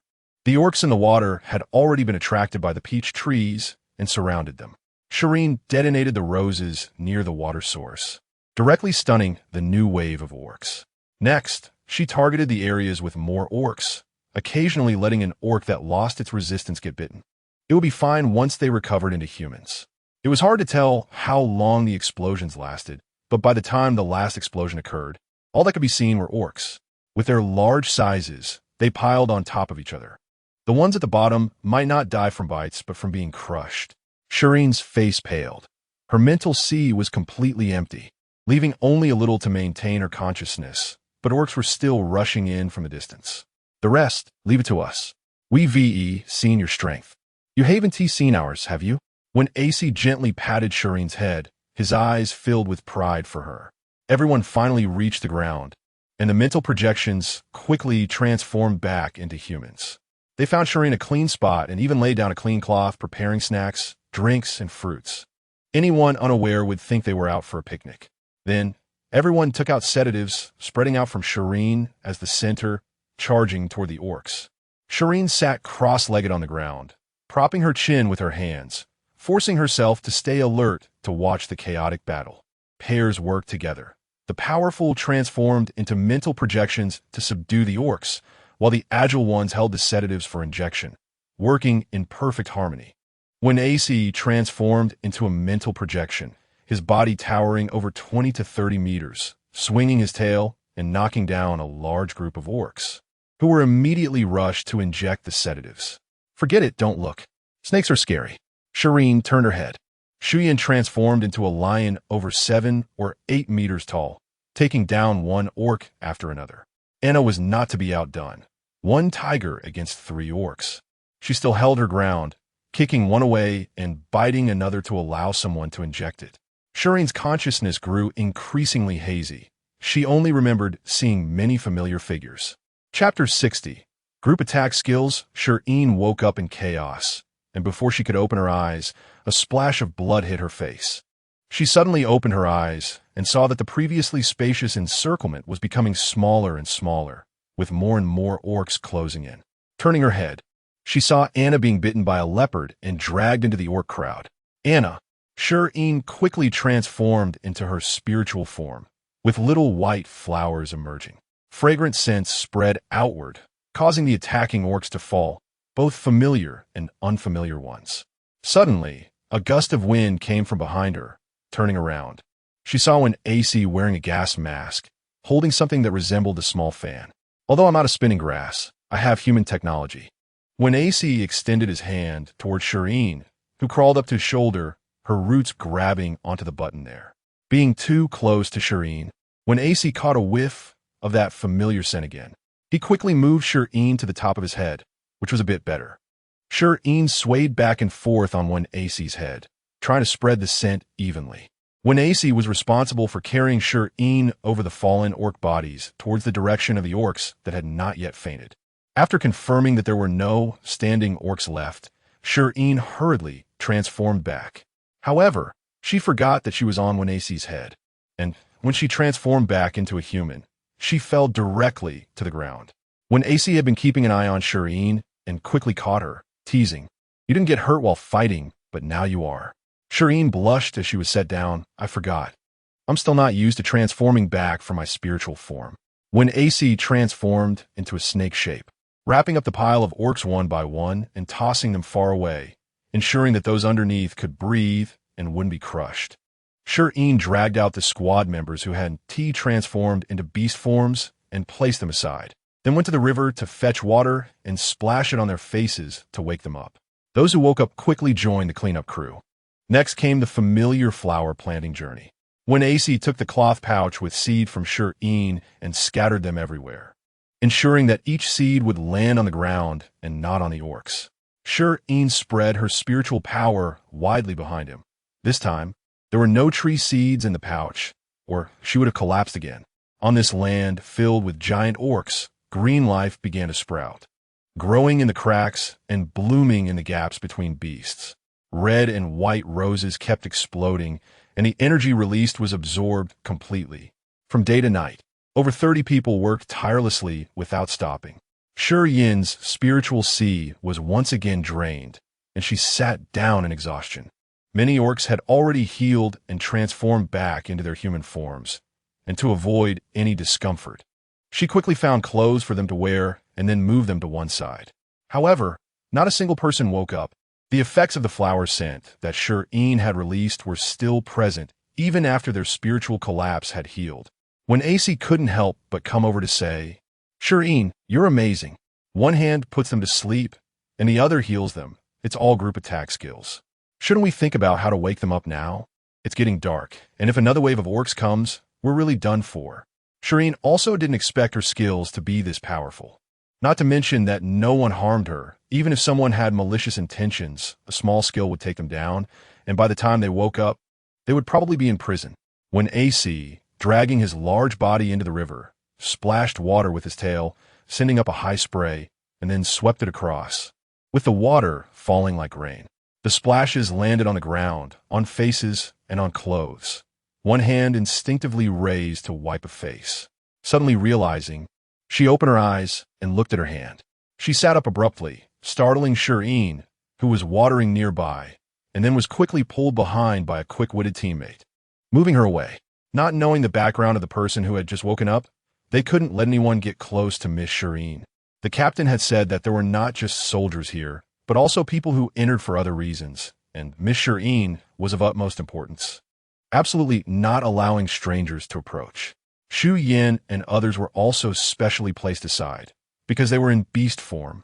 When AC took special care of them, perhaps to take revenge for that gunshot. When Shi Yin woke up, her spiritual form automatically shrank back into her human form. Touching the water on her face, she sat up and looked around, seeing fallen people and orcs everywhere, along with the wet ground, instantly understanding everything. Standing up, she saw familiar beast forms around her, all still unconscious. She climbed out from the pile of beasts to find Shi Yin, just in time to see Shi Yin startled by someone suddenly sitting up and being shielded behind. She hurried over. "Is everyone okay?" Shi Yin patted her chest. "I'm fine. Look at this whole area. They're all taken down by me." Shi Yin gave a thumbs up. "Well done. From now on, if anyone bullies you, you just take them down." Shi Yin proudly raised her head. "Of course. Now that they're down, I can do whatever I want." Hee hee. Shi Yin quickly shook her head to clear her mind. "What am I thinking?" More and more people woke up, and the sounds on this land grew louder and larger. Shi Yin followed Anna, who patted her head. "I'm really fine. The injuries from my spiritual form have nothing to do with humans. Your flowers have healed me." Shi Yin threw herself into Anna's arms. "But does it hurt? I saw you when you were bitten." Anna continued to comfort Shi Yin. "It doesn't hurt. You did great. You saved our lives again." As night gradually fell, Shi Yin and the others built a bonfire. Aside from the Hope Squad, there were about 70 to 80 orcs waking up this time. Looking around, there were countless orcs still asleep, their massive bodies shielding against the raging winds of the night, creating a temporary shelter for those awakening. Throughout the night, everyone actually didn't rest well, regularly checking the orc herd, bringing back those who had recovered, and remaining alert for any new orc attacks. Shi Yin also didn't sleep well. Although everyone didn't let her do anything, the bloodshed of the day gave her nightmares, waking her up repeatedly. Each time she woke up, she planted some flowers, exhausting her spiritual power before continuing to sleep. Anna tenderly held Shi Yin in her arms, unable to tell her to ignore these people, so she could only be even kinder to Shi Yin. The night would eventually pass, and dawn would arrive. After a night of healing and purifying by a large number of natural plants, many orcs returned. A small number were again wrapped in a large amount of energy by Shi Yin and gradually woke up. Everyone cheered and embraced, including family, lovers, friends, as well as rivals, enemies, and foes. What was said about clearing grudges after death was irrelevant now, as they were not dead, and their grudges continued. A tall, dark-skinned, handsome man threw a punch at a golden-haired, blue-eyed man, only to be pulled into a hug in return. As you wish, we have plenty of time. Anna covered Shi Yin's eyes. Children shouldn't look. Let's go, let's go. Shi Yin pried Anna's fingers apart, creating a gap. I'm already an adult. I can see. She kissed, but was taken away by Anna, who insisted she was still a child. Little ancestor, be more reserved. They're all looking. Hurry up and go. Chapter 61. Eating melon sometimes, having too many people around is not good. For example, there's not enough pants. When I arrived, I didn't expect so many people, and I brought too few. Over 100 people could only cover their key parts with their tops, which led to over 100 people having only pants and no tops. Shi Yin had a great view. Every person here was carefully selected by the military, with impressive height, figure, and looks. Anna was watching closely from the side, and under pressure, Shi Yin dared only to sneak glances. But which one of them wasn't trained in mental strength? Stealing glances at them was no different than being scrutinized closely. However, the object of their gaze was Shi Yin, who was wealthy, powerful, and attractive with great abilities. Not to mention, it seemed that more than one had that idea.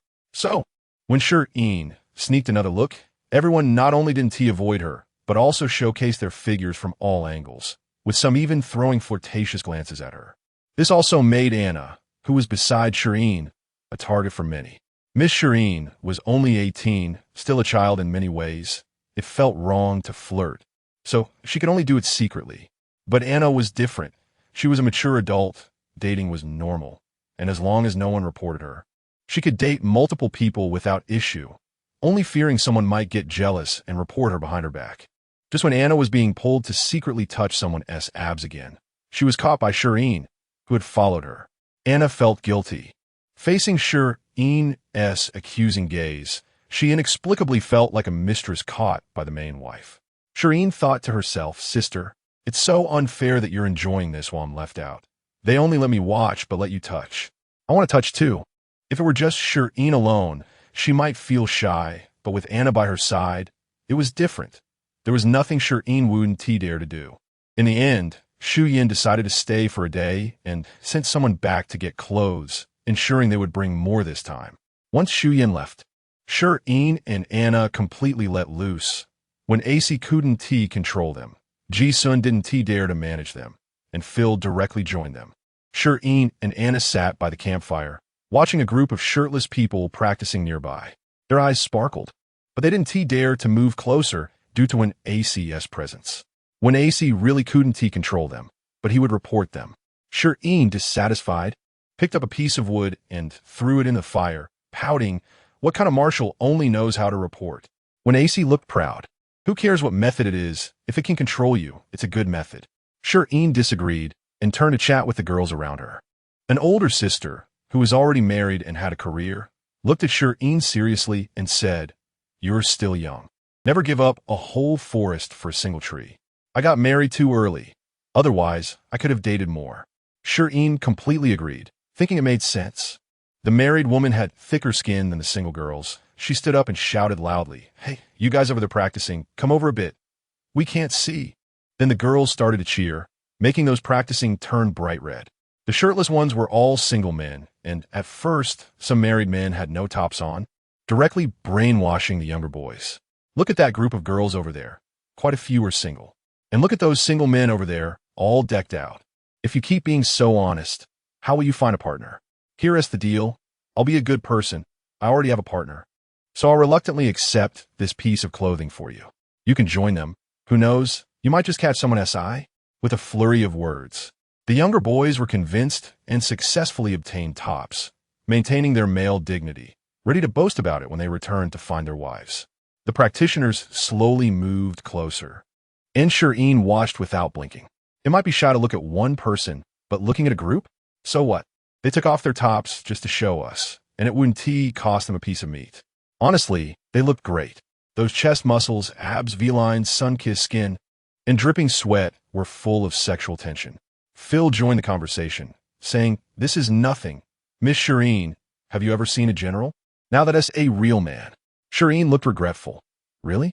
I've never seen one. When I first met Shi Yin, he was wrapped in a bedsheet. I didn't see anything." Phil stirred the pot. "What about Marshall when AC? Have you seen him?" Shi Yin secretly glanced at when AC and said, "No. I just fell into the water and was rescued and brought into the tent. By the time I came out, he was already awake." When AC's face darkened upon hearing Shi Yin's words, he snapped a piece of wood as thick as his arm in half and threw it into the fire. Inside, he felt like a little man crying. She touched and slept with him and then compared him to others. What a flirt. The three sitting in a row kept pointing and gossiping. Phil nudged Shi Yin. "Did you see that guy? My ex-boyfriend. His physique is amazing too." As soon as this was said, the women's gossip instincts kicked in. "Then why is he your ex-boyfriend? Who broke up with whom? Explain in detail." Phil drew circles on the ground with a twig. "Well, I used to be the deputy of a general. The general was very busy, and I was busy too, so I ignored him. He couldn't take it anymore and broke up with me. I was really angry. I spent a long time just to take one day off to accompany him, and he actually broke up with me. I agreed right away. If we break up, we break up. Whoever turns back is a dog." Facing the accusing looks from the two, Phil felt very wronged. "Don't look at me like that. We both made mistakes." Later, he went to the battlefield, and then something happened. Roughly calculated, we haven't seen each other for 2,361 days. Anna cheered. "Wow. You calculated that too roughly. You were just short of adding the seconds." Shi Yin and Anna exchanged a smile, their eyes full of excitement. Shi Yin actually didn't stay idle. Whenever she had mental strength, she would plant flowers and trees, closely followed by over 10 people. The distance for planting flowers was widened, so they could release their mental strength directly, letting the flowers bloom and fall without needing seeds, allowing the seeds to fall to the ground and grow again. After a few rounds, the gaps in between were filled. This inevitably brought up our great contributor, Brother Earthworm. Although Shi Yin still couldn't look at him directly, how could a 1.9-meter tall, handsome guy be likened to an earthworm? Brother Earthworm was responsible for loosening the soil where Shi Yin planted flowers. The hard soil, which was tough to dig, quickly became soft with his back and forth. Shi Yin patted Brother Earthworm's arm. "Are you going home after leaving here? If not, just work with me. This planet is mine. You can help me plant flowers, and I'll pay you." Brother Earthworm replied straightforwardly, "Sure, I want to go home. If I get the chance, I'll pass a message to them. I'll just follow you. Opportunities are fleeting. If you encounter one, you must seize it." He had already been declared dead in the Empire, and even if he went back, he might not return to his original position. It was better to follow Miss Shi Yin, as his mental adaptation was also professionally aligned. A person's success always makes others jealous, and Brother Earthworm was pulled by a few good brothers to practice after returning. Chapter 62, The End of the Wilderness. Shi Yin's back and forth was quite fast. With the natural plants from Shi Yin, and having followed Shi Yin's main group once before, the mutated plants along the way recognized that these few stinky humans were with that fragrant human. So they let them go. In fact, who knows what these men are like? They're not easy to mess with, and you can't just avoid them if you can't win. Shi Yin had people distribute the clothes and looked at Shi Yin and Anna. Anna was looking everywhere but at Shi Yin, while Shi Yin tilted her head and smiled, tightly holding onto an AC's clothes, making it impossible for him to complain. When AC had his clothes hem grabbed, looked at the smiling Shi Yin beside him, and cooperatively spread his hands and shrugged. Shi Yin glanced at the three and found it hard to watch, then turned to look for Phil, only to see Phil was tussling with a man. Taking a deep breath, he sought out Ji-sun. Ji-sun was adjusting the equipment, and Shi Yin hurried over, finally finding someone reliable. As soon as Ji-sun opened his mouth, he said, "Hey Shi Yin, you came at the right time. Help me analyze which outfit looks better, this one or that one." Shi Yin took a look and saw that this guy was shopping with the equipment, claiming that the equipment was bigger than the light brain. And he kicked him right away. Not a single person is easy to deal with. Once everyone was ready, they set off again, this time along the river. After all, water sources are very important in this place, and the other directions might not have water. Everyone transformed into their mental forms and moved faster. Shi Yin hid herself in Anna's fur, Her roots were too thin, and she was afraid they would break in the wind, so it was safer to hide. The flying creatures above could see farther than those running on the ground, and were responsible for scouting, signaling any dangers in time. Everyone set off at full speed, and the scenery along the way was the same. If it weren't for following the river, they would have really lost their way. Shi Yin looked at the boundless wilderness on her right and dared not imagine how quickly she would die if she lived there. Scaring herself, Shi Yin continued to hide well and fell asleep in a daze. Can mental form also get sleepy? When she woke up, everyone had already stopped. After running for several hours, everyone was tired, and since there was no rush, it was fine to take a break. Shi Yin propped up her small body and emerged from Anna's fur. Anna noticed the movement on her body, realizing Shi Yin was awake, but she didn't dare move. Fearing that Shi Yin would fall after just waking up, she quickly roared, "This group of people, can't you be a bit more observant? Didn't you notice Miss Shi Yin is awake?" A man passing by Anna was startled and looked up to see Shi Yin sitting on Anna's sturdy body. He quickly reached out both hands to lift Shi Yin down, and Anna stood up, shaking her body to transform back into a human. She then took Shi Yin and placed her into the pocket at her chest. Shi Yin was unhappy. The pocket was too small and squished her roots. She crawled out, combining her roots and leaves, turned back into a human, and nestled in Anna's arms, looking a bit unwell. This was not Shi Yin's fault. Anyone would feel nauseous after being jostled around continuously. Shi Yin signaled Anna to put her on the ground, finding a spot to squat and relieve her discomfort. Anna carefully squatted down, gently stroking Shi Yin's back. "What's wrong? Feeling unwell all of a sudden?" Shi Yin blurted out, "I'm feeling dizzy." Anna looked embarrassed. She and T carried a person before. Shi Yin heard Shi Yin's words and asked, "Is it very uncomfortable?" Shi Yin shook her head a little bit, "But we'll be fine after a while. I'll carry you this afternoon. My fur is thick and can cushion you." Shi Yin looked at Anna, who nodded with concern. And only then did Shi Yin agree. The state of the mental form consumes mental energy but does not require food. Humans need to eat. Fortunately, when Shi Yin went back to get clothes, he specially brought a lot of nutrient solutions.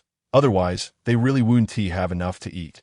There's also a lot of food in the spatial lock, even pots, but they didn't bring vegetables as vegetables could be grown fresh. This is it.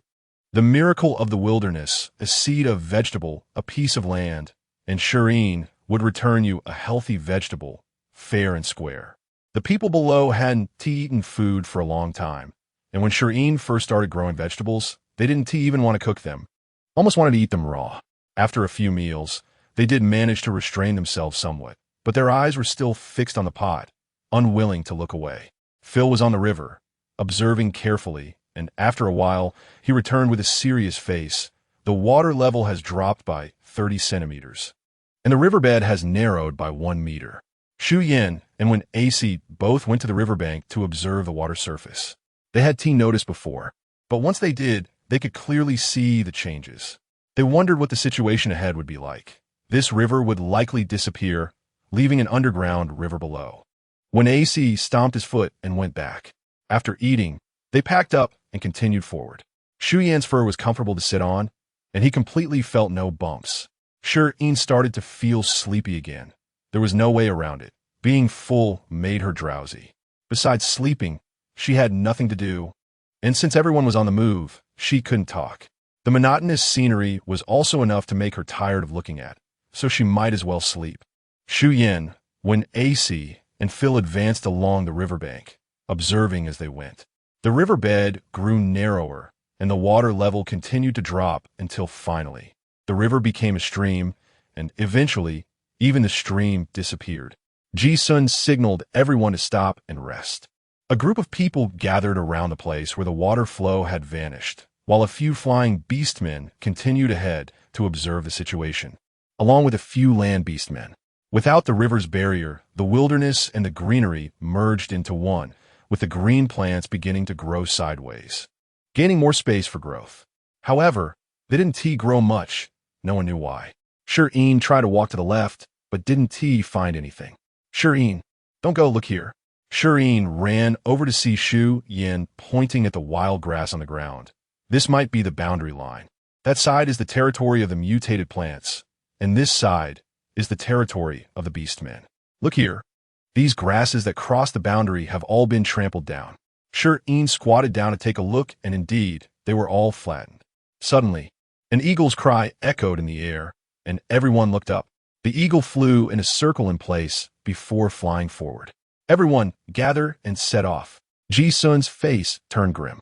Shi Yin glanced at Shi Yin beside her, who was also frowning, looking around. No one had a good expression. It was very likely that something had gone wrong, and at this moment, Shi Yin obediently transformed back into a small flower to be carried away. After running for about an hour, they finally stopped at the hint of the guiding eagle ahead. Everyone transformed back into humans. The front was still wilderness, but they could faintly see something different. Is this the end? Looking up at the sky, there were only 4 scouting flyers left. Hopefully, nothing had gone wrong. Everyone quickened their pace. There were scouting land team members waiting ahead. Seeing the main group, they hurried to meet them. Report to the captain, there's a cliff ahead. Yun and Fei suddenly fell when they flew over the cliff, and the light brain lost signal. Ji Sun waved his hand in the air, and all the flying team members dove to the ground. Did you feel anything unusual? Was there anything odd before the incident? Eagle team member He Chow Chow reported, Captain, we didn't notice anything wrong. We were all normal while scouting until we discovered the cliff. Yun and Fei were at the front. They just flew over the cliff and suddenly fell. We also stopped urgently to avoid an incident. Scouting Leopard team member reported, Captain, we also had a calm journey. And we stopped at the cliff, but it seems that Yun and Fei were pulled down by something. I saw a little green, but they didn't have anything green on them, and natural plants couldn't be that long. Upon hearing this, everyone's expression turned serious. Chapter 63, The Third World. When AC picked up a stone and threw it high towards the edge of the cliff. There was no reaction. No one dared to lean over the cliff edge, fearing they might be pulled down.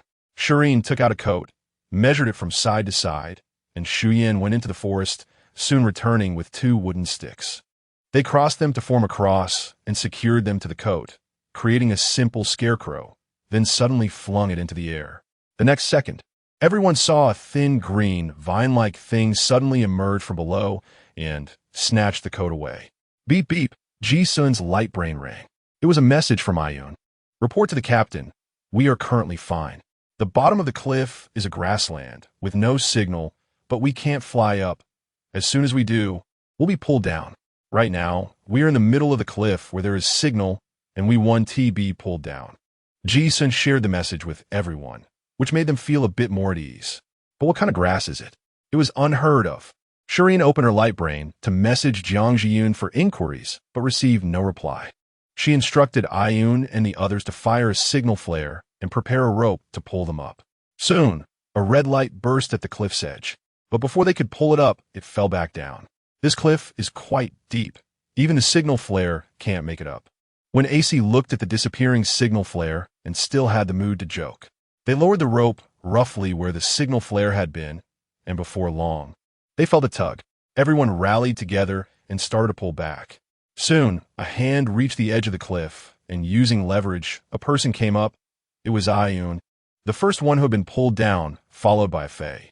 Several flight team members surrounded them, feeling them up and down. Hey, don't touch. Where are you touching? I'm fine. Really nothing's wrong. Ji Sun and Shi Yin exchanged glances and walked up to the 2 to ask about what happened below. Yun, being more articulate, took the lead in explaining. It turned out that below was a vast grassland, where the river above disappeared into the mountain and then flowed out again at the foot of the mountain, with several small rivers below. The cliff was quite high, about over 3,000 meters. It seemed that something was covering the signal down there, and with their tools, they climbed up the cliff while searching for a signal. The grass didn't seem to be a natural plant, nor a mutated one. The entire grassland was filled with this type of grass, which did not attack creatures on the cliff or on the ground, but it would pull down anything flying. Not a single bird could be seen in the sky. Regardless, they needed to go down and take a look. Perhaps below was full of flying beastmen. Shi Yin made the final decision. Her purpose here was to bring the beastmen back, especially knowing that there were beastmen below. Speaking of which, none of the beastmen at this level had seen any flying ones, right? Anna tried to recall and confirm that indeed, not a single flying beastman had been seen. Everyone looked around, and there was indeed none. It seemed this place was a must-visit. When AC called for the rope to be pulled back up, retied, and lengthened. Going down another cliff was no problem. They had encountered this often on missions before. Shireen transformed into a small flower and was safely placed in AC's chest pocket. After all, he was the strongest and could protect Shireen at the first sign of danger. All flight mimics stayed above, responsible for staying in contact with those outside. Yes, no one questioned this arrangement, as it was clear that below posed significant restrictions on flying mimics, and it was better to stay above. After all, it wasn't feasible for everyone to go down. Then, the first batch of people began to descend the cliff, and after about 10 minutes, the first signal flare exploded in the air, indicating they had successfully reached halfway down the mountain. The second batch began to go down, and Shireen and the others were in the third batch. Shireen didn't dare to look down at all, tightly pressed against AC's chest. She didn't know how long it had been, but when AC gently scratched Shireen's little leaves, indicating they had arrived and could come out, Shireen turned around and indeed saw that they had reached the bottom, a vast grassland stretching endlessly. When AC took Shireen out of his pocket and gently placed her on the ground before she transformed back into human form. Crouching down, she saw all the same grass, looking unremarkable with nothing special about it. Was this grass what pulled them down? It should be. Shi Yin took out a device to scan, but there was no record of this type of grass in the database. That was strange. Could it be that this place was a hidden paradise that had never been discovered? Shireen planted a wildflower in a corner, but nothing happened. It was calm and peaceful. Did they not like natural plants? It wasn't a mutated plant or a natural plant. Could it just be an ordinary plant? How could an ordinary plant be so powerful as to pull down beastmen? After everyone had come down, Ji-sun said, "Stay alert. The situation here is unclear. Proceed with caution." Yes, the situation was unclear, and Shireen also didn't dare to plant flowers for marking, so she followed Shi Yin and the others to find a way. They casually followed a small river. Compared to the 20-meter-wide river above, this one, only a few meters wide, could indeed only be called a small river. This place looked like a grassland that hadn't undergone mutation, filled with ordinary plants. Except for the absence of birds in the sky. There were no butterflies or any flying animals on the ground, but the sounds of insects and frogs were all present. Initially, walking in human form was too slow, so they tried to change into mimic form, but found nothing, so they boldly started to throw things up, which was very normal, with no signs of abnormalities at all. It was already past 6 in the evening, and Ji-sun organized everyone to set up camp. The night was often more dangerous, and in such an unfamiliar environment, it was not suitable to continue traveling. Shireen lay on the grass, with a gentle breeze blowing. There was no fog blocking their view, and they could clearly see the stars. Anna lay next to Shireen, saying, "Look, that star is Ocean Star, the planet where Marshall Erlin took your plans to support." Shireen followed Anna's finger and saw a bright star. Was it fun there? I've never been, but I've heard them say that 90% of it is water, and it's one of the favorite places for most marine animal mimics to visit. They say it doesn't get cold in winter, making it the best time to visit. Wow, it sounds very friendly for someone like me who is afraid of the cold. That one is the main star. Shireen looked over. It also seemed unremarkable, just slightly larger and brighter than the surrounding stars. Seeing that Shireen was not interested, Anna thought Shireen was reminiscing about her days on the main star, which were not good days, so she quickly changed the subject. That one is Redwater Star, where the unique feature is that the water is red, and it tastes sweeter than ordinary water. The food made with this water also has strange colors. That one is Chi Star, where a great general died thousands of years ago to protect the people, and the people named the planet after him in gratitude. That one is Ao Star. Chapter 64. The appearance of star beasts. A peaceful night passed. Early in the morning, smoke curled up from the grasslands. Shireen washed up by the river, and for breakfast, there was sweet potato porridge along with the sour radishes prepared by Aunt Lon, which whetted the appetite. After eating well, they continued their journey, and this time Shireen climbed onto Shi Yin's back. Above them was a desert, and running around kicked up dust everywhere, but it was better down below, where the cool wind blew in their faces, bringing fresh air. Shireen was comfortably blown by the wind, tightly holding onto Shi Yin's fur, swaying left and right. Shi Yin felt Shireen's movements on his head and adjusted to run more steadily. Finally, the grassland changed, and everyone slowed their pace. Here, the grass was no longer dense. There were gaps appearing. As they walked further, the grass became sparser. Looking ahead, large patches of bare earth were visible, with only a few sparse blades of grass occasionally peeking through. Ji-sun led the group over to observe closely. The grass here had been gnawed away by something. Shireen also looked over. The small grass was gnawed into pits, with some cut cleanly in half. Do flying beastmen eat grass? Probably not. There aren't too many flying animals that do. Most are carnivorous. Besides, beastmen don't eat grass. When AC walked over, gazing ahead, star beasts. Shi Yin's eyes sharpened. The star beasts have invaded. The wind blew, bringing with it a faint scent of blood from ahead. Something was fighting in front. Everyone prepared themselves and sped forward. Shireen transformed back into a small flower. Her dog nose was truly sensitive, but she hadn't smelled anything. They ran forward. This was already a vast wasteland, just not as dusty as above, probably because the roots of the small grass remained here. When they arrived at the front, they saw a scene that made everyone furious. A group of star beasts was gnawing on a beastman, a flying beastman, whose wings had already been eaten, exposing a bloody skeleton. Most importantly, that beastman was still alive, watching helplessly as the star beast devoured him, unable to struggle. Kill! Ji-sun led the charge. Nearby, the star beasts caught the unfamiliar scent, the smell of food. They surrounded them, their eyes blood-red, drooling and making low, growling sounds in their throats. The star beasts fought with the shapeshifters, and Shireen followed Anna to the side of the flying beastman, starting to summon plants. As Shireen approached, the strong smell of blood made her want to vomit. Seeing the beastman's condition brought tears to her eyes. Heartbroken, she couldn't let her hands go wild. A red and white rose quickly bloomed, its rich energy nourishing the beastman, trying to sustain his fading life. One plant wasn't enough, so she summoned 2, then 3. The natural plant energy enveloped them, causing the star beasts to slow down, and Ji-sun and the others seized the opportunity to quickly resolve the situation. Under the embrace of the natural plant energy, the beastman gradually transformed back into a human. Anna covered Shireen's eyes and closed her own. Someone bring him some clothes.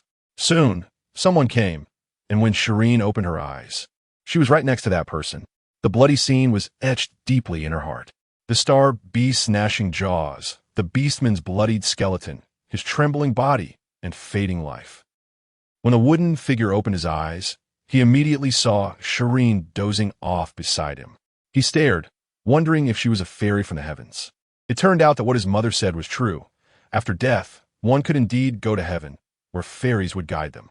As Shireen dozed off, she tilted her body and woke up suddenly. Looking down, she saw the wooden figure with his eyes wide open, and she was startled, but quickly reacted. "You're awake. Are you okay? Does it hurt?"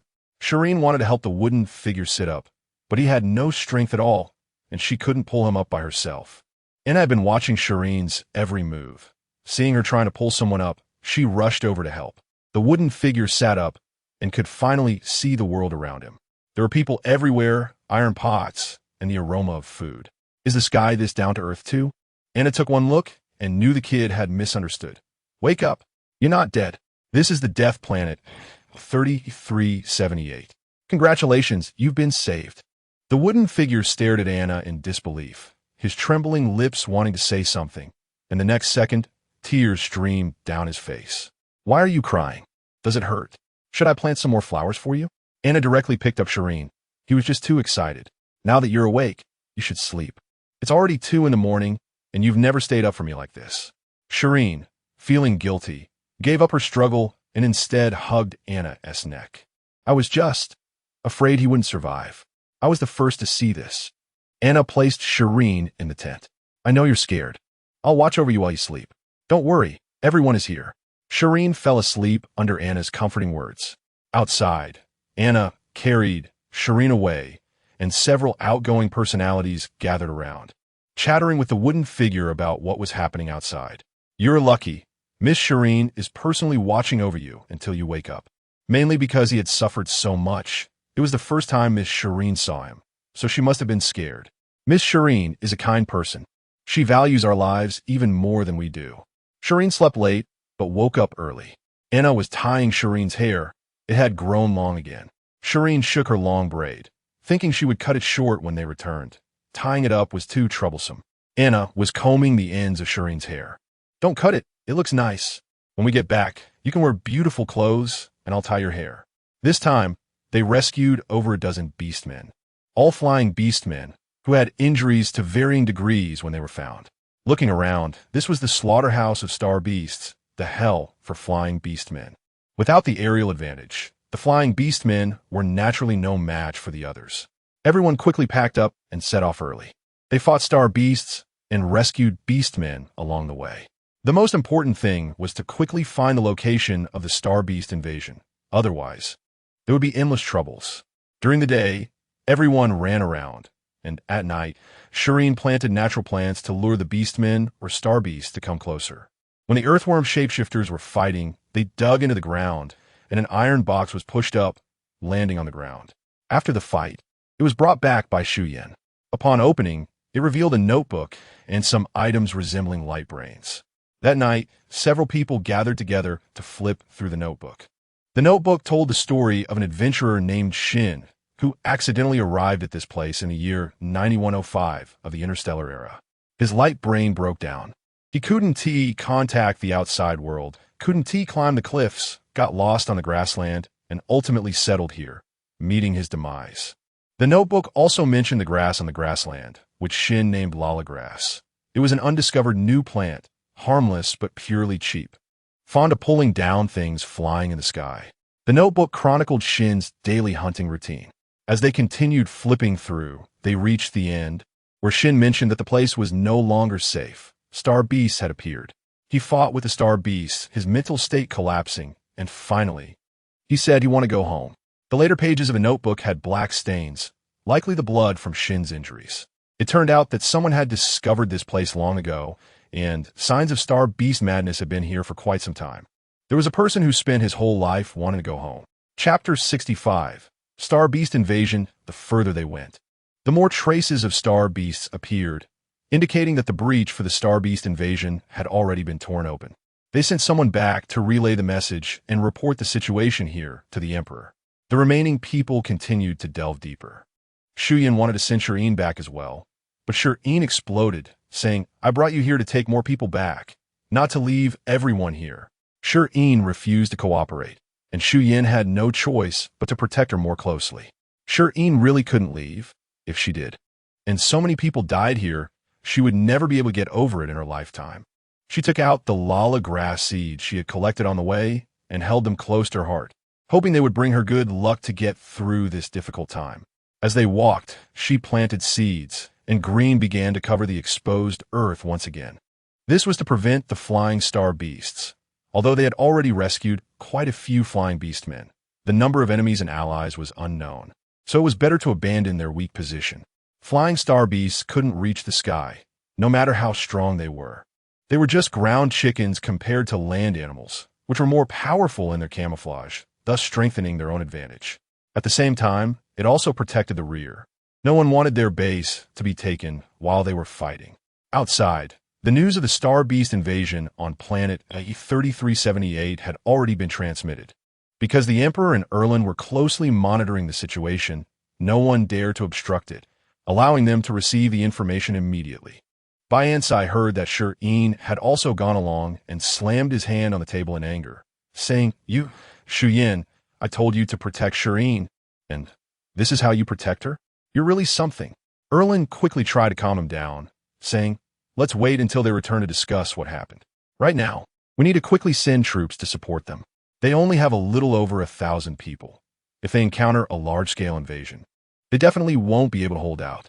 Notify the 3 marshals for a meeting online immediately." Song Yong hurriedly accepted the order and went to convey the message. Bayansai took Erlin to the conference hall. Shortly after they left, the table suddenly split in two, and the documents on the table crashed down. On Shi Yin's side, they had already reached the entrance of the Star Beast invasion site. The leading group was careful to hide their tracks. Looking at the gaping hole, Star beasts were pouring in continuously. They had smelled something they liked on this planet, and from all directions after this grassland. There must be something they were searching for inside the planet. In just a few minutes, the hole had widened again, and the star beasts began to explore outside, prompting the group to quickly retreat. They couldn't be discovered yet. With just over 10 of them, they weren't enough for these star beasts to eat. Returning to the camp, they reported the situation at the front. Shi Yin spoke. "We can't attack yet.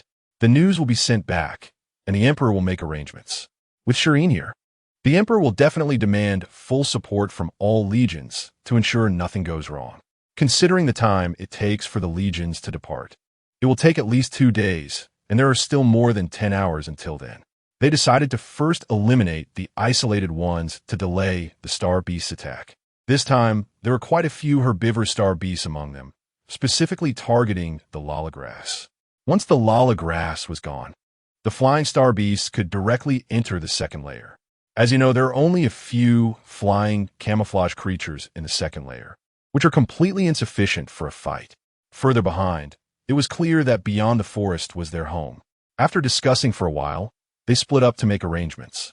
Shi Yin pulled on one AC's sleeve and said, "Did I do something wrong? I shouldn't have brought you all here." When AC smoothed Shi Yin's frown and said, looking at the young girl, "You did nothing wrong. If it weren't for you, we abandoned beastmen wouldn't have another chance. If it weren't for you, the Empire wouldn't have discovered that the powerful defense line on the Death Planet is gradually being breached. You are amazing. You are doing great." Shi Yin also patted Shi Yin's head, saying, "The most important thing for you is just one thing. Protect yourself well and wait for the main force. Remember, your value is not just to hold this place. There are more places waiting for you that need you." Shi Yin felt very anxious, her heart racing with the countdown to war. Anna looked into Shi Yin's eyes and said, "Shi Yin, you did nothing wrong. You are a hero.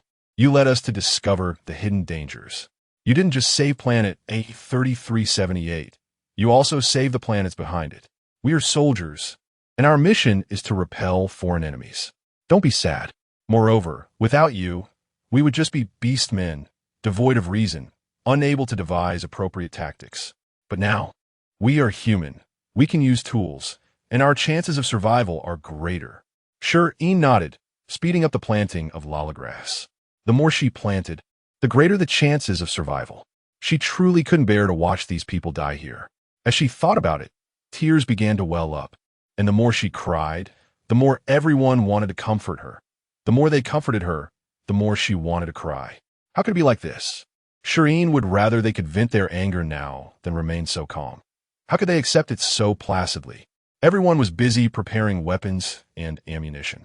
Only after all this was used up would it be their turn to take the stage. Shi Yin had already arranged for people, when the war broke out, they would follow Shi Yin closely. If they discovered something was wrong and the reinforcements were delayed, they would have to do everything possible to take Shi Yin away. If planet A3378 fell, they would take Shi Yin to the main star and find the Emperor. The breach was getting larger, and the number of star beasts was increasing, while the people present grew calmer. Before the situation arrived, people were in a panic, but when it came, they became more composed and calm. Shi Yin planted lala grass. The more she planted, the greater the chances of survival. While they were busily preparing, the main star was also in motion. Ansai looked at the few people in the video and said, "I believe everyone understands Miss Shi Yin's importance to the Empire and knows what consequences will follow if the defense line of planet 3378 is breached. I hope everyone will do their utmost." The generals of several legions were very serious, promising to bring Miss Shi Yin back and protect planet 3378. The meeting concluded, and everyone immediately began to make arrangements. Half an hour later, the 1st, 3rd, and 4th Legions launched a collective sortie, with the 4th Legion entering from the interior of planet 3378 and the 1st and 3rd Legions responsible for the surprise attack from outside the planet.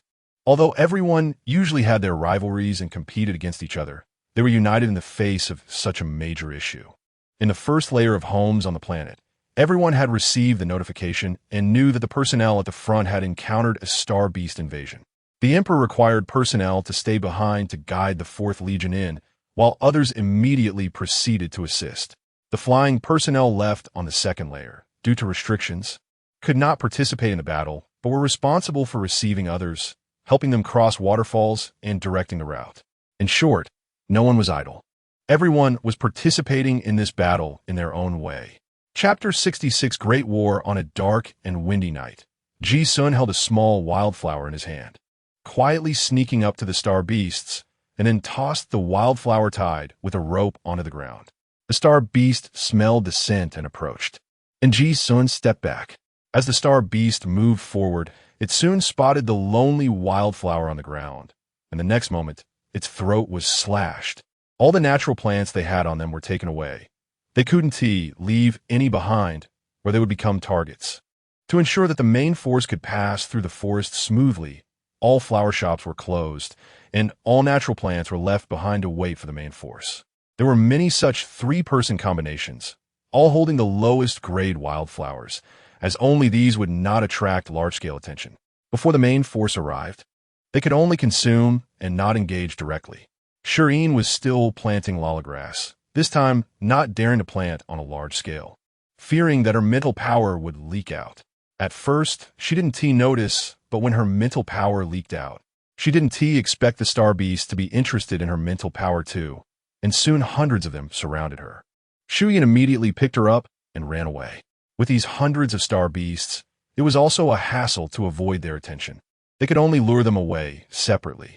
On this plane, where the smell of blood had no barriers, being discovered was just a matter of time. Everyone gripped their weapons tightly as they watched the swarm of star beasts charging towards them. In front of them were red and white roses. And Shi Yin's mental power was always ready, unable to gauge the distance, when AC drew a white line in front. Once any beast stepped over it, it would bloom.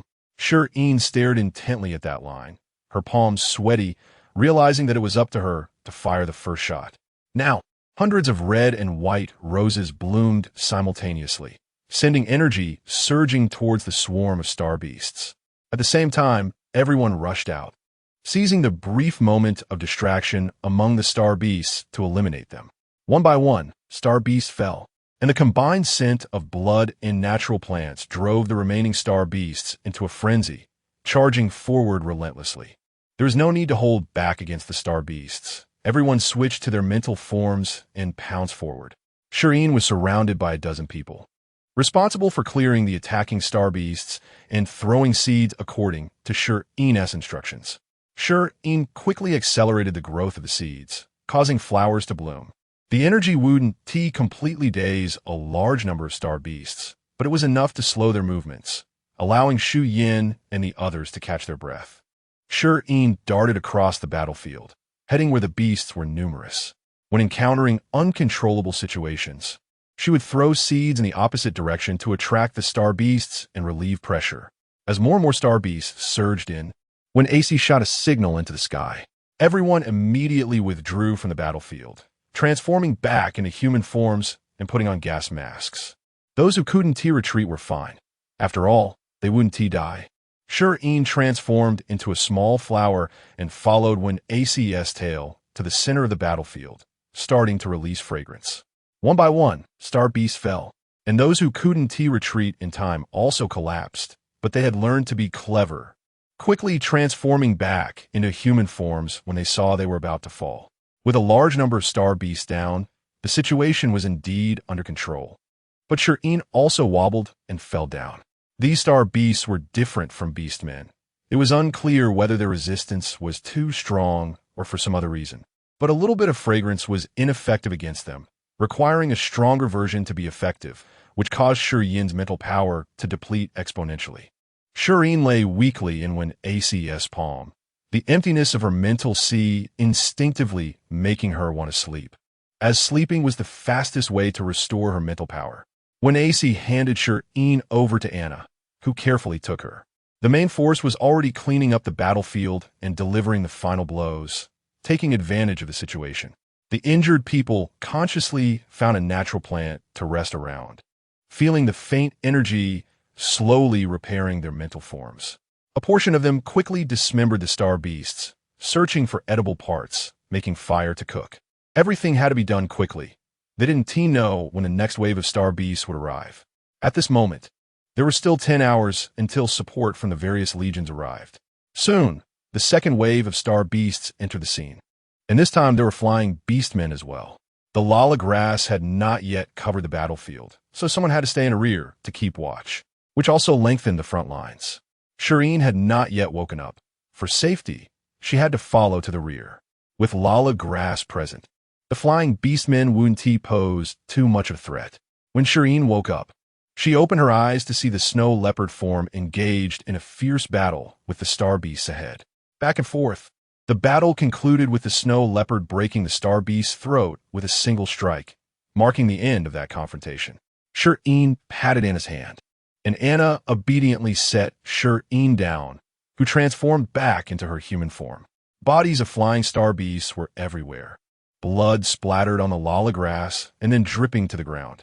Shi Yin started running to plant flowers as a dark cloud of flying star beasts passed overhead, only to be unceremoniously pulled down by the Lala grass, where they were harvested by the waiting mental forms below.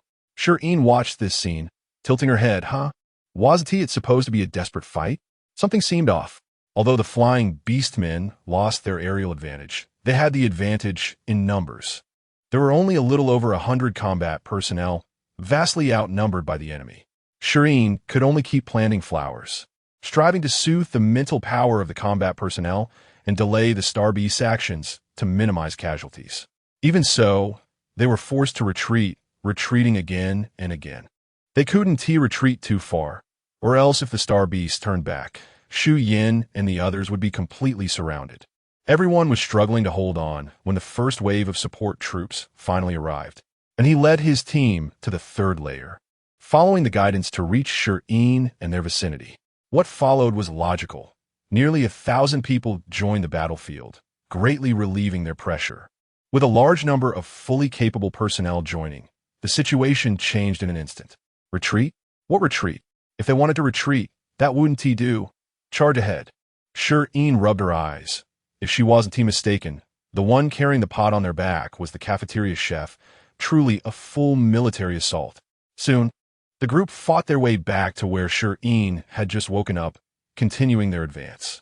With Shi Yin in the rear, everyone was able to fight freely, knowing they wouldn't die. Even if their mental sea collapsed and they turned into beastmen, they could still be pulled back. Shi Yin looked at the suddenly increased pace of their advance.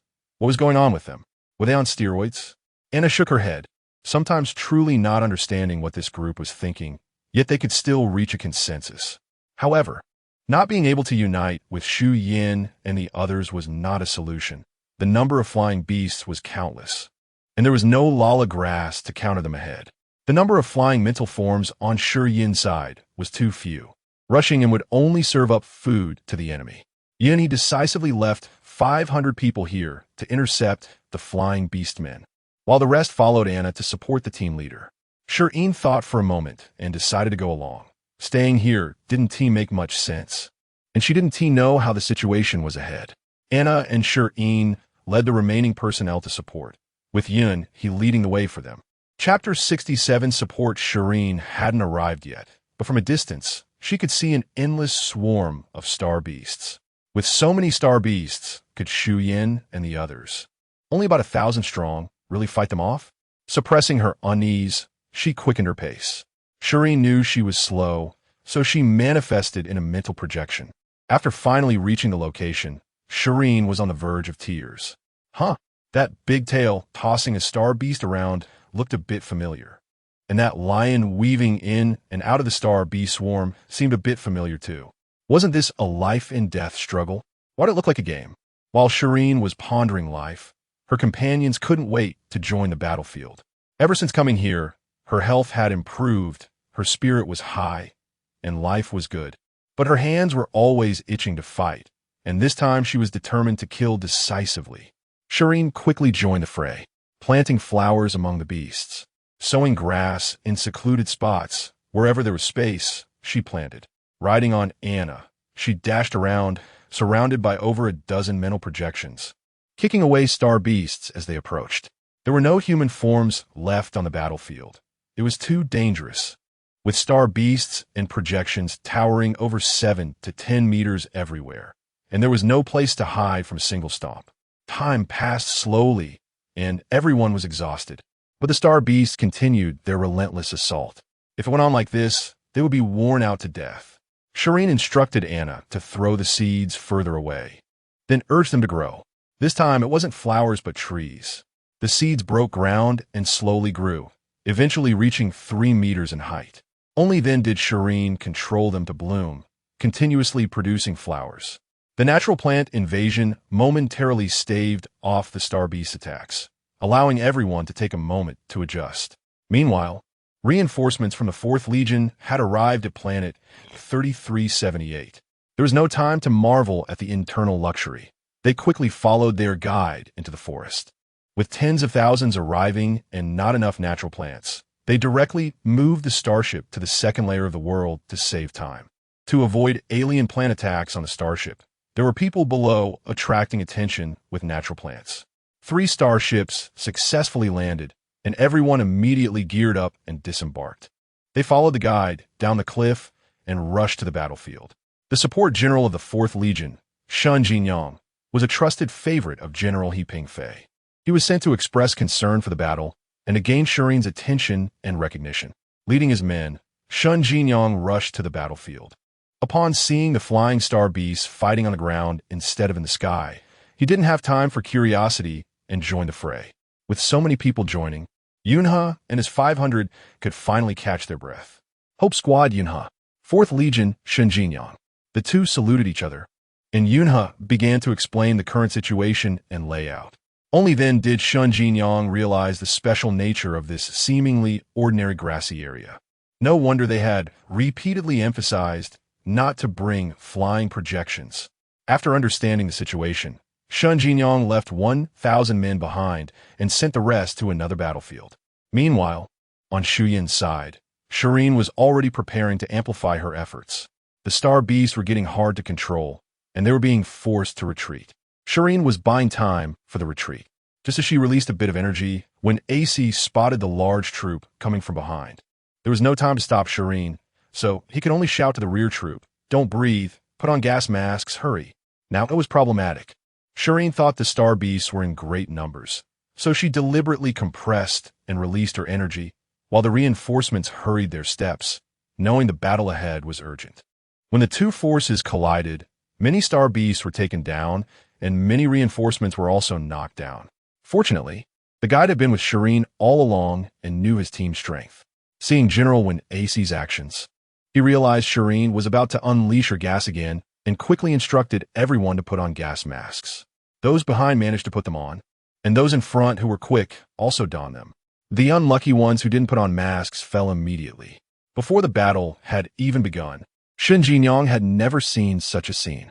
Shireen, hearing the commotion, quickly stopped and stood atop Wen Ace, clearly seeing that a portion of the reinforcements had already collapsed. This was truly indiscriminate attack. There was no time to worry about that now.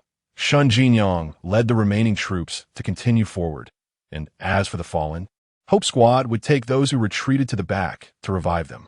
The addition of thousands of people greatly alleviated the battlefield situation. 2 hours later, the star beasts were successfully repelled in one wave. After a brief rest, Shireen continued planting grass, occasionally tossing a few seeds into the crowd to help alleviate their fatigue. The 4th Legion remarked that they had never fought such a rich battle in their lives. They could even recover their spiritual power with natural plants when tired. They only knew that this mission was to support planet A3378, and before this, they hadn't really heard of that name until someone mentioned its other name. And everyone realized the mission target was actually the Death Planet. They had thought this mission would be tough, but it turned out to be much better than other missions, as there were natural plants everywhere. During their break, everyone's eyes followed Shireen as she moved, watching her plant grass and flowers, with seeds sprouting as soon as they hit the ground. Shun Jinyang's aide poked his general. "General, how about we take her away? This skill is quite tempting." Shun Jinyang looked at Shireen, recalling the general's words before coming, which hinted at using charm to entice Shireen. He had been reluctant before, scoffing at the idea. Now, looking at the group of eager people around, although he didn't want to admit it, they were indeed not inferior to him in looks, and they could get close to her first. He wondered if he still had a chance. Not hearing a response from the general, the aide turned to see Shan Jinyang touching his face, looking at the talent he had just set his sights on with a forlorn expression. Did they have some emotional entanglement? He hadn't heard of that. The aide, recently tormented by his own partner, unconsciously began to imagine and finally said seriously, "General, I support you." Shin Jinyang had no idea about his aide's convoluted reasoning. He only knew that even in this bloodless battle, he had supporters. Before long, the star beasts attacked again. Shin Jinyang transformed into a lynx projection and charged ahead. Outside the planet, troops from the 3rd Legion and 1st Legion had also arrived. They directly disrupted the star beast formation and killed them off separately. Even star beasts couldn't stay in space for long. Upon sensing the threat, they realized this mission wouldn't end well and decisively retreated. The outside forces were waiting, eliminating any that emerged. The invasion battle of star beasts at planet 3378 came to an end. Chapter 68 Return Trip. After confirming that there were no living star beasts at the scene, everyone transformed back into their human forms and collapsed onto the ground. Shi Yin also released her mental energy, planting flowers and trees to help everyone recover quickly.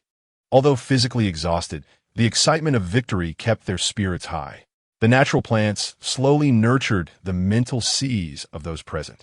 Shi Yin paid special attention to the members of the 4th Legion who had come to lend their support. They should be well treated. After all, they had traveled a long way to help. Shi Yin found Shi Yin, who was sitting in a somewhat cleaner spot instead of lying on the ground without regard for his appearance. It was still quite dirty, as blood had stained the land and corpses were scattered everywhere. "How are our casualties? Are there any beastmen?" Shi Yin asked. "I'll plant some flowers to help them recover." Shi Yin smiled and replied, "Look over there. Those lying on the ground are people whose mental seas are about to collapse. I checked, they are all from the 4th Legion. Our people are in good condition.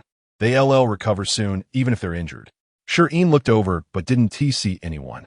Shi Yin stood up and took Shi Yin there, navigating around several large star beast corpses to reach the others.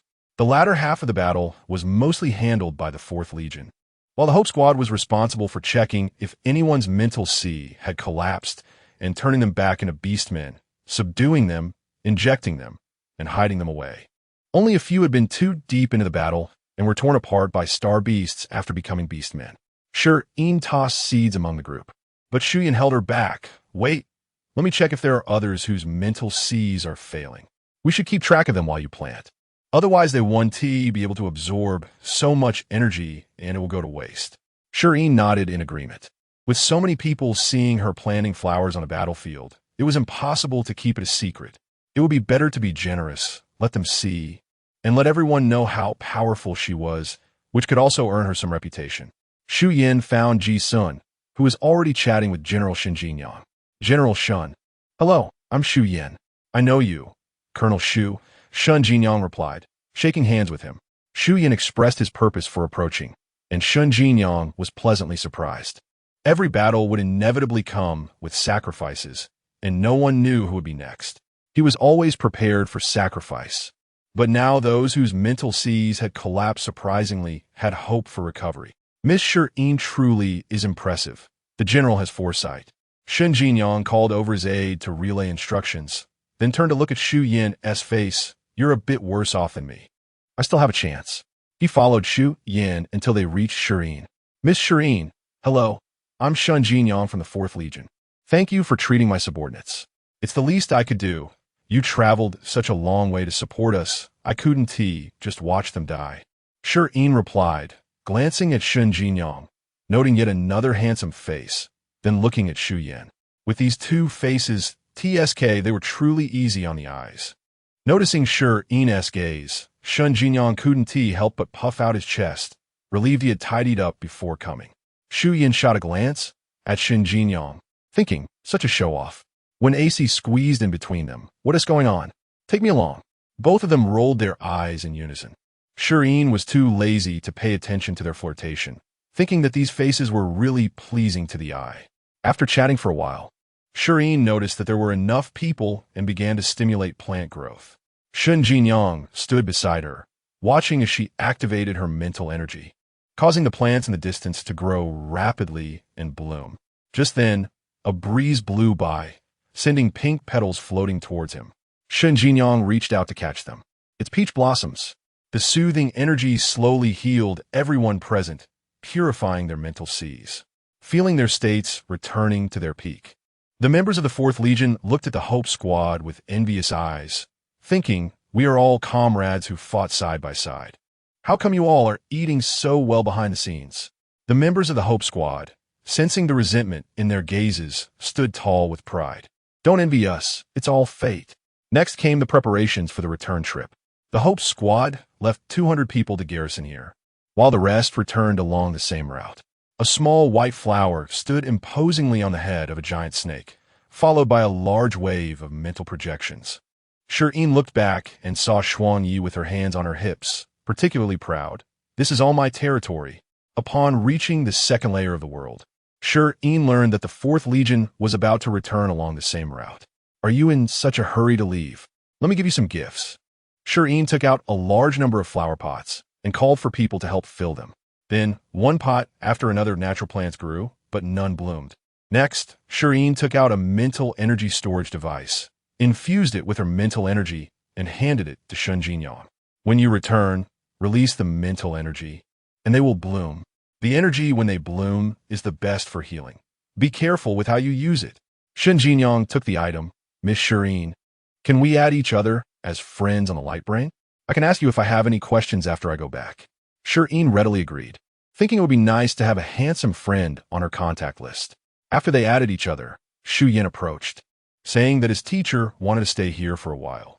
Shi Yin asked, "Oh, is it your uncle who led the team here for support?" Shu Yin nodded, and Shen Jinyang smiled, saying, "General Erlin is also my elder. I feel a bit embarrassed not to greet him. I don't know if it's convenient for me to stay here for a few more days." Shi Yin smiled and replied, "Of course. As long as your work over there is fine, you can stay as long as you want." Shen Jinyang thanked her repeatedly, while Shu Yin remained silent with a dark expression, thinking, this dog is really sticking around.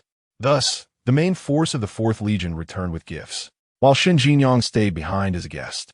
Suddenly, Shi Yin thought of something and quietly asked, "May I ask what your mental projection is?" "It's a lynx. I don't know if you recognize it." Shi Yin exclaimed excitedly, "Is it the one with the tufts of fur on its ears?" Shen Jinyang nodded, seeing Shi Yin's excited expression and getting an idea. "Can I take a look at yours?" Shi Yin nodded vigorously. The next moment, Shen Jinyang disappeared, and in his place was a small lynx, fluffy with long tufts of fur on its ears. Shi Yin instinctively reached out, but then remembered it was a person, so she reluctantly withdrew her hand, thinking she could wait until she got home to pet her own pets, Full Moon and Bai Yun. Shen Jinyang Wu's team missed this opportunity. He boldly jumped into Shi Yin's arms and nudged her hand, indicating for her to pet him. Shi Yin looked around like a thief and petted the lynx frantically. No one could refuse a fluffy creature looking at you with eager eyes, actively seeking attention. In the distance, Shu Yin and Wen AC stood together, watching the proactive lynx, and they exclaimed in unison, "What a shameless creature." When AC thought of his own scales and felt like crying inside, "I don't have fur." Shu Yin thought of his own hair and resolved to groom it well, certain that it would feel better than that shameless creature. Both the 1st and 4th Legions had stayed behind, and the person in charge of the 3rd Legion quickly expressed his desire to stay and meet Miss Shi Yin. General Avery, the head of the 3rd Legion, was currently complaining to his superior. "General, they have so many tricks up their sleeves." General Erlin from the 1st Legion is playing the emotional card, while the 4th Legion directly sends Shen Jinyang to seduce. The old superior rubbed his forehead. "If he can seduce, you can too. You're not any worse looking than Shen Jinyang. Why don't you learn from him? The Legion will remember your sacrifices."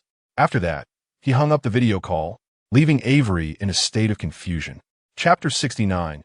The Mutated Forest. When they set off, they went through the desert, but on the way back, Shi Yin wanted to go through the Mutated Forest.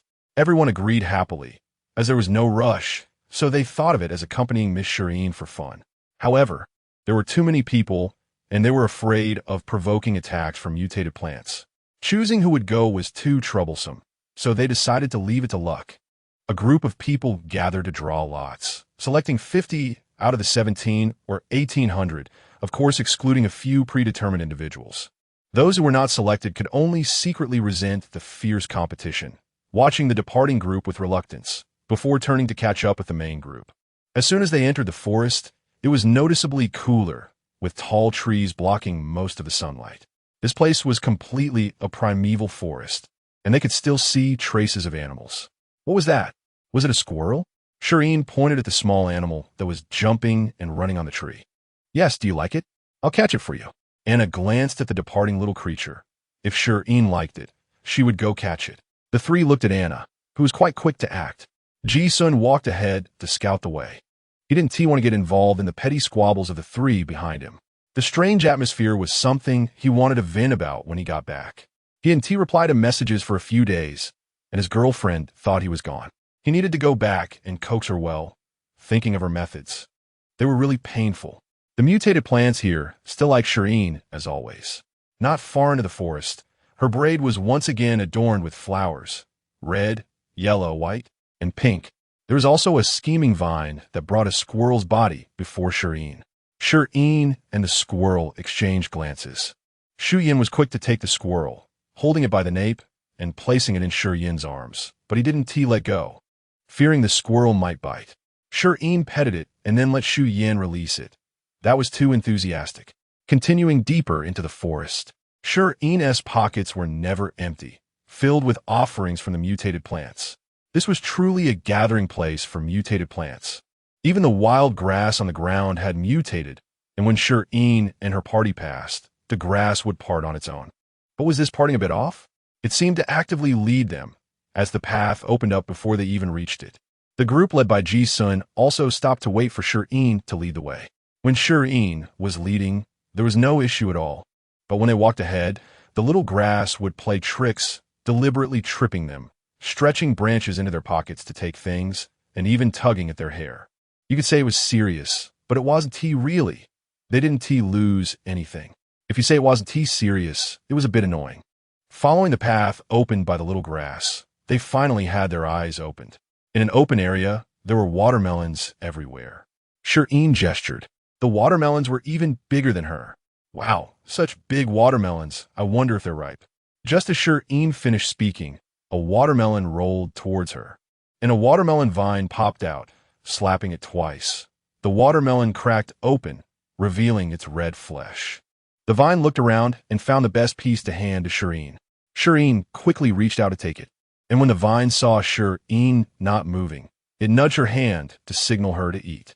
Shi Yin, under the gaze of the group, took a bite. So delicious. She widened her eyes, looking at Anna, nodding continuously. The watermelon vine circled around the remaining people and then shrank back to hide. It should be allowing you to eat. Hurry up, it's really good. Shi Yin spoke, and only then did everyone move, each taking a piece. Not expecting they could eat mutated fruit one day, Shi Yin spat out a seed, which fell to the ground and began to germinate.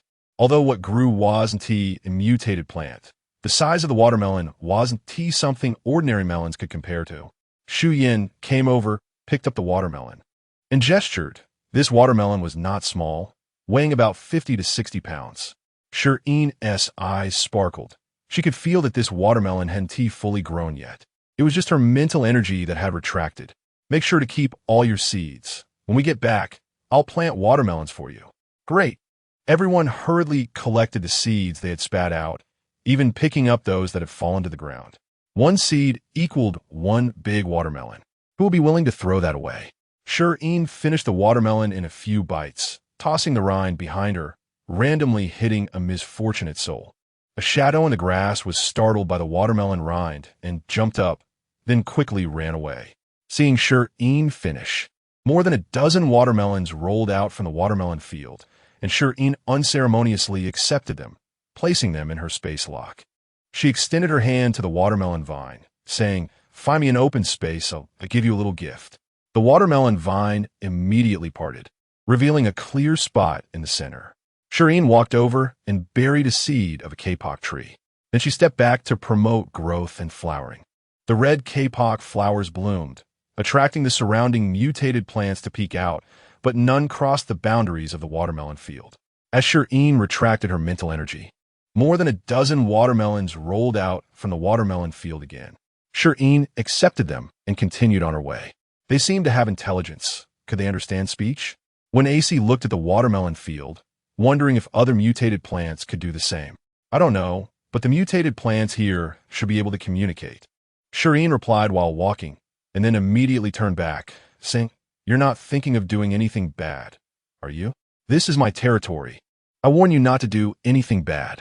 As soon as Shi Yin spoke, everyone's gaze fell on AC, as if just one word from Shi Yin could lead to action. When AC squeezed past Shi Yin to stand beside Shi Yin, bending down to look in her eyes. "You misunderstood me. I was just thinking if the mutated plants outside could communicate, then could the Empire exchange things, making tasks less dangerous?" Shi Yin, suddenly being looked at so formally, felt a bit unaccustomed and gently pushed when AC away, saying, all right, I got it. I was just reminding you." When AC retreated 2 steps at Shi Yin's push and then continued to follow behind her. Shi Yin, who was squeezed out, thought, "Scheming dog, that was my spot. Shen Jinyong, there's such a trick? I've learned it." Ji Sun exclaimed, "Wow, what a grand performance. I'll tell my partner about this when I get back." The people behind said, "Miss Shi Yin is really powerful." Even the general listens to her. They continued walking, seeing large kiwis, figs that could barely be held with both hands, and grapes that could be held with one hand. This place was simply a paradise for fruit lovers.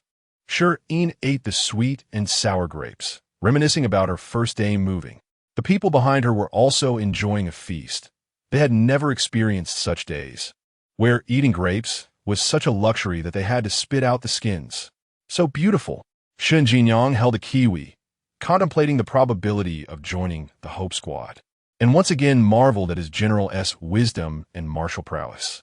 Fortunately, he was sent to seduce. Otherwise, how could such good days come to him?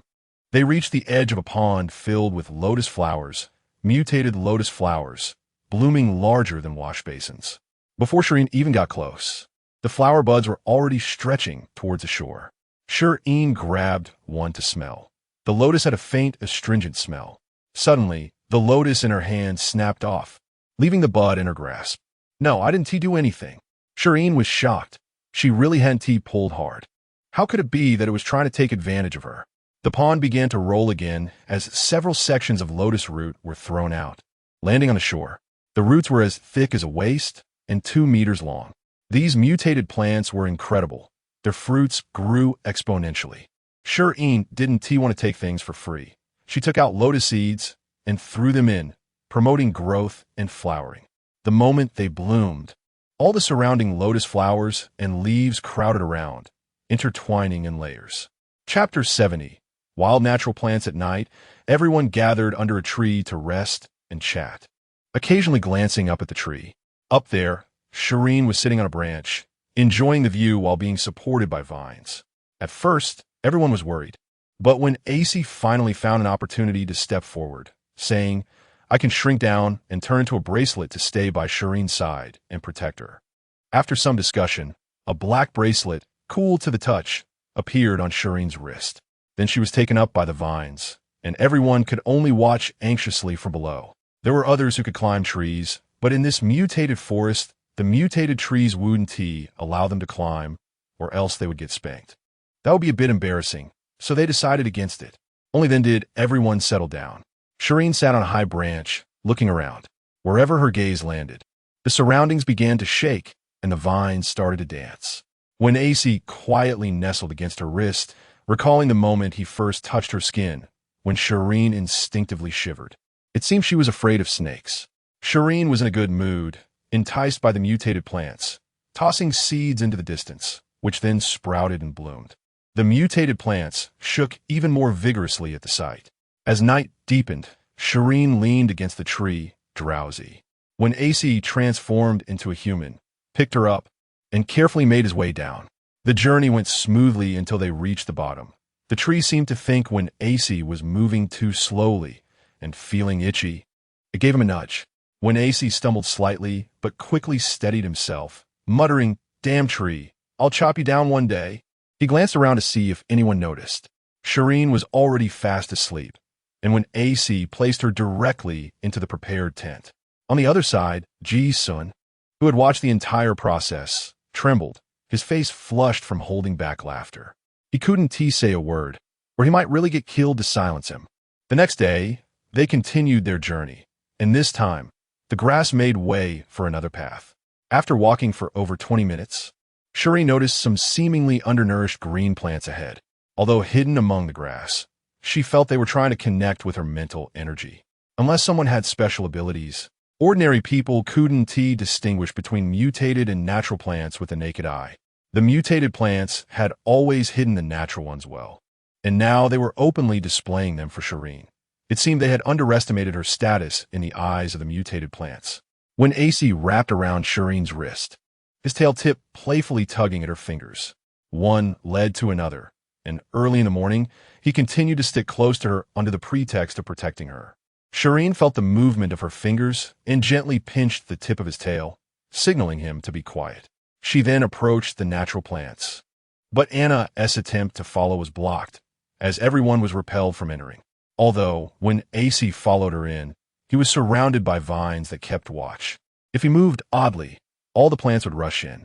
There were also plants near Shireen, ready to quickly pull her away if that black thing made any strange moves. Humans were the worst, except for Shireen. Squatting in front of the natural plants, Shireen felt something pulling at her hand, guiding her to touch the leaves of the natural plant. The leaves quivered, continuing to guide her hand to touch it. Shireen released her mental energy, tentatively connecting with this wild natural plant. It was absorbed. Shireen was a bit surprised and continued to release more energy. The natural plant visibly perked up, rapidly growing taller. It went from being at her calf height to her waist height, and it even sprouted flower buds, bright red ones. Shireen only stopped when it began to bloom. As this had become her habit, she stopped once it flowered. She examined the flower closely, feeling it was somewhat familiar, but couldn't recall its name. It was a balsam flower. Shireen slapped her forehead, suddenly remembering. The mutated plants beside her saw Shireen suddenly hit her head and hurriedly came over to touch her, making a noise. A crowd of people behind them stared in disbelief, amazed at how the mutated plant was so subservient. One person in the crowd commented, but was suddenly struck by something, yelping in pain. Everyone quickly moved aside, not wanting to get hurt. Then that person was whipped by the vines and ran around in a panic, while Shireen turned around and laughed heartily, noticing that the mutated plants meant no harm. Everyone let it be. After all, the person had brought it upon himself, and a few whips wouldn't kill him. Shireen continued to observe the balsam flower, touching a flower bud, which suddenly fell off. Shireen hurriedly caught it, exclaiming, "What happened? Why did the flower bud fall?" Trying to place the flower bud back, she was met with the energy pulling it back into her hand. Was this the energy of a natural plant? It could directly interact with humans. Would the natural plant she cultivated behave this way too? Shireen thought about digging a hole beside her, but before she could start, a tree root broke through the soil and then quickly retracted. Good, a hole was made. She tossed the seeds in, buried them, and released her mental energy. Soon, a morning glory seedling broke through the soil, and as it grew up alongside the balsam flower, Shireen paused for a moment to see if the balsam flower would reject it. To her surprise, the balsam flower leaned toward the morning glory. Only then did Shireen continue to encourage its growth. The balsam flower wasn't tall enough, and when the morning glory tried to grow elsewhere, it was stopped by the balsam flower, which could only wrap around it, climbing up and down. Shireen withdrew her energy, looking at her results. It seemed the balsam flower was tightly entwined with the morning glory, but in reality, it was the morning glory being suppressed by the balsam flower's strength, not letting any leaves fall elsewhere. TSK, why did it feel like a love story that would stretch to the ends of the earth? Releasing her mental energy again, this time not to encourage growth, but for a normal release, she could distinctly feel two energies warmly intertwining. Upon closer inspection, the energy of the wild natural plants was more powerful, noticeably thicker. It was even teaching the morning glory how to better release energy. Shireen continued to plant natural plants, adding 7 or 8 more to this small clearing. Then she noticed that the energy range of the balsam flower expanded, wrapping around this patch of natural plants like an elder, teaching them how to use energy. After observing for a while and confirming they could coexist peacefully, she finally led everyone away. Did natural plants have consciousness? Of course, both mutated and natural plants had consciousness. They would cooperate to drive away enemies and protect natural plants. Natural plants instinctively knew how to hide. Otherwise, they wouldn't be so hard to find. Shi Yin explained Shirin's doubts as they walked and recounted his past missions, where he searched for natural plants while they watched him from his feet. In fact, humans and mutated plants used to be quite friendly, but there are always a few bad apples in the bunch. They forcibly took natural plants from the forest, causing the mutated plants to go berserk and forbid humans from entering. Shen Jinyang was not to be outdone and shared his knowledge as well. The natural plants behind them gathered together, watching Shirin leave. Soon, a massive group of mutated plants surrounded the area, guarding it tightly. Balsam flower, wild mother, don't worry. I will protect my sisters well. Mutated plants. This year, many new natural babies have been born. It's all the fault of those humans. If only our dear Shirin could stay with us forever. Chapter 71.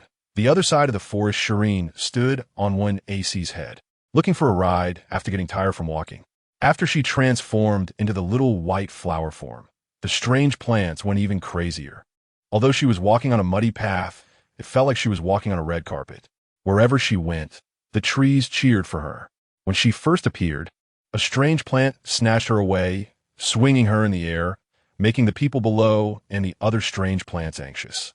After a while, a thicker vine came over and carefully rescued Shirin, cuddling her for a while before reluctantly placing her back into an AC's arms. Then it took the strange plant away, and a minute later, a large flock of birds was startled in the direction they went. Shirin was very happy. Who knew that flying felt so great?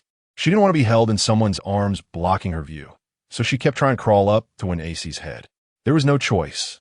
When AC could only let her be, why not choose someone else? Because Anna was a girl, pulling her hair would hurt, and it was just a casual thing for an AC. Since they had already stayed here for a while, and there were guests waiting outside, they were now heading in the direction to leave. The little grass, strange plant initially led them deeper into the forest, but when it realized Shirin wanted to go home, it silently led them along a different path. A group of people followed along and soon saw a familiar cliff. It was impossible to fly up from here, but the little grass wasn't stopping. It was still clearing the way. Was there another place to go up? The group followed the little grass, winding through the jungle. They arrived at a thicket of thorns. A vast expanse of thorns stretched from the base of the cliff far into the distance. And the little grass's guidance came to an end here. Did they have to pass through this thorny forest? When AC, with Shirin on his head, tried to get closer, and the thorns immediately parted to reveal a path. When AC turned back and exchanged a glance with Shi Yin before stepping inside. Inside, there were thorns everywhere, and everyone tried to avoid them, but it was impossible to avoid getting pricked. Fortunately, the material of their clothes was good. As long as the exposed skin was covered, they were fine. They followed the path opened by the thorns and walked for nearly an hour before finally emerging. Seeing the tall trees outside, they turned back to look at the vast thorny forest, realizing that whoever entered would face doom. With so many thorns, it could wear anyone down. After surveying the surroundings, Shi Yin thought for a moment and replied that he had always been with Shirin, and wherever Shirin had been, he had been too. It was clear that this place was completely unfamiliar to him. Since it was unfamiliar, they would have to find their own way. He took out an instrument to scout the path. They should have left the second layer and arrived at the top layer of the forest. And once they exited the forest, they would be home. Shi Yin watched the map gradually being displayed on the instrument and spoke to the swaying Shirin. Shirin slowly climbed down from when AC's head, and when AC obediently raised his arm to help her. After landing, she transformed back into her human form and ran in front of Shi Yin to look at the map. Finally, they were going home. Suddenly, several people took a step forward, blocking Shirin behind them. Shirin grabbed Anna's sleeve and peered through the gap between them, seeing calm winds and nothing out of the ordinary. But, judging by their state, something must be nearby, so it was better to hide. Finally, the grass in the distance began to sway, and a large group of beastmen charged towards them. The Hope Squad quickly met them, weapons in hand, ready for battle. After about 10 minutes, The members of the Hope Squad returned with cheerful steps. Shireen walked over and saw dozens of beastmen sprawled on the ground. She took out some seeds and began to plant flowers. Trees sprang up one by one, blossoming and healing the beastmen lying on the ground. While waiting for the beastmen to regain consciousness, Shireen released her mental power to surround a few newly sprouted trees, observing them as she circled around several times without any reaction. Disappointed, she was about to retract her mental power when she sensed something was trying to connect with it. Following this energy, she found that it wasn't a tree, but a grass growing beneath the tree. Was this also a wild natural plant?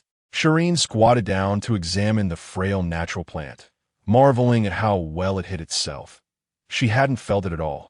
She allowed this natural plant to absorb her mental power, watching it grow little by little. What was going on? It had grown her height and was still growing? Shireen took a couple of steps back, and it continued to grow until it reached nearly 2 meters before stopping.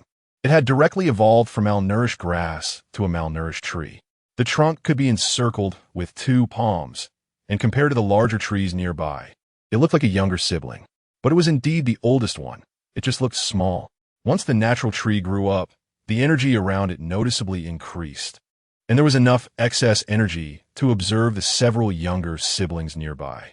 Shireen found a spot to sit down and watch them. While natural plants are hard to grow, but once they do, their energy and survival capabilities far surpass those of cultivated natural plants. However, since natural plants were currently scarce, surviving in any way made them treasures for the strange plants. As Shireen left with the others, the area was soon encircled. The elder brother was about to teach the newborns how to hide their skills, although there was no little grass to lead the way anymore. There were still many mutated plants guiding the direction. They weren't sure if the route was correct, but as long as they were clearing the way, it was fine. After winding around, they saw the familiar monkey colony again. Shireen was a bit directionally challenged. She wouldn't recognize the same environment with even slight changes. Shireen, do you remember? Here, the monkey colony. Shireen suddenly realized. She remembered that their first batch of fruits was stolen from the monkeys.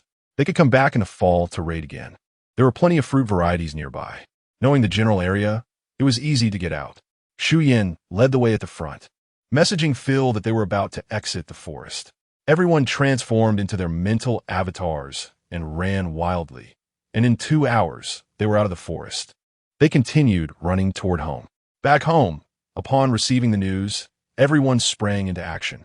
Aunt Lon went straight to the kitchen, thinking that Miss Shireen had been outside enduring hardships and must have lost weight, so she needed to cook more delicious food to nourish her.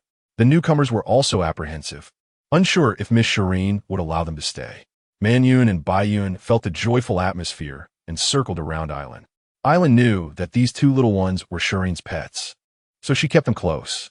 Baiyun needed to go out for walks every day, and Island would take Liko along too. Avery was not to be outdone, following behind while observing this famous death planet. The more he looked, the more passionate he became, wondering if he could report back now to switch jobs. He didn't want to leave. This place was simply paradise. Chapter 72, Immortality? As Shireen arrived home, surrounded by everyone, the 2 little ones quickly rushed over affectionately. Manuel jumped into Shireen's arms and found a comfortable spot to lie down, leaving Baiyun grumbling as he nudged Shireen's calves. Uncle, Shireen greeted Erlin and Liko, who were approaching from behind while holding Manuel. Ineen, long time no see. You become even more beautiful, Erlin said with a smile as Shireen led everyone into the house. Once seated, Shireen noticed a stranger beside her. She looked at Erlin in confusion. Who is this? Erlin turned around to see Avery, who looked stunned. Following Avery's gaze, he saw Shi Yin next to Shireen. Erlin quietly kicked him. Miss Shireen is asking you. Avery finally snapped back to reality. He had seen Shi Yin at the door, his former colleague. Didn't he die and turn into an orc? How is he here? No wonder the general never jumps at good opportunities. Facing the temptation of a 3378, he could hold back. It turns out there's someone from the inside. Avery felt dazed as he thought about how Shi Yin usually overshadowed him in everything, skills, training, and the officer's favor. Now, even after dying and coming back, he still knew Miss Shireen. It seemed like he had a decent status here. Damn, his life must be on easy mode. Kicked back to reality, Avery finally spoke. Miss Shireen, hello. I am Avery from the 3rd Legion. Hello. Thank you very much for the timely help from the 3rd Legion, Shireen replied. Upon hearing 3rd Legion, Shireen glanced at Shi Yin, who was drinking water without changing his expression, while Avery stared at him. Their eyes darted between the two. Something was up. Shi Yin noticed Shireen's gaze and sighed. He hadn't known that Avery would be among those coming this time. Avery was great in every way, but he was too competitive. Back when they were in the Legion, he would often come to challenge him at fights, wanting to prove he could outperform him. Could he endure that? He was also a hot-blooded young man. If he couldn't endure it, they would fight. Once wasn't enough, so twice, and if that didn't work, 3 times, until Avery submitted. Shi Yin finished the last sip of water in his cup. Avery and I haven't seen each other in years. We should catch up sometime. Avery looked at Shi Yin, recalling the fear he had experienced during those years. Oh no, here comes another round of beatings. Erlin broke the awkward atmosphere. Yin, did you get hurt this time? That brat Shi Yin actually dared to take you to the battlefield. After saying this, he moved to hit Shi Yin, but Shireen quickly stopped him. Uncle, it's not Shi Yin's fault. I insisted on going, and look, I'm perfectly fine now. I didn't get hurt at all. Everyone protected me very well. Erlin settled down, as long as you're okay. The king was terrified when he heard you encountered a star beast attack, and immediately sent people for support. Now that I know you're safe, I can face the king with confidence. Uncle, don't worry. I sent a message to the king as soon as I got out to report my safety, Shireen reassured. Then Shireen began recounting her experiences along the way and took out some lalagrass seeds. Uncle, look, these are lalagrass seeds. Please help me take them back to Uncle Jiang. Erlin picked up a seed. Who would have thought such a tiny seed grows into the nemesis of flying star beasts? As for flying mimicry, we'll find a way to overcome it once we have the seeds. In the evening, nearly 10 people stayed at Shireen's house for dinner. Aunt Lon cooked extra-large portions. None of them had small appetites. Generally, plant mimicry usually replenishes mental energy through sleep, while animal mimicry replenishes it through food intake, making Shireen's vegetables a great tonic for them. After dinner, Shireen brought out watermelon and grapes for dessert. Shireen, do you need more people here? How about me? I'm strong and full of energy. Plus, I'm your favorite fluffball. Shen Jinyang, who had enjoyed Shireen's cooking, began to recommend himself for a bright future. Who could refuse the self-recommendation of a handsome guy? Of course, as long as you're fine, I'm fine. When AC sat in a chair, relieved that he woke up among these people. Otherwise, he would have had to seek out the king. Avery was displeased. Miss Shireen, look at me. I'm no worse than him. Everything he can do, I can do too. Everything he can't do, I can do as well. Shen Jinyang was just happy to be on Shireen's side, but suddenly someone popped up to compete with him. Shireen quietly said to Anna, "This sounds so familiar. I feel like I've heard it somewhere." It was said by Qi Wenzi, and he was targeting General Shi Yin at the time. The two burst into laughter. Shi Yin felt a hint of helplessness. What could he do? Let them laugh. After all, his position was secure now. When AC heard this and, looking at Shi Yin, thought about what he usually did, he realized he could do just as well, and perhaps he could even compete for the position of head steward. Shi Yin felt a chill down his spine. Someone was plotting against him. After glaring at Avery, Shen Jinyang looked at Shireen with a pitiful expression. Shireen, I'll listen to you. Whatever you say, I'll do it. Please don't choose him. Shireen shifted her gaze, starting to pour water. Both of you are amazing, and I warmly welcome you both to join my planet. As long as your respective commanders agree, I'll welcome you anytime. Erlin and Likul quietly watched, saying nothing, just enjoying the scene. Suddenly, Shireen thought of his old friend. The 2nd Legion hadn't sent anyone yet, lagging behind in everything. Looking at when AC, Shi Yin had already told him about his identity, which was quite high, and he was indeed good-looking. But wasn't he a bit too old? He could be Shireen's grandfather. Where would young people fit in? Shi Yin, have you had a checkup? Does being an orc affect your body? Has your physical condition improved with the orc sage? Erlin thought of this question. The previous checkups only indicated that his body had fully recovered with no hidden dangers. But they didn't address age, as everyone subconsciously added the years spent as an orc. Shi Yin didn't hide his smile. Teacher, I only found out a few days ago. My mental mimicry appeared when I was an orc, and it has nothing to do with my human body. So, I'm still only 27 years old. Once this was said, everyone was excited. Who could accept that their body had grown older, but their mind was still stuck in the past? Anna grabbed Shireen's hand. Shireen, I thought I was already 40, but I'm only 32. I was wondering why my age increased, but my face hasn't changed at all. When AC touched his face, he had been asleep for 80 years and returned still looking 30. Seeing when AC's actions, Shi Yin felt like he had found a rival. Wow, doesn't this mean we can be immortal? If I die, I turn into an orc, and if an orc dies, I turn back into a human. Then I can turn into an orc again. Shireen began showcasing her magical thought process. Everyone was seriously contemplating. Ineen, you're right. Now that there's an example of orcs returning to human form, the subsequent developments should keep up as well. Erlin reflected and replied. What Shireen said used to sound like a fantasy, but now it seems very likely to be realized. Who would be tempted by immortality? Since human lifespans began to gradually increase, the pursuit of immortality has been unceasing, with various means emerging one after another. It took hundreds of years of setbacks for it to calm down a bit. Now, it was about to get chaotic again. Chapter 73. Birthday, the stimulating June has passed, and July has arrived. Erlon took Light back to continue overseeing the First Legion, and Shun Jinyang and Avery successfully remained. In fact, both are generals of 2 legions, and upon hearing that they could stay by Shireen's side, they didn't let the 2 return, but directly handed over their work online. Then hurriedly sent people to pack their luggage and send it over. In 3 days, it will be July 14th, Shireen's birthday. Over the past few days, there's been a continuous stream of gifts arriving, and no one knows who sent them. Everyone reassured her to open them without worry. Now, in the outside world, there are countless people wanting to please her. Is it still safe here? Shireen paused her actions. Shi Yin patted Shireen's head. The news can't be hidden, but you are very safe. His Majesty is ensuring your safety. Those sending gifts are just trying to make you smile. You don't have to care about them. Here, you can do whatever you want. Shireen relaxed a little. As long as she was safe, that was the most important thing. At first, she had her own ideas about accompanying them to the battlefield. After going together and returning, they had shared life and death. And it would be good for her reputation if it spread. Continuing to unwrap the gifts, this time it was a large gaming console. It included all the games from interstellar history, both paid and free, and everything could be played on it. Shi Yin, is there a problem with this? Please check it for me. Shi Yin squatted down to carefully inspect it and confirmed there was no issue before allowing Shireen to play. Although most of the gifts received were good, where there are people, there will inevitably be tests, and there are always a few gifts that contain bad things.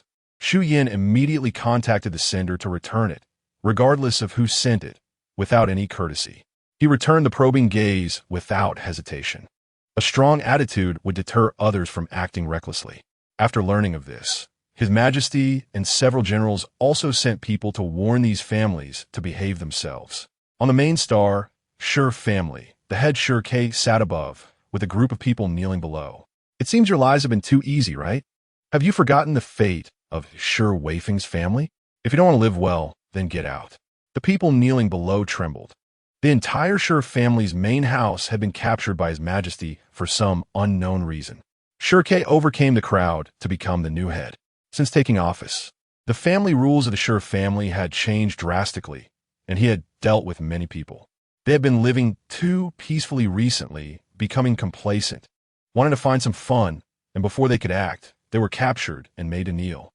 Shure K looked at the people below who were submissive yet unconvinced, sneering inwardly at their stupidity.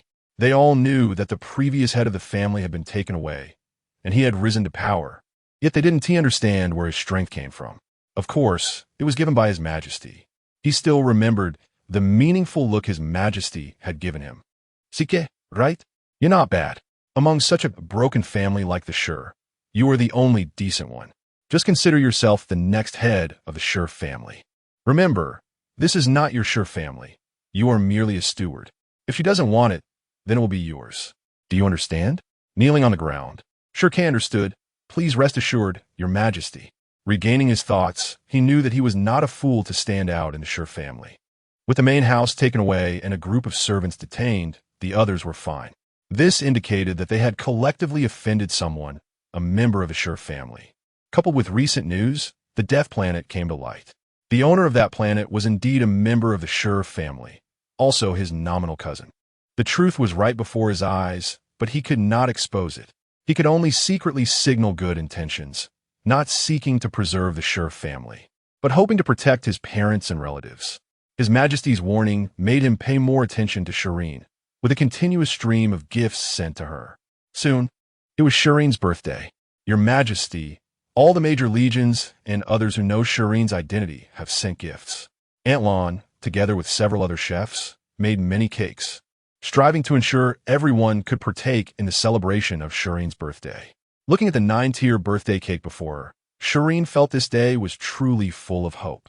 Shireen made a wish, hoping the days ahead would remain peaceful and safe. Happy birthday, Miss Shireen. Shireen opened her eyes as the blessings rang out. She raised her glass, which of course was not filled with wine, but watermelon juice. This was her first birthday spent here, and she was now 19 years old.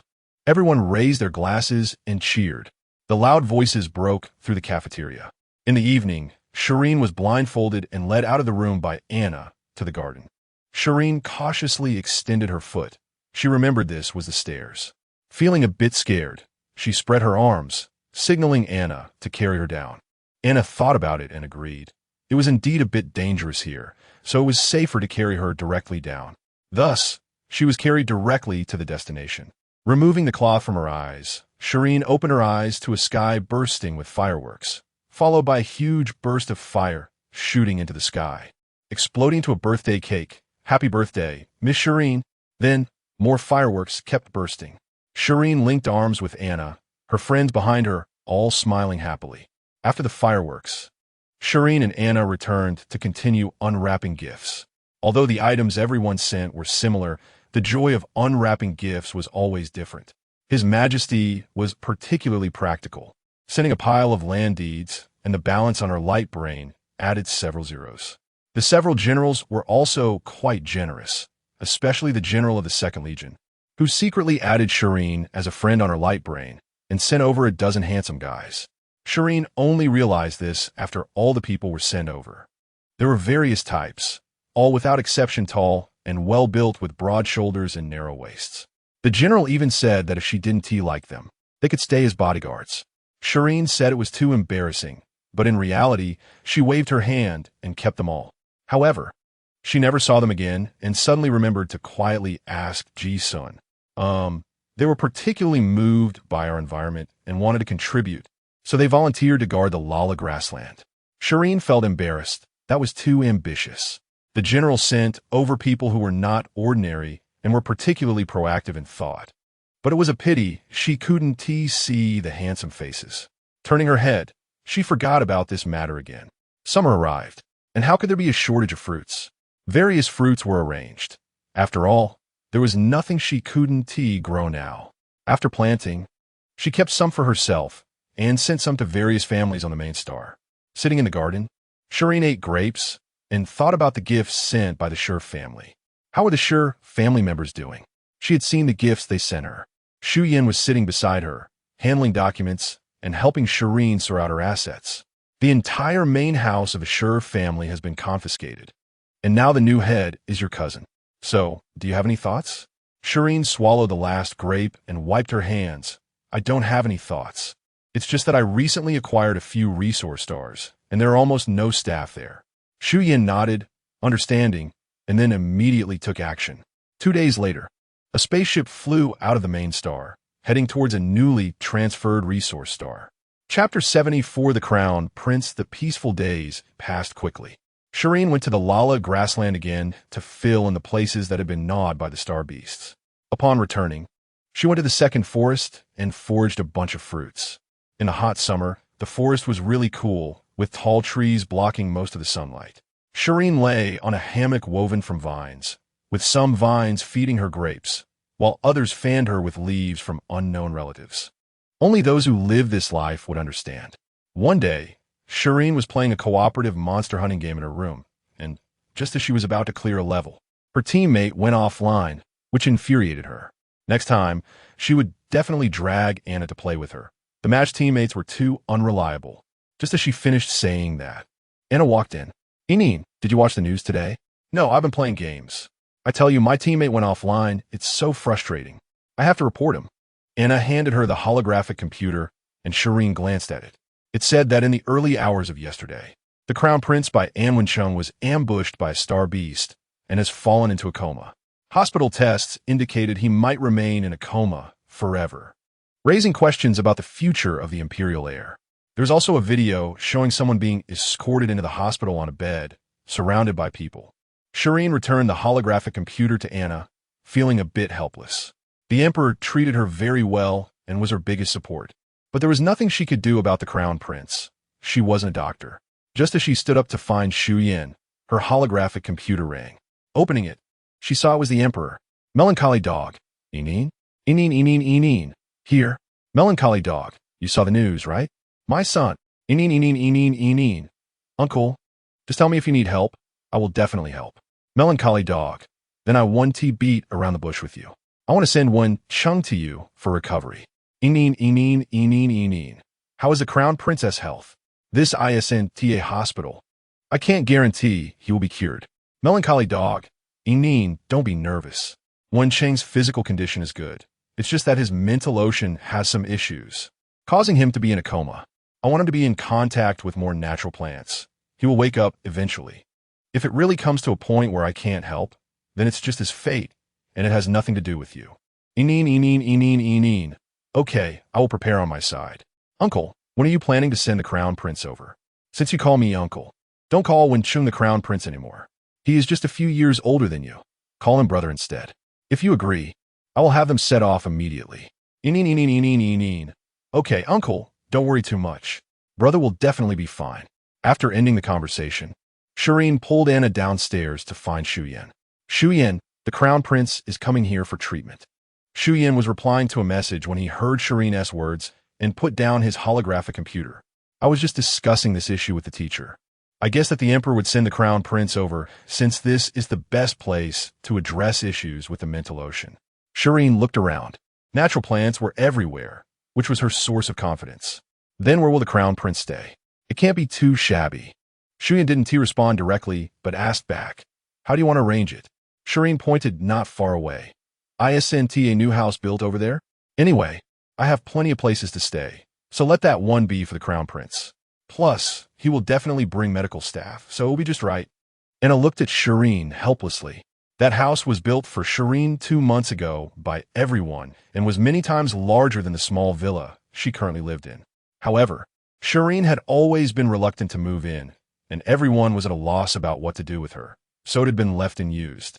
Shireen smiled slyly. The house was big but too empty for her, giving her no sense of security. The current place was much better, and that house could be kept for guests, like the Crown Prince. In the middle of the night, by An Wencheng's starship slowly landed. To avoid attracting attention, the starship was disguised, and no one knew that this shabby-looking starship was luxuriously decorated inside and carried the Imperial heir, headed for the infamous Death Planet. After landing, the waiting personnel collected all tools that could contact the outside world as required and quickly led them into the planet's interior.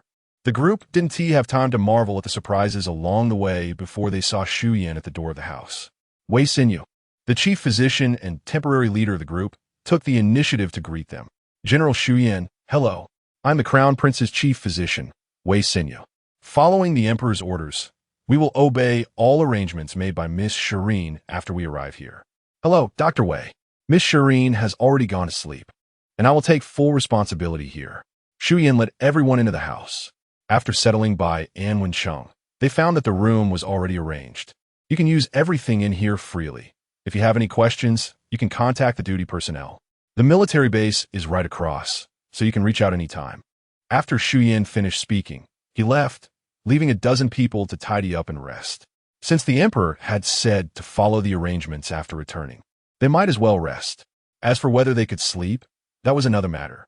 Wei Xinyu lay on the bed, wondering why they had collected their holographic computers as soon as they entered. With natural plants everywhere, who could resist sharing this? Such a huge, secret treasure. And he was actually here sleeping. Once this matter could be made public, he couldn't even imagine how great it would feel to boast about it. The next day, Shireen only found out during breakfast that the people had already arrived in the middle of the night. She quickly finished her meal. hoping this heir brother would have a good temper and not blame her for not going to pick him up. The arrival of the imperial heir was soon known by everyone, but no one dared to speak out about it. Not speaking wouldn't kill a person, but speaking carelessly could be deadly. You must be Miss Shi Yin. I'm the Crown Prince's chief physician, Wei Xinyu. Wei Xinyu was examining the Crown Prince when he saw Shi Yin approaching with 7 or 8 people, and a young girl was surprisingly walking in front of him. She must be the planet's master, Miss Shi Yin. Hello, Dr. Wei. How is the Crown Prince? Wei Xinyu took out a stack of documents, knowing that Shi Yin and the others couldn't understand them, so he pointed briefly. Here are the Crown Prince's indicator data. The data shows that the Crown Prince's mental power is being continuously devoured, as if there is something in the mental ocean. The speed at which the mental ocean generates new mental power is simply unable to keep up with the speed of being devoured. Shi Yin leaned in to take a look at the image, which was dark and incomprehensible. Is there anything abnormal in today's data compared to the past few days? Shi Yin began to ask questions. He arrived here last night, and there are natural plants everywhere. There should be some changes, right? Wei Xinyu took out a freshly printed piece of data and examined it closely, his expression brightening. This is the data just obtained. Compared to yesterday's data, the Crown Prince's recovery speed of mental power has improved significantly, but it still cannot keep up with the speed of being devoured. However, if he can stay in this environment for a longer time, there should be a good improvement. Shi Yin nodded to indicate that she understood. Chapter 75 Basic Operations. Dr. Wei. Can the Crown Prince be moved, for example, to a different environment? Of course, the Crown Prince's mental state cannot be maintained by these instruments. They only serve a diagnostic purpose. The real effect comes from natural plants. Shi Yin snapped her fingers, and Anna immediately chimed in. Dr. Wei must not have had enough breakfast. Let me take you for a meal. After saying this, she disregarded Dr. Wei's reluctance and forcefully took him away. Shi Yin and Shun Jinyang untied the instruments and pushed the Crown Prince out. They arrived at the sea of flowers in the fruit forest. After the recent enhancement of mental power, the flowers here had formed a vast floral expanse. Shi Yin had even come to fill in the gaps, leaving a small path. Not daring to plant energy-intensive plants directly, they planted some milder ones instead, nurturing them gradually. Shi Yin began scattering seeds around the bed, sunflowers, tulips, and rain orchids, carelessly throwing them onto the ground, which indeed cost nothing. The seeds quickly sprouted, grew, and then slowly bloomed. Shi Yin deliberately controlled the blooming speed to avoid them all blooming at once. Having planted the flowers, it was still morning, and the sun had yet to shine here, so they let Bai Anwen-chung stay a bit longer. Shi Yin sat by the window playing games on her light brain. Shu Yin left first for something. One AIC found a tree to release the mental mimicry disc, and Shun Jinyang went to find a sunny spot. As for Avery, he clashed with Shu Yin again and was sent to guard the grassland, likely bored pulling weeds or looking for a fight. When the sun finally shone, they moved by Anwen-chung to another spot. Shi Yin touched his hand. It was warm, so everything was fine. By noon, the weather got hot, and they sent by Anwen-chung back, fearing he might suffer from heat stroke if his mental state wasn't treated properly. In the evening, they brought him out again to lie down. Shi Yin noticed the redness and swelling on by Anwen-chung's arm and quickly covered it. Well, it's getting late. We should head back. In the ward, Dr. Wei looked at the mosquito bites on the Crown Prince's neck, resignedly taking out ointment to apply. On a new day, they continued to conduct tests on the Crown Prince. When Dr. Wei obtained the data, he almost shouted. So, the so-called difficult and complicated ailments that left the main star's doctors at a loss were all due to a lack of natural plants? The data that was marked in red yesterday had started to return to normal today. Truly, all fears stemmed from insufficient power. Shi Yin, after finishing breakfast, wandered over. Facing Dr. Wei's fiery gaze, she calmly said, "Basic operation." Only then did Dr. Wei calm down.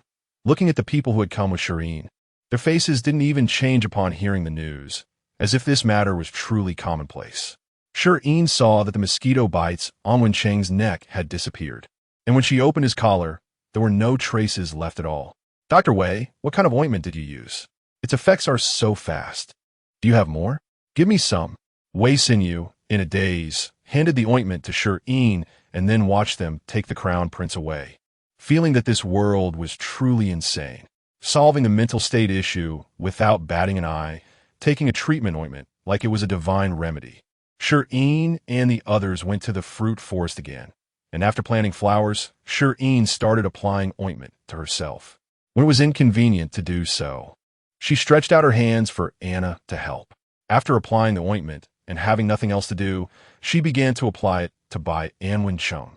Shi Yin, let me do it. Shi Yin took the ointment from Shi Yin's hand and carefully applied it to the crown prince. Shi Yin looked at the serious-faced man and suddenly blurted out, "Shi Yin, you are really so virtuous." Ha! Shun Jinyang, sitting nearby, swatting mosquitoes, couldn't help but burst out laughing at Shi Yin's words.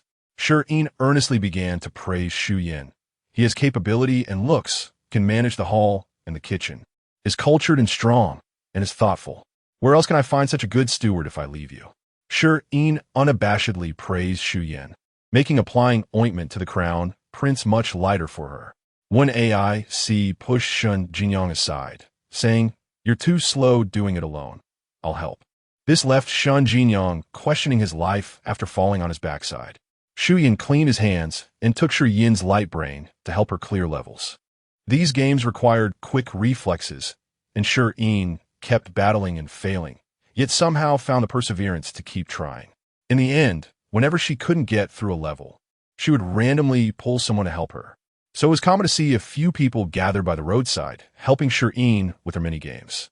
Although Dr. Wei didn't have a light brain, he had to go to the Hope Base every day to find Captain Ji-sun, reporting to His Majesty in front of him and then returning to the small building. He couldn't casually go to other places, only moving between the small building and the Hope Base, but these two locations were enough for him to make guesses. Not to mention, many of the people inside the Hope Base looked familiar to him. Although he worked at the Main Star Hospital, he was actually serving the royal family. And those he recognized were elites who had come in and out of the palace or from various legions. After all, not just anyone could invite him for treatment. Wei Xinyu was organizing materials in his hands, but his thoughts had already drifted far away. Ah, is it going to rain with this weather? Shi Yin looked up at the layers of dark clouds coming in, blocking the sun. It should be. It seems like there will be heavy rain for the next few days. When AIC quickly analyzed the data from the instruments. Then we can't bring the crown prince over in the rain. Let's plant some flowers to take back for him. Without waiting for a response, Shi Yin planted 2 red and white roses, one of which bloomed immediately. Everyone walked away when they saw Shi Yin planting flowers, as most of the energy would be absorbed by the nearest crown prince. Shi Yin carefully observed by Anwen Chung, noticing that all the energy was being absorbed, and his complexion seemed to be a bit rosier, with no other changes. She called the people who had been avoiding them to come over and arranged for someone to go in at midnight to let this flower bloom as well. Anna took the flower from Shi Yin's hand, and the remaining few pushed the crown prince back to the small building. The full moon and Bai Yun ran over, both wanting Shi Yin to hug them. Bai Yun was growing quickly. The little one, now a year old, weighed almost as much as Shi Yin. Shi Yin was reluctant to hug the 2 little ones now because they were too furry and hot. However, it was different in the room, which was cool. Lying on Bai Yun's chubby body while playing games, she would pet them whether she won or lost. Now, since Shi Yin didn't want to hug them, Bai Yun would get unhappy and try to pounce on her. Shi Yin would run forward, and Bai Yun would chase her. They played and frolicked all the way home. At midnight, under the operation of designated personnel, the second red and white rose bloomed as well. They closed the door, leaving Bai Anwen Chung alone in the room to absorb energy. Nurtured by the 2 red and white roses, the person in the room opened his eyes, and after a while, closed them again. Chapter 76. Big Brother Shireen stretched lazily and opened the curtains. It was pouring rain outside. As she opened the window, the cool air mixed with the scent of rain rushed in. Yesterday's test showed that the air quality here was over 10,000 times worse than the standard. A large number of natural plants were tirelessly absorbing and purifying the pollution in the air. If it weren't for the recent invasion of star beasts, which caused a significant number of deaths and worsened the environment, the data would likely be better. The nearly year-long improvement had still been quite effective, and she encouraged herself to keep going. Since it was raining and she didn't want to go out, hating the damp feeling, she decided it was better to stay home and play games. She hadn't cleared yesterday's game yet. She needed to find where she left off. Anna was sitting downstairs.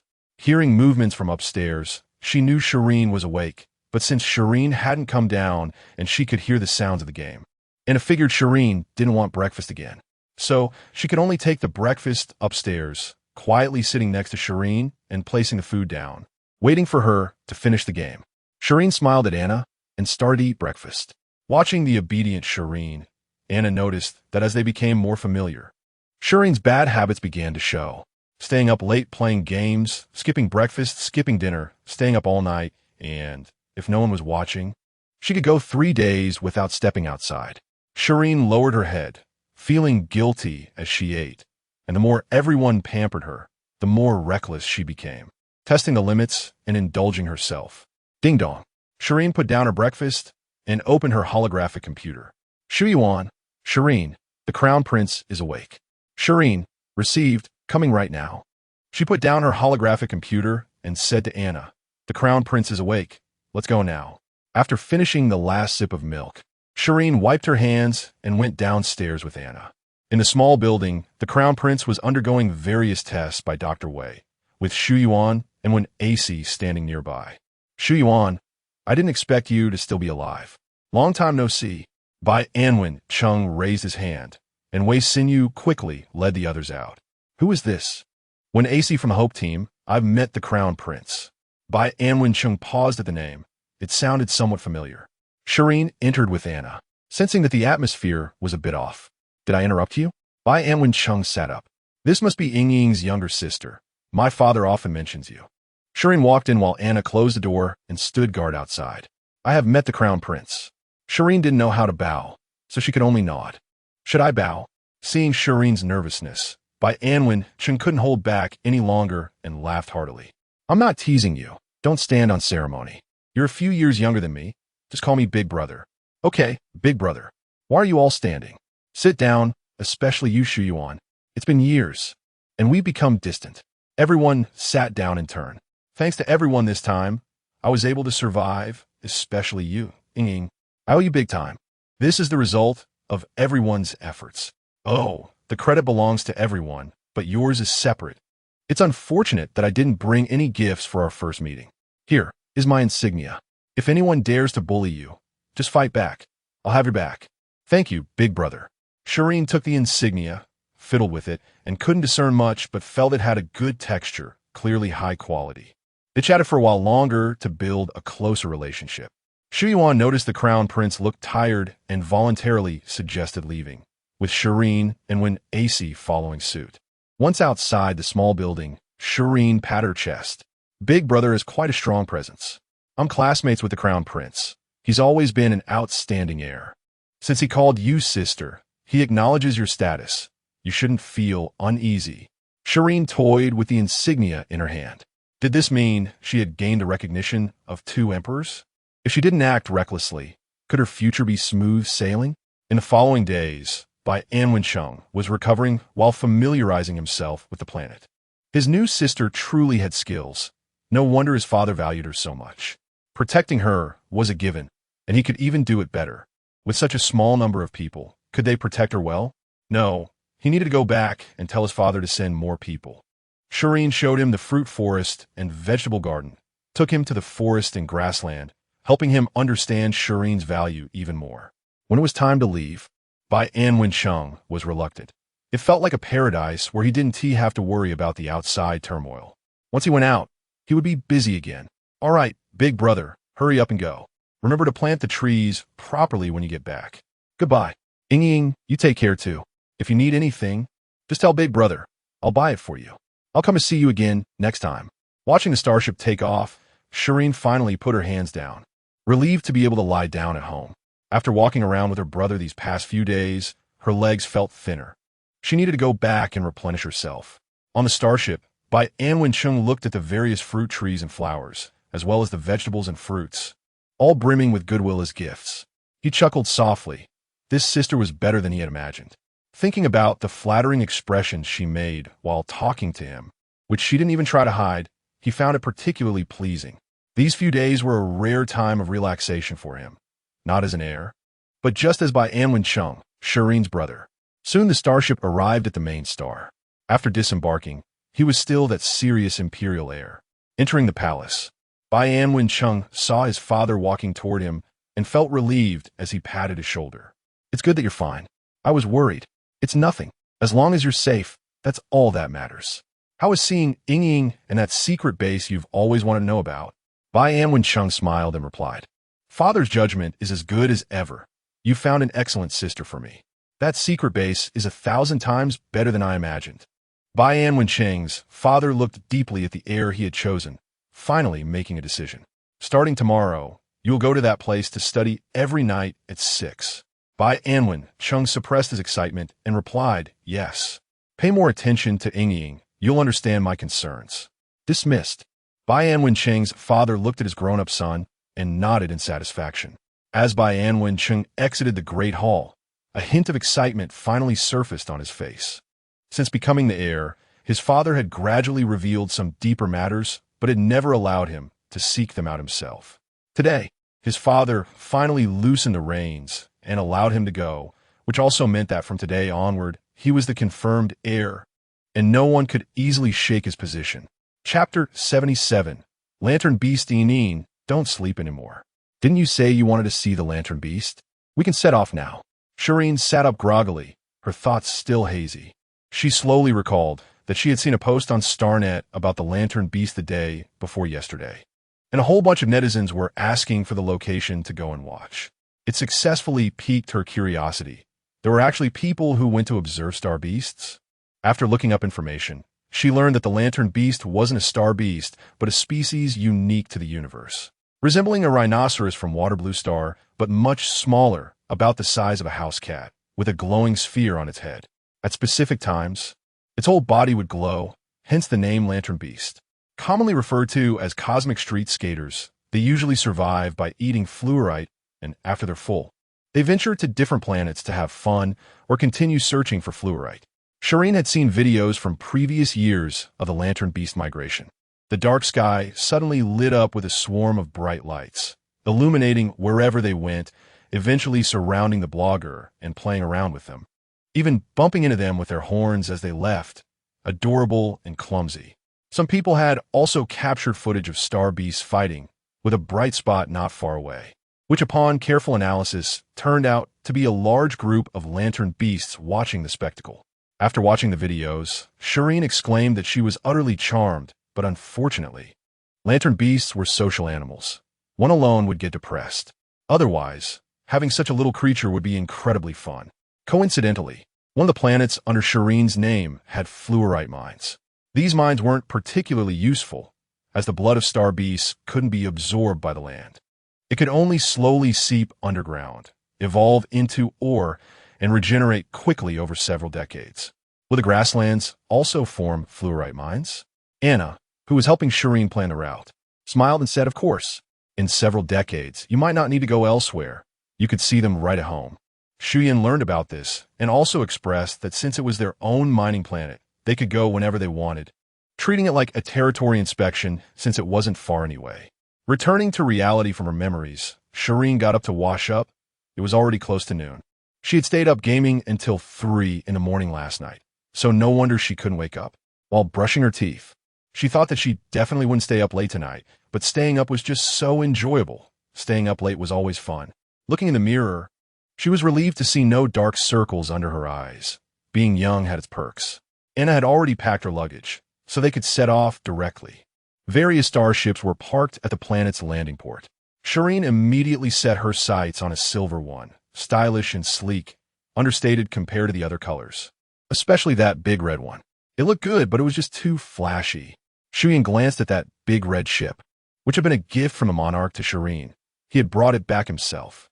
Thinking of the hardships of that journey, he quickly closed his eyes, unwilling to look any longer.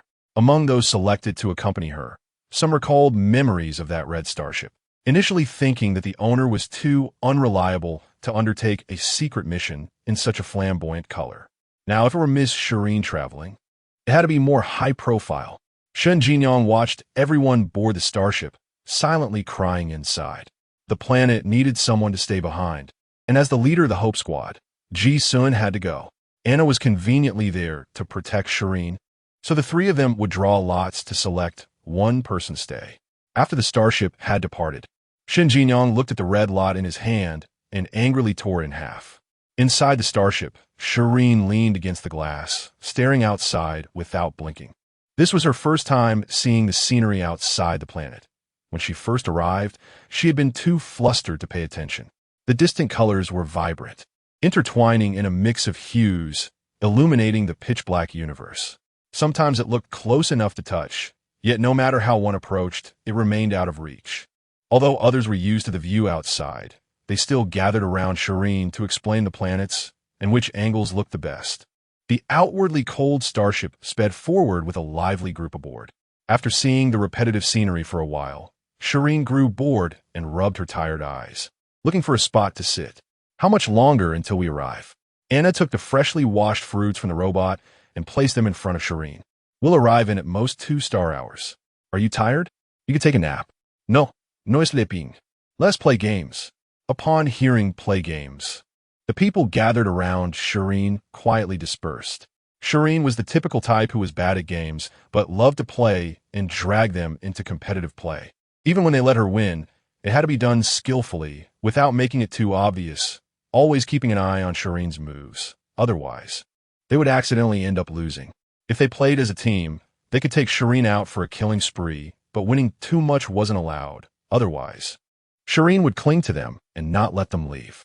Shireen looked at the people sneaking away with a pitiful expression, looking on AC and Shi Yin, pulling on Anna's sleeve. Who can withstand this? Just play already. Time slipped away quietly in the game. After finishing another round, Shi Yin organized Shireen to start another game, but they couldn't play anymore as they were about to arrive. Shireen obediently sat back in her seat as the starship gently vibrated and came to a stop. We've arrived, let us disembark. The starship door opened, revealing a row of soldiers outside. This was the station army of Resource Planet B-233. Ji-sun was the first to lead everyone out, and after some communication and introductions, Shireen stepped out, surrounded by the crowd. This place was completely different from Planet A-3378, which was mostly flat. Here, there were mountains everywhere, stretching endlessly. There were ordinary green plants, sparsely growing by the roadside. Indeed, wild grass had the strongest life force. Led by the station troops, they arrived at a small building, the residence of the former planet head. Since this planet had come under Shireen's name, it had been taken over by people arranged by Shi Yin. The station troops were also specially approved by the monarch, personally selected by Shi Yin. Coincidentally, members of the Shi Yin family were also here. It was a place they had randomly chosen, but they hadn't expected it to be such a coincidence. However, Shireen was free to go wherever she wanted. They had to avoid her, not the other way around. This was Shireen's first time seeing other planets, and her interest was piqued. She didn't want to rest at all. Anna led the group to explore everywhere with Shireen. Ineen, look, this is a fluorite mine. A team member broke off a piece of exposed or not far away and handed it to Anna, who confirmed it was correct before wrapping it in paper and giving it to Shireen. Shireen watched the team member break the ore with bare hands, her eyes widening. Noticing her curiosity, the team member extended their hands. Shireen glanced at them, impressed by their strength, not a single bruise on their skin. She gave a thumbs up and then took the ore from Anna's hands. Since it was formed from the blood of star beasts, it was red overall and about the size of a palm, but still quite heavy. It looks better at night when it glows. It's too bright now to see. When AC took the ore from Shireen's hands and tossed it back, while Anna pulled out a tissue to wipe Shireen's hands. Shireen linked arms with Anna and continued walking. Let us come back to see it at night. Chapter 78. Enemies meet on a narrow road. Xiao Lei is one of the station personnel here and also a native of this planet. With a clean background, she was assigned to guide Shi Yin and the others. Miss Shi Yin, look, this is the red crystal, which is also the main mineral here. Xiao Lei handed the red crystal to Anna, who checked it before passing it to Shireen. The red crystal is formed naturally, and after being cleaned, it can be played with directly in hand. Shireen took the red crystal and raised it towards the sky. Sunlight passed through the crystal, emitting a luster. This red crystal isn't the largest, but it is of the best quality and feels the most comfortable to hold. It could fetch a good price at an auction. But here, it's just a small toy for Shi Yin. Shi Yin was reluctant to part with the red crystal. In this weather, the coolness of the crystal made it even more comfortable. After being polished, its sharp edges were removed, making it more suitable for play. Xiaolei watched as Shi Yin played with the red crystal, feeling relieved that she seemed satisfied. Since the planet changed hands, everything has changed. The previously lazy garrison was replaced, and the new batch is disciplined, exuding an aura that clearly shows they have been on the battlefield. The various systems on the planet have become more refined, and criminals are being dealt with severely, giving the whole planet a fresh new look. All these changes indicate that the higher-ups are taking this planet or its new owner seriously, and she knows her opportunity has come. She gave up her job outside and decisively returned here. With her abilities, she quickly caught the attention of the leaders and has become a person of some authority. With a good salary and little work, a job that is hard to find. This task of receiving the planet's master was also obtained after layers of selection. Sir, I really didn't do it on purpose. Let me go. Sir, please save me. The commotion ahead caught Shi Yin and the others' attention. Anna and when AC shielded Shi Yin behind them, while a few people from the back went ahead to understand the situation. Soon, someone returned and reported, Miss Shi Yin. Ahead is the captain of the third squad, seemingly being accosted by a woman. I remember him, Yuan Zhongke. Anna, let us go take a look. Shi Yin said, a bit excited, looking forward to some fun. Xiaolei was pulled to the middle of the group, with Anna and when AC protecting Shi Yin on either side. Although it was their own territory, it was still a strange environment, so caution was the priority. No minor commotion should be taken lightly. More than 20 people walked towards the lively spot. They saw a woman kneeling on the ground, holding onto Yuan Zhongke's pants and refusing to let go. Several squad members nearby were expressionless as they restrained a few others who were also kneeling on the ground, apparently a family. 2 guards were pulling at the woman, while workers nearby were quietly watching the commotion. Yuan Zhongke pushed the woman down.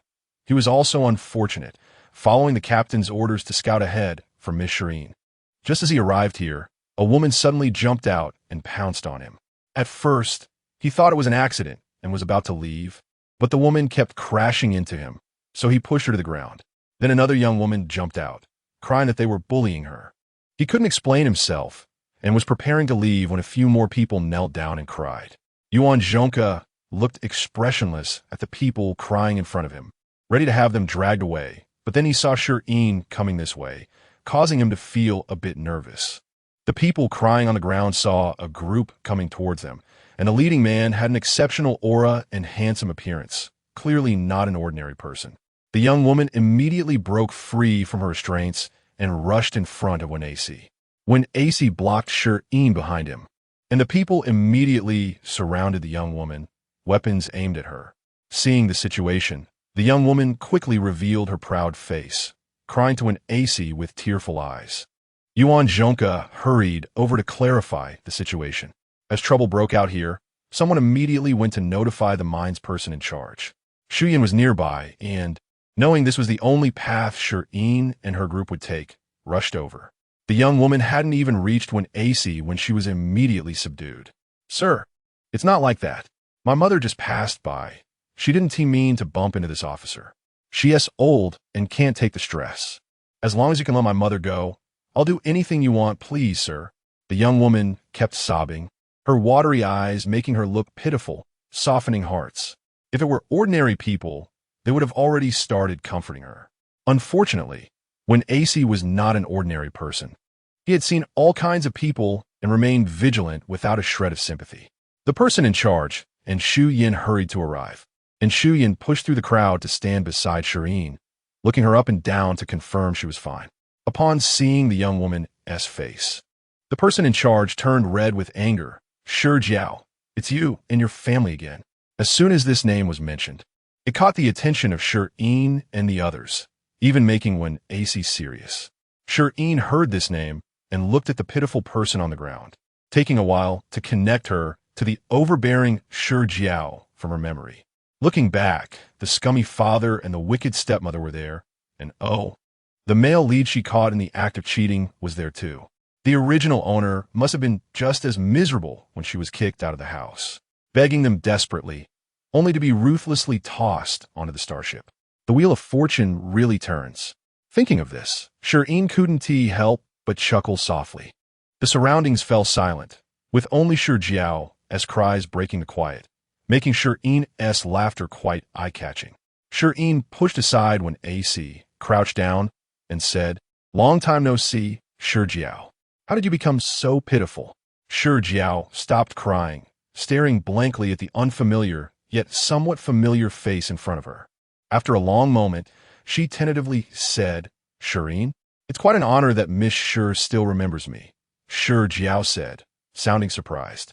Shireen stood up and looked at the few people who had been dragged over and were still kneeling. "Shireen, is it really you? I'm your father. Look at me. I know I was wrong. It was all these poisonous women who instigated me. Inin, I know I was wrong. Please forgive me. From now on, you'll be my only daughter, Inin." Shi Weifeng looked at his little daughter, long forgotten, and then at the current situation, immediately realizing that his little daughter's status was definitely not ordinary now. Saving him would just be a matter of speaking. Looking at the men around, he was Shi Yin's father, who would soon be their future father-in-law, and he wondered why they weren't treating him with more respect. Once out, he would definitely have to teach Shi Yin a lesson, living well outside, not knowing save her proud and suffering old father. Watching Shi Weifeng straighten his back, Shi Yin couldn't stop smiling as she linked arms with Anna. Chapter 79 focused attention. Ha ha. You're killing me. Ha ha. Shi Weifeng. Why are you so funny? Ha ha. Anna supported Shi Yin's waist to prevent her from losing balance. Shi Yin finally stopped, and as soon as she saw these faces, the original owner's blurred memories suddenly became clear. She saw the original owner starting to work at a young age, clearly a proper young lady, living worse than a servant. Frequent beatings, hunger, her father's indifference, her stepmother's double-faced behavior, and her stepsister's special treatment. Especially when she was tested to have an F-level mental power, while her stepsister had a B-level, malice began to seep into every aspect of her life. And in the end, she died alone on the starship. Most importantly, the original owner's mother died from anger. Shi Weifeng first took away her mother's means of survival, coaxed her mother for money, while keeping a mistress outside. After 9 months of pregnancy, her mother was provoked by the mistress and her illegitimate daughter, and her husband openly supported the mistress, pushing her mother down, which led to a difficult childbirth. After enduring the pain of giving birth, the mistress and the illegitimate daughter directly entered, treating her as if she didn't exist. Ultimately, her mother was consumed with grief, thinking of her daughter not having grown up yet, holding on for 7 years, but still passed away. From that point on, the original owner truly became an orphan, without father, mother, or any relatives. As an outsider, Shi Yin felt sad just watching the memories, let alone the original owner herself. Hearing Shi Yin's laughter, Shi Weifeng's confidence slowly diminished. "What do you mean? I am your biological father. You are my daughter. Are you really going to watch me suffer here?" Shi Weifeng kept shouting, while the stepmother and brother-in-law knelt nearby, trying to minimize their presence. They knew what they had done. As long as Shi Yin didn't notice them, they could still live their current lives. How could that be? As my elder, I will definitely make them pay special attention to you. None of you can escape. Inin, he is your father. I am your sister. We are all blood relatives. I know, sister has done many wrongs in the past, played pranks on you, but sister knows her mistakes now. Can you forgive sister just this once, just once? Shi Jiao said, reaching to grab Shi Yin's clothes. Shi Yin was soft-hearted. Although her attitude towards her father had been bad just now, it was normal to be angry. If she comforted her, everything would be fine. She had always longed for concern from her family. Facing the rushing Shi Jiao, Anna kicked her away. "What are you? How dare you touch Miss Shireen?" After saying that, she even brushed off her shoes as if something dirty had touched them. The stepmother looked at her daughter who had been kicked away and hurriedly crawled over to hold her. "Jiao Jiao, oh Jiao Jiao." She could disregard Shi Weifeng, just a man, but Jiao Jiao was different. She was her only daughter, her life. Kneeling on the ground, she kowtowed to Shireen. "Miss Shireen, it was all my fault before. I am willing to do anything. Please spare Jiao Jiao. She is still a child. She doesn't understand. Everything in the past was my doing. You can hit me, scold me, as long as you're happy. I beg you to spare Jiao Jiao. Sure Jiao straightened up and hugged her kneeling mother, tears streaming down her face. What a touching mother-daughter scene. Shi Yin clapped and laughed. Why? Your mother's life is precious. But my mother's life is not. Your daughter is your life. I'm not my mother's life. Your family. Just stay here and atone for my mother. And you, cousin-in-law. Oh no, now it should be brother-in-law, right? I can remember your disgusting gaze for a lifetime. Live well. After all, you will be here for a lifetime. Not wanting to waste more words with them, Shi Yin finished speaking and pulled Anna away, with the others following closely. Shi Yin stayed behind. After all, he still had things to say, and another matter had arisen. Shi Yin followed the guidance back to the small building. Anna held Shi Yin in her arms, and Shi Yin did not resist. Anna felt a warmth in her chest and started gently patting Shi Yin. Shi Yin couldn't stop her tears. She wasn't sad, just that those memories were too clear, and for a moment, she felt as if she were the original owner, as if those experiences were her own. Especially after feeling Anna's comfort, her tears flowed even more uncontrollably. Anna held Shi Yin, feeling the protruding bones and recalling when she first met Shi Yin. In her memory, Shi Yin was shining, gentle, beautiful, brave, and fearless. All the words of praise for girls could apply to her. Later, as Shi Yin understood the orcs, she saw sadness in Shi Yin's eyes and began to help every orc. Later, on the battlefield, although Shi Yin was clearly scared, sometimes her legs would tremble. She would still smile at everyone, comfort them, ask if they were in pain, and shed tears for their injuries. But Shi Yin was too thin. Her body was nothing but protruding bones, and her health was poor, with weak resistance, getting sick from just a little wind or rain. Later, when life became a bit easier, she tried various methods to get Shi Yin to eat more and wear more. Although Shi Yin would sometimes feel unhappy, she wouldn't get angry with her and would comfort herself, then cling to her again. Such a good child, the Shi family didn't cherish her, but the empire treasured her greatly. The emperor, the first prince, and all the generals liked Shi Yin very much. This way, Shi Yin was guaranteed a good life, and no one could bully her. Shi Yin deserved the best of everything. After crying until she was tired, she lifted her head and saw traces of tears on Anna's clothes, then pounced on her to cover her face so no one could see. Anna helped Shi Yin sit up and said, "Look, you've turned into a little raccoon. Your eyes are all swollen. I'll go find you an ice pack to put on." Just as she was about to move, a hand behind her handed over an ice pack. Shi Yin looked up to see it was Demei. Thinking that several people in the room were watching her cry, her face instantly turned red, and she hugged Anna to hide her face. 3 or 4 girls gradually walked out, giggling as they hugged Shi Yin, helping her apply ice to her eyes, wipe her face, and clean her hands. Looking at Shi Yin's tearful eyes, the sisters agreed to find a time to beat up those people tonight, then continued to comfort Shi Yin. In their eyes, Shi Yin was their boss on the surface, but in reality, she was just their little sister. Their little sister had been bullied, and they had to get it back. Not only they had this idea, but the members of the Hope team outside were also planning this matter. Shi Yin sat in the office, facing a group of people. The heads of various departments were all here.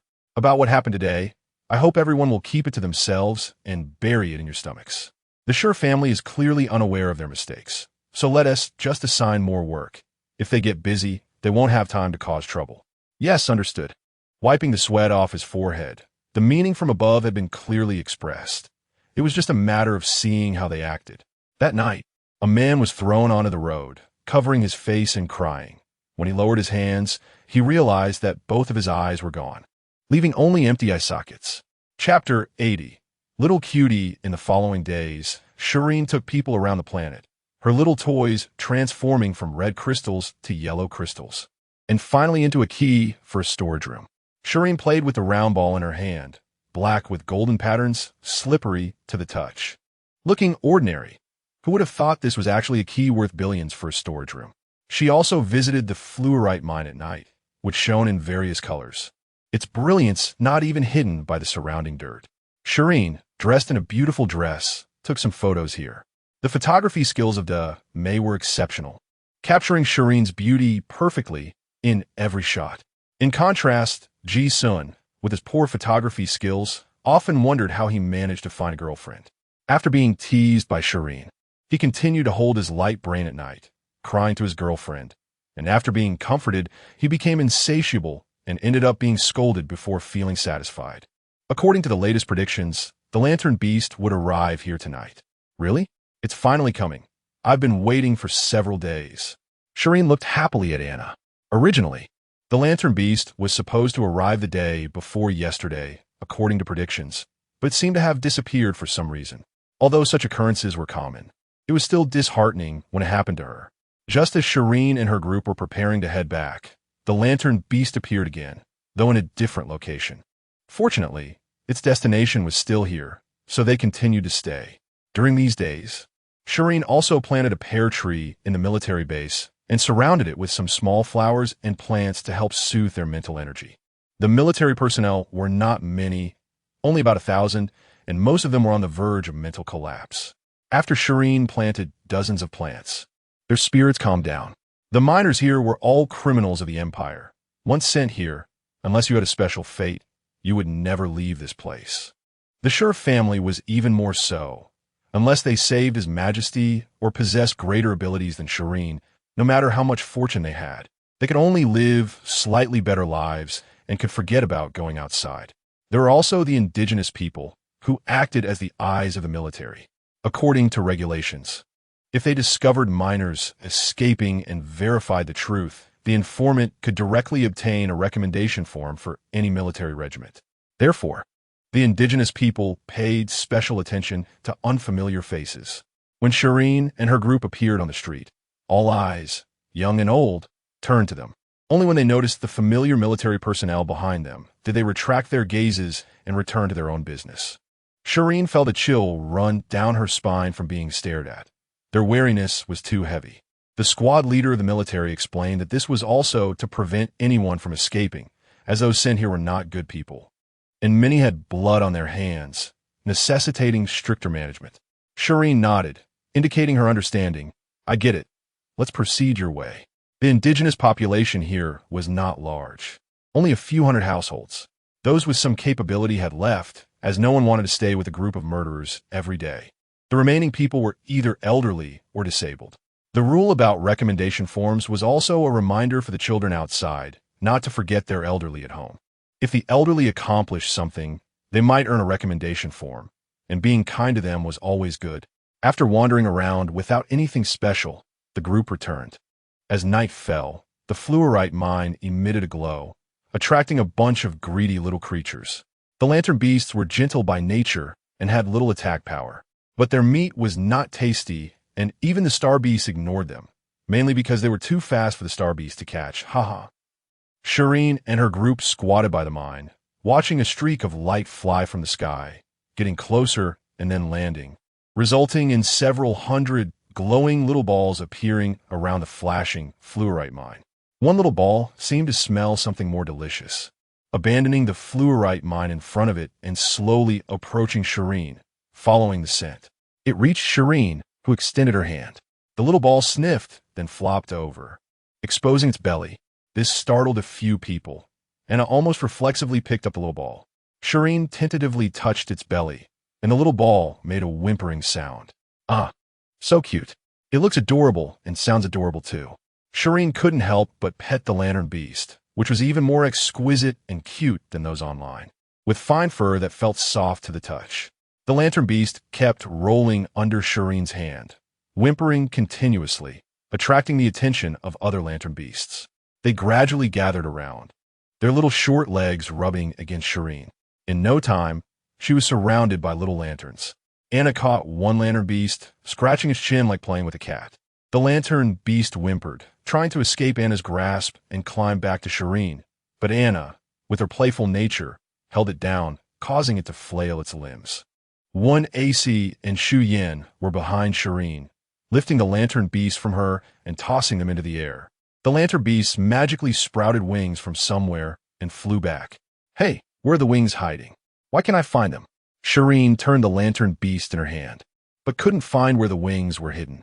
The wings of the Lantern Beast were supported by bones inside its body, unfolding while flying and folding back when landing, with elastic skin, making it one of its characteristics.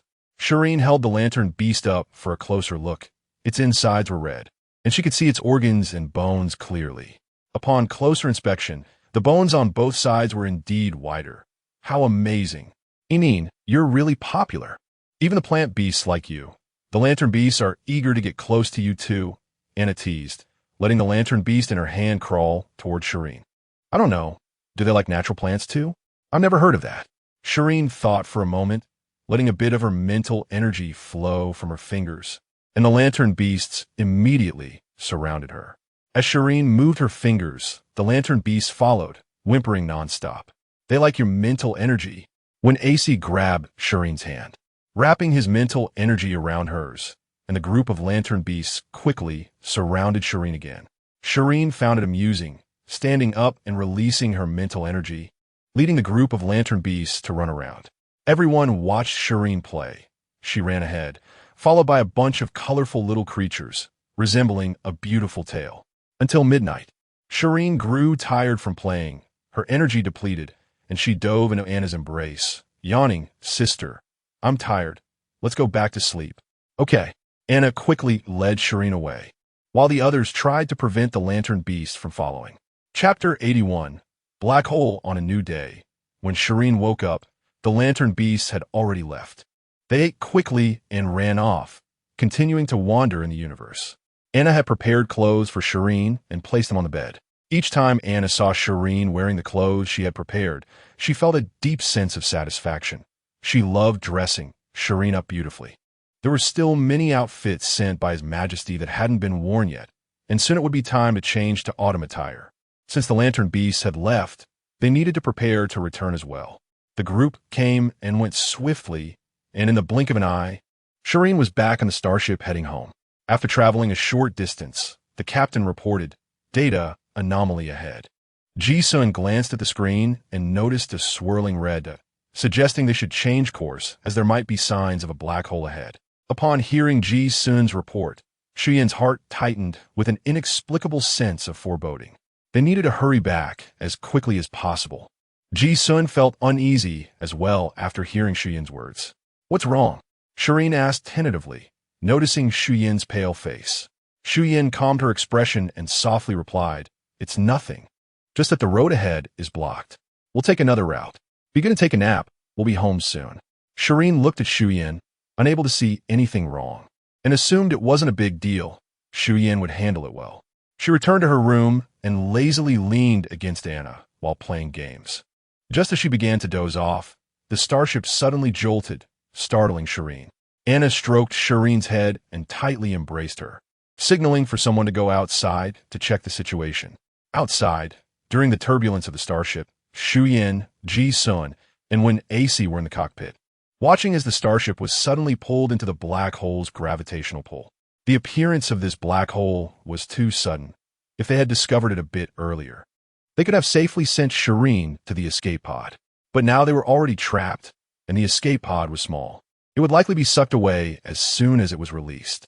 Shi Yin began directing operations, sending a message to the main planet to report the crisis they were facing while reinforcing the starship's defensive systems. When AC's experience in piloting the starship was outdated by 80 years, so he focused on protecting Shireen. "Shi Yin, 7 years ago you managed to rescue the 3rd Legion from a black hole. Today, you will surely save Miss Shireen's life." Ji-sun struggled to maneuver the starship away from the black hole's vortex. The patterns of black hole appearances were still unclear, but there was a certain survival rate for entering a black hole. However, with Shireen present, they couldn't afford to take that risk. When AC knocked on Shireen's door, the starship was once again pulled into turbulence, causing it to jolt violently. He didn't bother knocking and entered the room directly. Inside, Anna was huddled in the corner with Shireen protected beneath her, while the others surrounded them, ready to shield Shireen at a moment's notice if anything went wrong. Shireen curled up obediently, unsure of what was happening, lacking experience, and decided to just listen to Anna. She knew Anna would never harm her. After when AC entered the room, he urged everyone to hide in the bathroom and took Shireen, who was in Anna's arms, into his own embrace. Anna wasn't as strong as him, and at a critical moment, she might not be able to give Shireen enough breathing space. Shireen clutched when AC's shirt, cautiously asking, "What's happening?" When AC hesitated, unsure how to explain, "We've encountered a black hole vortex." He only tightened his hold on Shireen. The turbulence continued without stopping, growing increasingly severe until the starship began to roll. Shireen felt like she was trapped in a washing machine, spinning uncontrollably. She felt nauseous, dizzy, and wanted to vomit. Those were the only thoughts in her mind. When AC held Shireen tightly, while the others did their best to shield her from any potential threats. At that moment, their only thought was to protect Shireen. She was more important than their own lives. Outside, the others were trying to stabilize themselves while rushing toward the cockpit to assist in securing Shi Yin and Ji-sun so they could operate better. From the cockpit, they could clearly see the entrance of the black hole. There were many debris and lantern beasts being sucked in. Upon seeing the scene, Ji-sun felt a sense of relief, thankful that Miss Shireen hadn't witnessed it. Otherwise, she would surely be heartbroken. As they drew closer to the black hole's entrance, the situation was beyond human control. Shi Yin regretted not paying attention to the sudden disappearance and reappearance of the lantern beasts. Had she let her guard down due to the peacefulness of life? Were the lantern beasts that appeared the same group? If so, could the black hole vortex also be the same? Did that mean this black hole wouldn't be fatal? At the moment of entering the black hole, the starship was compressed and spun deeper, ultimately being flung out, until the very last moment, when AC managed to control his body, ensuring there was enough space for Shireen to breathe. In such situations, many people suffocate due to the lack of breathing space, only able to exhale but not inhale, leading them toward death. Shireen had already passed out. What ordinary person could withstand such spinning? On the main planet, as soon as they received Shi Yin's message, His Majesty immediately dispatched the 4th Legion to investigate, while also intensifying the exploration of abnormal data from various planets. According to historical records, most black hole vortices would spit out what they had swallowed before disappearing. He was betting on this probability, especially after learning that there were surviving lantern beasts in the area where Shireen had disappeared. The star beasts, as the cosmic street rats, had their own methods of dealing with threats, especially when it came to probabilistic phenomena like black holes. They ran everywhere and had certainly encountered many. Ansai carefully reviewed the last video transmitted from the starship, particularly the segment involving the star beasts, watching it repeatedly. He ultimately confirmed that the star beasts had actively flown into the black hole, which meant that the danger of this black hole was relatively low, increasing the hope that Shireen and the others were alive. In an instant, all the legions sprang into action, searching planet by planet, even quietly checking the planets occupied by the star beasts nearby. With no good news coming in, His Majesty anxiously fumed, wondering what he would face from his ancestors if they knew that the hope they had sought for thousands of years had just appeared and was lost so quickly. Bayan comforted his anxious father and quickly dispatched personnel to search. Finally, Ansai issued a statement. If they encountered the living Miss Shireen, they must bring her back intact at all costs, whether alive or dead. In an instant, the Empire was filled with anxiety. People began moving, and the alien plants were not idle either, especially the natural plants Shireen had cultivated, clamoring for her. The elder alien plants were also worried and spread the information through passers-by to various planets. As long as there were people or beasts in and out of those planets, the alien plants would receive the news. Chapter 82. Mushroom? When Shireen regained consciousness, she felt an uncontrollable nausea in her stomach. As she opened her eyes, she hurriedly pushed aside whatever was pressing down on her and knelt beside it, vomiting profusely. She vomited until there was nothing left in her stomach, only bile. After feeling a bit better, she finally had the strength to lift her head and look around. Her eyes immediately landed on the unconscious AC, who was the thing that had just been on top of her. Shireen quickly crawled over. AC, wake up, AC. But AC remained unconscious and showed no signs of waking up. Shireen looked around. They were surrounded by lush green grass, with a few scattered trees not far away. Standing up, she saw no one else around, and when she opened her light brain, there was no signal, and she couldn't send any messages. Crouching in front of AC, she took out some seeds and began to use her mental power to plant flowers.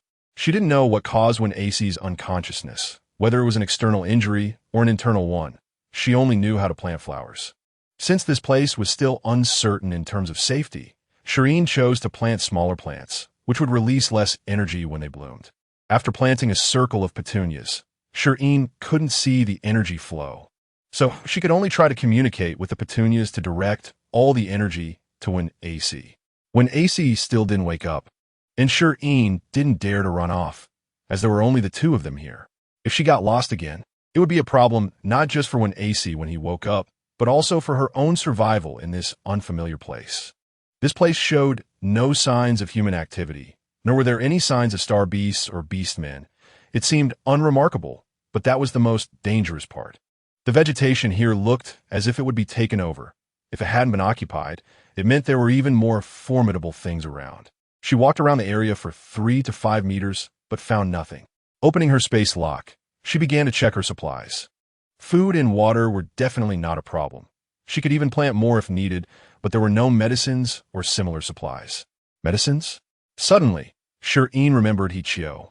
The researcher who had come with her had given her a batch of medicines. She hadn't thought much of it at the time. Where had she put it? Using her mental power, Shi Yin rummaged through the space lock and found it. She took out a vial of medicine. But now a new problem arose. Hichio hadn't said what this medicine was for. Shaking a vial, the green liquid inside sloshed around. Could this color really be safe to drink? She set the vial aside and touched AC's forehead. He didn't have a fever. Looking at the time, 7 star hours had already passed since the incident, and she wondered how the others were doing. As the sky darkened, Shi Yin began to feel anxious. Taking a leap of faith, she planted a red and white rose beside AC. Then she took out a tent and started to set it up. She didn't know how to pitch a tent, as Anna and the others had always done it before, but with a manual, she figured she could manage a little. Keeping herself busy helped alleviate some of her fear. As Shi Yin worked, unbeknownst to her, something was peeking out in the nearby area. 1, 2, 3. Shi Yin managed to prop the tent up. At least it was livable, and she looked at her handiwork with satisfaction. Quickly tidying up the tent, Shi Yin returned to AC's side, but he still hadn't woken up, and calling him yielded no response. By now, it was completely dark, and Shi Yin supported AC, slowly moving him into the tent. AC, you're really heavy, Al. Shi Yin tripped over something sticking up from the ground, causing both her and AC to fall. She remained in a fallen position, too scared to move, fear flooding her mind. And her breath almost stopped as she could only hear her own racing heartbeat. She clearly remembered that this was flat ground, just grass, with nothing around, especially not anything hard enough to trip her. Lying on the ground for a while, aside from her heartbeat, she heard nothing. Forcing herself up, pretending not to notice the protruding object nearby, she quickly helped AC into the tent. Once inside, Shi Yin zipped the tent shut, even too afraid to turn on the small fan she had prepared. Sitting with her legs hugged to her chest, her hands and feet trembled. Not daring to make a sound, she slowly lay down, curling up next to AC in an attempt to find some sense of security. After a tiring day and the mental strain of the night, sleepiness gradually overcame her. Shi Yin held on to AC and slowly fell asleep. However, any slight sound outside would wake her, and the first thing she did upon waking was check for AC's breath. She didn't dare think about what she would do if AC didn't wake up. She couldn't even entertain that thought. AC's still warm body gave Shi Yin strength, and she began to think positively. Perhaps the unknown thing outside had come for the natural plants, and Shi Yin and the others might already be searching for them. The uncles outside must have already learned about her disappearance. As she thought about this, she fell asleep again, waking intermittently but relieved to find that AC was still alive and that the outside was quiet.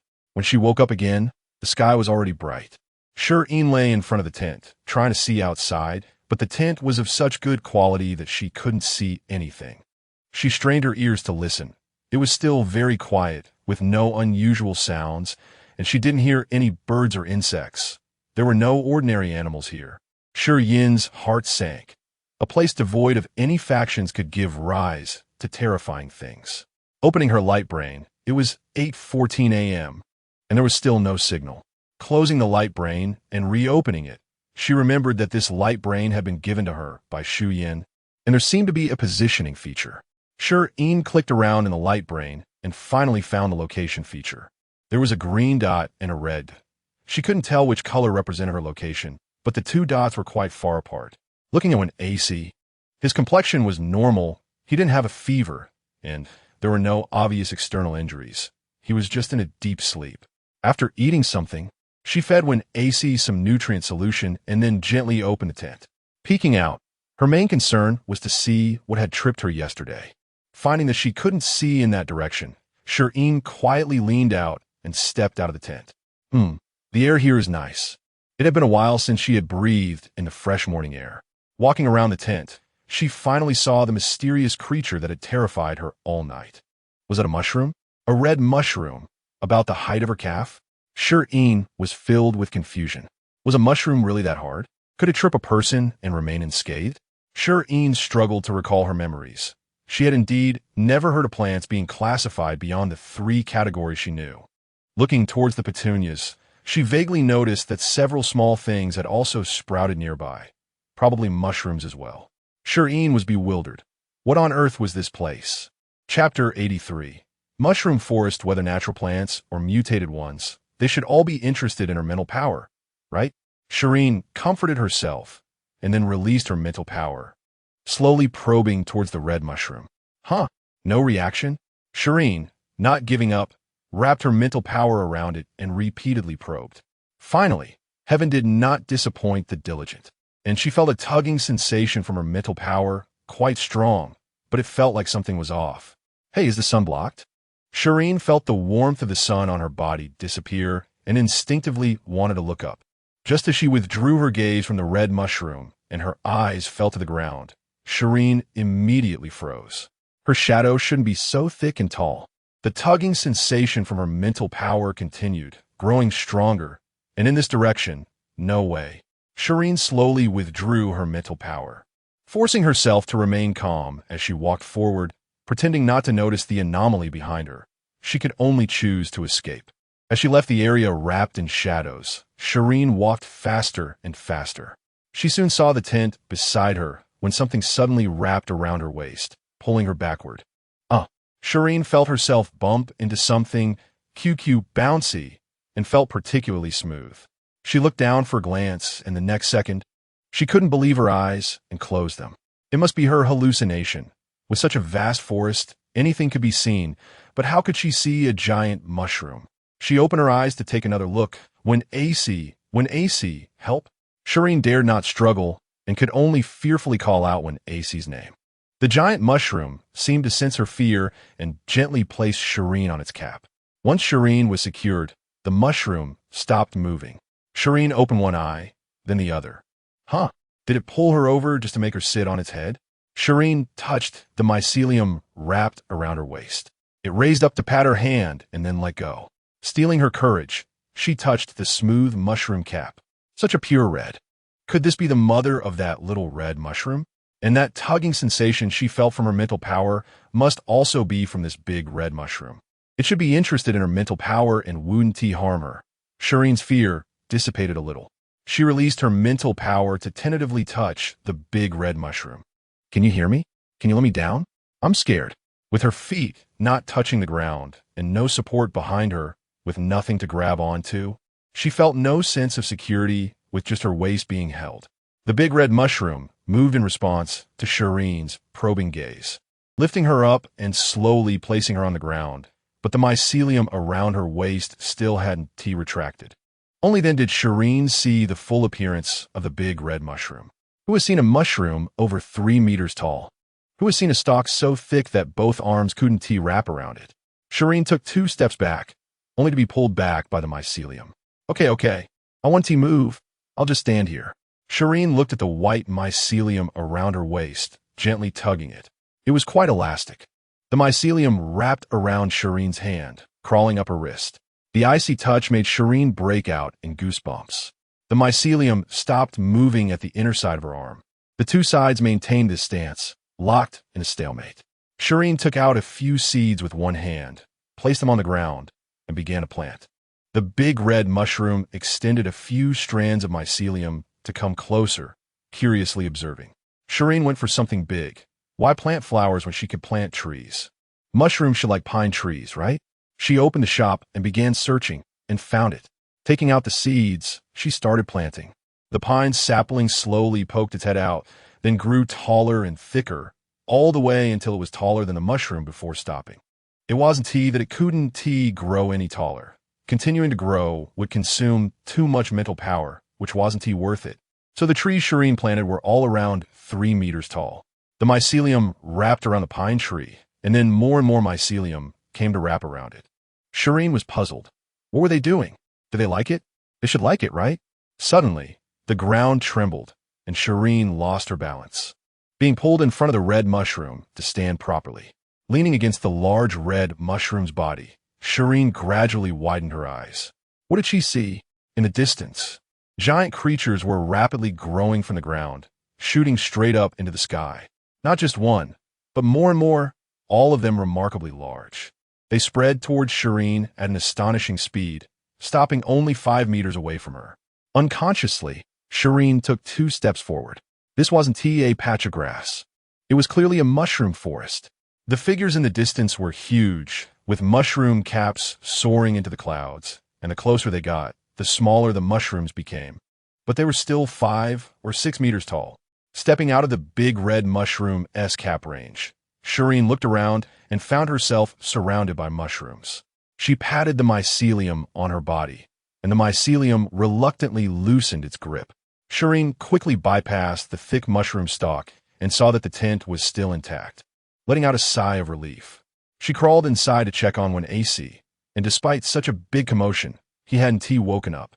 Shireen sat down beside when AC, feeling deflated. The tent was pulled back, and 2 strands of mycelium reached in, one red, one gold. Although Shireen was frightened by the giant mushroom, she instinctively hid when AC behind her when she saw the unfamiliar mycelium. They shouldn't harm her, right? The mycelium touched Shireen, then went around her to look at when AC, poking his face and hand. Seeing their curious expressions, Shireen's stiff body relaxed a little. Suddenly, Shireen thought of something and smiled, saying, "He's like Sleeping Beauty right now. Can you wake him up, Mushroom Princess?" After saying that, Shireen couldn't help but laugh at her own imagination. But when AC really did look like Sleeping Beauty, waiting for a prince, a princess to wake him up, the mycelium returned to Shireen's side, standing in front of her, then pointed at her chest. Shireen's first reaction was to think it was being lewd. Mushrooms were being lewd nowadays. Another strand of mycelium pointed at an AC and then also tapped Shireen's chest. Seeing the mycelium's unusual actions, Shireen retracted her unrealistic thoughts. She spoke seriously. "Can you understand me? I want to save him. Can you help me?" As soon as she finished speaking, the 2 strands of mycelium quickly left the tent. Shireen frowned. What did that mean? Did they agree or disagree? About 2 minutes later, the mycelium returned, holding a white mushroom the size of a fingernail, and handed it to Shireen. Shireen took it and looked puzzled. The mycelium pointed at AC's mouth, then at the little mushroom. "You want me to feed this mushroom to him? Just eat it raw. No need to cook it?" The mycelium shook its head, and Shireen almost thought she saw the mushroom tilt its head in confusion. She was still a bit hesitant. Eating mushrooms raw could be poisonous. But this was a mutated plant, so it should be evaluated individually. Shireen gestured. "Can AC swallow it?" The mycelium couldn't stand Shireen's hesitance anymore, directly snatching the mushroom and then splitting off 2 strands of mycelium to pry open AC's mouth, tossing the mushroom inside, then closing his mouth. After that, it squeezed AC's throat, and the mushroom was swallowed. Shireen stood by, at a loss. Was it really that simple and casual? Chapter 84. The little girl who picks mushrooms. It turns out that special situations require special treatment. Strange things should not be treated with a common mindset. 5 minutes after AC swallowed the mushroom, he finally opened his eyes. He locked eyes with Shireen, and they both blinked. When AC felt his body, he couldn't move, likely due to inhaling something that caused paralysis. He then surveyed his surroundings. The tent was loosely pitched, likely set up by Shireen, indicating that there was no one else here, just him and Shireen. There was still lingering panic and fear in Shireen's eyes, and he could feel her trembling when her fingers touched his face.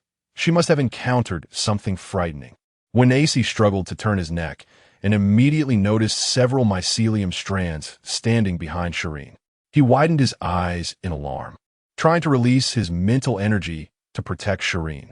Shireen felt something wrapping around her and also released her mental energy, sensing it came from AC. She turned around to see the mycelium strands. Quickly, she patted AC, reassuring him that it was fine. It was just mutated mushrooms that wouldn't harm her, and they were the ones who saved him. Shireen then recounted everything that had happened since she woke up yesterday until now. See? I'm amazing. Shireen proudly lifted her head. She had set up the tent, stayed here alone for a night, witnessed the birth of the mushroom forest, and even healed AC. Wasn't that super cool? By the time Shireen finished speaking, more than 10 minutes had passed, and AC's body was slowly recovering. He sat up, hiding the pain in his eyes. Yes, you really are amazing. You saved my life again. Once he felt better, AC stepped out of the tent and truly understood how large the giant mushrooms Shireen mentioned were. He also assessed their location. We should be on planet C-108, which is a forbidden area of the Empire. Forbidden area? That's a place that's particularly dangerous, where you can basically enter but not exit. When AC woke up, giving Shireen a sense of security, and her intelligence began to take precedence. If you can enter but not exit, wouldn't that mean you end up like me? Unable to wake up after coming in? No wonder you can't get out. When AC agreed with Shireen's reasoning, looking ahead at the endless mushroom forest and recalling the paralysis he felt upon waking, it seemed that only these mutated mushrooms had such an ability. He watched the mycelium playing with Shireen and realized these little things shouldn't be underestimated. When AC looked, my light brain is connected to Shi Yin, but I can't see it. Let's go find them. When AC pulled Shireen's hand, looking at the light brain, this green one shows our location, and this red one shows Shi Yin's. Let's link our light brains, just in case we get lost too. After all, this place is so big. Shireen nodded. She also didn't know how to find her way. If she got lost, the best way was to wait for someone to find her. The more people who knew her location, the better. Okay, let's link with Anna later. After quickly tidying up, the two headed in the direction of Shi Yin. Knowing they liked natural plants, Shireen catered to their preferences, planting plants as they walked. The mycelium of the mushrooms floated alongside, greeting Shireen. The deeper they went, the more it felt like a large poisonous mushroom nest. Red, yellow, blue, black, and other varieties of seemingly toxic mushrooms grew wildly. The large ones reached so high they were out of sight, while the small ones hid and could only be found with a magnifying glass. One mycelium handed Shireen a familiar small mushroom. Look at this. When you were unconscious, they made me give you this mushroom, and you woke up. When AC took out a small box for Shireen to put it in case they encountered others who could eat it. Shireen nodded, no longer rushing forward blindly, but searching as she walked. After all, there were over 100 people, and one mushroom would definitely not be enough. Mushrooms may not necessarily love to eat, but they certainly love to be picked. Shireen, with her keen eyes, spotted a large mushroom with a small mushroom of the same kind growing at its base. She walked over and patted the mushroom stalk. Can I take this? The mushroom remained silent, only using its mycelium to roll the mushroom and stuff it into Shireen's box. Shireen's mental energy had not been retracted. She felt the mutated mushrooms tugging at her all the way. When they reached a certain place, Shireen sensed a familiar force. It was the power of natural plants. Pulling AC, she navigated around several mushrooms towards the natural plants. Just as they were about to reach it, many mycelium formed a wall, pushing Shireen inward. However, there was another wall of mycelium separating AC and Shireen. It was clear that in this place, they only allowed Shireen to enter. Shireen turned back to AC. You go ahead. I'll wait for you outside. Only after receiving assurance did Shireen continue forward. After walking a few steps, the passage behind her closed off again. Moving forward, they were completely surrounded by mycelium, leaving a small area in the middle. In that area, there were a bunch of small mushrooms, though it looked like a bunch. There were only about 7 or 8, all small, just slightly larger than a fingernail, and colorful.